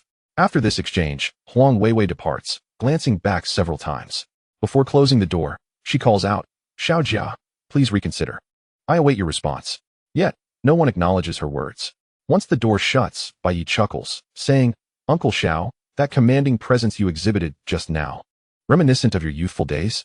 Oh, have you heard my story? It is indeed necessary. My father often reminisces about his youthful days when he drove large vehicles, recounting tales of confronting robbers wielding knives, charging at them with a pickaxe in hand. Ha ha ha. True heroes do not boast of their past exploits. I no longer possess such bravado. When he speaks of his glorious past, a nostalgic expression graces his face. Yet he continues, however, my culinary skills have improved significantly. I shall prepare a feast, and we can enjoy a drink together later. With that, the Xiao family busied themselves promptly. Only Bai Yi found himself at leisure. He made no attempt to assist. Rather, he relished the tranquility of sitting on the sofa. Just as he withdrew his phone to peruse videos and pass the time, a voice message from Liu Xuedong arrived. Upon opening it, he heard the sweet, childlike voice of Liu Xuedong. Brother, you haven't returned home for 2 days. And my mother is very worried. She keeps glancing towards your yard. So, I quietly ask, how much longer will you be out gallivanting? Chapter 70. The hypocritical mother listening to the voice emanating from his phone. Bai Yi couldn't help but chuckle, yet he felt a fleeting twinge of guilt. After all, the reason for his absence yesterday was indeed due to his escapades. However, this thought quickly dissipated as he responded to the little girl with a voice message of his own. Let us not dwell on your mother's worries for now. What did you just call me, Xiao Yuqing? Brother. Think carefully, what should you call me? Ever since the kindergarten sports day, this little girl had been calling him daddy, and now the sudden change felt quite unusual to Bai Yi. Thus, he deemed it necessary to rectify this misconception. After a brief silence, the reply came.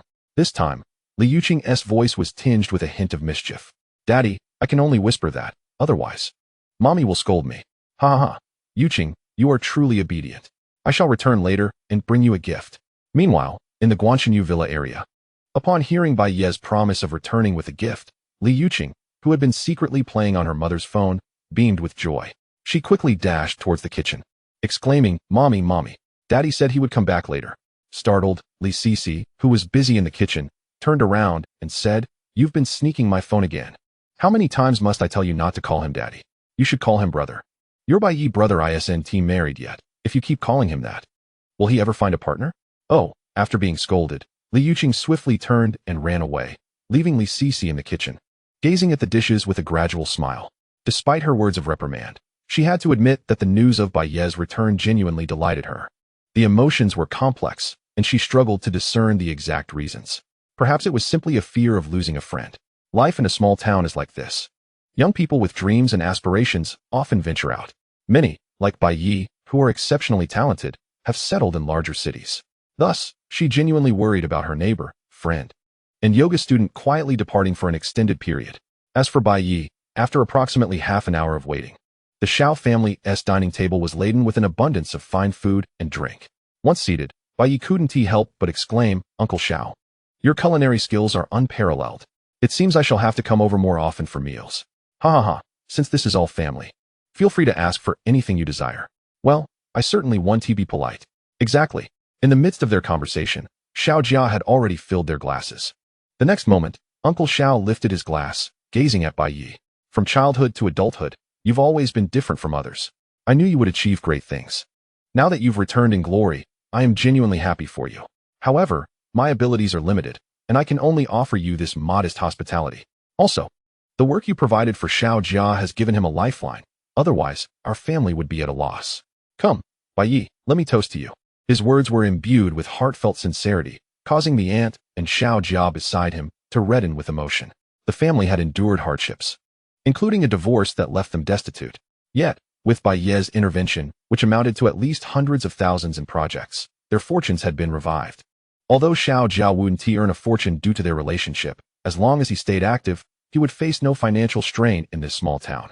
In response, Bai Yi rose from his seat, saying, No, Uncle Xiao, I cannot accept such grand praise.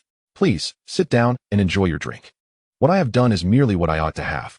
Upon finishing his words, he clinked his glass against Bai Yi's and took a hearty swig of liquor. Faced with this situation, Bai Yi felt compelled to drink along, and indeed, he had to outdrink the elder. However, he believed his contributions were not as significant as portrayed. When deciding to renovate the old house, Bai Yi did intend to lend Xiao Jia a hand, but that was built on the foundation of him being the contractor. Moreover, even if he had indeed helped, it was far from sufficient. After all, it was only natural for a friend who was willing to cash out and assist him during his tough times to lend a hand under favorable conditions. Thus, after setting down his glass, Bai Yi quickly added, "Uncle Xiao, Auntie Xiao Jia and I grew up together, sharing joys and sorrows. It is only right for us to support each other. I refuse to believe that if the roles were reversed, you wouldn't help me. Therefore, let us not dwell on these matters." In truth, the bond between Bai Yi and Xiao Jia ran deeper than mere childhood camaraderie. They had shared countless memories, including the first time Bai Yi watched an adult film at Zhao's house. Indeed, that VCD was borrowed from Uncle Xiao. In summary, the profound friendship they shared rendered any expressions of gratitude unnecessary. To voice them would only create distance. Bai Yi is correct. We are friends. Some things are best kept in our hearts. Parents, please don't overthink it, Xiao Jia chimed in. All right. We shall not interfere with your brotherly matters. Now, let us drink. The family gathering lasted for over an hour. By the end, Uncle Xiao was quite intoxicated, Xiao Jia was tipsy, and even Auntie couldn't resist having a little, now resting on the sofa. Even Bai Yi, who had an excellent tolerance for alcohol, felt a bit lightheaded. Perhaps it was the flood of childhood memories that amplified the effects of the alcohol. Nevertheless, he chose not to stay over, but instead arranged for a designated driver to take him home. No matter how inebriated he became, Bai Yi always remembered his promise to Liu Xuedong to return later. Yet, he overestimated his condition. Not long after the car set off, Bai Yi, seated in the passenger seat, fell into a deep slumber. At 9 p.m., in the Guanxinyu Villa area, Liu Xuedong rubbed her slightly drowsy eyes, looking at Li Sisi, who showed no signs of retiring. "Mommy, go to sleep. Don't wait for that big oaf." "What nonsense? You sleep? I'm just handling a few matters." Though she said this, her occasional glances out the window betrayed her. Just then, a bright light appeared outside, accompanied by the unmistakable sound of an approaching vehicle. Realizing something, Li Sisi immediately rose from the sofa, walking towards the exit while saying, "You go ahead and sleep. I'll step outside for a moment." After leaving this remark, she dashed away, leaving Liu Xuedong with a helpless expression, exclaiming, "Sigh, how can I deal with a mother who speaks one way and means another?" Chapter 71. Otherwise. How to be the annoying younger brother. Upon swiftly arriving outside the villa, Li Sisi spotted Bai Yi's car parked next door. Just as a flicker of joy surged within her heart, she noticed a stranger stepping out of the vehicle. Curiosity piqued, she inquired, "Who are you? Where's Bai Yi?" "Hello, I'm the designated driver. The Bai Yi you mentioned is the owner of this car, correct? He drank too much and fell asleep in the passenger seat. Are you a family member?" "Family, I suppose. My own daughter calls him daddy, so it's not entirely inaccurate to say we're family." Nevertheless, her concern for the inebriated Bai Yi overshadowed her words. Consequently, she swiftly approached the passenger side, and with the driver's assistance, managed to lift the drowsy Bai Yi out of the car. Before long, the designated driver sped away on his electric bike, leaving Li Sisi, who was struggling to support Bai Yi, feeling quite embarrassed. She suddenly realized that she didn't know the password to Bai Yi's home.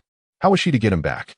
With no other choice, she gazed at the face so close to her and asked, "Bai Yi, wake up. What is the password to your house? Are you trying to extract my bank card password while I'm drunk?" "I want to tell you, I want to." Despite his intoxicated state, Bai Yi still managed to respond, albeit nonsensically, eventually breaking into a tune. This left Li Sisi feeling somewhat flustered. After pondering for a moment, she gritted her teeth and decided to take him back to her own house. Indeed, she resolved to let Bai Yi stay the night. Fortunately, her home was also a villa, and while there weren't many rooms, there were certainly empty ones available. However, due to Bai Yi's weight, by the time Li Sisi managed to bring him to the guest room on the first floor, she was drenched in sweat. Still, she persevered through her exhaustion, helping Bai Yi remove his jacket and shoes, and thoughtfully placing a glass of water by the bedside. Once everything was settled, she did not hasten to leave. Instead, she sat on the edge of the bed, gazing at the peacefully sleeping Bai Yi, her mind swirling with various thoughts. It had only been a short time since they met. Was it inappropriate to allow this man to stay in her home? Yet, he was so kind and undeniably attractive. Come to think of it, the scent of alcohol he exuded earlier was rather pleasant. Oh no, I can't think like this. The more she pondered, the more absurd her thoughts became. Realizing she could not continue down this path, she turned on her heel and left without looking back. However, after taking a shower and returning to her room, her heart remained unsettled. After all, how could she ignore the fact that a man of such stature lay on the first floor beneath her? Gradually, her thoughts became more chaotic. Perhaps indulging herself occasionally wouldn't be too problematic. The following morning, Bai Yi awakened leisurely. Before he even opened his eyes, he sensed something was amiss. He distinctly remembered his blanket lacking any fragrance. Yet now, a delightful lavender scent lingered around his nose. Surprisingly, he found it rather pleasant and found himself relishing this cozy bed. However, as he opened his eyes and found himself in a completely unfamiliar environment, that comfort quickly turned to horror. He vividly recalled returning home yesterday, as evidenced by the ride-sharing record on his phone. Moreover, he was certain this was not his home. Observing the pink bedding, it was clear this was likely a girl's residence. What the hell have I been picked up? At least my clothes are still on. Nevertheless, whether it was true or not had to be verified. He promptly put on his shoes and quietly opened the door. In that instant, relief washed over him. He had visited Li Cici's home multiple times and was quite familiar with it, though he was unsure why he had ended up here. As long as he was not picked up by some mysterious woman, it was indeed good news. Checking his phone, he noted it was already 8 a.m. Knowing that Li Cici was likely dressed, Bai Yi made his way upstairs. Faintly, he could hear sounds of activity above. However, upon reaching the second floor and glancing into the small living room, he was taken aback. At that moment, Li Cici was seated on the sofa. In front of her was a large storage box for socks, and she was holding various pairs of socks in an array of colors: red, white, yellow, green, blue, everything. Li Cici, who had been there all along, had actually heard him coming upstairs. Initially, she felt a hint of shyness, as she had been thinking about him the previous night. But that feeling was fleeting. After all, aside from the heavens, only she knew of it. Thus, when Bai Yi appeared, she greeted him with a natural smile. "You're awake, little brother. You fell asleep in the car last night. And since I didn't know your home password, I could only bring you back here. How did you sleep?" "Very well," Bai Yi replied, feeling somewhat embarrassed. Upon noticing her gaze drop, he quickly realized why she was blushing. Indeed, she was an avid sock enthusiast, finding them quite comfortable to wear. So much so that even when wearing long pants, she often sported a pair underneath. This habit led to an abundance of socks at home, necessitating frequent organization. Yet, this was a private matter she had never shared with anyone, especially not with a man like Bai Yi. However, faced with Bai Yi's curious gaze, she disregarded her embarrassment and, almost impulsively, said, "Do you like them? I could give you some." "Give me? You want to give me some? Am I, Bai Yi, such a character in your eyes?" He could only concede that her perception of him was quite accurate. With a playful wink, he shyly asked, "Really? But I don't want any that you've worn." "Oh my." Finally fully alert, Li Cici's face flushed crimson. Hastily gathering the socks in her hands, she rolled her eyes and said with an air of mock seduction, "I see you as a little brother, yet you wish for my stinky socks? Otherwise, how can I be the annoying younger brother? I can't deal with this." Overwhelmed, Li Cici feigned ignorance. Fortunately, at that moment, Li Yuqing's voice rang out from nearby. "Mom, I'm awake." "Oh, brother, Dad, you're also here?" Understanding the need for playful banter, Bai Yi approached, scooped the little girl up, pinched her cheek, and smiled. "Good morning, little Yuqing. It's the weekend. Why are you up so early? Want to go back to sleep for a bit?" No. I'm afraid if I sleep longer, I'll wake up to find a brother." Chapter 72. Hooray. Let us go out to play. Waking up to find a brother? Bai Yi burst into laughter at her words. Meanwhile, Li Cici felt even more embarrassed upon hearing this. She immediately feigned sternness, saying, "Li Yuqing, what are you talking about? But I'm not wrong. My classmate told me that after he stayed at his grandmother's house for a while, he came back to find a brother at home. So, if you don't want a brother, you must keep a close watch on them. Right, Dad?" "That is not true." Bai Yi quickly refuted her claim, adding, "The process of making a brother is quite lengthy, so you can rest assured. However, he still needs to learn yoga with Li Cici later. He certainly does not want the little light bulb to follow him around. It is not that he harbors any inappropriate thoughts towards her mother, but performing many yoga poses in front of a child would undoubtedly evoke a sense of embarrassment." His words proved to carry significant weight in Li Yuqing's heart. She immediately believed him and obediently returned to her room, yawning as she said, "Well, I'll just sleep a bit more." Soon, the living room on the second floor fell silent once again. Li Cici, feeling apologetic yet somewhat shy, remarked, "I'm sorry, the child speaks out of turn. And there's nothing I can do about it. It's fine. The little one simply wishes to monopolize her parents' affection. What ill intentions could she possibly have?" This was entirely the truth. Bai Yi, being an only child himself, had also firmly opposed his parents' desire for a second child when he was young. However, these words caused Li Cici to ponder deeply. The child wants to monopolize her parents' love? Wait, does this little rascal really see himself as my daughter's father? Her face instantly flushed deeper red, and she felt a rush of heat. Realizing she could not continue on this topic, she quickly stood up to change the subject, saying, "You must be hungry. Wait a moment while I prepare dinner." After we finish eating, we can start yoga. With that, she hurriedly made her way downstairs. Bai Yi, standing behind, gazed at her graceful figure and suddenly contemplated a question. Li Sisi must have a striking contrast in her personality, right? On the surface, she is gentle and righteous, capable of preparing delicious meals. Yet, the charm etched in her very being cannot be concealed. It is unfortunate that he cannot witness this contrast for now. Lost in thought, Bai Yi decided to return home to freshen up. Having consumed a considerable amount of alcohol the previous night, he felt no headache or discomfort, thanks to the system's physical enhancement. However, the lingering scent of alcohol on him was quite pungent. When Bai Yi returned after washing up and changing his clothes, a sumptuous breakfast awaited him on the dining table at Li Sisi's home. Li Xuedong, having taken another nap, eagerly called out, "Dad, hurry up, I'm so hungry." Coming. As he spoke, Bai Yi magically produced a fairy wand from behind his back and said, "Little Xuedong, here's your gift that I promised yesterday. Albeit a day late. I hope you don't hold it against me. Wow, it's so beautiful." Compared to the yo-yo he had given her before, it was evident that Li Xuedong adored this gift much more. Clutching it tightly, she sweetly exclaimed, "Thank you, Dad. Xuedong won't blame you. That's great. Enjoy playing with it." With these words, Bai Yi naturally took a seat at the dining table. Incidentally, this gift was something he had brought back from a concert. However, due to its adorably whimsical nature, it seemed somewhat out of place in his home, making it perfect for fulfilling his promise from the previous night. Listening to their conversation, Li Sisi smiled and said, "You're spoiling her, you know. With all these gifts, she'll soon be spoiled rotten. So what? It's not like we can't afford it. As the saying goes, raise daughters with indulgence and sons with frugality." At this stage, little girls are so delightful, and Bai Yi believed that giving them gifts was entirely acceptable, especially since they were not extravagant items. Breakfast progressed quickly, and while Bai Yi was mindlessly scrolling through Douyin for some light entertainment, he suddenly came across a video of someone ice skating.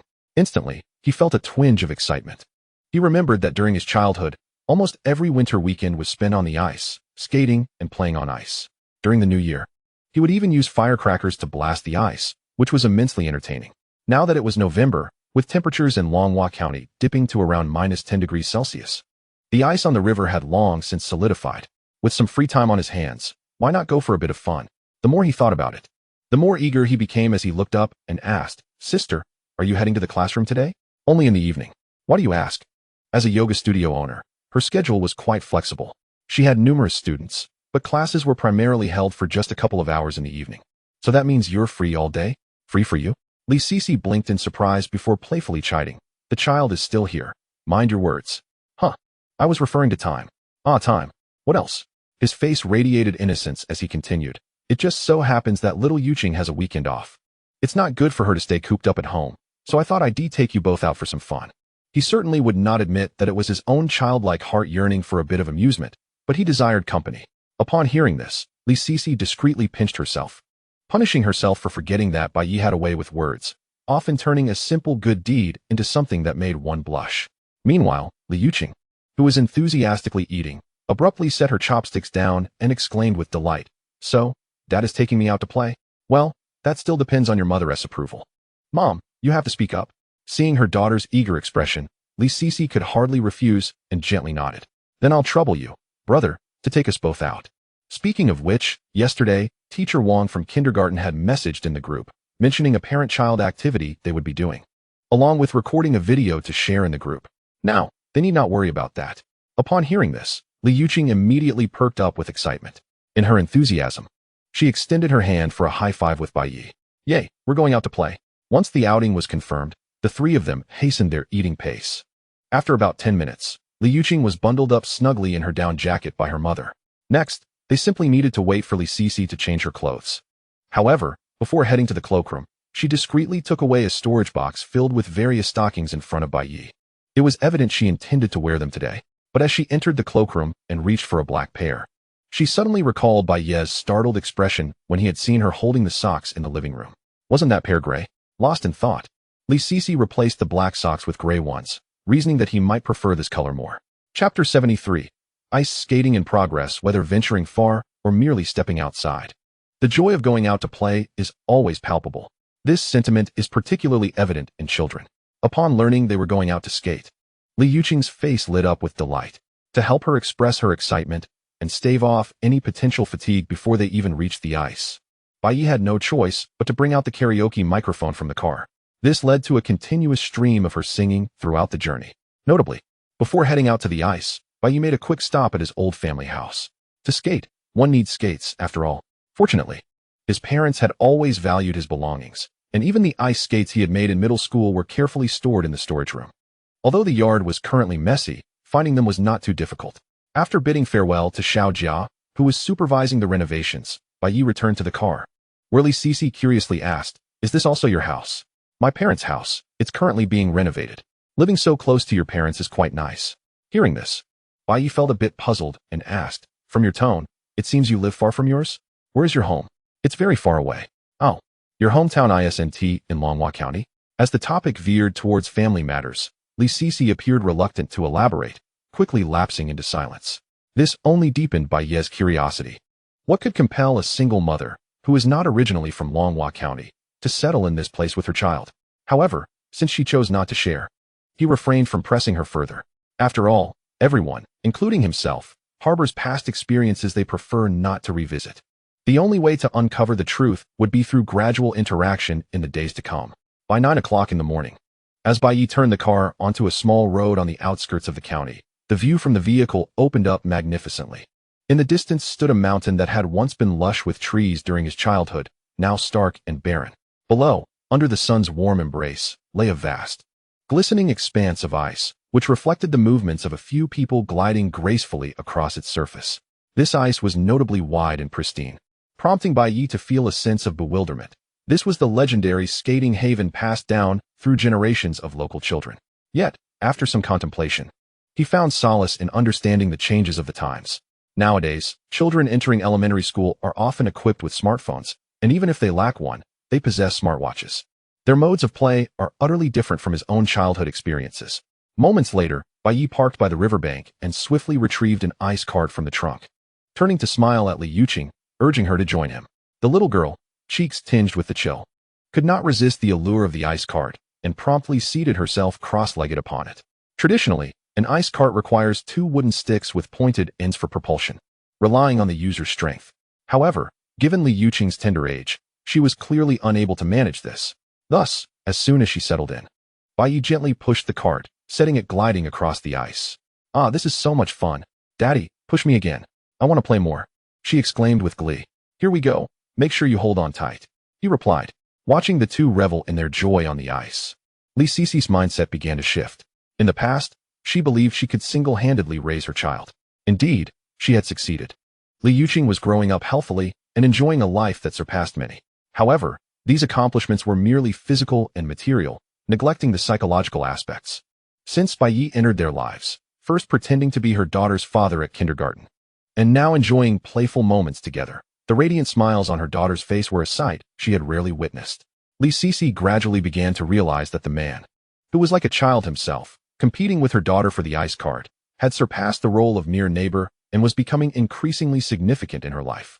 Of course, amidst her myriad thoughts, she did not forget her responsibilities.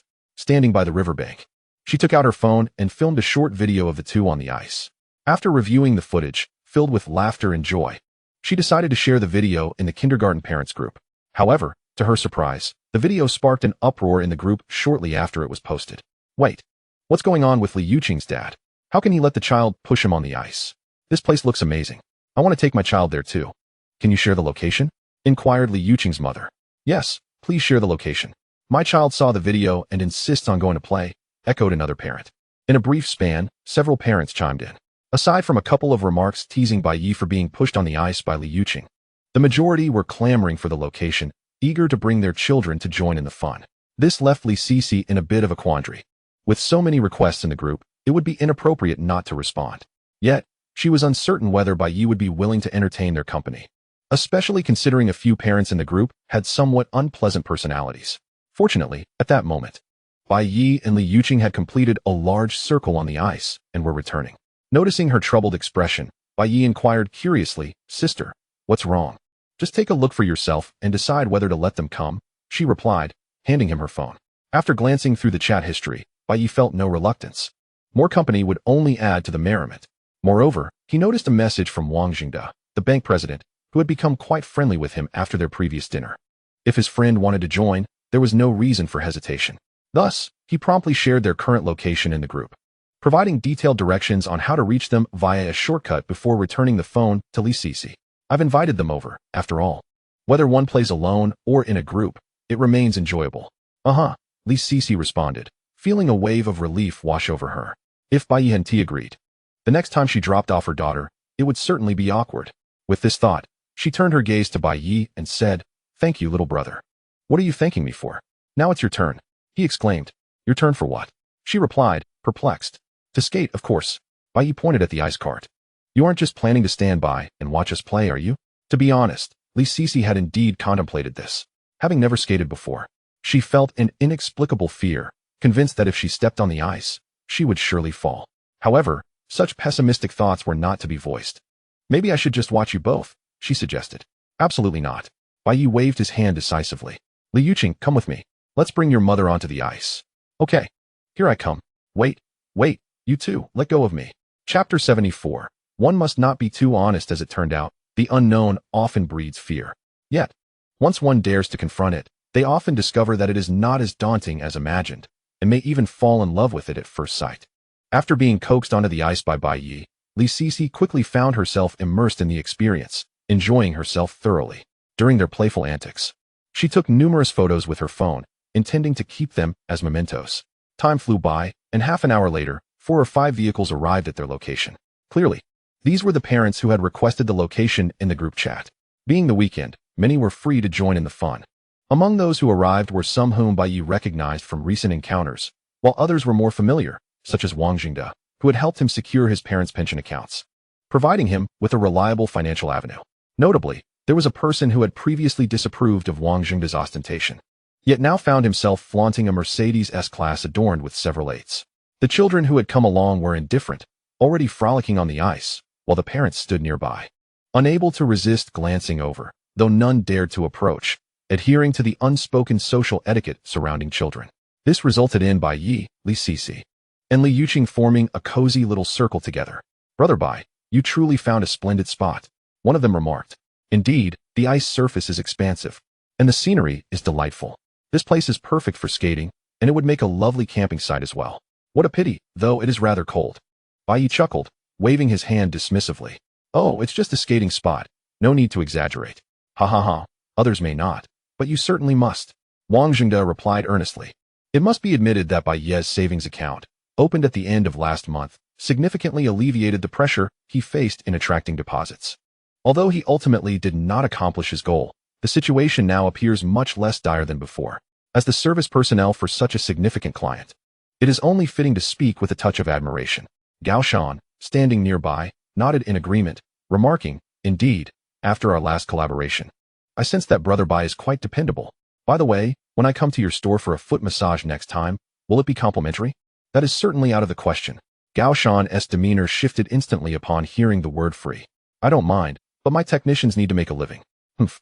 Had I not inquired about your technicians and learned that you take a whopping 70 of their earnings, I might have fallen for your ruse." Bai Yi's words were purely in jest. The Sunshine Holiday Hotel, where the other party frequently indulged, boasted extravagant expenditures, making it a rare gem in this small county. Thus, even if 70 was taken, the technicians still earned handsomely. The crux of the matter was that Gao Shan provided a stable platform, hence he deserved to reap that 70. Both men understood his implication and laughed heartily. However, amidst their merriment, Wang Jingde's noticeably younger wife, appearing at least a decade his junior, stormed over, visibly irate. As she approached, she complained, "Do you think these people are insane? Just a few days ago, they refused to contribute to a phone for the teacher. And now they are at it again. What do they want to buy for the teacher now?" Wang Jingde's expression revealed his exasperation. "It's infuriating. They want to buy her a phone for themselves." Bai Yi, standing close by, clearly read the content on her phone. It was a group chat for Class 2 of Year 3 at a certain primary school. Having dined together previously, Bai Yi was aware that Wang Jingde had an older son. The source of his wife's ire stemmed from a message sent by another child's mother. "Hello, everyone. As the weather grows colder, I've learned that our esteemed homeroom teacher, Teacher Kai, walks to work every day. To facilitate her commute and enhance her ability to educate our children, I propose that we pool our resources to purchase her an electric vehicle. I've checked the price. It's 5,000 yuan. With so many of us in the group, the financial burden should be manageable. Frankly speaking, upon reading this, Bai Yi felt a bit overwhelmed. Not to mention Wang Jingde, who was incredulous. Is she out of her mind? They bought her a phone last time. And now they want to buy her an electric vehicle? Are they going to fund her dowry next? His wife also felt a wave of disbelief. After venting her frustration, she turned to Bai Yi and said, "Our generation of parents truly has it tough. We have to bow down to teachers if we don't contribute. We must tread carefully in our interactions. What kind of absurdity is this?" Indeed, it is quite challenging. Although Bai Yi himself had no children, he was of an age to understand some of these issues. He recognized that Wang Jingde's predicament was not an isolated case.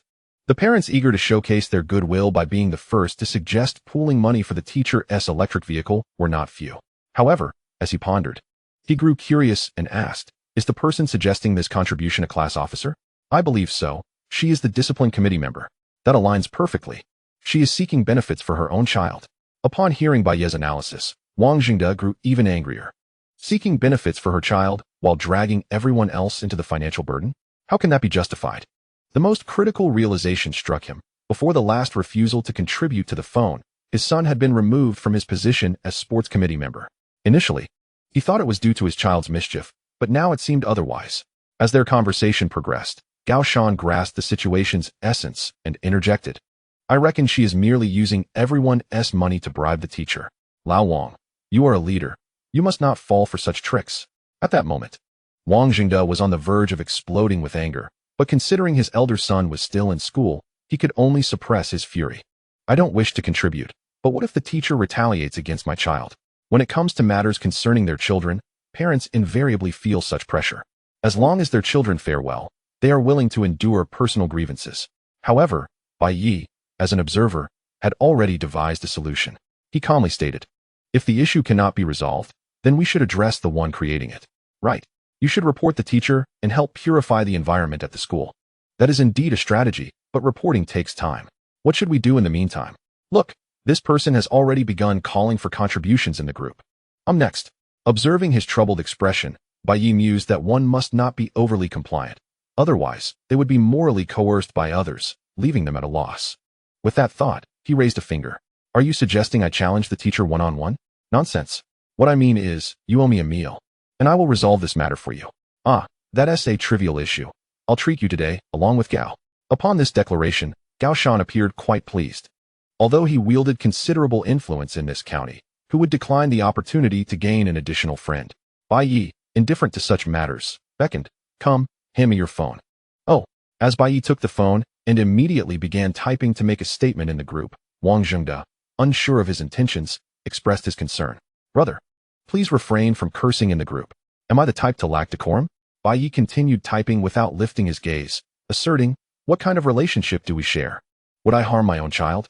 To combat magic, one must employ magic. Ha ha ha. With that assurance, I am at ease." Indeed, the camaraderie between him and Bai Yi had grown quite solid. He considered Bai Yi one of his own. There was no reason or motive for betrayal. However, once his worries dissipated, he turned to glance at his young and beautiful second wife, feeling a twinge of concern. He leaned closer and whispered, "Dear, are you dressed too lightly? Your face is all red from the cold." "Cough, cough, I'm fine. Let us focus on our own child's matters first." Meanwhile, during their conversation, Bai Yi had already sent the first message in the class group. "Seeing how dedicated the parents are towards the teacher truly touches my heart. But upon reflection, I find this somewhat inappropriate. It is important to note that individuals in the group were already calling for contributions one after another. As soon as the message was sent, it garnered immediate attention. However, the responses could be characterized as a collective uproar. This parent is mistaken. The teacher works so hard for the children every day. What is wrong with buying her an electric vehicle? Exactly. It's not much when divided among everyone. Do not speak words that undermine unity. If you are unwilling to contribute, then remain silent. Why come out to criticize now?" Bai Yi paid no heed to these responses and instead found them quite entertaining. Yet, the three individuals beside him began to stir with agitation. Among them, Wang Jingde frowned and gritted his teeth, stating, "I believe we have been far too accommodating. Look, they are getting anxious." After signaling for everyone to calm down, Bai Yi smiled slightly and continued typing his reply. "You all have misunderstood. My concern is that riding an electric vehicle in winter is too cold. Therefore, I propose that we pool our resources to purchase a residence for our teacher near the school. Given the relatively low housing prices in our area, the cost per individual would be quite manageable. What do you all think?" When the last message was sent, those who had initially voiced their dissent fell into silence. The group chat was enveloped in an eerie stillness. Clearly, everyone was taken aback by the suggestion of crowdfunding a house for the teacher. A modest electric bike may not cost much, and while most parents found the idea distasteful, they could still afford it. However, buying a house for the teacher? Even in the small county of Longhua, prices exceed 6,000 per square meter. Moreover, properties near the school are classified as prime educational real estate, which further inflates the prices. Rounded off, we are talking about several hundred thousand. Under such circumstances, who would dare to speak up? Meanwhile, the three individuals observing the situation could hardly contain their laughter. Haha, my brother, you truly are something else. I never saw that coming. Let them keep shouting. Why the silence now? Their words revealed their delight at the unfolding drama. Yet, Bai Yi felt this was insufficient. He was not done having fun. How could they remain silent? Thus, he boldly imitated their earlier antics, targeting each person who had criticized him in the group.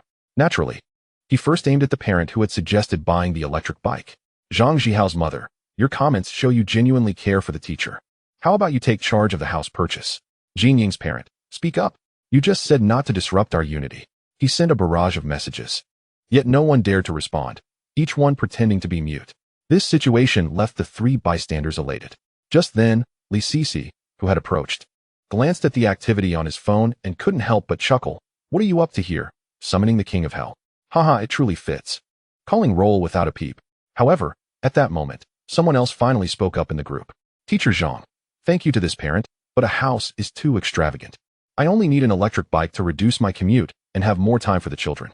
Clearly, the teacher sensed the discord in the group and, wary of accepting a house, chose to intervene. This response left Bai Yi feeling somewhat dissatisfied. What about the electric bike? No, he needed to escalate the situation. Without waiting for others to chime in with support for Teacher Zhang, he swiftly sent another message. My apologies for the oversight. Even with a house, Teacher Zhang would still need to walk to work. So, let's not stop at just a house. We should also buy a car for Teacher Zhang. I recently visited a Mercedes dealership, and the E-Class is quite affordable at just over 400,000. By the way, if you all are reluctant to contribute for Teacher Zhang and the children, I can chip in a little more without issue. After sending a few messages, Teacher Zhang fell silent. Bai Yi had no doubt she was intrigued. The current silence was merely a means for her to gauge the group's attitude. What if, just what if, they actually procured both a house and a car? That would elevate them to an entirely new level of life. Regrettably, he did not receive the anticipated response. Instead, the previously supportive parents began to voice their objections to Bai Ye's proposal. Leading the charge was Zhang Jihao's mother, who had initially been so vocal. Are you serious about buying a house for the teacher and now a car? Do you truly care? Her words acted as a signal, prompting more people to speak out. Zhang Jihao's mother is right. He probably can't even afford an electric bike and is just trying to confuse us. Exactly. What is he trying to prove in this parent group? Does he think we are all foolish? Faced with the barrage of messages, including personal attacks, Wang Jingde could no longer hold back. Brother, fire back. If they think I'm showing off, then let them see what that looks like. What should I do? Bai Yi retorted. Isn't it obvious? Just look at that wealthy individual beside you. With that, Bai Yi opened his phone's camera, aiming it at Gao Shan's Mercedes S600. Dear parents, no need to be so worked up. I'm currently out enjoying myself, in good spirits, and am not interested in a verbal spar with you. Whether I am showing off will be clear if you agree to buy a house and car for Teacher Zhang. A single photograph can convey a wealth of information.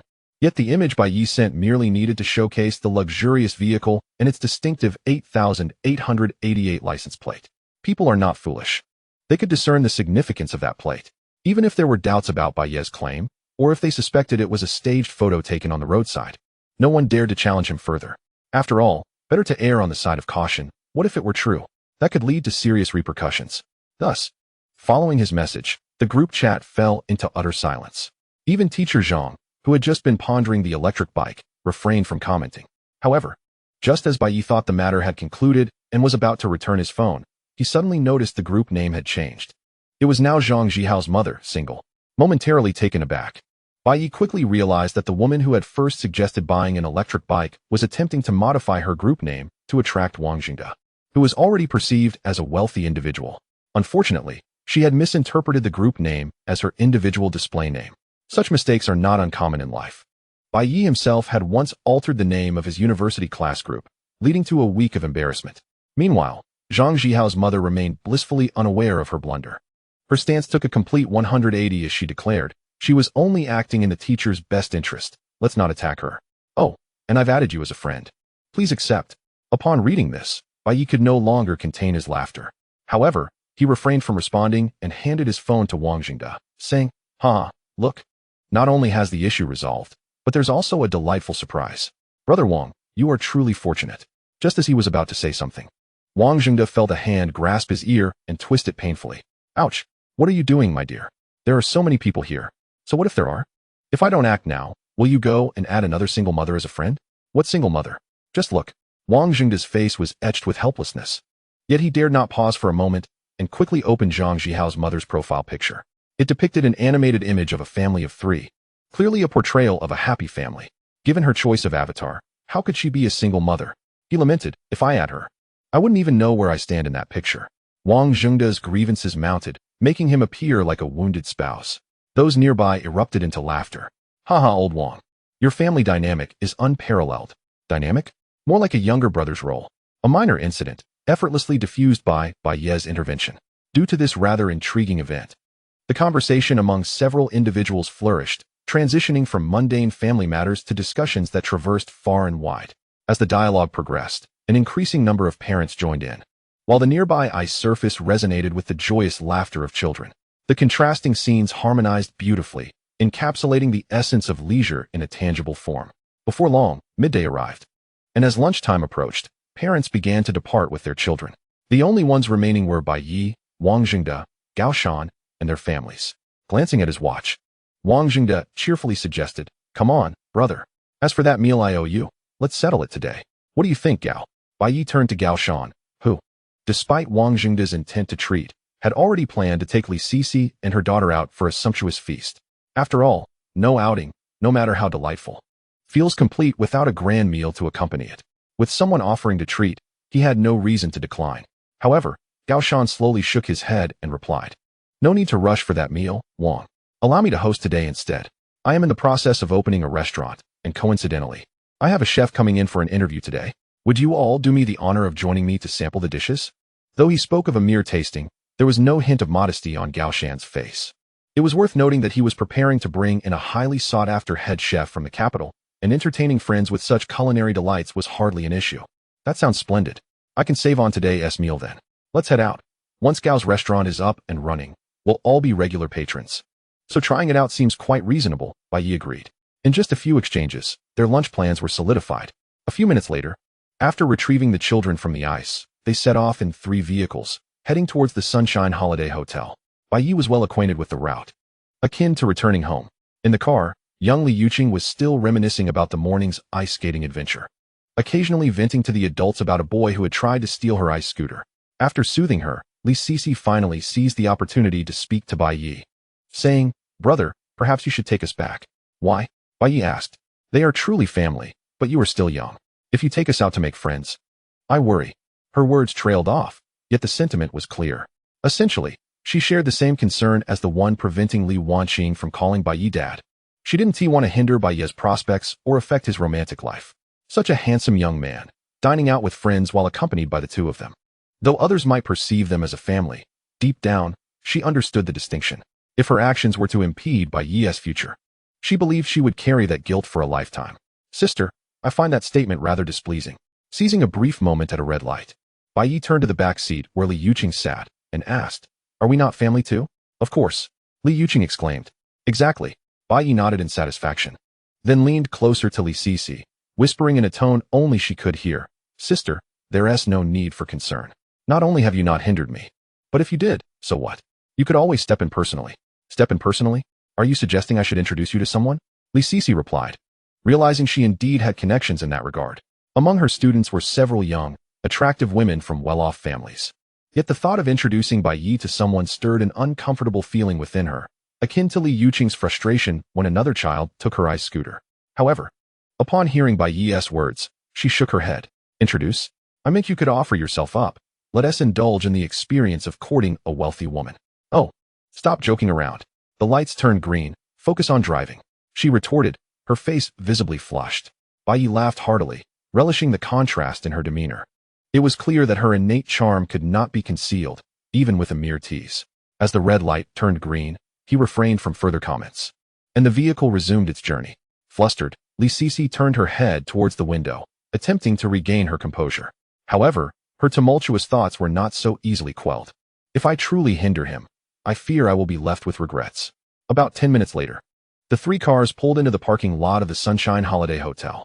Under Gao Shan's guidance, they made their way inside, where the lobby was adorned with welcoming hosts clad in cheongsams. While waiting for the elevator to ascend, Bai Yi suddenly recognized a familiar voice. Turning his head, he spotted Yang Jue approaching with a group of similarly aged individuals, all swaggering towards them, bantering about how he had won and would take charge of the arrangements. From their conversation, it was evident they were up to no good. Nevertheless, Bai Yi had no intention of intervening. They were indeed relatives, albeit ones he did not particularly care for. Truth be told, had it not been for his elder relatives, the Bai family might have severed ties with Yang Jue long ago. Thus, upon being noticed, Bai Yi greeted him with a smile. Here to have some fun? What are you doing here? Yang Jiwei's smile vanished upon seeing Bai Yi, his demeanor instantly shifting. What do you mean? Just because you're here, I can't be? He had intended to lecture Bai Yi but thought better of it, realizing that Bai Yi was not just a younger relative, but also a wealthy, single adult.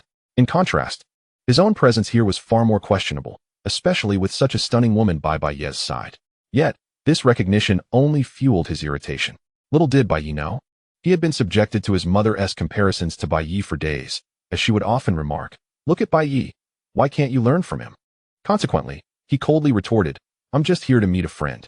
Don't mention it to your sister-in-law." With that, Yang Jue turned on his heel and led his so-called friends toward another elevator. In the elevator, Gao Shan seized the moment to inquire, "Do you have a grudge against that guy? Should I have someone throw them out?" "Grudge? That's my relative," Bai Yi replied candidly. Truth be told, even if there were a grudge, he could not allow Gao Shan to expel a customer. As part of the service industry, it would be detrimental to their business to eject patrons in broad daylight. Thus, while Gao Shan could suggest such actions, Bai Yi could not genuinely support them. However, after some contemplation, he felt that throwing him out was not an option. Instead, perhaps a slight enhancement to the meal would suffice, allowing him to avoid feeling guilty towards the sister-in-law who toiled for their family. With this thought in mind, Bai Yi wore a mischievous smile and whispered to Gao Shan, "Brother Shan, it's unnecessary to kick him out, but just wait a moment." "Ha ha ha, little brother, why are you so naughty?" "But I like it." As their secretive plotting concluded, the elevator came to a halt at the Sunshine Holiday Hotel's restaurant. After navigating a series of twists and turns, they finally arrived at a spacious private room. Meanwhile, in the hotel's massage and leisure area, Yang Jue had changed his clothes and, after a brief visit to the restroom, returned to the massage parlor where his friends were. It was his first visit, and he was filled with curiosity about everything, particularly the skilled technicians. Throughout Longhua County, and indeed much of Chengdu, everyone knew of the exquisite services and beauty of the technicians here. His curiosity piqued when he opened the door to the private room, revealing a delightful sight. By his friends' sides, several technicians had already appeared. Each one was strikingly beautiful, their high-slit kipeos causing him to swallow in anticipation. Faced with such a scene, Yang Jue turned to the nearby waiter and inquired, "What are the price ranges for the technicians?" "It's $398, sir." "Ah, such beauty for $398? What must the 598 ones be like?" His eyes sparkled as he beckoned the waiter closer and whispered, "Quietly arrange for a 598 one for me. She must surpass the others. Rest assured, I shall take care of it." Hom. Yang Jue nodded vigorously, oblivious to the waiter's flushed face from suppressing laughter, his excitement palpable. As he hummed a tune, he lay down on the massage table, eagerly awaiting the first service, a back massage. Glancing over at the technician in the qipao as she attended to his friends only heightened his anticipation. "Oh, today I not only won a considerable sum, but also get to indulge in this luxury. This is truly living." However, his moment of pride was interrupted by a voice that was sweet to the bone. "Hello, sir, I am the technician Jiao Jiao, and I will be your back masseuse." "All right, come on, don't be shy." Upon hearing her voice, he felt a delightful shiver run down his spine, forgetting to turn back to see her face. After all, he thought, how could a woman with such a voice be anything less than beautiful? Yet, just then, the massage table beneath him began to shake violently. An earthquake? The sudden jolt startled Yang Jue. As he attempted to rise to investigate, an immense force pressed down on his back, pinning him to the table, rendering him immobile. For a fleeting moment, he genuinely believed he was experiencing an earthquake. "Oh, my life is over." However, after a moment of despair, he sensed something was amiss. Logically, If it were truly an earthquake, the others around him would have been in a state of chaos rather than remaining calm. Moreover, the pressure, though painful, seemed to shift locations. Realizing this, Yang Jiwei gritted his teeth against the pain and turned his head to discern the source of the disturbance. What he saw left him utterly flabbergasted. A hefty girl, large enough to accommodate 4 of her, was standing on his back, earnestly applying pressure. "Who are you?" he asked, bewildered. "I'm Jiao Jiao, dear brother." You are Jiao Jiao?" He could hardly believe that the sweet-voiced girl was the hefty figure before him. Yet, he knew that voices do not deceive. Setting aside her size, her affectionate term of endearment still resonated with sweetness. However, Yang Jiwei, in his current state, could not appreciate this. "Get off me. Are you trying to crush me?" Upon hearing this, Jiao Jiao complied, stepping off him, though her round face bore a distinct look of grievance. Nonetheless, Yang Jiwei was unconcerned with her feelings and shouted towards the door, "Waiter." "Yes, sir. How may I assist you?" As the waiter entered, Yang Jiwei pointedly exclaimed, "What is going on?" "I specified my requirements. What is this Jiao Jiao situation? Look at her size. If she applies too much pressure, she could crush me." The waiter, who had received prior instructions, faced the accusation with calm confidence. "So what? Didn't you request a 598-pound technician? Our Jiao Jiao just weighed in at 598 pounds, tall and robust. Pounds? When did I mention that?" Yang Jiwei's face turned a shade of purple with anger, his words coming out through gritted teeth. "You mean 598 yuan?" The waiter, still unfazed, turned to the few friends who had accompanied Yang Jiwei. "But your friends are all with the 398 price point." Upon hearing this, the expressions of the group of ruffians shifted dramatically. Noticing this, Yang Jiwei's eyes suddenly cleared. They had all come out together for fun, and he was footing the bill. He had ordered the 598 technician while his friends had 398 technicians. To voice this would be akin to an insult. Who would remain friends with him after that? Most importantly, he relied on these individuals to continue winning money daily. Instantly, he set aside his irritation and, with a shift in demeanor, chuckled. "Ha ha ha. The service here at Sunshine Holiday is truly exceptional. They understand me well. I hope I didn't frighten you earlier. I called you in just to commend you." "Really, sir?" The waiter blinked, eyes glimmering with anticipation. "Of course. My taste differs from others. I prefer a bit of plumpness. The more robust, the better." "Glad to hear that. I'll get back to my duties now." Swiftly, the waiter departed, his shoulders bobbing as he suppressed laughter. It was evident that had he not been professionally trained, his chuckles would have echoed throughout the hotel. Yet, he was not the only one amused. Jiao Jiao, too, was grinning widely. In truth, during her earlier interviews, she had aspired to be a technician, but due to stringent requirements, she was assigned to the kitchen. After 2 months on the job, she had gained over 20 pounds. Yet the dream of becoming a technician and earning a substantial income lingered. She was well aware that after 2 years of work, a technician at Sunshine Holiday could easily afford a BMW. Now, having found a discerning customer who recognized her hidden talent, she felt a swell of gratitude. Touched by this, she hesitated before saying, "I'm sorry, brother, my colleagues misled you about my weight." "Oh, so you don't weigh 598 pounds? For some reason, Yang Jiwei felt an inexplicable sense of relief. Perhaps it was comforting to know that if he had no choice, at least she could be a bit lighter. However, upon hearing his words, Jiao Jiao slowly shook her head. 598 was my weight 2 months ago. I now exceed 600 pounds. I hadn't planned to tell you. But since you mentioned you prefer the plumper ones, Yang Jiwei, whose composure had completely unraveled, genuinely wished to end the conversation. Once, I came across someone online asserting that a woman's voice can be deceiving, a notion I was initially reluctant to accept. Yet now, the truth lies before me. However, since resistance is futile, I shall close my eyes and savor the moment. In a bid to convince my friend, who continues to gaze at me, I waved my hand grandly and proclaimed, "Come on, sister, continue with the task, put in some effort. Your brother is feeling vigorous." Indeed, I felt quite robust. Hearing the heart-wrenching cries from this side, the nearby men exchanged knowing glances, revealing enigmatic smiles. "I told you, our esteemed Wei Gu is not the kind of person to indulge in high expenditures on himself. It is only natural for a person to have peculiar preferences. Indeed, our neighbor, that bachelor, recently asked me to introduce him to his sister, specifically requesting that she must not wash her feet, insisting they remain odorous." Viewed in this light, Wei Ji's fondness for plump sisters becomes utterly reasonable. Meanwhile, at Bai Ye's table, the guests had taken their seats around a lavish dining table, where exquisite dishes were being presented by the staff, enveloping the private room in a fragrant embrace. The children were salivating, and even Bai Yi and his companions struggled to contain their appetites.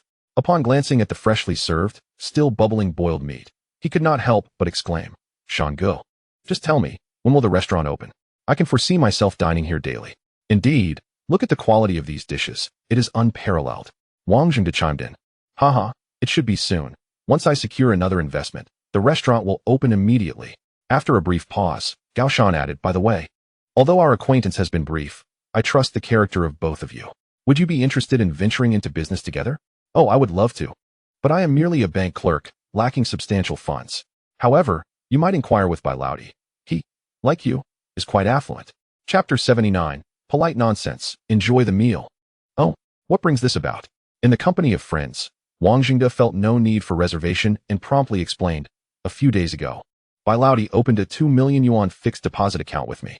At this revelation, the others present remained indifferent. 2 million might seem substantial to the average person, but to Gao Shan and his family, it was hardly remarkable. As for Wang Jingde, being a bank president, he was somewhat immune to the allure of 7-figure deposits. However, when they heard his subsequent statement, their expressions transformed. "This amount isn't particularly extravagant, but do you know the purpose of his savings? He does so to provide a pension for his parents." Furthermore, it seemed that this 2 million was merely a starting point. Upon hearing this, the atmosphere shifted palpably. A 2 million yuan fixed deposit may not be remarkable, but in light of its intended use, coupled with Wang Jingde's assertion that it was just the beginning, it became quite intriguing. To save 2 million for his parents' retirement speaks volumes about his own capabilities. Even the wealthiest elite in the county could not help but exclaim, "Wow. No wonder I sensed something extraordinary about you at our first meeting. You possess such strength." "And no, I simply wish to provide some security for my parents. I am not particularly wealthy." Bai Yi, who had been drawn into this discussion, maintained his humility. He was acutely aware of his circumstances. The ability to amass such wealth stemmed solely from the confidence granted by the system. If he had only 2 million in his pocket, he would surely hesitate to act so boldly. Yet, his words were met with skepticism from the others. Excessive modesty often comes across as a different form of ostentation. Gao Shan promptly assessed Bai Yi's situation and, with keen interest, inquired, "So, what do you say? Would you like to join me in some business endeavors?" To be frank, faced with his sincere invitation, Bai Yi hesitated. It was evident that partnering with Gao Shan would yield financial rewards. The prowess of this local magnate was no idle boast. He was likely sharing this lucrative opportunity out of a desire to forge friendships. After all, expanding one's network is always advantageous. With more collaborators from various fields, his enterprise would inevitably become more stable. For Bai Yi, this was undoubtedly an opportunity to truly integrate into the social fabric of the county, a chance to enter that inner circle. Yet, after careful consideration, he resolutely shook his head. "No, thank you, Shanggu. It's not that I wish to disrespect you. I have already retired and wish to enjoy life for the coming decades, steering clear of such engagements." Bai Yi spoke with a sense of liberation, exuding an air of tranquility. This was his genuine sentiment. Retirement meant retirement. Possessing the system, he no longer needed to embark on entrepreneurship or investment to generate income. As for the so-called social circles, he held little interest. If every moment of leisure was to be consumed by socializing, he would rather return to a conventional job. How exhausting. Ultimately, for Bai Yi, the essence of life lay in freedom. Connections? Sufficient would suffice. As a law-abiding and patriotic citizen, opportunities to utilize such connections were few and far between. Hearing Bai Yi's response, Gao Shan felt no anger. Instead, he harbored envy. He understood Bai Yi's perspective perfectly. It was simply a matter of financial freedom, a desire to relish life without the burden of trivial earnings and self-imposed complications. This stood in stark contrast to his own relentless toil. "Ah, your words have me contemplating retirement myself, but I have hundreds of employees relying on me for sustenance." He sighed. "Do not lament. Our pursuits simply differ. Some prefer positions of power, others aspire to be business owners, and some thrive on the edge of danger. Each individual is a distinct entity, naturally pursuing different goals." "Your words resonate, brother." Gao Shan nodded in agreement, shaking off a sliver of melancholy. He rose, stating, "Very well. My brother, let's refrain from discussing business henceforth. Let us simply be friends. Today, with the children present, I shall toast to you with tea instead of wine. As the youngest, I shall raise my glass to both of you." Bai Yi promptly stood, lowering his cup slightly as he clinked glasses with the two men and drained his barley tea in one go. Once reseated, the three exchanged smiles, evoking a sense of camaraderie akin to the bonds of brotherhood. Of course, No man can resist the allure of such camaraderie. Thus, unbeknownst to them, their relationship deepened significantly. After all, the partnership in business is one kind of relationship, while pure friendship exists in an entirely different dimension. Ah, since you called me brother, we must spend more time together. If there's ever anything you need, do not hesitate. I still have some influence, Gao Shan said with a hearty laugh. Speaking of which, I do have a small favor to ask of you. What is it, brother? I am quite envious of your license plate. Coincidentally, I have a new car arriving in a few days. Do you have any connections for obtaining a better plate? As for the costs, you need not worry. I'll handle that myself. Presently, his existing vehicle was merely adorned with a random plate chosen from the vehicle management office. However, the new G63, purchased for nearly 400,000, deserved a more fitting plate. Oh, that's no big deal. Just wait for my news. Gao Shan waved his hand dismissively, as if acquiring a good license plate were as simple as enjoying a meal. Haha, thank you, Shangu. No need for formalities. Let us eat. By 2 in the afternoon, having enjoyed a sumptuous meal, Bai Yi felt an overwhelming sense of happiness as he made his way to the first floor of the Sunshine Holiday Hotel. It is noteworthy that Gao Shan has no residence in the county town and typically resides on the top floor of a hotel. Thus, his descent was merely to bid farewell to them. At the moment of parting, he incessantly urged Bai Yi and Wang Jingde to visit him whenever they found the time. His words, laden with subtext, revealed the profound ennui of this affluent entrepreneur's life. Naturally, Bai Yi, who shared a similar sentiment, would not decline such an invitation. However, just as Bai Yi and his companions were about to leave for the parking lot, he suddenly spotted Yang Jue reappearing. Unlike his earlier arrival, Yang now bore a look of dishevelment. He limped as he walked, and the muscles on his face twitched, seemingly in the throes of immense discomfort. Beside him was a rather plump young woman who accompanied him, cheerfully saying, "Brother, you are Jiao Jiao's first customer. You must come back often. Jiao Jiao will miss you." If not for the excruciating pain tormenting his body, Yang Jue might have already fled. The notion of returning was far from his mind. He had firmly resolved never to revisit such establishments. He had endured a harrowing hour, the details of which were better left unspoken. Yet, in a display of feigned composure, he replied, "Of course, I will seek you out next time." Upon hearing this, Jiao Jiao's face radiated with delight. Standing a short distance away, Bai Yi could not help but chuckle and give Gao Shan a thumbs up, exclaiming, "Brother Shan, you truly have an exceptional talent pool under your wing. Ha. I can only say there is nothing you cannot achieve."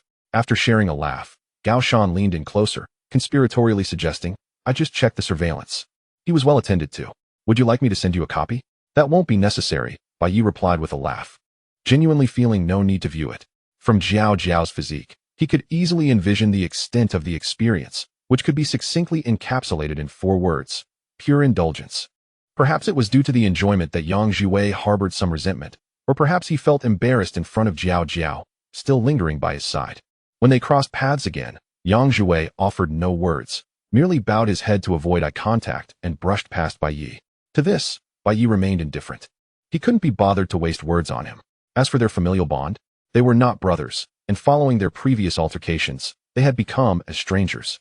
Were it not for their second aunt and Bai Ye's sister-in-law, whom he genuinely respected, they might have even become adversaries. Moreover, Yang Jue likely harbored some animosity toward him. Taking all of this into account, Bai Yi paid it no mind. After bidding farewell to Gao Shan, he proceeded with Wang Jingde toward the parking lot. However, whether by fortune or misfortune, as they reached the parking lot, Bai Yi encountered another familiar face. Brother Bai, Chen Jingya, riding her electric scooter, greeted him enthusiastically. Despite some minor mishaps during their blind date, their subsequent interactions had been quite harmonious. Bai Yi appreciated her skill and often chose her when seeking a foot massage. As for Chen Jingya, she regarded him as a significant client, frequently addressing him as brother with great enthusiasm. "Ah, are you here for work?" she asked. "Yes," he replied. Just as she was about to inquire if he was there for a foot massage, she noticed Li Cici standing nearby, and the question promptly evaporated from her lips. In her heart, she thought, no wonder Bai Yi can attract such a beautiful woman. Although he was accompanied by an adorable little girl, in many people's eyes, that was undoubtedly a plus. In her response, she quickly said, "I almost forgot. I have some matters to attend to. Let's catch up later." With that, she hopped back onto her scooter and rode away. Faced with this situation, Bai Yi couldn't help but reflect on her perceptiveness, reminiscent of the renowned Wang from the big city. Yet, he sensed a subtle change in Li Cici's expression. As anticipated, about 10 minutes later, Bai Yi returned to Li Cici's home with the 2 ladies. After playing for the entire morning, Liu Xuedong immediately headed to her room to rest. Bai Yi and Li Sisi changed their clothes and proceeded to the yoga room. Notably, with the relatives gone, Li Sisi had begun to impart knowledge during the lesson, demonstrating each movement herself. She had transformed from casual attire into form-fitting yoga pants and a snug tank top, allowing Bai Yi to not only enhance his physical fitness, but also enjoy the presence of his sister-like figure, Li Sisi. However, today's yoga session did not commence immediately. At Li Sisi's suggestion, they sat on the floor and engaged in conversation. With a furrowed brow, she inquired, "Was that girl in such a hurry to leave because of me? Perhaps I should refrain from going out with you in the future." Upon hearing this, Bai Yi understood she was referring to Chun Jingya and was struck by her sensitivity. Overall, this reflected a certain insecurity, fearing that her presence might adversely affect those around her, causing her to tread carefully in all matters. Bai Yi found this mindset unappealing, so he resolved to enlighten her, making her aware that even if it affected him, it was of little consequence. He could always make amends. Having devised a plan in his mind, Bai Yi spoke, "Indeed, it did have an impact, but not in the way you think." What do you mean?" she asked. "She is a therapist at Brother Shan's hotel. When I was exhausted, I would go for a massage there. Hence, she mistakenly assumed you were her sister-in-law and did not mention the foot massage." "Oh, now I understand." Li Sisi exhaled in relief. In comparison, Bai Yi seeking a foot massage was hardly a significant matter. After all, she herself often sought a massage when fatigued, and such things were entirely normal. "Exactly," Bai Yi affirmed with a nod, a mischievous smile spreading across his face. "Sister, do you remember what we discussed in the car?" "What?" she asked, curious. "About how you would personally take charge after delaying me." He casually reclined on the yoga mat, lifting one foot and waving it before her, saying, "Since I haven't had my foot massaged yet, you might as well do it yourself." Casting a glance at his socks, which, while lacking a distinct odor, were slightly soiled at the bottom, Li Sisi felt a mix of embarrassment and indignation. She promptly seized Bai Yi's foot, her other hand quickly approaching. "Ah, sister, stop it. That tickles, haha. You little rascal. You think you can just talk big and expect me to massage your feet? Today, you'll experience my prowess." After a playful tussle, they finally composed themselves and commenced their yoga session. As they perspired, time seemed to fly. By the time Bai Yi finished dinner at Li Sisi's home and departed, it was already 7 p.m. At this hour, Li Sisi was taking little Liu Xuedong to the yoga studio for work. He returned home, flopped onto the sofa, and summoned the system. At that moment, Bai Yi's physical condition had reached a score of 681, reflecting a significant improvement since his return to the small county. This change was evident in his overall well-being. However, as he continued to peruse the system interface, he noticed some alterations in the employment aid section. Yet, before he could investigate further, the system's notification arrived. Chapter 81. Lin Jinshin's aspiration for self-improvement detected that the host, due to unemployment, has faced difficulties and has turned down investment opportunities to earn money, which has caused the system considerable distress. Sob. Now upgrading unemployment benefits for your assistance. Unemployment benefit 2, daily transfer of 2,000 yuan, already credited today. While patiently awaiting employment opportunities, the host should also treat oneself kindly and believe that the current hardships are only temporary. We will surely overcome this. Upon seeing the system's series of reminders, Bai Yi could only chuckle helplessly. Currently residing in a villa, having purchased a luxury car worth millions, surrounded by friends and admirers, he could be considered a winner in life on multiple levels, materially, spiritually, and physically. Yet, despite this, the system wept for his challenges, raising his unemployment benefits from 888 to a daily sum of 2,000 yuan. This meant, combined with romantic assistance, he would be credited with 3,314 yuan each day upon waking. Over a month, that would amount to nearly 100,000 yuan. What a truly commendable system, one that neither cries nor complains, but only feels empathy for its host. Simultaneously, it was the first time he realized that assistance could be upgraded. Did this mean that as long as he refrained from working or starting a business, the support amount would continue to increase? Money that seemingly falls from the heavens is indeed more delightful to spend. With such thoughts, Bai Yi cheerfully hummed a tune as he made his way towards the study on the second floor. Notably, he intended to check on Lin Jinshin tonight. After their farewell yesterday, she had immersed herself in work this morning, starting with a grueling 24-hour shift. Busy beyond measure, she sent him a message expressing her longing. But soon after, she seemed to vanish from communication. In light of this, Bai Yi felt it necessary to visit her. He could not simply abandon her after taking so much from her. Of course, there was still time to indulge in some games before heading out. At midnight, After receiving a message from Lin Jianxin indicating she had some free time, Bai Yi drove to the county hospital. However, upon entering the emergency hall, he found no sign of her. Only a nurse was present at the triage desk. Fortunately, this nurse was one he had greeted in the parking lot, and she quickly recognized him. "Oh, it's you. Here to see Dr. Lin? I couldn't sleep, so I thought I'd come by." "Huh. I see you're worried about Dr. Lin working the night shift." Bai Yi found no embarrassment in the nurse's teasing. Instead, he smiled amiably, acknowledging the truth in her jest. "You might have to wait. We just admitted a more serious patient, and she's busy inside right now." As she spoke, she gestured towards the treatment room not far away. Curiosity piqued, Bai Yi soon walked towards that direction and peered through the glass of the treatment room door. What he saw was several medical staff surrounding a patient's bed, engaged in urgent work.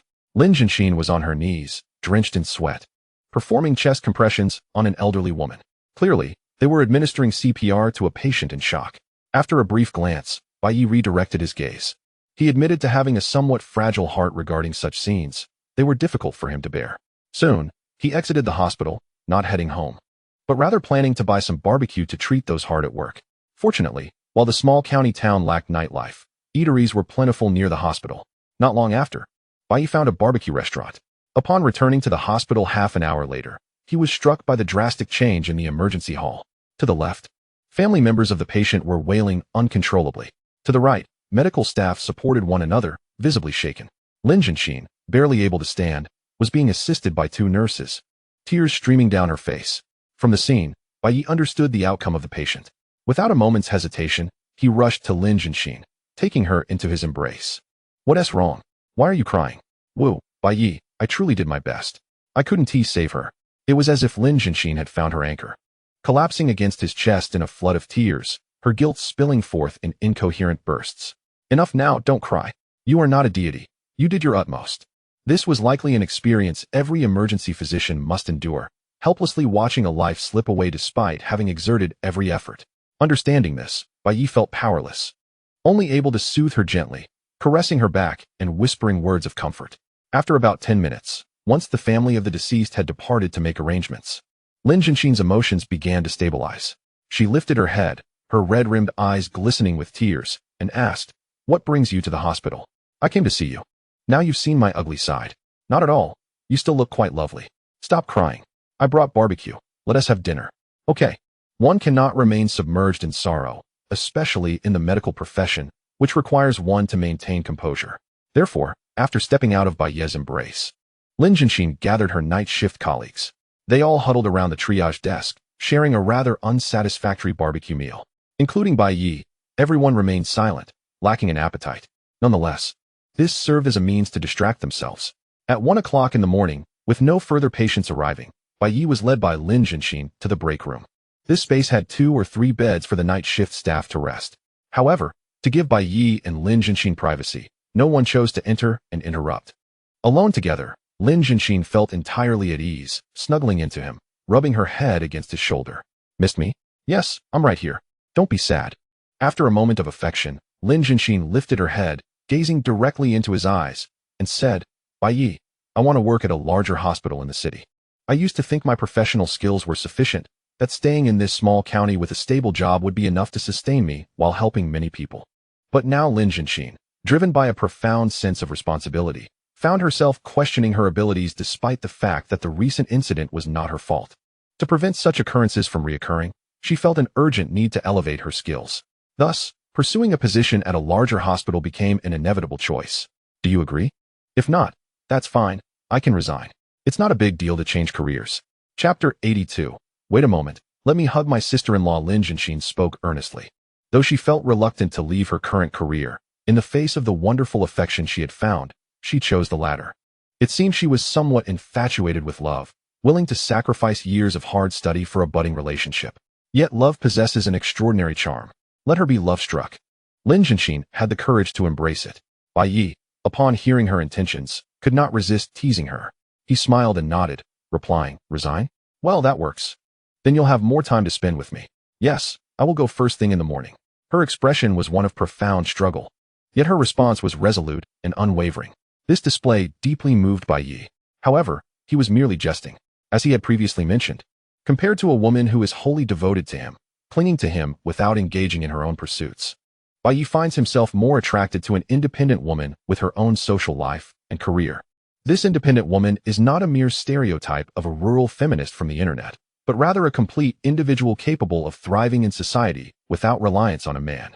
Under such circumstances, he genuinely supports Lin Jianxin in her quest to fulfill her life's value within the limited time available. Merely keeping a canary for himself holds little appeal.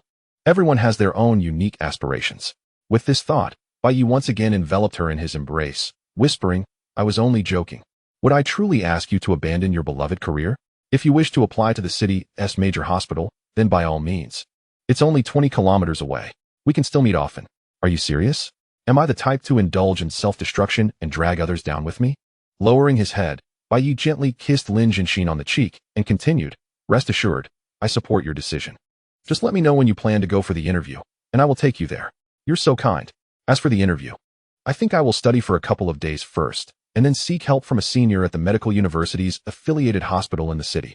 With her thoughts clarified, Lin Jianxin felt a sense of relief wash over her demeanor becoming noticeably lighter. In a spontaneous gesture, she offered him a sweet kiss. The next day, after confirming that Lin Jianxin was home resting, Bai Yi began his structured workout routine. He cycled for an hour and a half, and then practiced yoga with Li Cici for about 2 hours. By 10 in the morning, he checked his physical condition and was pleased to see his vitality had reached 686. Satisfied with this progress, he was about to head upstairs to play video games when his childhood friend, Xiao Jia, brought him surprising news. Another childhood companion, Wang Hongwei, would be arriving at the station that morning, reportedly bringing his girlfriend home for the new year.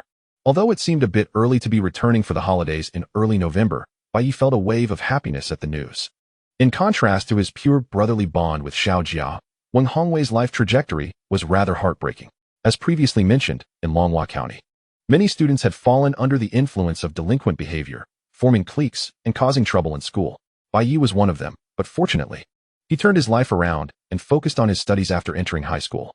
Wang Hongwei, however, was not so fortunate. His loyalty to friends seemed ingrained in his very being, which ultimately altered the course of his life. In the second year of middle school, he was expelled for fighting on someone else's behalf, becoming a notorious drifter. After leaving the small county, he struggled in society and eventually found work in a television station in the capital, but due to his loyalty, he ended up getting into trouble again, which led to a 2-year prison sentence. After his release, he reportedly became much more subdued and found work in an electronics factory in the south. It had been at least 4 or 5 years since Bai Yi had last seen him. Yet, the bond between old friends does not dissipate with the passage of time. Bai Yi was eager to see if Wang Hongwei had managed to carve out a decent life for himself. After all, he was bringing a girlfriend home for the new year, which suggested he must be doing well. Filled with curiosity and anticipation, Bai Yi quickly set out, first picking up Xiao Jia before hurrying to the train station. Meanwhile, in the sleeper car of a train, Wang Hongwei observed his girlfriend, who was nervously scrolling through her phone. "Qianqian, are your parents calling you again?" he inquired. "Yes, but I'm too afraid to answer. Honestly, I think you should consider this carefully. Once we take that step, there's no turning back." "What do you mean? You don't want me anymore?" Upon hearing this, Wang Hongwei panicked, quickly waving his hands. No, as long as you're willing to be with me, I will treat you well. Brother Wei, that's enough for me," she replied with a shy smile, and Wang Hongwei's expression grew ever more resolute. Soon, the train arrived at the station. "Let us go. My friends are here to pick us up." "Okay," she replied, taking his hand as they stepped off the train, her eyes darting around as she eagerly took in her surroundings. After all, if all went as planned, this small county would soon become her home. At the station, Bai Yi and Xiao Jia stood at the exit, scanning the crowd for familiar faces. Finally, Xiao Jia spotted Wang Hongwei and called out, "Hongwei, over here." "Ah." Upon hearing the call, Wang Hongwei's gaze locked onto them, his face lighting up with surprise.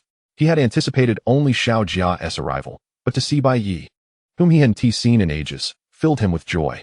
Without realizing it, he quickened his pace. Moments later, the 4 friends reunited, and an embrace was inescapable. However, when it was Bai Yi's turn, he deftly sidestepped Wang Hongwei's embrace and turned to the petite, lovely girl beside him, grinning. "Wait a moment. Let me greet my sister-in-law first." At his words, the girl's cheeks flushed, and she appeared flustered. Wang Hongwei gently pushed Bai Yi away, playfully scolding, "Behave yourself. Don't scare my girlfriend." "Ha ha ha. All right then, welcome, sister-in-law, to Longhua County." Thank you. Look at this shy southern girl. You really lucked out." Wang Hongwei laughed with pride. Yet, after the jokes, curiosity got the better of him, and he asked, "Why are you back home now? Isn't it too early for the new year? I couldn't handle it out there anymore, so I'm back to enjoy a peaceful life. Is that true?" Xiao Jia rolled his eyes, saying, "Come on, you know who Bai Yi is, right? Among us, he is the most capable. He has achieved financial freedom and is back to enjoy life." Chapter 83. Is it too late to change the course? I believe that. Nodding in agreement, Wang Hongwei continued. This guy always gets ahead of us. Remember when we used to play King of Fighters at the arcade? He was already climbing mountains with his female classmates back then.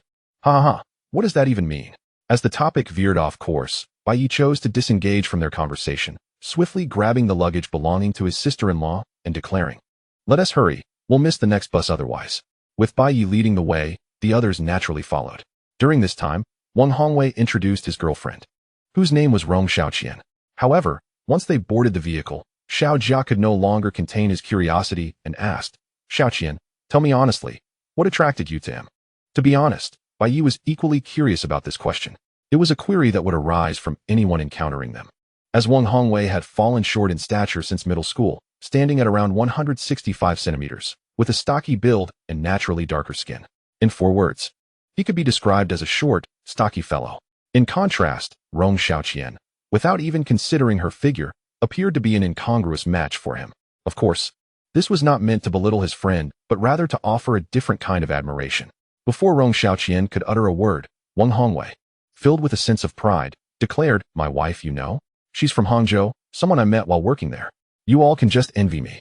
What a remarkable feat. A Jiangnan girl, a local from a first-tier city." Indeed, Wang Hongwei unabashedly affirmed. Upon hearing this, Rong Xiaoqian, who had been silent until now, finally spoke up. "I think Wei Gu is wonderful. We should ask him how he came to like me. TSK, look at that. Jiangnan girls are simply exceptional." Indeed, without delving into other matters, that single statement was enough to bring genuine joy to Bai Yi's heart for his friend. A girl with a household registration from a big city, willing to wholeheartedly accompany him through life, and now even following him to a small county. Isn't it a fair statement to say that his ancestors must be smiling down? Perhaps this is the compensation for Wang Hongwei's tumultuous early life. Although to a large extent, he had reaped what he sowed, the suffering he endured was undeniably real. With this in mind, Bai Yi smiled and asked, "I can see you two are in a good relationship. When do you plan to get married?" "Tomorrow." "What?" "We'll get the marriage certificate tomorrow. If it weren't the weekend today, I would have wanted you to take me to the Civil Affairs Bureau right away." "Wow, so sudden?" Both Bai Yi and Xiao Jia were taken aback. Returning to her hometown today and obtaining a marriage certificate tomorrow? Did Xiaoqian bring her household registration with her? When the topic arose, Rong Xiaoqian exhibited great excitement and anticipation, quickly explaining, "No need. Our marriage law has changed. We can obtain a marriage certificate anytime and anywhere with just our ID cards. There's no need for a household registration or parental consent." "Is that so?" Xiao Jia felt quite out of touch. Meanwhile, Bai Yi, who was driving, was much more perceptive and immediately picked up on an unusual undertone in her words. He promptly asked, "From what you're saying, your parents don't approve?" At this, Rong Xiaoqian fell silent. Sitting beside her, Wang Hongwei hesitated for a moment before nodding and saying, "Yes, her parents are very opposed, so she eloped with me. We plan to get the certificate first, and then we'll deal with everything else." Impressive. Upon hearing this news, Bai Yi could only exclaim in admiration. Not only was he dating a girl from a big city, but he also brought her home to elope and get a marriage certificate. The story sounded quite surreal. However, upon reflection, aside from the increasingly severe gender divide and various absurd statements circulating online, there are indeed many similar examples in real life. Some couples even choose to get pregnant before marriage, effectively creating the scenario of cooked rice. In conclusion, this world is not lacking in romantic fervor. When a girl becomes infatuated, her passion often surpasses that of a boy, exhibiting a more reckless abandon. Turning to the resolute Rong Xiaoqian, Bai Yi felt a deep sense of respect. "How brave. Aren't you afraid her parents might come after you?" "Of course, but not today. I need to marry her first, or I won't be able to rest in peace," Wang Hongwei said earnestly. However, barely had he finished speaking when a man's voice came from Rong Xiaoqian's phone. "Xiaoqian, your mother and I are on the highway, and we will soon arrive in Longhua County. Please remain calm. We can discuss everything when we meet." In an instant, Rong Xiaoqian panicked, completely at a loss. The man who had taken her away also began to feel anxious. He patted the seat in front of him and urged, "Bai Yi, let's run."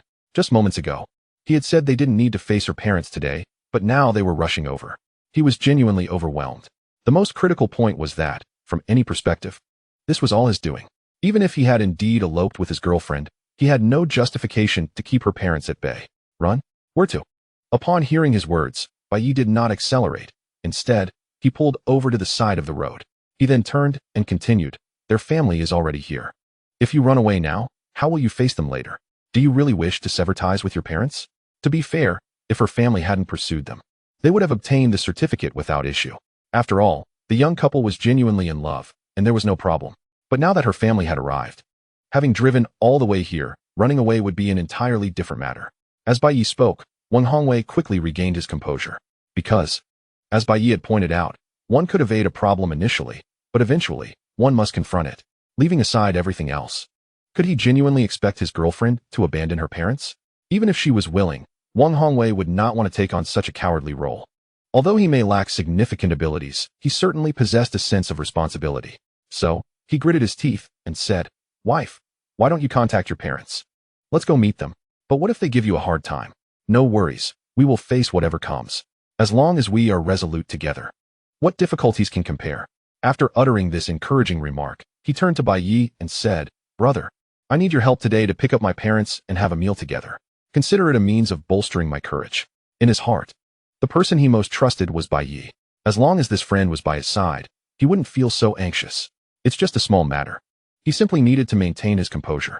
Chapter 84. Let us set that aside for now. For the sake of Wang Hongwei's lifelong affair, the group quickly established clear roles. Xiao Jia was tasked with booking hotels and restaurants, while Bai Yi was responsible for driving the couple to pick up Wang Hongwei's parents. Notably, his parents lived in a village on the outskirts of the county and made a living from 2 greenhouses established by the village. Remarkably, these greenhouses were thriving. Additionally, Wang Hongwei regularly contributed to his family's finances, allowing his parents to accumulate a modest savings. Upon first meeting their future daughter-in-law, their immediate reaction was one of joy. Especially Wang Hongwei's mother, who warmly held Rong Xiaoqian's hand and inquired about her well-being for quite some time. When they learned that her parents were on their way and would soon meet, they graciously accepted the situation. This illustrates the substantial value of having some savings. Had they been financially struggling, the parents would likely have been utterly bewildered. As the hours passed, it was now 11:30 a.m. Bai Yi's car arrived at the highway exit of Longhua County. According to Rong Xiaoqian, her parents had driven over as soon as they discovered she had purchased train tickets to this location using her identity information. The journey of over 1,500 kilometers had been nonstop except for refueling, underscoring the extent of her father's anger. Thus, it became essential to receive them and extend proper hospitality. Bai Yi genuinely feared that once they got out of the car, they might charge at him with a knife. There was no alternative, putting himself in their shoes. If someone were to elope with his future daughter, he would feel justified in being furious. A few minutes later, a BMW X5 with a Zhejiang A license plate appeared in their line of sight. From Rong Xiaoqian's anxious expression, it was clear that the occupants of the BMW were indeed her family. Moments later, the car stopped behind Bai Yi's vehicle, and a middle-aged couple stepped out, one on each side. Fortunately, Bai Yi's worst fears did not materialize. Rong Xiaoqian's father did not immediately confront Wang Hongwei. Instead, he glared at his daughter and said, You little rascal, have you grown wings and learned to elope with someone? Oh, please stop scolding. Let me get a good look at my daughter first. Her mother, too preoccupied to express anger, embraced Rong Xiaoqian tenderly, scrutinizing her from head to toe as if fearing she had been injured. Once reassured of her well-being, she lamented. What were you thinking? Your father and I were convinced you had been abducted by human traffickers. You frightened us to death. Oh, no, Mom, Rong Xiaoqian quickly interjected, eager to dispel her parents' misconceptions about Wang Hongwei. Let me introduce everyone. Wei Gu, uncle and aunt. This is my father, Rong Jiqiang, and my mother, Bai Hui. At that moment, Wang Hongwei lacked the boldness typically associated with proposing a marriage certificate. Instead, he meekly greeted them with uncle, aunt, his own parents. Inherently humble and inexperienced in such social situations, fell silent after the introductions, resulting in an awkward atmosphere. In an effort to alleviate the tension, Bai Yi stepped forward and said, Uncle and aunt, I am Hongwei's childhood friend. Welcome to Longhua County. It's lunchtime, and Hongwei has arranged a place for us to eat. Shall we head over first and discuss everything while dining? Nodding in curiosity, Rong Jiqiang asked, What is your name? I am Bai Yi, sharing the same surname as your family, he replied. All right, young man, you seem decent. I'll treat you to a meal. With that, Rong Jiqiang took his daughter's hand and headed toward the BMW. Clearly, the family had much to discuss. A short while later, The two cars drove toward the Sunshine Holiday Hotel. Bai Yi had arranged for Xiao Jia to contact Gao Shan, securing a reservation and even requesting the chef from their previous meal. Unlike the complimentary experience from yesterday, this meal would be paid for by Wang Hongwei. It wasn't that Bai Yi couldn't afford it. Rather, he wished to avoid overshadowing his friend's significant life event. During the drive, Bai Yi noticed Wang Hongwei continually turning to glance back and couldn't help but say, "Stop looking back. They've come all this way. Are they going to turn around and leave?" "Hee, I'm just worried," Wang Hongwei replied. "No need to fret, judging by their demeanor. It shouldn't be a significant issue." "Really?" "Pretty much," Bai Yi assured him, possessing an innate ability to discern people's characters, especially when faced with an obviously irritated couple who refrained from resorting to harsh words. He recognized that Rong Jiqiang and his wife were quite composed. Generally, people of such caliber would not make things difficult for others and would respect their children's choices. Coupled with Rong Xiaoqian's resolute decision, it seemed that Wang Hongwei's romantic prospects would likely flourish. Approximately 20 minutes later, the two vehicles arrived at the Sunshine Holiday Hotel's parking lot, where Xiao Jia had been waiting. She promptly led the group to the upstairs restaurant. It soon became evident that Bai Yi had chosen wisely. As they entered the grand hall, Rong Jiqiang's expression softened significantly. Initially displeased at the prospect of his daughter being taken to a small county, he had no qualms about her marrying far away, but marrying into a small town was harder to accept. Having led a life of privilege, Rong Xiaoqian had never known hardship. However, now, gazing at the opulent hotel, he began to reassess the merits of this small county, at least recognizing that it was not impoverished. As everyone boarded the elevator, Rong Jiqiang noticed several ladies in high-slit kipayos, their legs clad in stockings, accompanying them, and his expression shifted. After the ladies exited ahead of them, he turned to Bai Yi and inquired, "What's the deal with them? This place isn't disreputable, is it?" Notably, he had intended to ask Wang Hongwei, but the latter was preoccupied with exchanging glances with his daughter, which irritated him. "Not at all. It's quite respectable," Bai Yi replied with a smile. "Speaking of the staff, we must touch on the bathing culture in the north." "Bathing culture?" "Indeed. You may not be familiar with it living in the south, but once you experience it, you'll surely love it. If you have time tonight, we could introduce you to it." Rong Jiqiang appeared intrigued at the prospect, but, glancing at his wife's serious demeanor, quickly composed himself and said, "Ahem. Let us set that aside and discuss serious matters."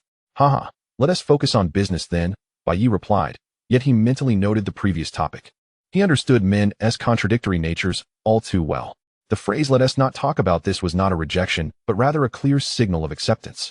Indeed, when it came to such topics, most men found it impossible to resist, unless, like Yang Zhiwei, they were put in an uncomfortable situation by a technician weighing over 600 pounds. Regardless of what might unfold later, Wang Hongwei's lifelong commitment was the priority. As they entered a private dining room, the table was already laden with exquisite dishes and several bottles of Maodai. However, once the waiter filled each glass, Rong Jiqiang chose not to dive into the meal just yet. Instead, he fixed a penetrating gaze on Wang Hongwei. "Wang Hongwei, I believe you owe me an apology. Uncle and aunt, I'm truly sorry." Wang Hongwei stood up, resembling a dutiful child offering his contrition. After all, he had taken their precious daughter away, and now he was in a tight spot. Rong Jiqiang nodded, satisfied with his earnestness, then turned to Rong Xiaoqian. "And you, when you confided in me, I merely expressed my dissatisfaction. I never said you should break up immediately, did I? Yet you went ahead and eloped without a thought for your parents?" No. I was just worried about making things difficult for him." "Nonsense. Look at the current situation. Who is truly making things difficult for whom?" After a moment of venting, Rong Jiqiang decided to drop the subject. Ultimately, this was his daughter's decision, and what more could he do? Furthermore, he understood that the decision to elope likely originated with her. This resolute young lady certainly knew her mind. Quickly, he moved on to the main topic. "I heard Xiaoqian mention that Hongwei worked in a media company before. What are your future plans?" "I plan to start a business in the county and open an MCN agency, which aligns with my previous experience." Over the years, he had worked in various jobs, eventually joining an MCN company as a streamer operator. This had opened new doors for him, and now, speaking before his future father-in-law, he felt quite confident.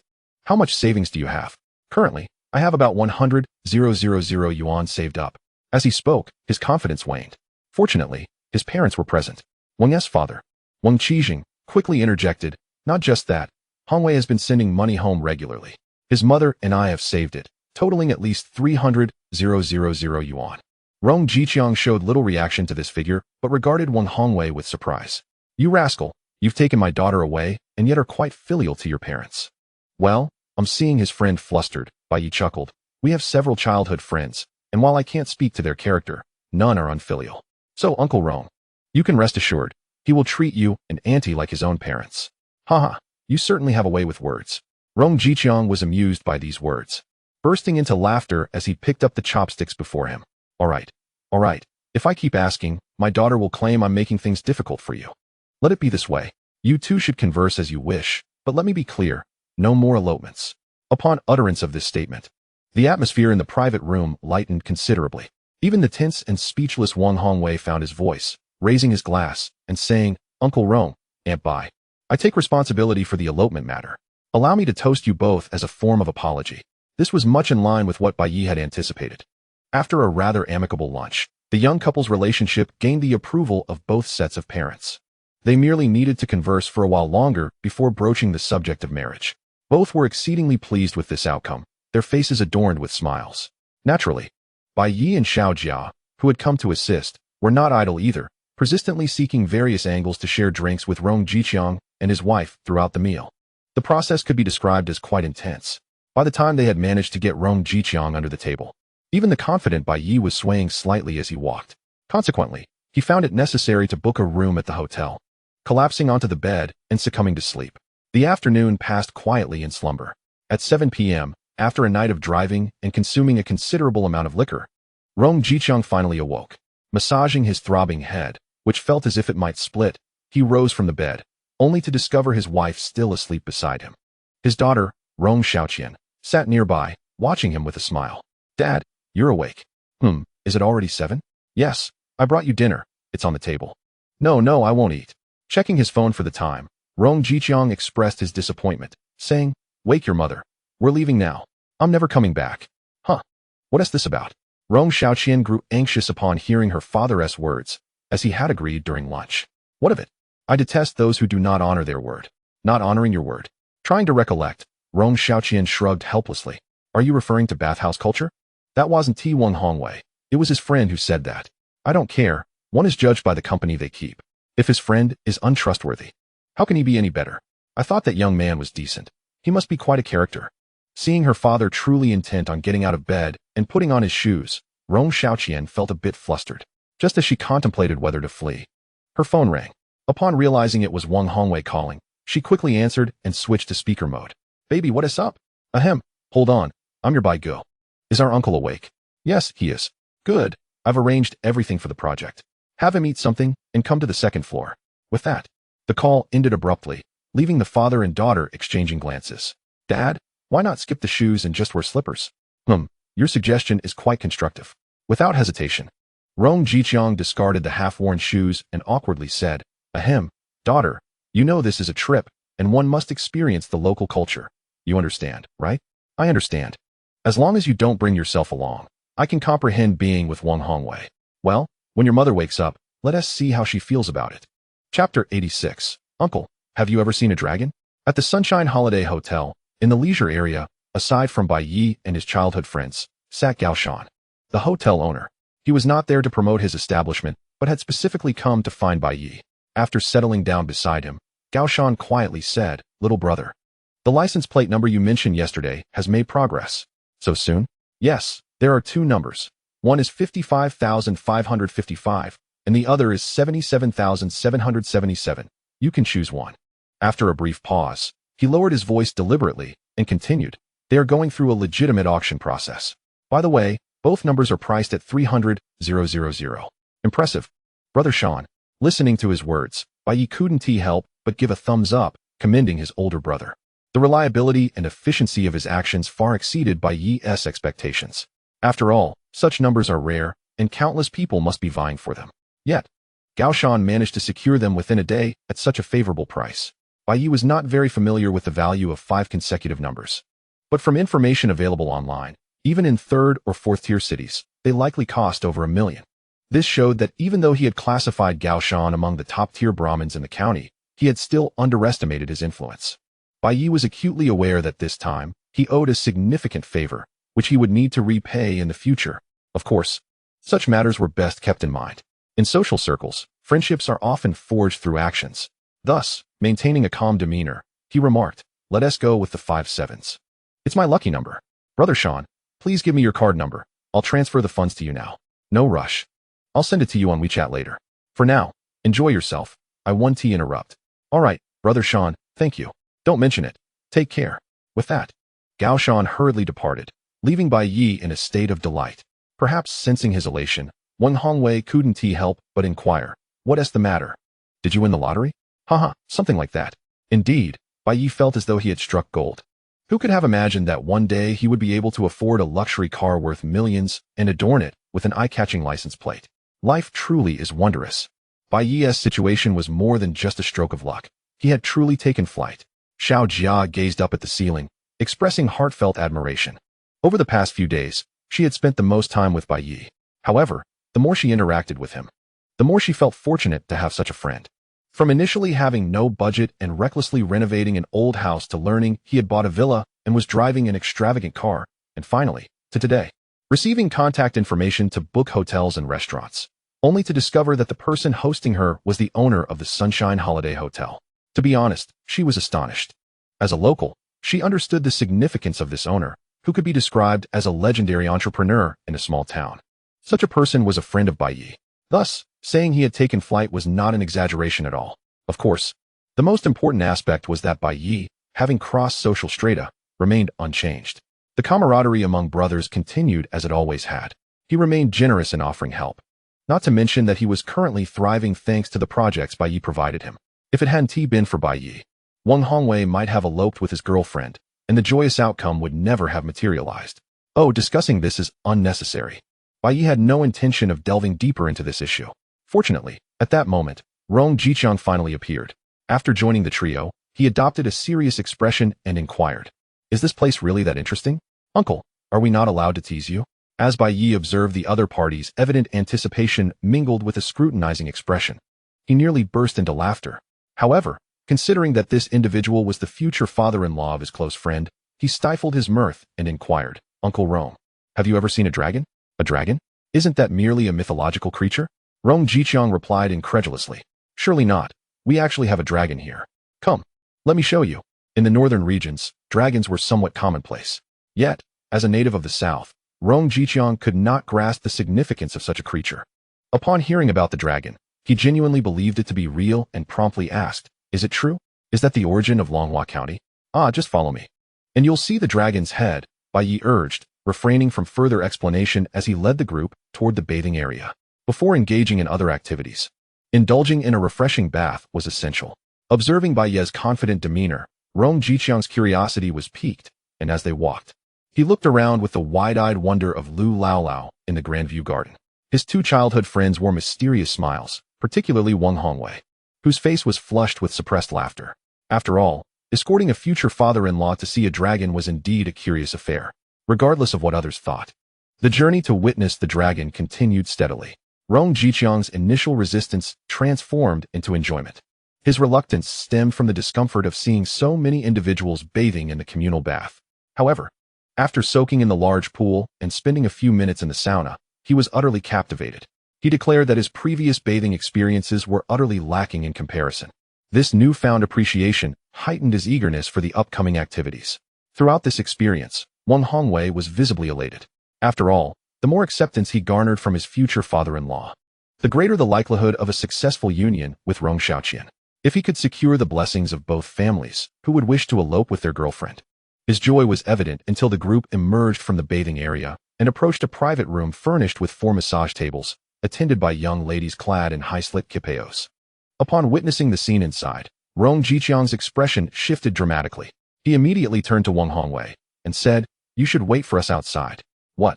Why?" Wang Hongwei's smile froze. "Why do you ask? Just look at how those girls are dressed. If you go in there, how will that reflect on my Xiaoqian?" But you mentioned me." Rong Jiqiang, unfazed and resolute, replied, "I have experienced far more than you can imagine.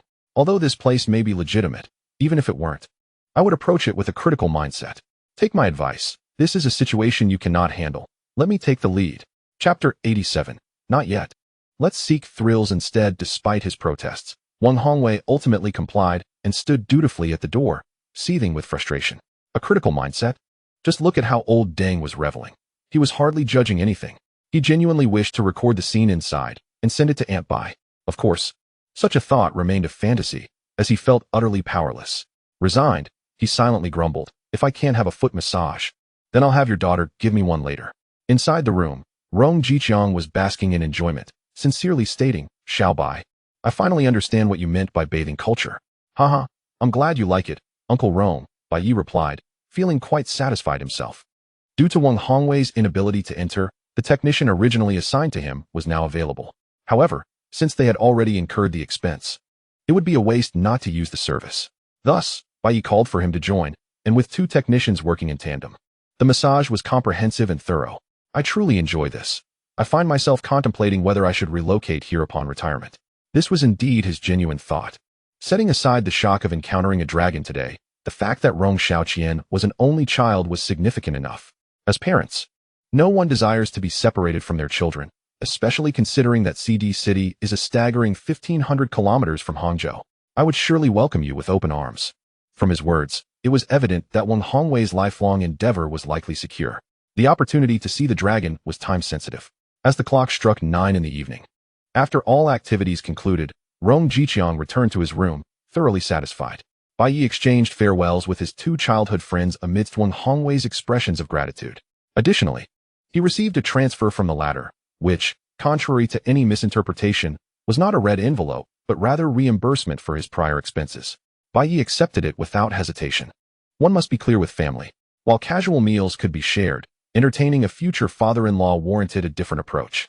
After departing from Sunshine Holiday, Bai Yi intended to return home to play video games. Unfortunately, a day of indulgence had left him well-rested, and he felt particularly alert. It seemed that sleep would elude him until the early hours of the morning. However, as he drove home, he spotted a graceful figure standing outside his door from a distance. The silhouette unmistakably belonged to Li Sisi, which struck Bai Yi as peculiar. Typically, at this hour, she would have already retired for the night. Did she perhaps have something to discuss with him? With a mix of curiosity and concern, Bai Yi parked beside her and rolled down the passenger window, calling out, "Sister, get in the car. It's cold outside." The temperature was a chilling -11 degrees. Li Sisi's face had taken on a slight blue hue from the cold, so Bai Yi adjusted the air conditioning to the highest setting before she entered. As she settled into the passenger seat, the familiar scent of lavender wafted through the air. Rubbing her hands together, she remarked, "Why are you only just getting back now?" Upon uttering those words, she realized the implications of her tone. It sounded as if a wife were chastising her husband for returning home late. Quickly, she corrected herself, "Ahem. I mean, it's quite late, and it's dangerous outside. You must take care of yourself." "Haha, but I'm back now," Bai Yi replied, oblivious to the underlying tension in her words. He smiled and asked, "Sister, were you waiting specifically for me?" "Oh no, not at all. I was just feeling a bit down and wanted to get some fresh air." "Really? Really?" Though she spoke with conviction, Li Sisi's gaze was evasive. She felt genuinely flustered. Initially, she had intended to seek out Bai Yi for a chat to alleviate her discomfort. Upon discovering he was not home, she had wandered outside for a few minutes, never imagining she would encounter him so directly and be confronted with such a question. "All right then, I believe you." After sharing a smile, Bai Yi inquired, "What is you feeling down? Is it Xiao Yuqing's mischief, or is there trouble with the yoga class students?" "Neither, it's just me being overly sentimental." As she felt the warmth enveloping her, she slumped back in her seat, her eyes vacant as she stared ahead, pondering aloud. "What do you think is the meaning of life?" Such a profound question. I find it quite profound. As a child, I believed my life would be extraordinary, that I would live in a grand house. But once I attained it, I realized that the essence of life does not reside in the size of one's dwelling. Regardless of how large the house may be, life ultimately unfolds in a monotonous manner, devoid of peaks or valleys. As Bai Yi listened, he discerned that his sister was weary of the monotony of life. It was understandable, considering she was merely a year or two older than he. While he reveled in the joys of life, she found herself ensnared in a mundane routine, dictated by the presence of Liu Xuedong. After several years, it was only natural for her to feel a sense of ennui. Most importantly, a typical single mother endures the arduous solitude and loneliness that accompanies such a lifestyle. Reflecting on this, Bai Yi articulated his perspective on life. "I believe that a person's existence spans over 30,000 days.